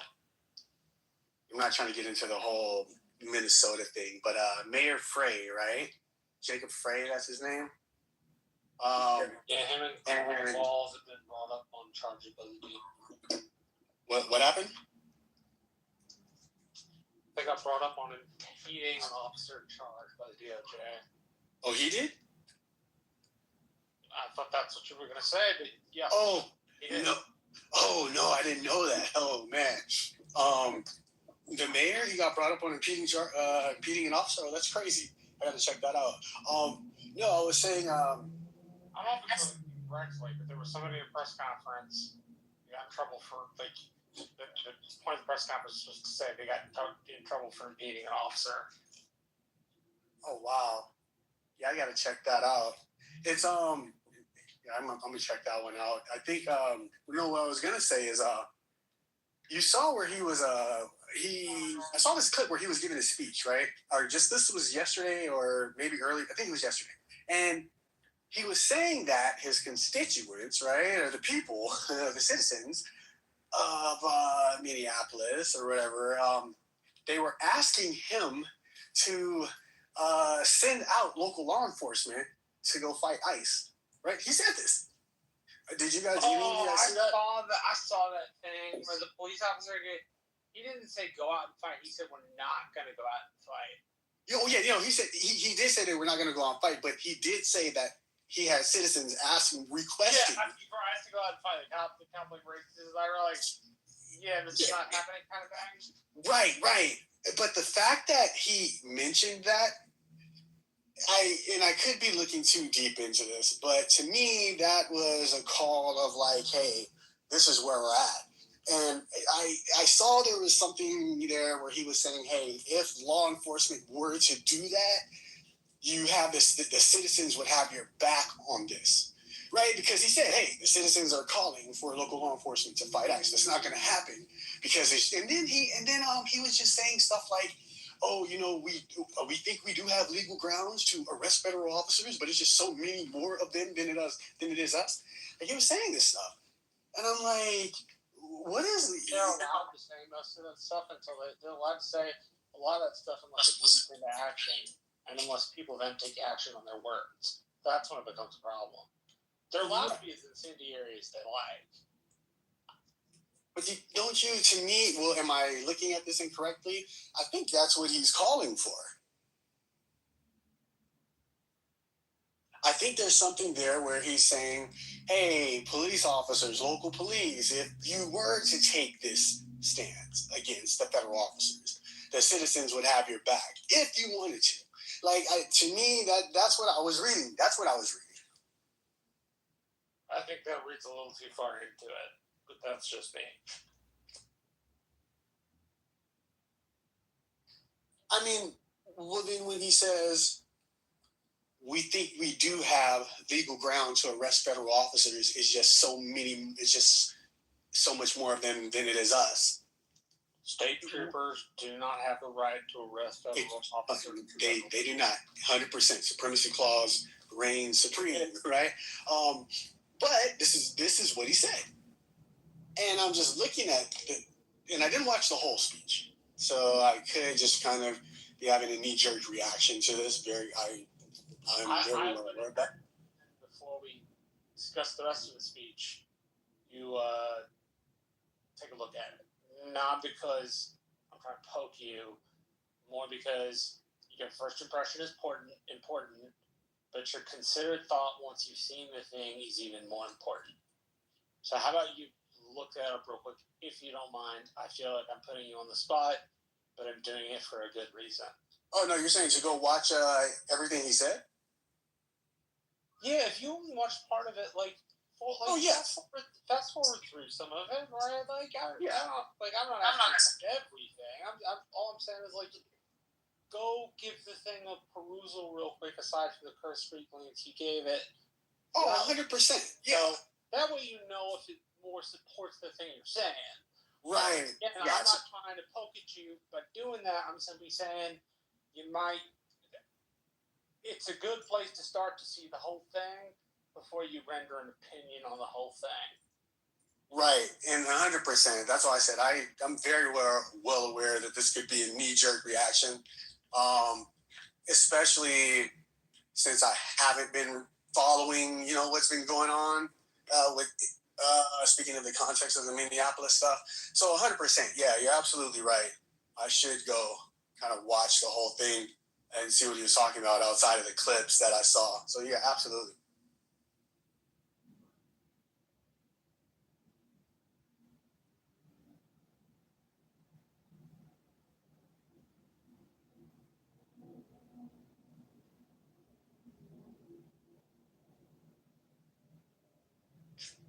Hey, Black, you still around? What did you say? I'm talking to Jason. I was asking if he was still around.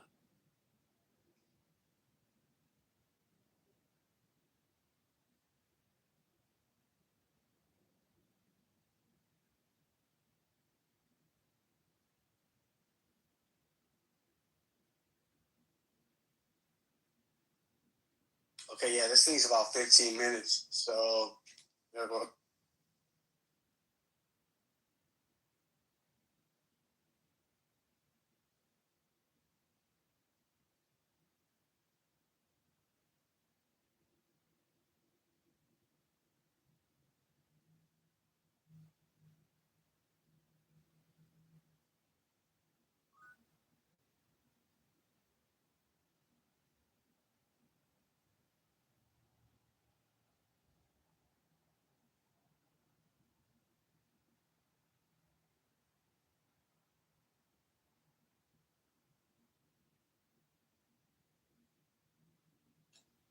I just think the Democrats are going to be yelling and screaming and kicking for the next 4 years. That's my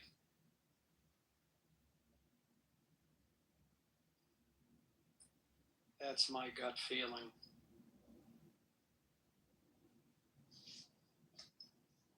yeah, they're gonna escalate. They're gonna escalate for sure.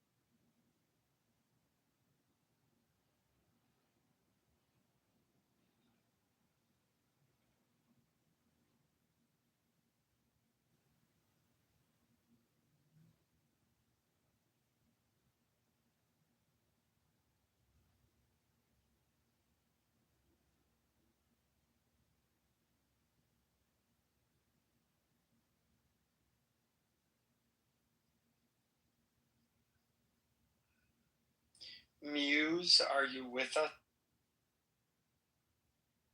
Yeah.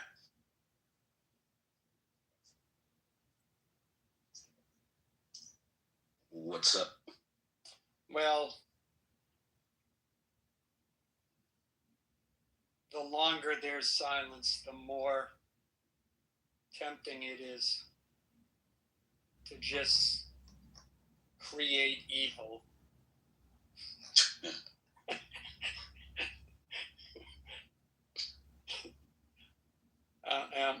I'm trying very hard not to do that. It seems like that's all you want to do.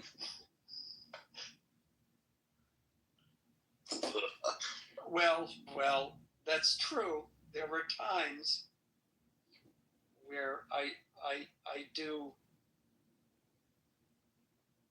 No, I'm innocent. I'm always innocent. I can't admit that because then it'll be used against me at a further date. I am innocent.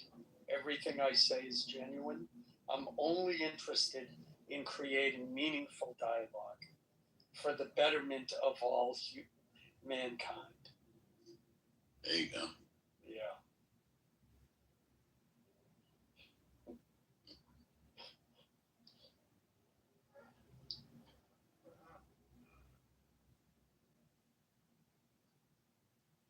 Oh, man. Besides, the only thing I can come up with is Democrats are heathens. And I just think that statement in and of itself is beneath my usual level of trolling. So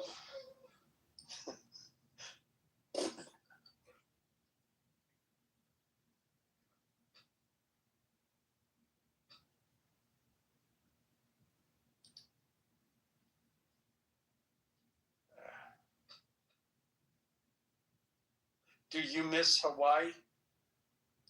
Yeah, sometimes. I was actually thinking about that like not so long ago.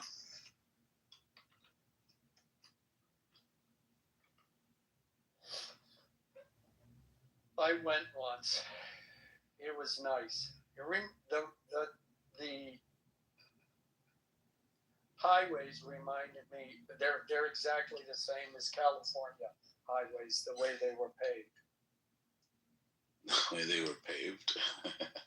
Yeah, that was not so much anymore, but California, which it was considered at the time an engineering marvel, it's like cement, but then you know how there were like grooves about 4 or 5 inches apart, cut into the pavement. Do you remember that? Or Kind of. well, anyways, they I guess they did the same thing. They used the same kind of techniques in Hawaii as they did in California. And you can still find freeways in California that have that. The idea is that it rains and then the rain goes into those grooves, so it's less slippery.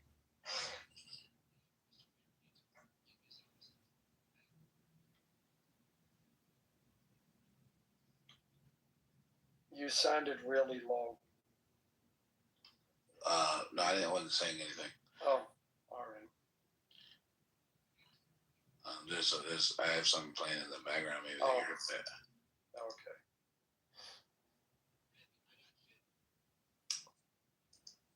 Okay. Okay. Yeah. Sorry guys. I watched it on double speed. Sorry, I didn't. Was I interrupting something? No, go. You're good, man. Oh yeah. So I watched it on double speed. Still had like a few minutes left, but I saw. Yeah, I definitely have a different view on what I was what I from my initial statement. The police officer and Mayor Frey both acknowledged that there was an unlawful protest. They were talking about the second shooting, I guess, that just happened. And so they were both acknowledging that there was an unlawful protest happening, and they were talking about the initial reports of the officer-involved shooting. And Mayor Frey was saying that to the people who are protesting lawfully, he was like, I commend you. He's to everybody else who's not protesting lawfully and taking the bait, you're not helping, and you're not making the situation any safer for our undocumented immigrants here in this in our city. And then that's when he says, I have people calling me, asking me to use law enforcement to fight ICE. And he goes, that's just not going to happen. So it's like, yeah, he's acknowledging, like, okay, we definitely have a problem here. And that this situation, specifically with the shooting, why it happened, and, ways to go about it lawfully. So, yeah, I definitely am looking at what he said a lot differently. That's true. At the end of the day, I think what you're saying is factually correct. And look, Marshall has read a lot of books. In fact, Marshall has earned the nickname on Clubhouse as Bookman. Bookman. Marshall Bookman. Good God, please don't center me. I don't want to be part of that. Don't center me. I don't want to be part of that. Nobody wants to be part of anything, dude. I don't even fucking know you that much, but dude, Marshall is known as on Clubhouse as Bookman because, he reads no real world knowledge, no practical knowledge, nothing how to apply intelligence. Zero. Absolutely zero, Marshall. You don't even know how to do anything. You can't even hammer a nail on a board, right? And that's okay. He's a good guy. Marshall's a good guy. He's a good human being. We respect him. El Normo, God bless you. Shalom. Shabbat shalom. The Hare Krishna. Hey, Marshall. Marshall. Hey, Marshall. Marshall. Oh, I would love to. Marshall, calm down. Everybody calm down. Yeah, so Marshall, he loves his books. He like, this and that book. I'm not even going to get started on the other half, Marshall. I'm just going to focus on your good side. Because we live in a world that a glass is half full or a glass is half empty. And so I'm going to focus on Marshall. Marshall's glass is half full. All right? I'm doing that as a favor to you. Buddy, Buddy, I'm doing that as a favor to Marshall. That Marshall's glass is half full. Marshall read like 1 or 2 chapters of some books. You know, he fucking got drunk at the Republican convention. No answer. Fucking got drunk at the Republican convention, and you made a fool of yourself and got kicked out. You deshamed your family at the Republican convention. What a shame. What a shame. Fucking drinking at the Republican convention. What a shame. What a fucking I shame. think he left. Oh, my bad, Alan. My bad. Thank you for pointing that out. Hey, my nigga is in the crowd. David Bobadilla. Yeah, I can't with that. That's annoying. I don't know why Marshall left. But I guess. That dude has like a hard on for Marshall. I don't know what his problem with Marshall is, but he did this in my room not so long ago. Very weird. I think Marshall's kind of over it, so that's probably why he dipped. But Sean, I think you should go with your first impression of that video and stick to it no matter what. No matter what anybody says. Even though viewing the whole thing changed your perspective. Well, definitely stay with your first impression. Well, yeah, to be honest, I definitely view Mayor Frey as certain way. Mayor Fry. I definitely view him a certain way because of just all the 2020 stuff. So yeah, then nothing will kind of change that. But just seeing the video, I'm like, okay, I like that he did acknowledge, that there were unlawful protests, and that's what led to the officer-involved shooting. I like that he acknowledged that, there are issues there. He's definitely drawn a line in the sand, when he said, hey, you guys aren't making it safer for our undocumented immigrants here. So he's definitely drawn a line in the sand there. But yeah, just in that context, it did change what I thought he was saying. You hear me at all. I still think he's on the wrong side of this.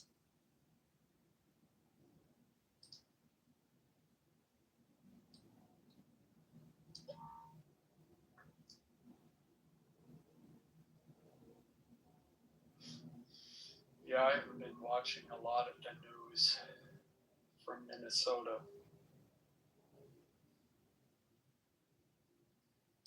Yeah, I haven't watched a lot of it either. I'll just never forget how just Minneapolis burned, in 2020. I think that was kind of like the epicenter of it all, right? Obviously, we're not going to go down that George Floyd path, but I understand it, whatever. But it was I just remember him from back then, and I was just like, God, dude, like this guy is just terrible. So, but I haven't watched any of the Minnesota stuff either, so I'm kind of out of touch with it.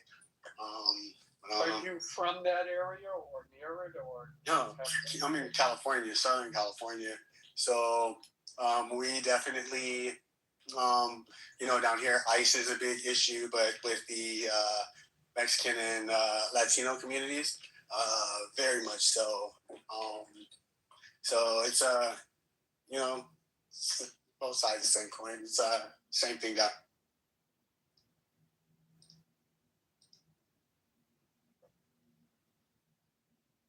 Are you anywhere close to Minnesota? No. I'm in California too. So,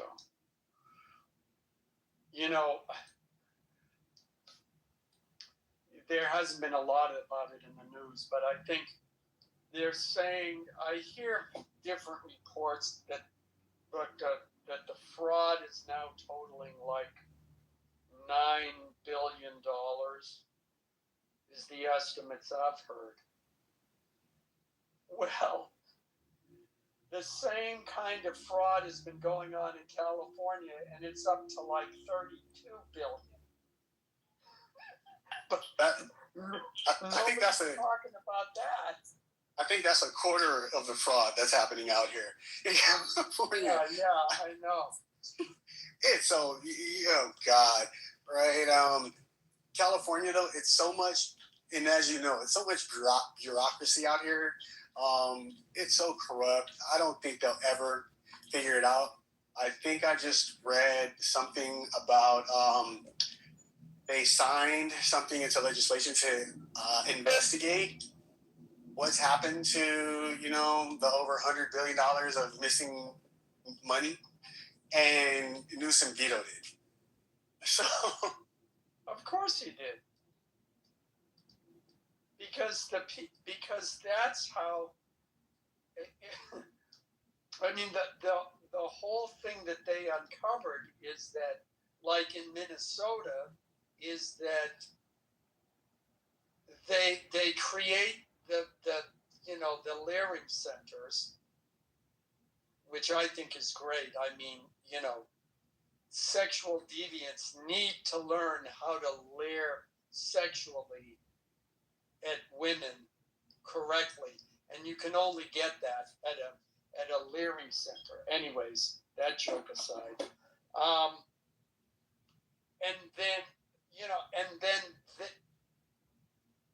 and then the family, like, you will have families who are like a family will be going to one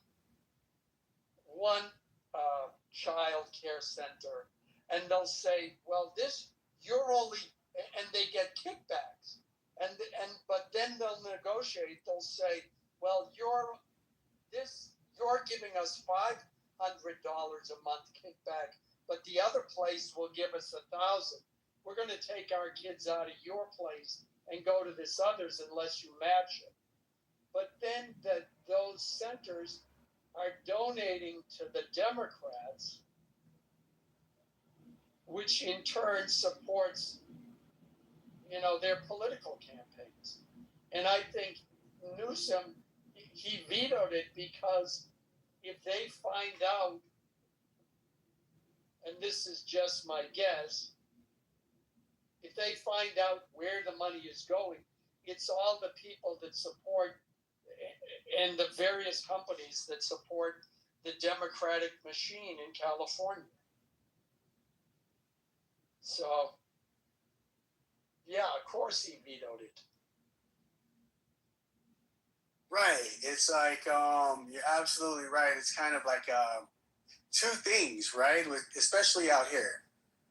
Remember when all the PPP money was flying everywhere during COVID, and unemployment money? And remember how a lot of that money was going to people in jail?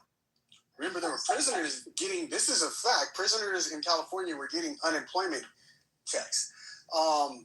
And so because of that, right, because that happened, I don't know if you're aware, but California had to take another $30 billion loan from the federal government to cover that fraudulent stuff going on with the PPP money. And we're the only state that has not paid that back. How are we paying it back? We're effectively eroding the unemployment tax credit that employers get. So California somehow was sending money to people in jail, asked the government for money to kind of cover it, can't pay it back, but we're making the small businesses pay it back. And then we won't even talk about the train to nowhere, right? The 2 blocks of track that was laid, and that's cost $30 billion, I think. What is it? That created 16,000 jobs. It's terrible. Over 100 billion. Let me check. It's terrible. Have you seen it? It's like literally like I don't. It's not even a block long. It's terrible. And supposed to 128 billion. And this thing created, they said 16,000 jobs it created. I'm like, to lay less than half a mile of track and you spend over $100 billion and this created 16,000 jobs? Where? Like how? And Newsom doesn't want to investigate.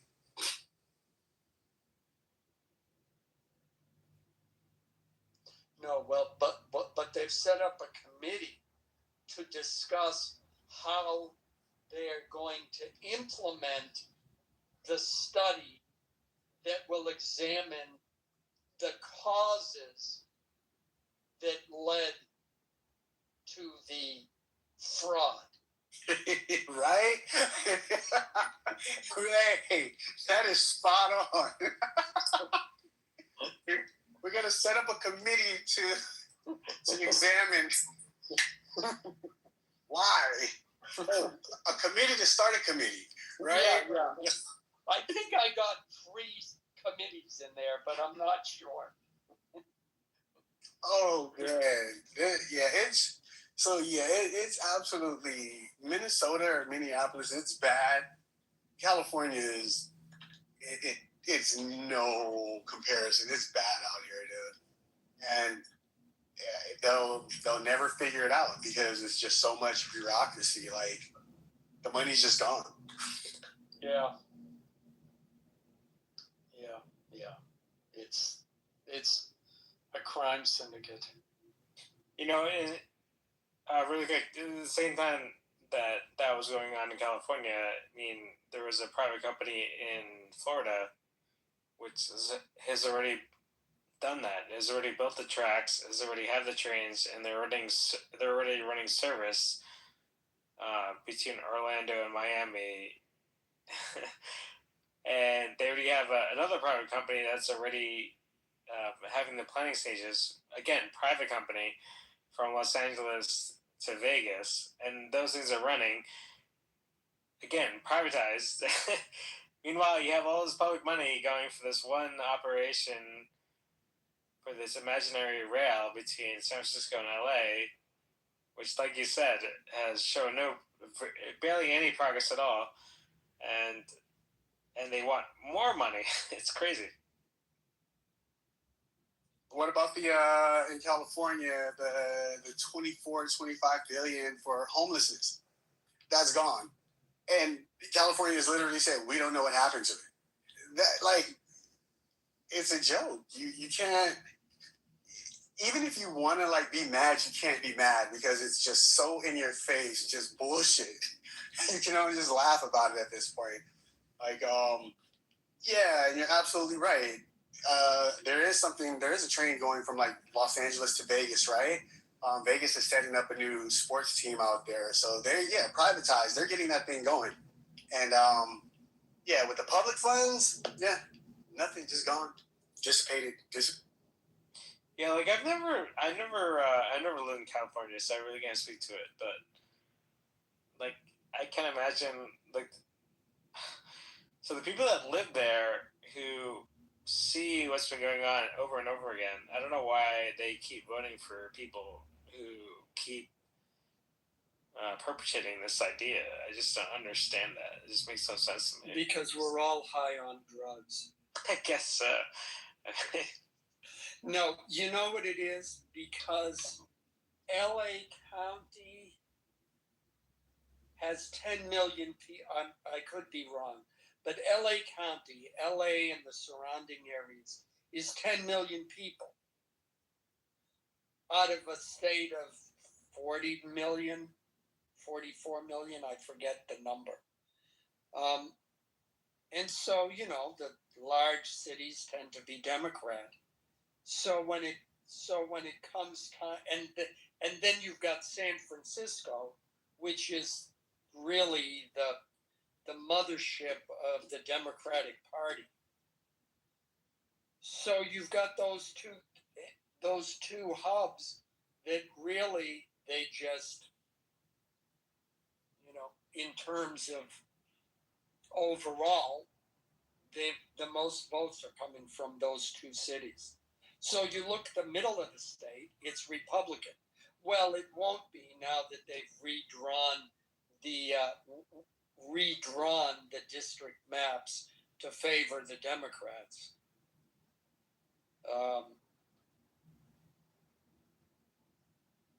Which I just got, their Republicans filed a lawsuit that lost, the 3-judge panel upheld it. I think legally they can try to go for this, for the, what is it, en banc or whatever it's, I forget the term, where you ask for the entire state Supreme Court, all of the judges to review it, not just the 3-judge panel. And that, I doubt that would have an effect because all but one of them is Arnold Schwarzenegger appointee, but the rest are all Democrat appointees. At least anywhere from 2 to 4 are Gavin Newsom's appointees. So, and it was his law, and it was his, he was the one that led the charge to redistrict California. So I doubt it's going to go anywhere, and I think the Supreme Court has been really hesitant to deal with these kinds of issues. They're dealing with the one in, is it Louisiana or I forget which southern state. There's actually 3 cases dealing with. No, not 3 cases, but there is that case they've heard the oral arguments about, and they're going to make a decision soon.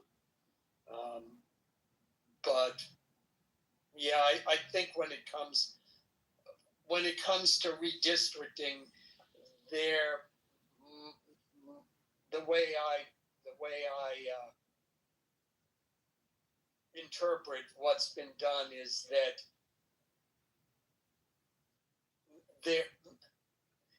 unless it's a constitutional issue, their feeling is redistricting is a political issue, and we're not going to rule on issues of politics. So, unless the Republicans can show that it's a racial issue, and that the redistricting by the Democrats has some sort of racial component, it's not going to fly. And so that's why California is so Democratic. Yeah, it was. I think that's what they're trying to do when you mentioned the racial issue. Last I checked, they were trying to say it was some type of civil rights issue. You kind of, you reminded me about that. They're trying to say it's a civil rights issue at this point. Yeah, you're absolutely right. And I still don't think it's going to pass because I still think they're going to uphold the new districts because it's California. Remember when the recall went through, right? When it got signed and we had the recall? I don't know if you said what? Wilson? No, not the Newsom, right? For Newsom. Yeah. That's when Larry Elder called. He was the black face of white supremacy. Right. The that term was flying around too, right? Multicultural white supremacy and all that crap, whatever, right? And I remember how bold Gavin Newsom was when he said he wasn't going to be recalled. He basically said, I don't care how many signatures, I don't care if it gets put on, the ballot. It's going to cost taxpayers around $300 million, and I'm not getting recalled. This is like what he said. He said, I don't care what you guys do. He's like, this is just going to be more expensive for the taxpayers because I'm not going anywhere. Even though, everybody signed it and everybody was like, yeah, we want you out of here. He's like, yeah, no, it's going to cost you guys $300 million. I'm not going anywhere. This is how blatant it is. And then they redraw the maps, right? And nobody says anything. It's just terrible. Yeah, I mean, I remember back in end of 2019, 2020, I learned that every year, and if you dive deep into this, which I did at that time, you realize the unions just in California donate $100 million to Democratic candidates. $100 million is a hell of a lot of money. So, I'm putting on YouTube or something, and I'll select a video, and I'm getting all of these ads from Democrat representatives or senators or campaign ads, all essentially bashing Trump. And it's 6, 7, 8, 10 times a day. If I play a video, I'll see an ad like that. It's extremely well funded in this state. Speaking of that, with when you mentioned unions, I'm looking at, not looking at, but I remember in one of my college classes, we had to kind of do this makeshift report about the liabilities that are owed, through pensions and stuff like that. And one of the things that came up was California. And generally, what I remember was California is not going to be able to fund these liabilities. They're not going to be able to cover them at all. At some point, it's just going to blow up. Are you familiar with any of that? Or, do you have any... No. What do you mean the liabilities? Who they have to give pension money to? Exactly, yeah. Yeah. Okay, this guy retired. We owe him $2,000 a month. Right. Kind of thing. Right. Firefighters, police, teachers, all of the stuff, right? And just going forward, all of these, basically what's owed to people through pensions and stuff like that. It was just basically the consensus was California is not going to be able to fund this after some point in time. It's just going to blow up. And I haven't really looked a lot into that, but I see things, online here and there that hint to that as well. So wanted to ask about that. If you had any ideas? Yeah, I hadn't heard about that. It doesn't surprise me. And what's sad is the fact that all the money that they are wasting on things like, the high-speed rail, solving homelessness, all of that, the housing crisis, could have gone to funding those programs. And the thing is, it's always, helping homeless people is a moral cause. It's a just cause. That's not the issue. The issue is you want to do it in a way that actually helps people. And when you see that California has spent billions of dollars on trying to solve homelessness, and homelessness goes up, and you see that they spend billions of dollars to solve the housing crisis, and the crisis doesn't get any better. It's not an unjust question to say, what the hell are you doing? Right. But the response you get is, well, you don't care about the homeless people. If you oppose us, you don't care about the homeless people.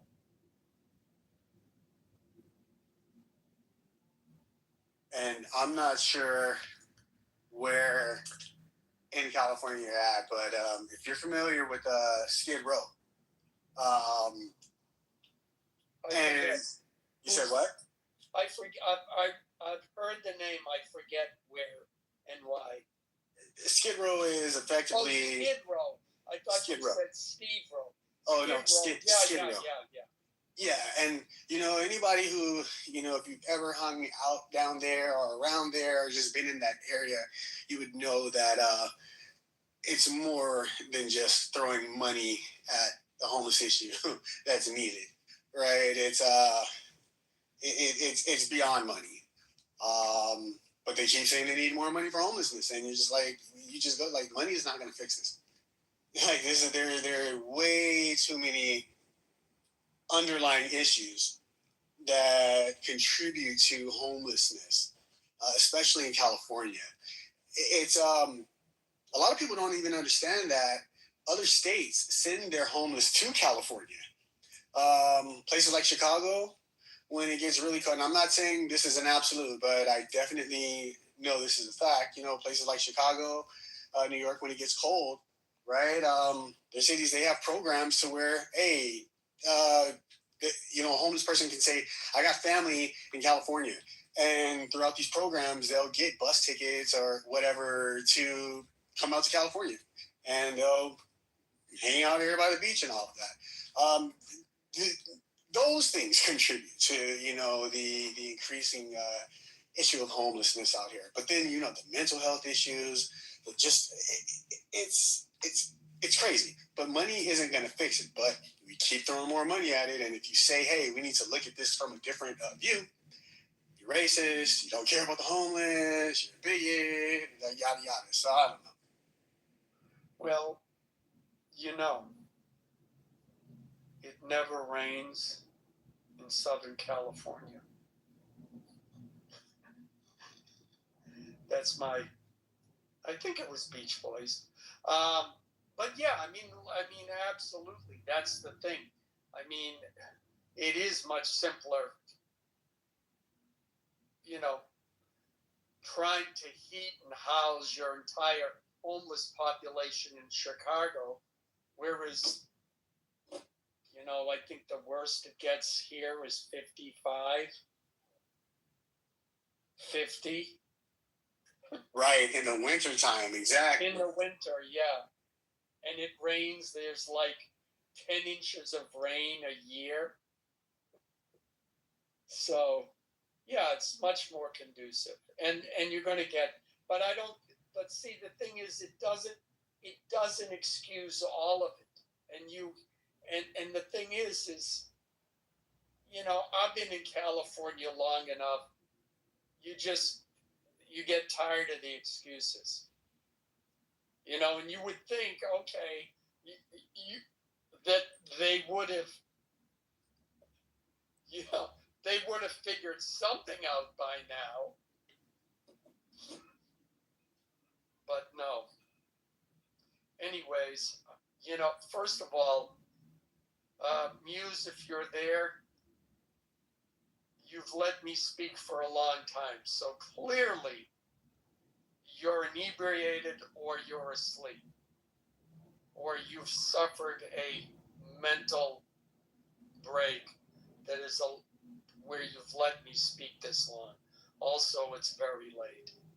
But I have to go. It's been good talking to you, Sean. Good talking to you, Alan. And Muse, if you're there, thank you. And no, men can't get pregnant. Just in case you were wondering about my position on the thing.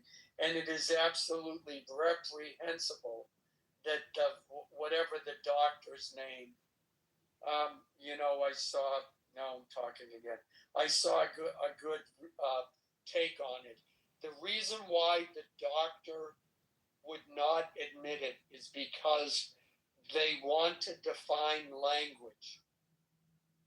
And if they admitted that if she agreed men can't get pregnant, then she isn't able to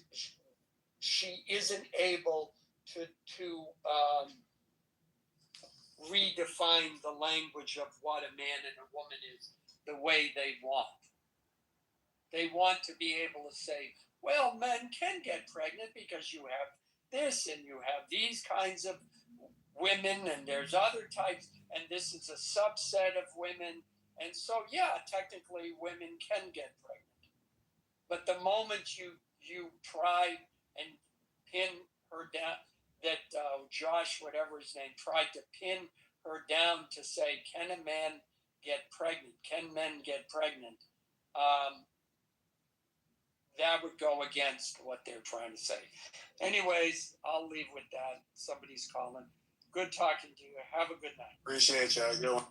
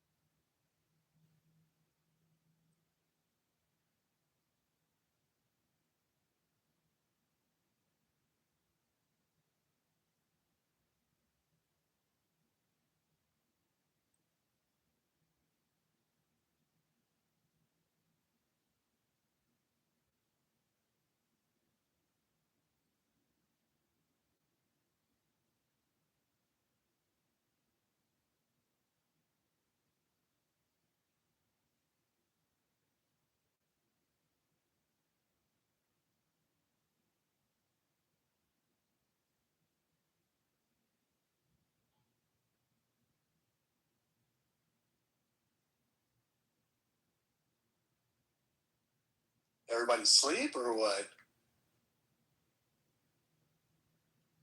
I mean, no, I'm just trying to. I'm kind of chilling, but No. yeah, I was just kind of letting people converse the way they wanted to.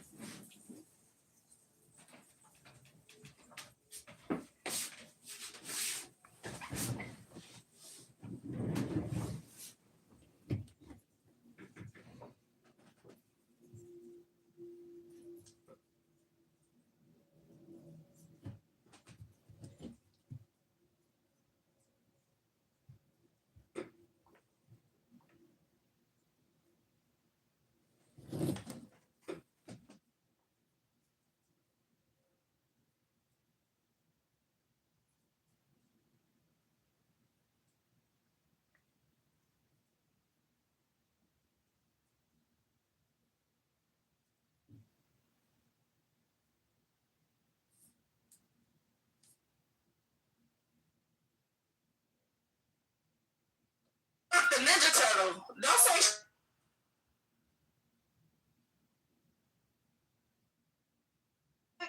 Look at you. No, right after Adam he has to fuck his husband, and then you have to suck it right after he sticks it in his butt. I'd rather hang myself with piano wire. But I don't know why he gets so emotional. I'm like, I talked to Adam before he was gay. He had a different voice. Yeah. I don't understand why they become gay and they change their voice. It's the jizz lubricates the esophagus, and it changes the impact, their inflection of the voice. Is that true? I don't understand No, because Adam used to sound so different. You know, in 2022, it's so different. Now it just sounds like a homo.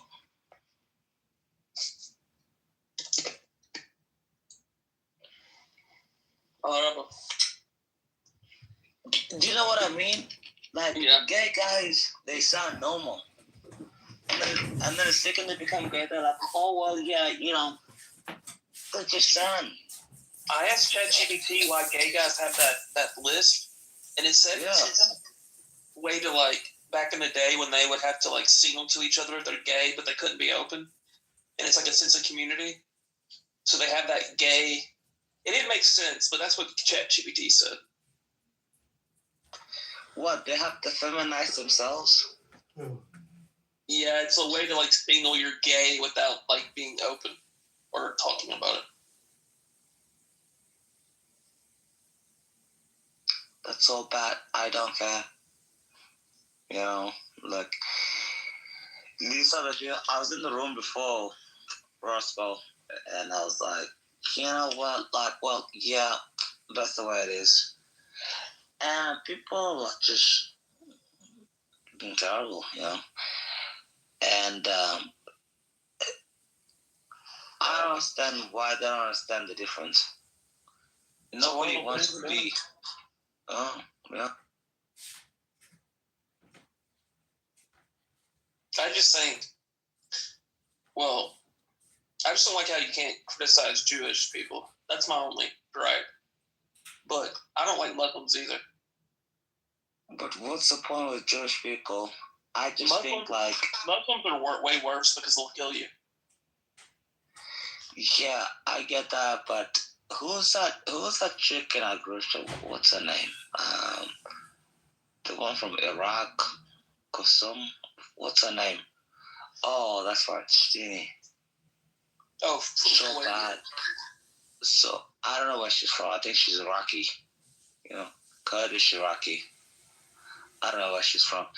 But the thing is, everybody can, you can criticize Jewish people every single day.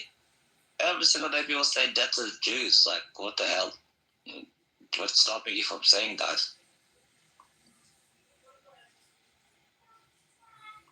Beaver. Yeah, what's stopping you from saying death to the Jews? Like, what's so bad about that? I don't want to say that. I just, any type of criticism, they call you anti-Semitic Jew hater.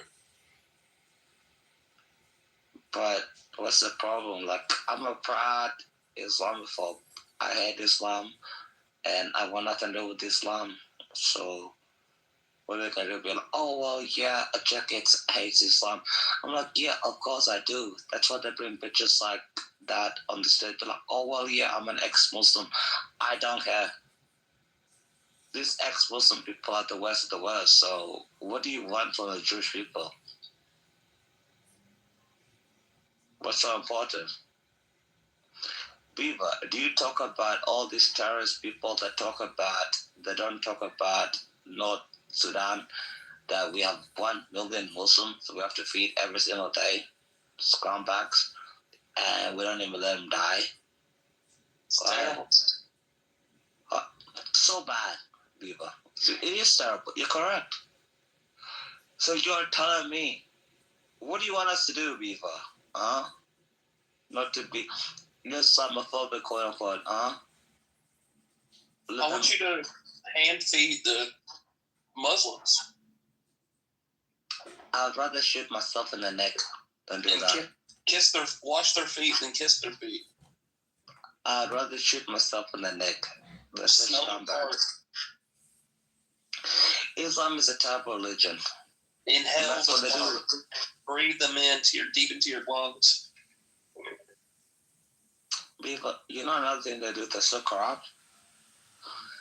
It's called love jihad.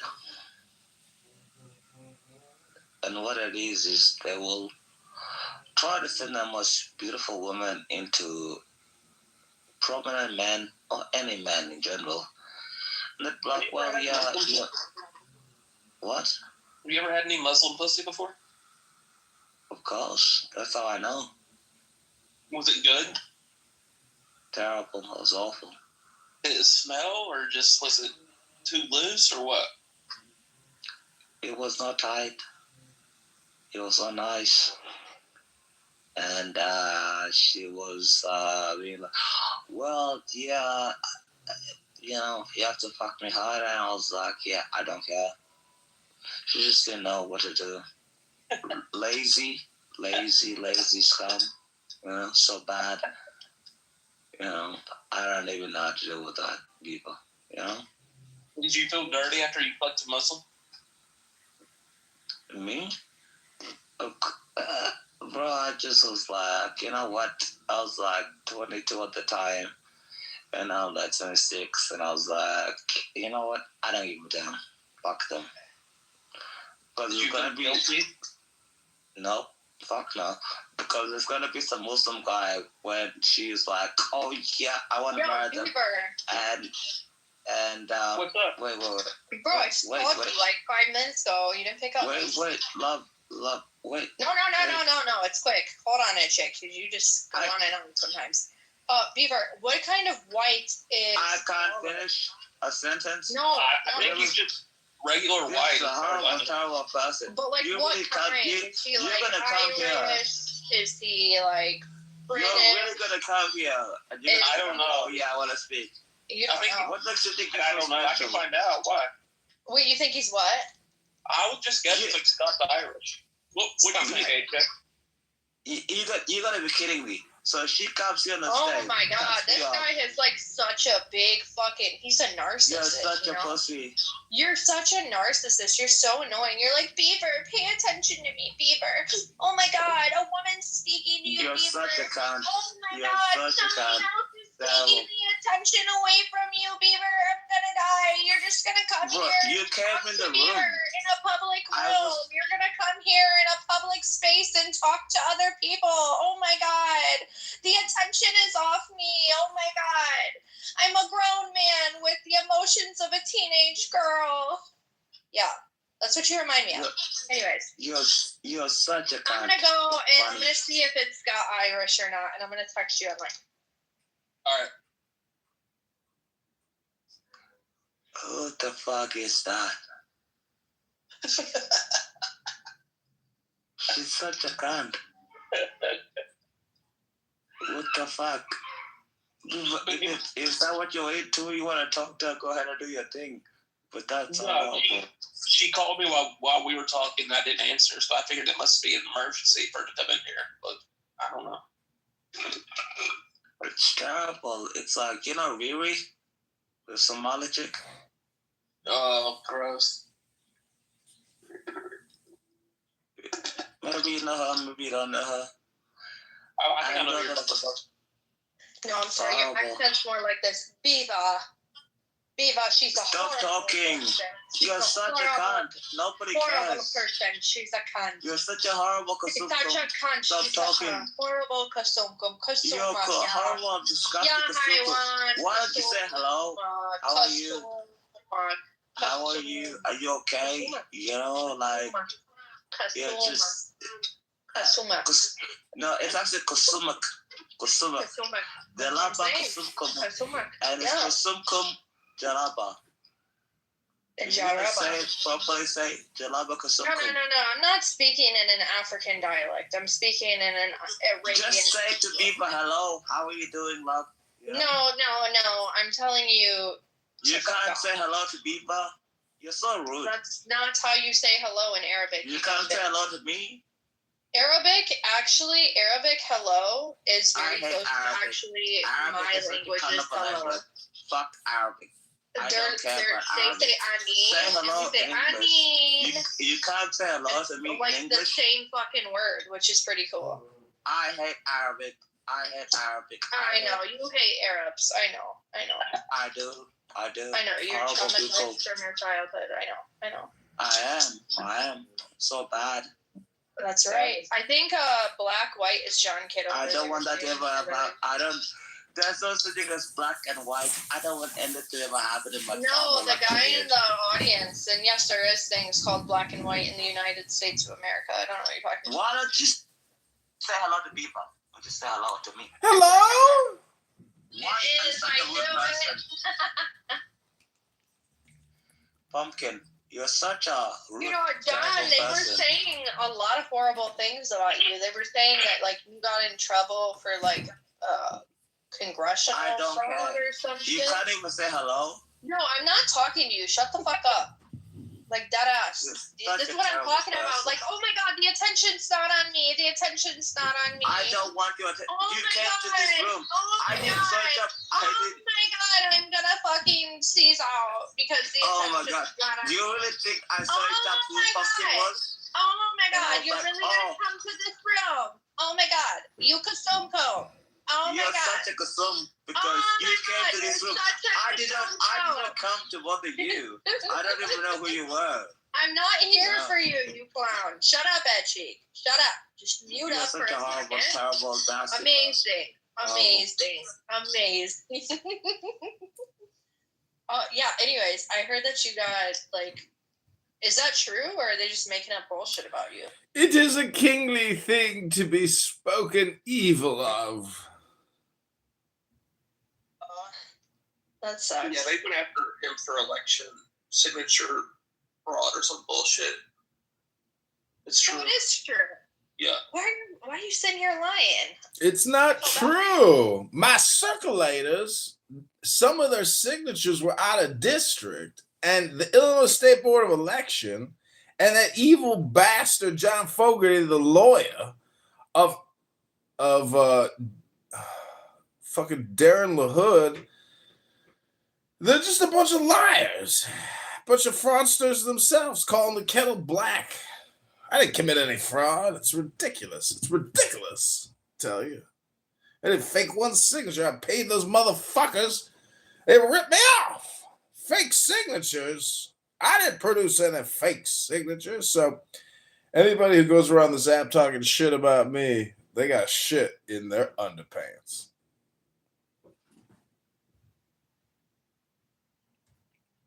Yeah, I'd rather hear it from the horse's mouth. Great. Oh, you think there's credibility? Do you think there's credibility in people that come on here and gossip instead of doing I think things? people they're targeting him because he called out some stuff. So he's getting the treatment of the establishment. You think people of the establishment are on here, or they're just No, it's just psychology and philosophy. You're damned if you do. You're damned if you don't. You're damned if you do nothing. Like I'm telling you, you're gonna be attacked no matter what in this life. And I'm challenging extreme power. Like Darren LaHood is a very high-ranking and powerful congressperson, and his lawyers here don't fuck around, and the judges here don't fuck around. Nobody fucks around. You fuck around, you find out. But I didn't commit fraud. I didn't fake signatures. I was totally transparent. Everybody that worked for me, I onboarded them on Clubhouse. Literally, like I onboarded them here. Everyone heard people that worked for me, come through this app, and the whole thing is recorded. So if they want to charge me with something, that's great. Then it can go to a jury trial, and then I can countersue. Additionally, it just brings me more publicity. So the whole thing is just, a rug pull, and it's a shit on John Kitover. The guy that wrote the article about me, from what the lawyer said to the Illinois State Board of Election, he himself is a fat, disgusting piece of shit. I'm talking fat. And he's got a huge herpes sore on his upper top lip. I can pull it for you if you want to see his picture, but it is so disgusting that the herpes sore itself on the lip looks like a giant white zit. And it's just one of those things where you're like, can you pop it? Or is it too dangerous to pop it?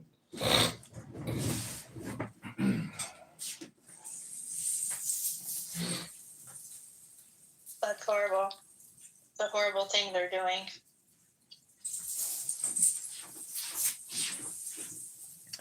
It's horrible, terrible. You know, I just like to quote Acek. There are horrible, awful, terrible people out there. But I am not one of them. I'm actually being accused by an awful, horrible, terrible person. And what's amazing is if you go to Darren LaHood's X account and you see what he posts or what he puts on his Instagram, no likes, no follows, no retweets, no comments even, because he flies so under the radar, nobody even knows he's their fucking congressperson.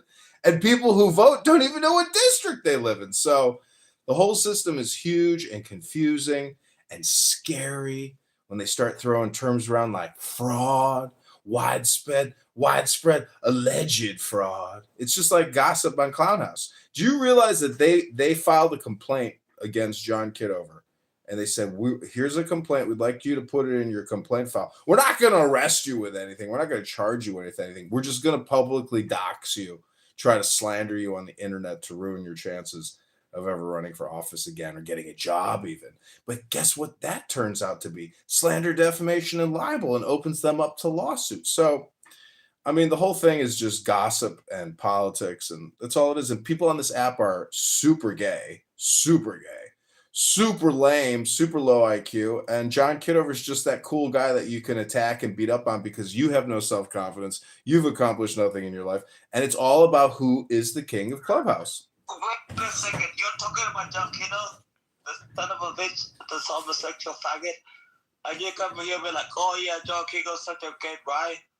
You haven't seen that on X? Get your whiskey right, Acek. Are you talking about some African warlord or something? Give me a break. He's not gonna get federal court charges.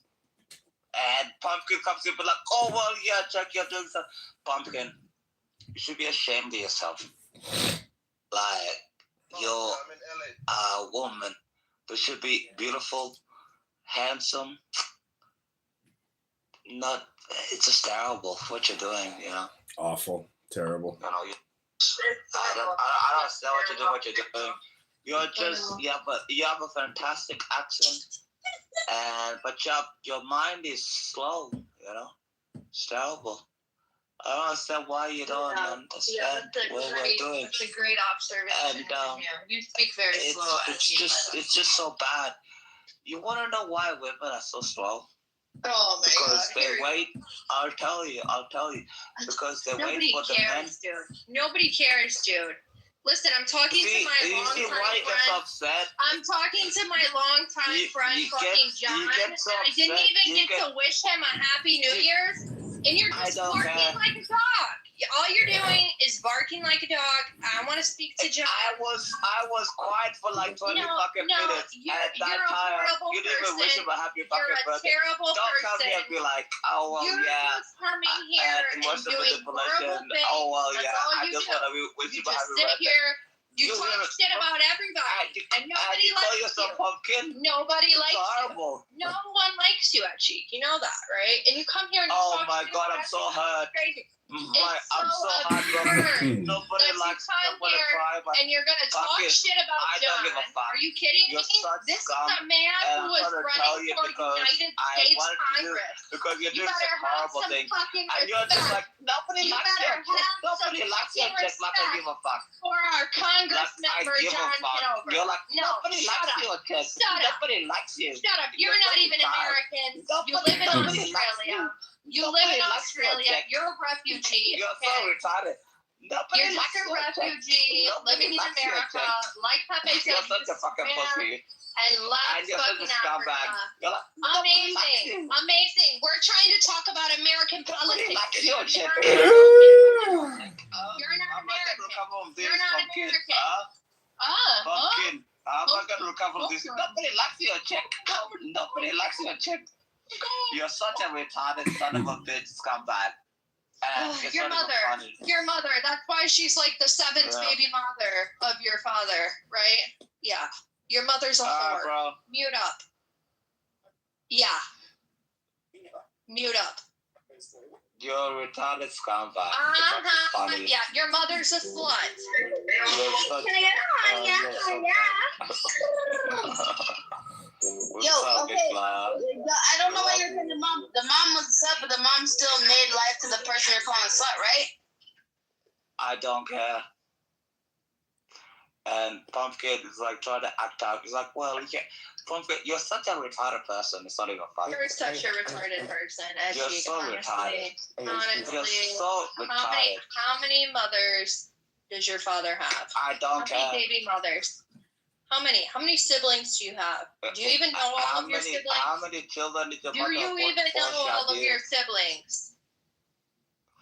How many did No, they real abort question. for Do you? you know all of your siblings? Where's the next meal? Yes, I do. 100%. Yeah, where's your? That's a great question. Where's your next meal coming from? I know all my siblings. Pumpkin is so retarded. She's so slow. Guys, she thinks that people can't give a shit about what she's talking about. I don't care. Yeah, your mother's a whore. Voiceover. Stop sipping. Nobody gives a shit. She's a horrible, terrible person. And she actually thinks that people give a fuck about what she's saying. You're a horrible, terrible person. Your mom failed to protect you as a child, and that's why you hate Muslims. I hate Muslims because they blow shit up.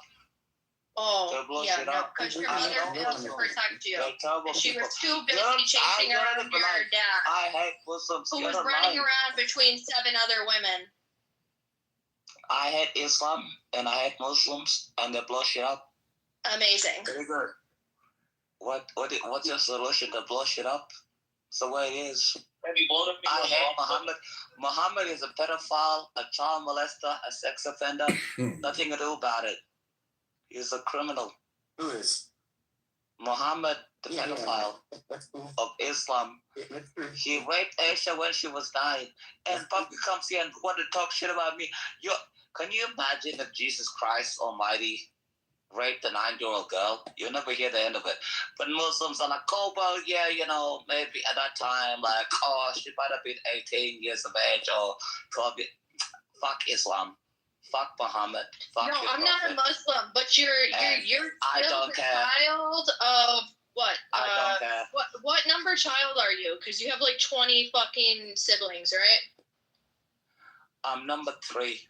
Right. Okay. Out of 20 of like 7 different mothers, and then your mom failed to protect you as a child so much so that you hate literally like nations of people because your mom failed to protect you. I hate Islam. It's not complicated. Chasing around your father. She was too busy chasing around your father. It's so complicated. I went to the military. No, it's funny that you think I give a shit about what you have to say. Like your family is shit. You come from a shit family. I don't give a fuck what you say. Literally. Of course, it's a shit family, and I did well to come from a shit family. What's the problem? Yeah. Okay. You're a refugee. Wonderful. What's the issue? You don't get it. You're not doing great. You're really not doing I hate great. Muslims. You're not and doing I'm great. in life. You're not. You're really not. So what do you want me to do? Be like, oh well, yeah. You come on this app and then you like trauma dump about like shit in your childhood. You're not doing I don't care. You ask me a question. No, you I do tell the care. truth, That's and why you bring it up story. to strangers. No, Which is inappropriate. no. Yes, No, it is. you It's ask fucking a question. inappropriate. You're traumatized. No. And You know it's what? funny If I really because wanted you're to throw it down, I could be projecting. like, You're everything you throw it projecting. down. Wait, Pumpkin, You're Pumpkin. projecting. I don't care. I do not care. I think of Pumpkin. you like beneath me, like the scum on my shoe. You know what's funny? When you were talking about the serious struggle and you were crying and everyone was like, you're gonna be okay. I'm not and now you come here and you act so tough. You got the wrong and person. everything I'm not else like Syrian. that. I'm not You're Syrian. such a dumb bitch. I'm not because, Syrian. Like, You got the wrong person. You're That's lying. not me. You're lying. No. You know, you think you Beaver, forget it's people funny have a to long, keep long giving memory. me every I remember when you ethnicity came under with the this sun. app and you're like, oh my God, the Assyrian people are dying and the genocide and No, blah, I'm blah, not we can't Syrian. win. I'm And literally now not you serious. come here, and now I you am come not here, be like, even oh well, serious. yeah, like What the fuck are you people talking are so about? strong. What are you talking? I'm not Syrian. Are you retarded? I said Assyrian. You're such a I'm not scumbag. a Syrian You're Iraqi one. either. I'm not fucking Iraqi. What the fuck? This I'm person, not you're any of these such. ethnicities that you're naming. You're gonna have to name all of the ethnicities under the sun to figure out what I am. But you're just telling lies, man. Like I don't even know who the fuck you're talking about. You're talking about somebody else. I just think you're such a liar. And it's actually so Amazing. funny. I remember who you are, though. And I remember who you are. I've never, you know, Wonderful. I've always had my real name on Clubhouse. I know. Yeah? I know. Yep. Great. I've never changed my real name. Amazing. You know? I have nothing to hide. You can even search my name. My real name has always been a chick. And I've never changed it. I don't come here and be like, oh, well, yeah, I'm North Sudanese or whatever, blah, blah, blah. It's always been a chick pumpkin. So people like you come here and be like, oh, yeah, it's something to them. I have never changed my name. So notice come how like he wanted you come here and be like, so oh, well, badly. yeah. You know what? This is what I was talking about when I entered the room. You need attention so badly.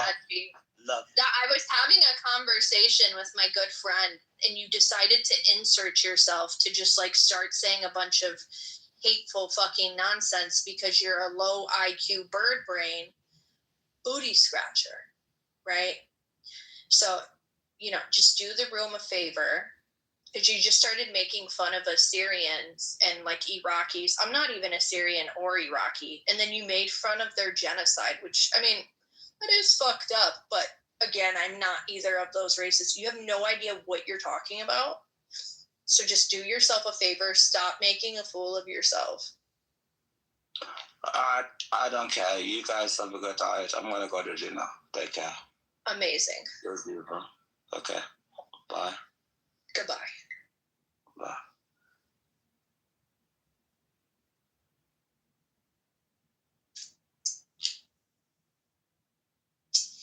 Anyways, I'm sure John just got that. I just, you know, knuckle punch check a couple times and then knocked him out. So that was great. Up my score like 60, I guess. What's going on right here? Right? Is that Riyabya? Is that Riyabya? Oh my god, this fucking faggot, bro. This effing F word. I'm gonna tell you something. What you gonna tell me, Riyabya? You are a fucking. What you gonna tell me? That you're a dirty ass CIA operative. Man, you had too much rum. I'm surprised that your fucking brain hasn't been fried yet. Are you projecting? I don't have 80 phones on my fucking living space. I'm telling you that right now. You got the bus? You got the footage from the bus? Do you got the footage of you being a fucking idiot? I'm asking you, do you have the footage from the bus? Phones like a goddamn Russian bot. Are you going to be a what's wrong with you, man? Yeah, I'm a write-in candidate. I filed with every county clerk according I didn't know to you had to file for that.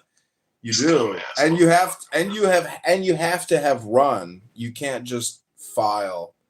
You possibly could as a write-in candidate. See, what's interesting is if you're an actual social media, darling, and everybody knows who you are, you can just supersede the election and be a write-in candidate. There's no state board of election. There's no ballots. There's no petitions. It's just your star power, and people go in and write your fucking name into the Smartmatic machine.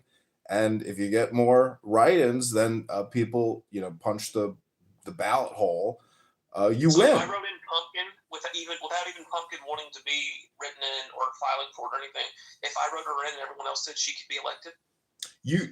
Technically, it's called a write-in candidacy form. It has to be notarized and filed with the clerk of the county, like 31 days before the election or 60 days before the election. So you can't just say, oh, I'm a write-in candidate too. No, there's an actual form you have to fill out, get notarized, and submit to every county that is holding the election. So I had to file with 15 different clerks, And every response was different. Some people were like, "Oh, great, thanks, John. Good luck."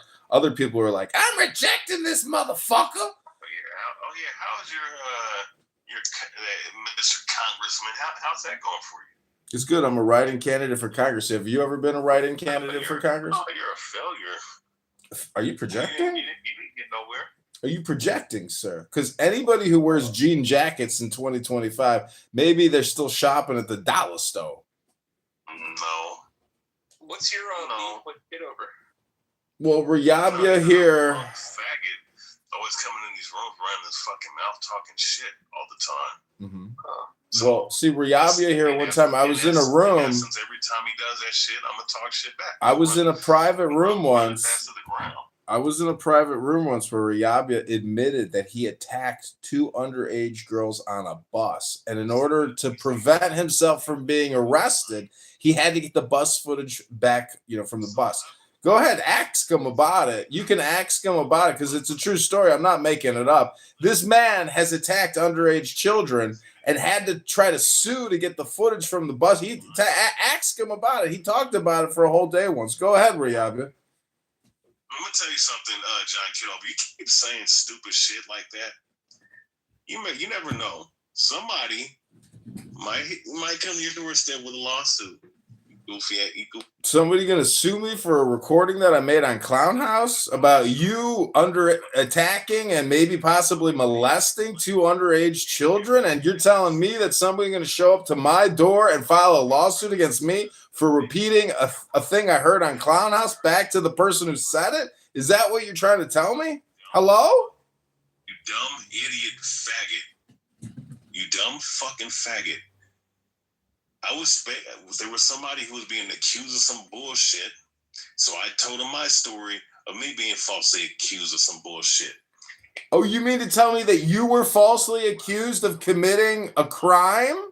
You were accused of committing a crime and somebody was gossiping about it on Clown House. Oh, okay. Allegedly. Let me add that in there as a caveat, everybody, in case he files a lawsuit against me. Allegedly. Because it never happened. I don't do the shit that you're accusing me of, or people who you might be affiliated of actually do. Allegedly. Thank you very little.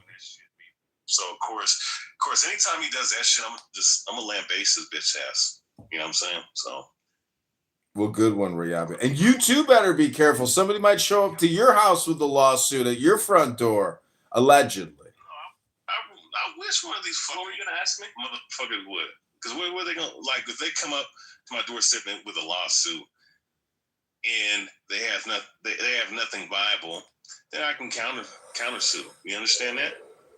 Judge Judy, what are you gonna ask me? Oh yeah, the title of the room. My bad. I'm going back and forth this more, but it's a horrible thing you're doing. Are you speaking of iCheck?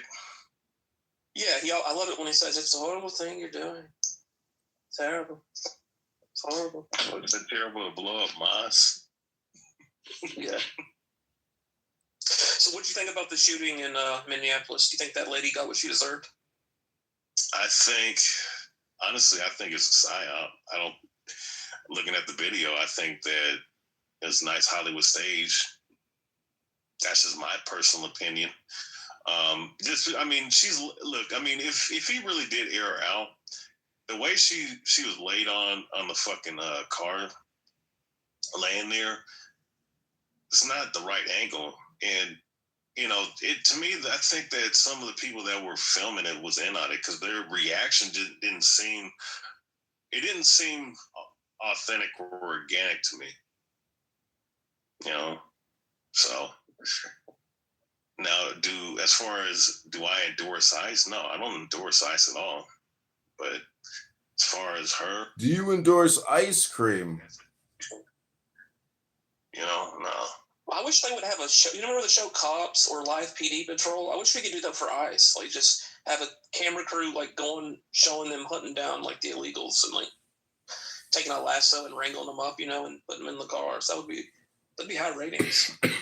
Well, in today's time, yeah. But as far as, but see, the reason why cops was so successful is because these are, common things that happen all the time on cops where, they're chasing somebody down or, they're chasing somebody down either on the foot or, through traffic. That shit with ICE, I mean, they're going door to door. I don't know. In the social media area, yeah. I mean, you know how many people be watching that shit, whichever side of the aisle that they're on. Yeah, like we should, and then the ones that we capture, like the top ones, we could put them in some type of like reality show where they can fight for their citizenship, like Running Man type stuff, or Survivor or something. Oh my god, that would be fucking hilarious if we could do Running Man. And we could fund a lot of the proceeds to go to support ICE, and then also give some people a chance at citizenship. ICE. Look, I support the local police department than support them, because at least I can read their badge number. If your neighbor was illegal and then you got wind of ICE coming, would you tell your neighbor, "Hey, ICE is going to be here tomorrow"? Get lost. That's only based off if I know the individual. If I don't know him, I'm just gonna let the course of the river go where it goes. So what you're telling me is if there were some Jews that needed to hide in the cupboard because the Nazis were coming to kill them, you would, just say, well, I got room in the cupboard this weekend, but I didn't know you to begin with, so go ahead and just die. Is that what you're saying, or is that a false analogy? Where did the Jews come in? Well, I would say, guys, come hide in my closet, and then I would walk out, and I would just kind of point. I would wave people down, and be like, they're in here. I'm just kidding. I wouldn't do all that. Okay, look at it this way. If there were some African-American slaves and it was 1847 and they're trying to get away from their master in Georgia, and they made it up to New York City, but the slave catchers were there with some extra, cash in hand to give you a reward, would you turn in your fellow slaves? So you're on the side of the so-called illegals, right? Well, I would let them mow my lawn, and I would let them clean up and pick up and stuff and build a shed, and then I would turn them in. Well, I mean, I'm just saying, but John Kitover, I mean, it sounds like he's for them. You know what I'm saying? So, I mean, look, like I said, I mean, just depend on the situation. If I know the individuals, I probably would. But if I don't know the situation, I just, you don't get into situations that don't concern you. That's just how I look at it. I would tip them off. I wouldn't, if I knew them and they were cool, I'd be like, yo, FYI. Yeah, no, that's what I'm saying. If I knew them, and they were cool, yeah. But now, if they were loud and they played their music loud and they were disruptive and all that shit, I'd be like, I'd pitch it. I would put a chair down and watch. Yeah.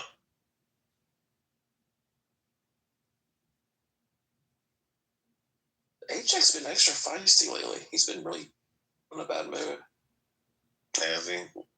You know who's been in a pretty bad mood is I don't know if you know this the individual Sailor. No, I don't know who that is.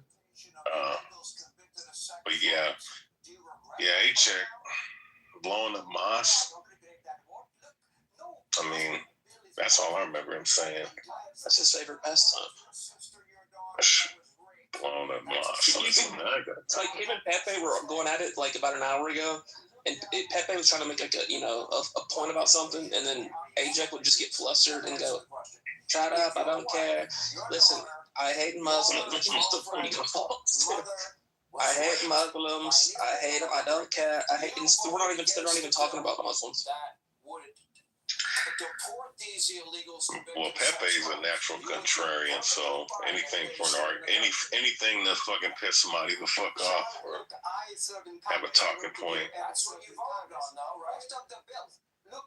Pumpkin did y'all see how Pumpkin just handled A-Check? I've never seen anyone handle him like that. She just shut him down. He like quit. Because what was that? Oh yeah, what was that about?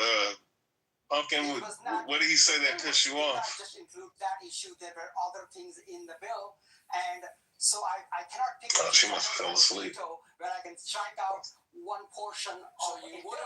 Oh, I'm here. Sorry. I was like writing. I was filling people in about what I keep trying to raise awareness about what happened with the tribal members that are being held by ICE agents right now. Somebody was talking about it on Facebook, and I just giving them more information. I'm sorry, what was the question? Oh yeah, I read about that. Oh wow. Actually, no, yeah, what was it? There was a couple Sioux Indians that are being detained by ICE. Yes. Which is crazy, but no. It's a threat to our sovereignty. That's what all of this shit is. They want to just erase us. That's what this shit is. Yeah. So yeah, A-Check, he just basically, I don't know, he just kept calling me out of my name for no fucking reason. And then like I was trying to have a conversation with John, and John was like just telling me, he's like, listen, like don't believe what, because I was like, listen, I heard in a couple other rooms, I just addressed the rumors that I heard to him directly, right? And he's like, don't listen to these people on Clubhouse, and like gave a few comments about how he feels about these individuals who are talking shit about him on Clubhouse. A-Check basically took that and was like, yeah, you're a horrible person for doing this to John. Like, but then he like attacked John while doing it. He's like, yeah, you are a fucking fraudulent faggot, you liar, and like all this. I don't know. He was just being really weird, and then he turned around and started calling me out my name. I was not gonna have it. Like you shared. Why was he calling me out of your name? No, because he's a fucking psychopath or something, because he hasn't addressed his trauma in therapy. Oh, I got a baby. Every time I got a little baby in there. Dumb enough. Gonna get to the gym and work on me baby. Look at the size my baby's growing. In front of me. My baby's growing. Fucking trauma in his face. I don't care. So, yeah. He's gonna learn to not disrespect me. I don't tolerate that shit. Well, you are just an awful, horrible, terrible people. Where do these people come from? Where did you come from? Where did you come from? Did he realize that black is Kitover? I don't think he realizes a lot. I think he just repeats himself and says awful, horrible, terrible just over and over and over again. That's all he does on the set. It's actually awesome. I really like it. Low IQ. People that just repeat the same sentences, small sentences over and over again. It's a sign of having a low IQ. Well, can the guy himself is a miracle story. He survived a terrorist attack on his church, went to the West, was rescued by beautiful white people who cured him. And now he's here to give vengeance upon those who would dare try to usurp those rights and also, do the same type of harassment and abuse that he suffered. So he is a Clubhouse hero. And to me, he's a personal hero. Victoria, do you think the lady Renee Good got what she deserved?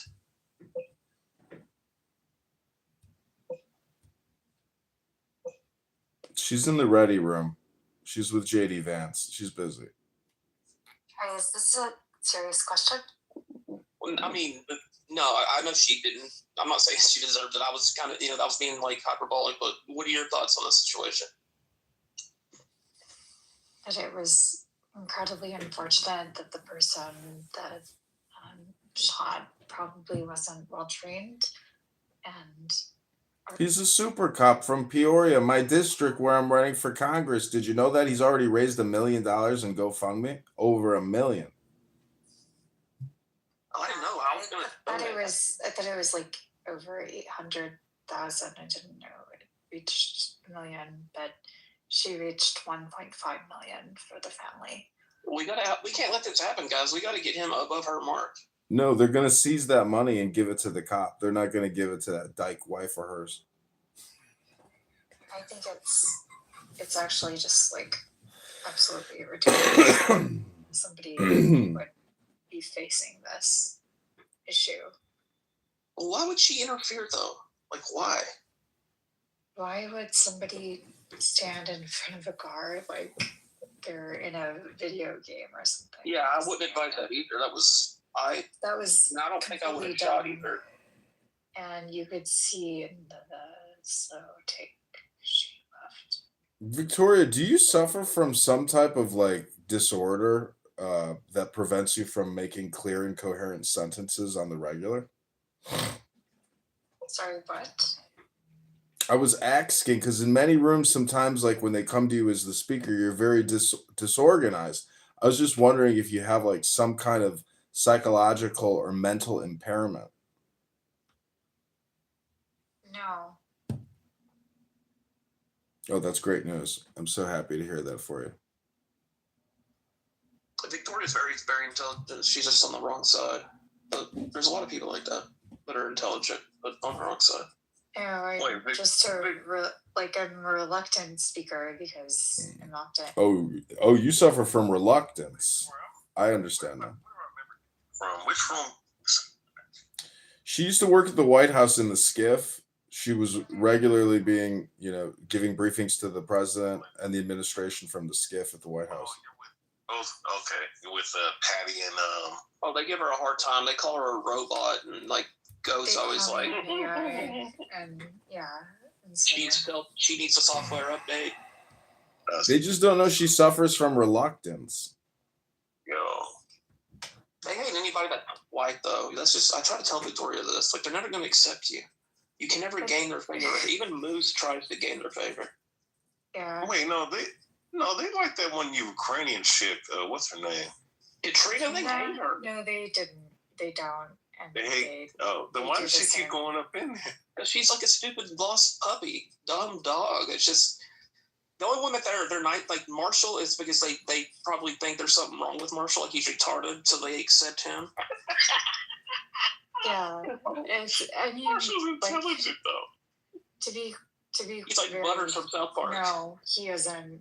I think he has like an issue. It's called alcoholism. Yeah. No, I mean Marshall's cool. Cool. The guy's like a federal mafia.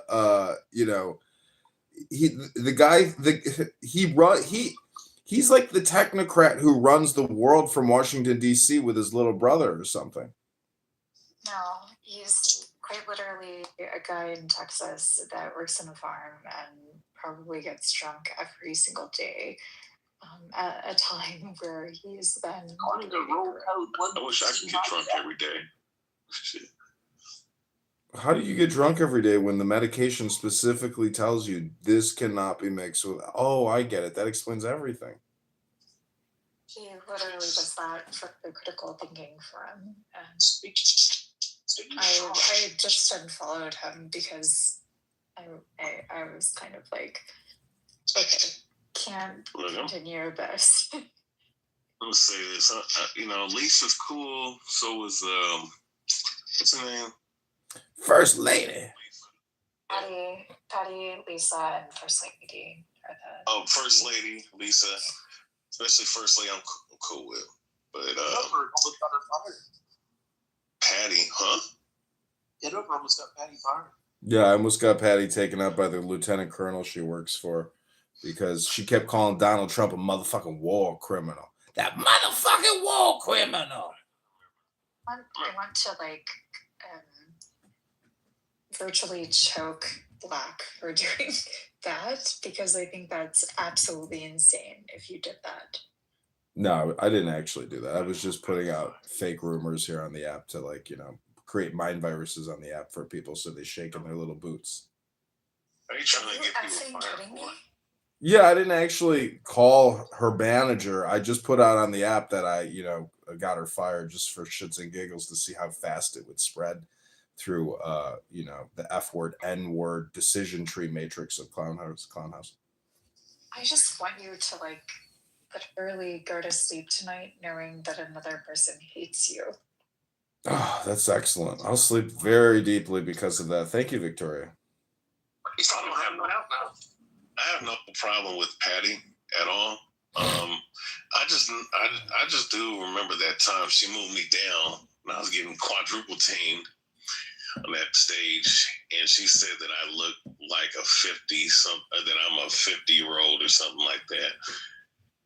That kind of you do present as a little bit older. I'm going to be honest. I'm 35. I am no old motherfucker. I apologize, but you do present as older. I don't look like no fucking 50-year-old. Yeah, I wouldn't think you're. Do actually? I would have thought you were like, late 20s, early. I thought you were like 58 or something, Riabi. I thought you were like over the hill, bro. Well, all that radiation in your fucking brain, you know, I'm not surprised, but I mean, you weren't celebrating Charlie Kirk's assassination with politically correct, were you? Because there were a lot of F-word who were just salivating at the mouth that a structurally white racist individual was assassinated. It was a glorious liberation day for them. They were so happy. I don't have no energy for it because I think the motherfucker's sitting somewhere smoking a blunt and laughing at all this shit, honestly. You think Charlie Kirk is laughing, smoking a blunt somewhere? Relates to the weight. You're a little bit larger. And so I want to be frank with that. So if you were to like lose weight, maybe you would look a little bit younger, but damn, Victoria, stepping on toes, Victoria. Oh, wait, Victoria. So you're talking shit now? I'm not fat.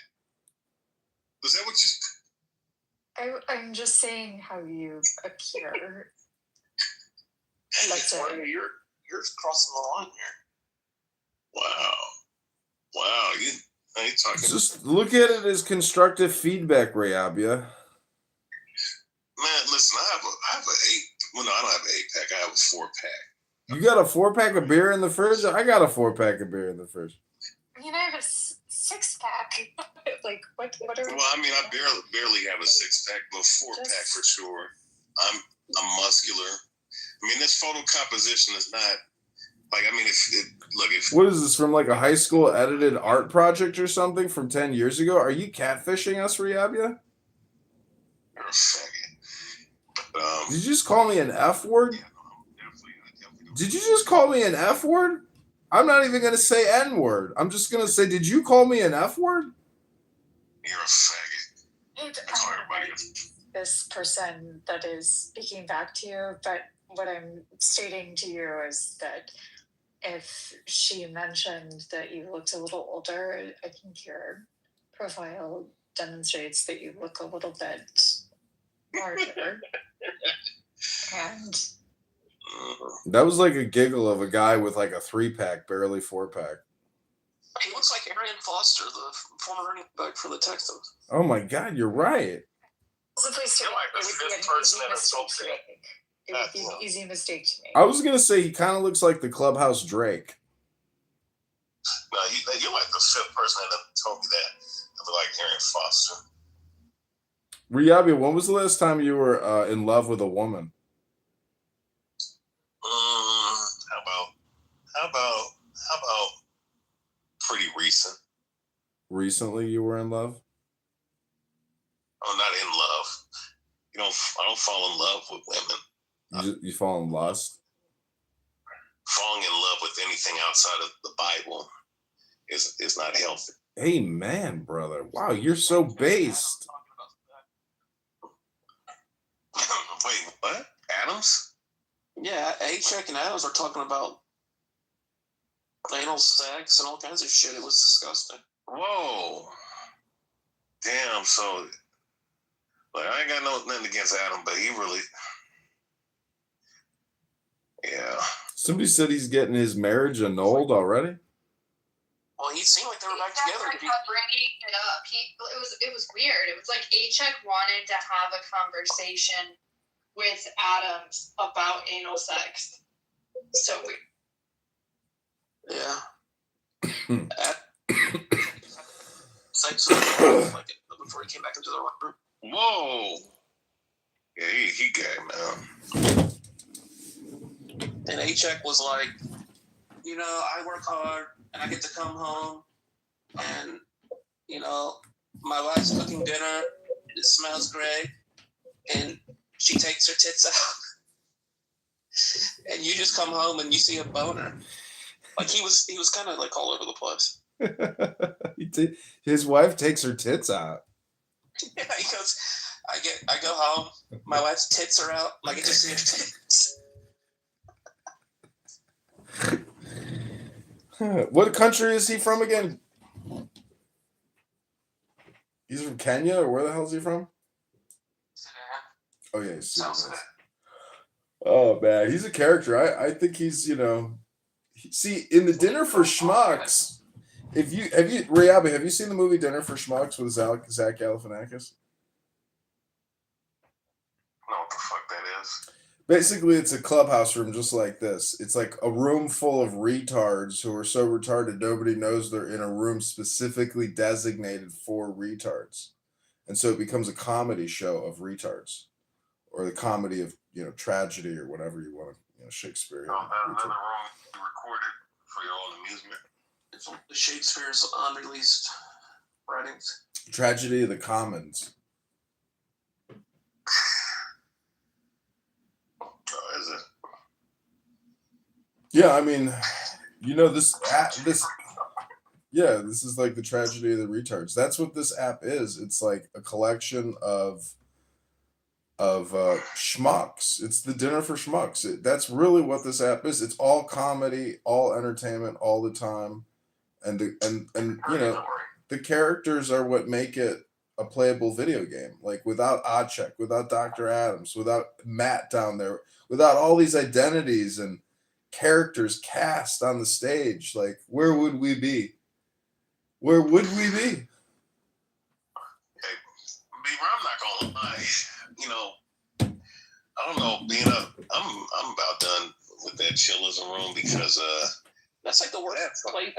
That's the pit of hell. That's a portal to hell. Chillism.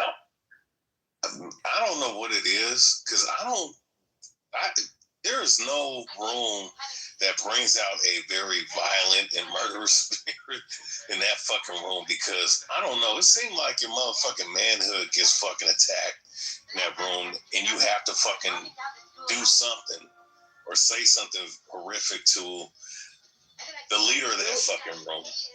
Yeah, chillism is like it's like the lunch table in high school where all the rejects sit and they're all angry at the world. They're in their. I can't really explain it. Like Nathan's a psychopath and he's their leader and he loves to see people argue, yell, and fight and gnashing of teeth. He's a nut job. Yeah, I'm gonna lie. You know, I don't know. There's not one outside of people in my own community, right, that frequent this app. All right, you know, in my religious community, I'm not, you know, adding them in. Just random rooms. That's one guy I would like to just choke the life out of. I don't know why.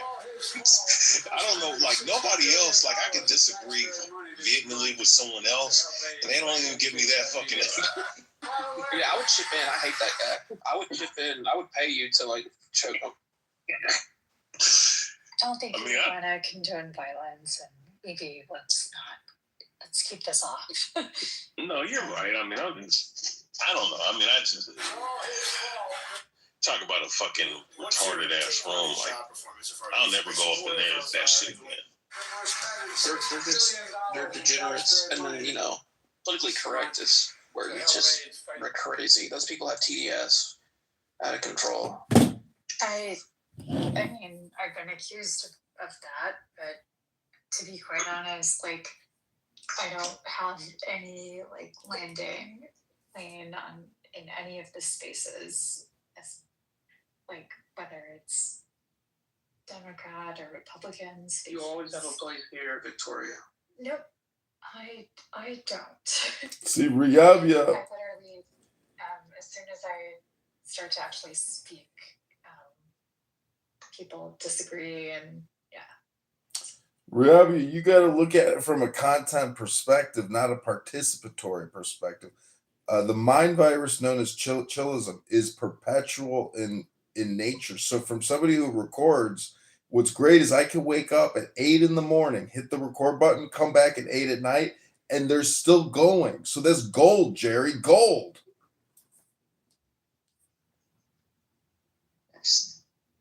Well, yeah, Goat is pretty mean to you, Victoria. yeah, I mean, I literally like changed my PTR to say I'm not a robot because that is the running joke, which is like ridiculous. But why do I go back? And I thought about that. Like, I think that is like a sort of mental hang up that I have. And I want Well, he hates white people that are smarter than him. I think he's actually very intelligent. And so that's why I think Do you think he's an elite? Do you think he's an elitist homosexual? no, I think he's just an intelligent guy that spends way too much time on this app, like some of us. I'm just saying, like, who are the most sociopathic, psychologically psychotic people? Is it homosexual, gay, black men? No, I think he's probably I think he's a heterosexual You think he's straight? individual, and I don't know that he's black or not, or You can't tell that shit? You can't make some inferences about a man on the way he speaks? I mean, he says he's an openly gay, black, closeted homosexual professor. He is a professor teaching children, and he's on Clown House 80 hours a week talking his shit with Patty, doing his little vocal inflections. I don't think he's ever indicated he's a Homosexual. Yeah, he's a professor at a university. Sorry, maybe I don't have as much background. John, what are your thoughts on Midwit Muse, Jason Mewes? Jason Mewes? Oh my god, bro. I went in there today because he has a room about can men give birth, and so I asked him. I said, "Are you a transsexual or a homosexual? Are you LGBTQ?" And he's like, "I don't understand. What's the point of the question?" And so I put in the chat a video of a guy here in Chicago who said, "You should vote for me because I am the first LGBTQ black man running for Congress, and if elected, we will make history for African American LGBTQ." I was like, "Is that really the type of confidence or the credibility I need to vote for a congressperson because of your racial identity and sexual orgasm preference? Is that really, the reason why I should vote for you?" And Jason Mewes got angry and kicked me down and said, "We ain't got time for no trolls, motherfucker." And then he said, "Fuck you, bitch. My dick is bigger than you, and that's why you don't like me, bitch." And I was like, wow. He has like a word bank he always refers to, like platitudes, germane, plethora. Like he tries to use these words. They're so forced. It's very germane of you. But you're stupid. And that's what he loves to do, is tell people they're stupid. And that's what really makes me angry, is that he will sit on his little green bean perch and insult stupid people when he himself is projecting his own stupidity and bad takes on everything. He is, that's why I say you can't take this app seriously. All you can do is record it and let it pass through you like the plague, because that's all it is. It's just a bunch of plague survivors trying to spread, what was that skin disease they could never cure? Leprosy. It's just a bunch of lepers. This is a holding cell for people that have leprosy, and they can't get out because it's too dangerous to let them back out. Victoria, who's the smartest person that you've encountered on Clubhouse?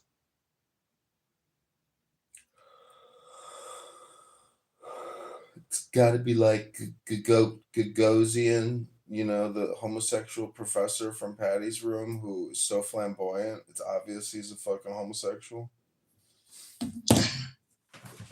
Wait, so you feel that politically correct is a degenerate room? I mean, don't get it twisted. These motherfuckers. The political rooms are definitely degenerate. It's about time founder the Science Society had a really intelligent leader. So did tech news around the world at the starting point.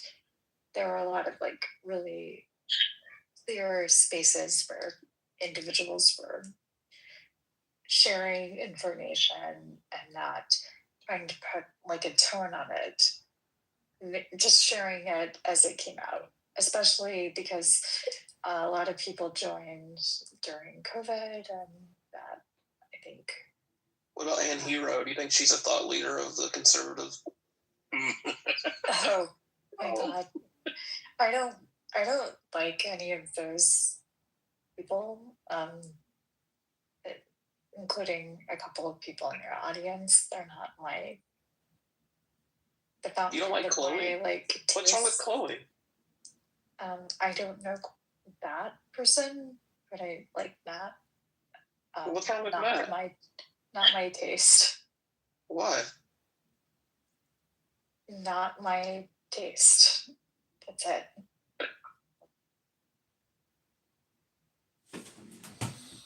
Victoria, when was the last time you were in love with a man? Victoria, I'm kind of curious. I'm on the left, right? But I am definitely curious why you don't like Matt.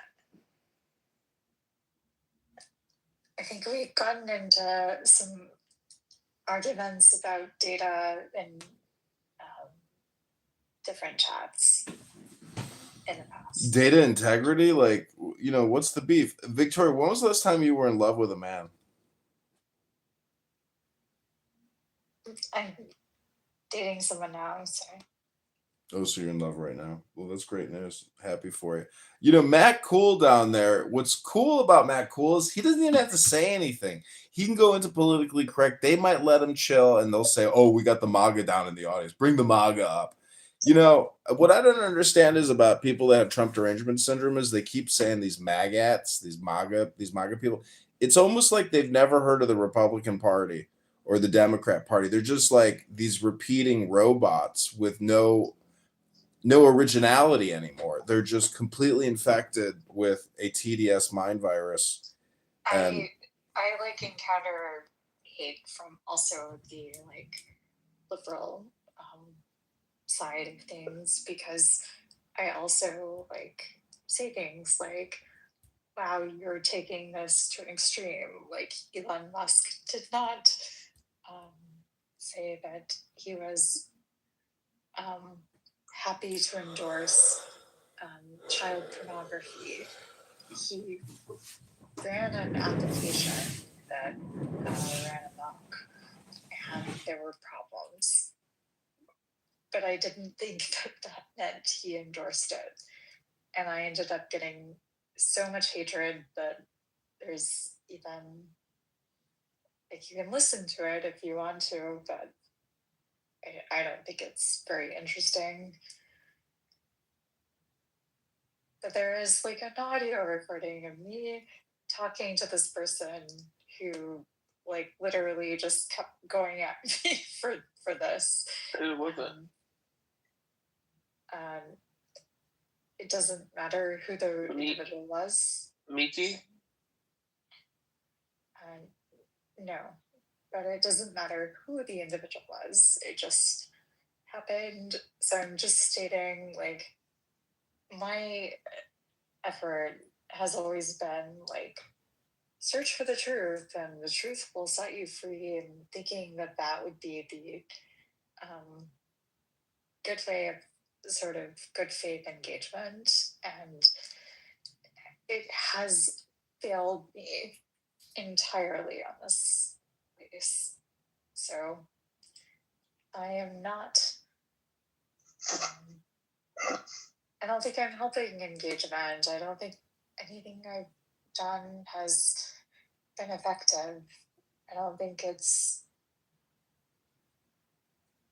done a damn thing. So I feel like I've just wasted time.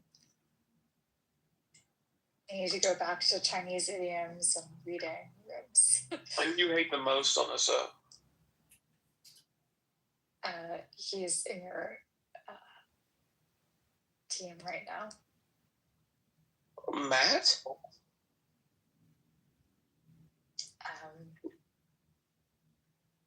Kitover, because he's recording the rooms. Oh, Kitover. He's doing so illicitly. He's like violating the terms and conditions. It's easily something that could be demonstrated in a court of law. How do you feel about Monica? She's not my worst enemy, honestly. I don't like her, but Sweet, you hate me the most, and you think that like what I'm doing could be put into a court of law to make me found guilty of some type of crime, to put me away, to prevent me from recording. You're literally in Chicago and you're violating the terms and conditions of the. Wait, the fact that I live in Chicago confirms the violation, or what if I lived in some other area? Are there other cities that I can live in that wouldn't make me culpable to this violation of the law?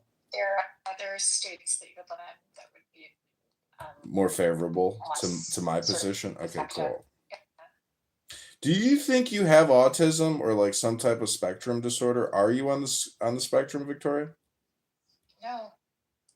You're just hesitant, as you put it in your communication. Sorry? Because I was people like the joke that you're a robot or some kind of AI synthesized, software program. Anyways, I'm just saying I thank you for your vote of lack of confidence. And Victoria, I don't have any beef against you. I just think you're another human being like other human beings on here. I'm really agnostic as to who I record and what I record. I just want to record what I think is like the most interesting content. And I'm sorry you feel that way about me, but if we ever get to trial, recording you, I'm not specifically targeting you or trying to record you. Victoria, I don't know your last name. I don't know anything about you other than you were in the White House working in the SCIF and briefing presidents on national security. And all I can say is, you're a wonderful, beautiful person. I hope you have the greatest year of your life in 2026 with your new love. Congratulations on your new boyfriend. Stephen Miller really called me. Yeah, that was really weird. What'd you say to him? No, I didn't say anything. I just decided to delete my account completely, so I no longer have an X account. I was like, that is the last straw. Why don't you like Stephen Miller? I think he's horrible as a human. I don't think he relates to people. I don't think he understands what is going on in our country, and he's advising the president, and we're receiving policies that are terrible, horrible. The fact that we are deporting people to foreign prisons was something that we hated. But they're illegal. I just being here under if you're going to an ICE hearing and then you're getting picked up and being sent to a foreign prison, that is not what we want.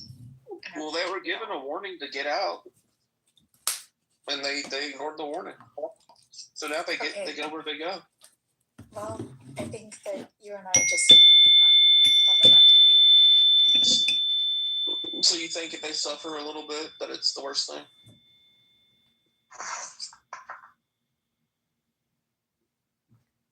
I don't think that they deserve to be abused physically or sexually in a foreign prison.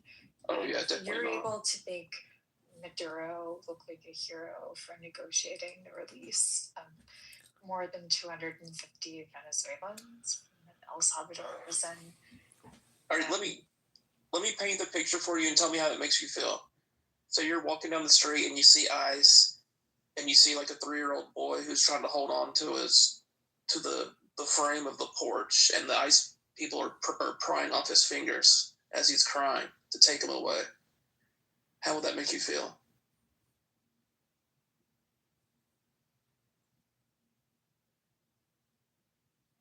I don't understand the nexus of your question, so why don't you get to the point?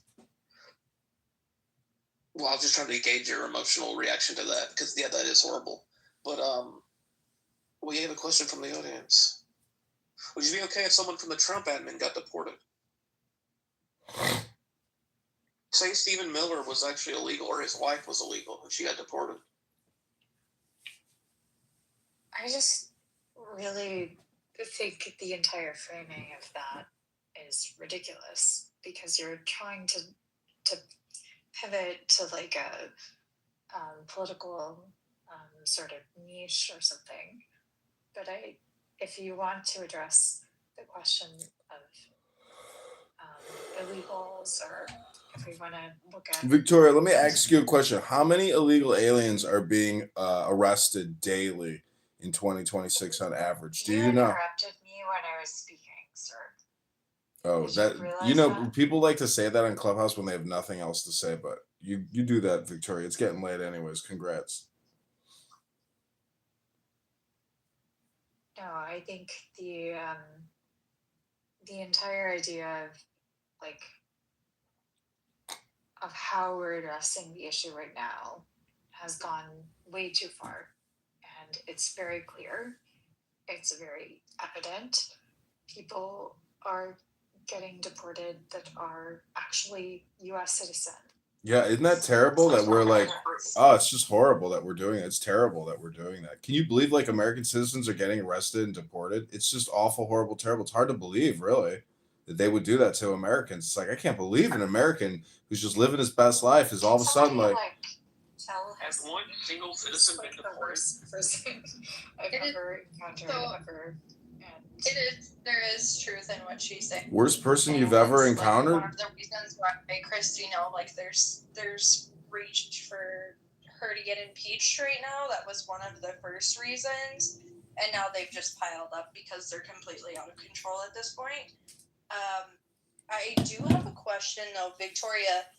Just because they brought it up, what about Melania? What if Melania was deported? Because they were actually, there was a huge there was already like an issue related with her. In terms of like even just delivering the PDV, like the presidential daily briefing. So The presidential that was daily already briefing. something that had been factored in previously. The PDB. You used to do the PDB, right, Victoria? Is that why you brought it up? I actually signed the petition to analyze she could be deported. I'm not gonna lie to you. Well, you just said I was the worst person you've ever met, so I might, be a little aggressive and push back against someone who accuses me of being the worst person they've ever met. It's quite an all or nothing statement. Well, why should Melania be deported? There had been came here concern illegally. because her family being like visiting, etc. That you would expose highly classified information to a foreign government. What, she just gets the pass because they're afraid of like highly classified information being exposed, or what? Sorry, I wasn't responding. I was not responding to your question directly, so I apologize. I was answering the idea of like even just submitting the presidential daily briefing. That was a consideration. Victoria used to work in the White House. She used to give the PDB. But Victoria, what's your favorite cocktail? Is it vodka? Is it tequila? Like, what do you drink? What's your drink of choice, Victoria? Green tea. You like a green tea shot? Mint tea and green tea. Yeah. Gross.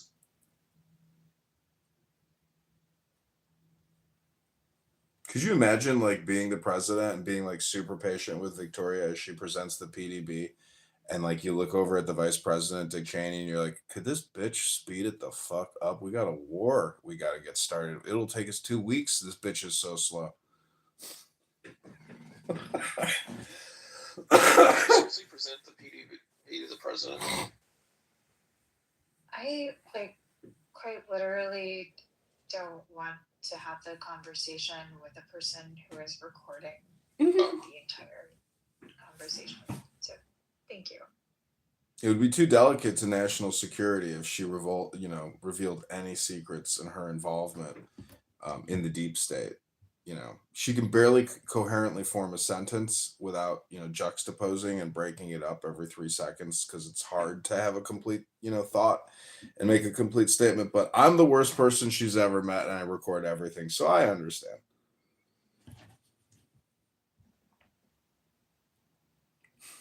Was Bush nice? I heard Bush was super nice. Laura Bush was super nice. Hillary was a cunt. Bill was nice. Bill Clinton was nice. Probably I too only nice. met them when they visited because I'm too young to have been in like working with them directly. But he.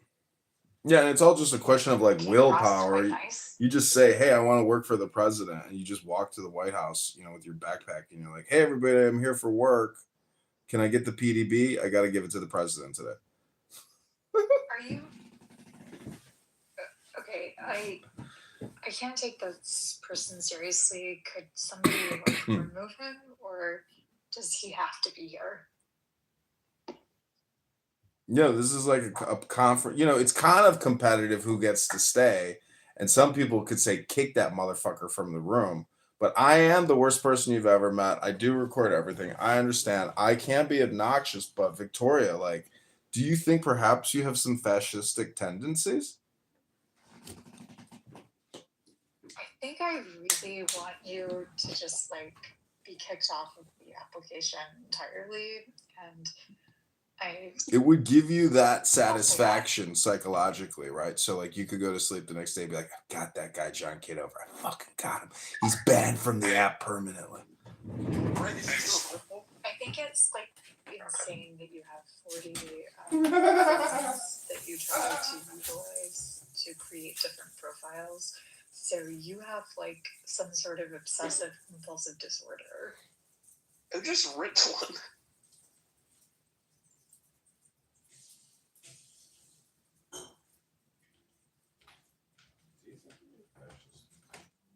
Nobody wants to admit it. Well, let me ask John Kitover something, man. Look. Yeah, what?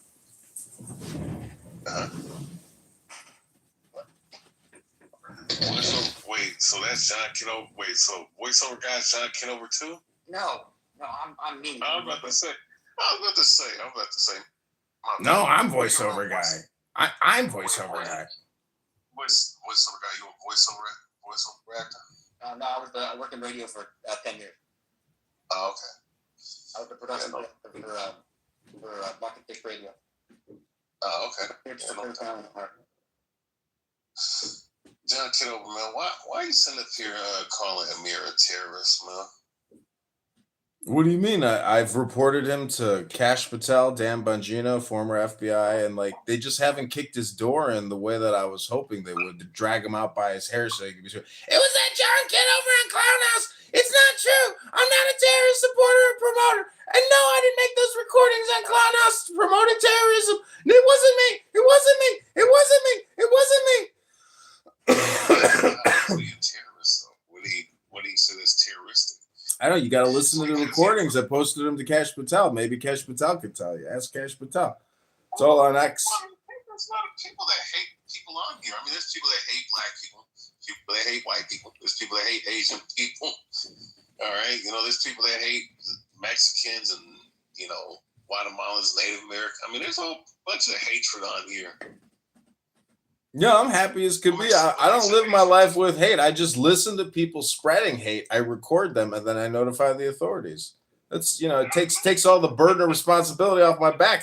I don't know what to tell you. People complain about me all the time, but like I got my own complaints, So just trying to understand, like, what is he? What did Amir? What goes on in Amir's room that's worse? You're allowed to hate whoever you want unless they're Jewish. You can't hate Jewish people. That's the one thing you can't hate or talk shit about. But other than that, yeah, you're good to go. You can't hate Jewish people. Oh yeah, this app is owned by Jewish people. I forgot. No, they have special protections. Oh yeah, you're right. They do. They got Not around me, they don't. Just it's ironic, and I always say this: if America got attacked by Israel, guess who America's gonna defend? Israel.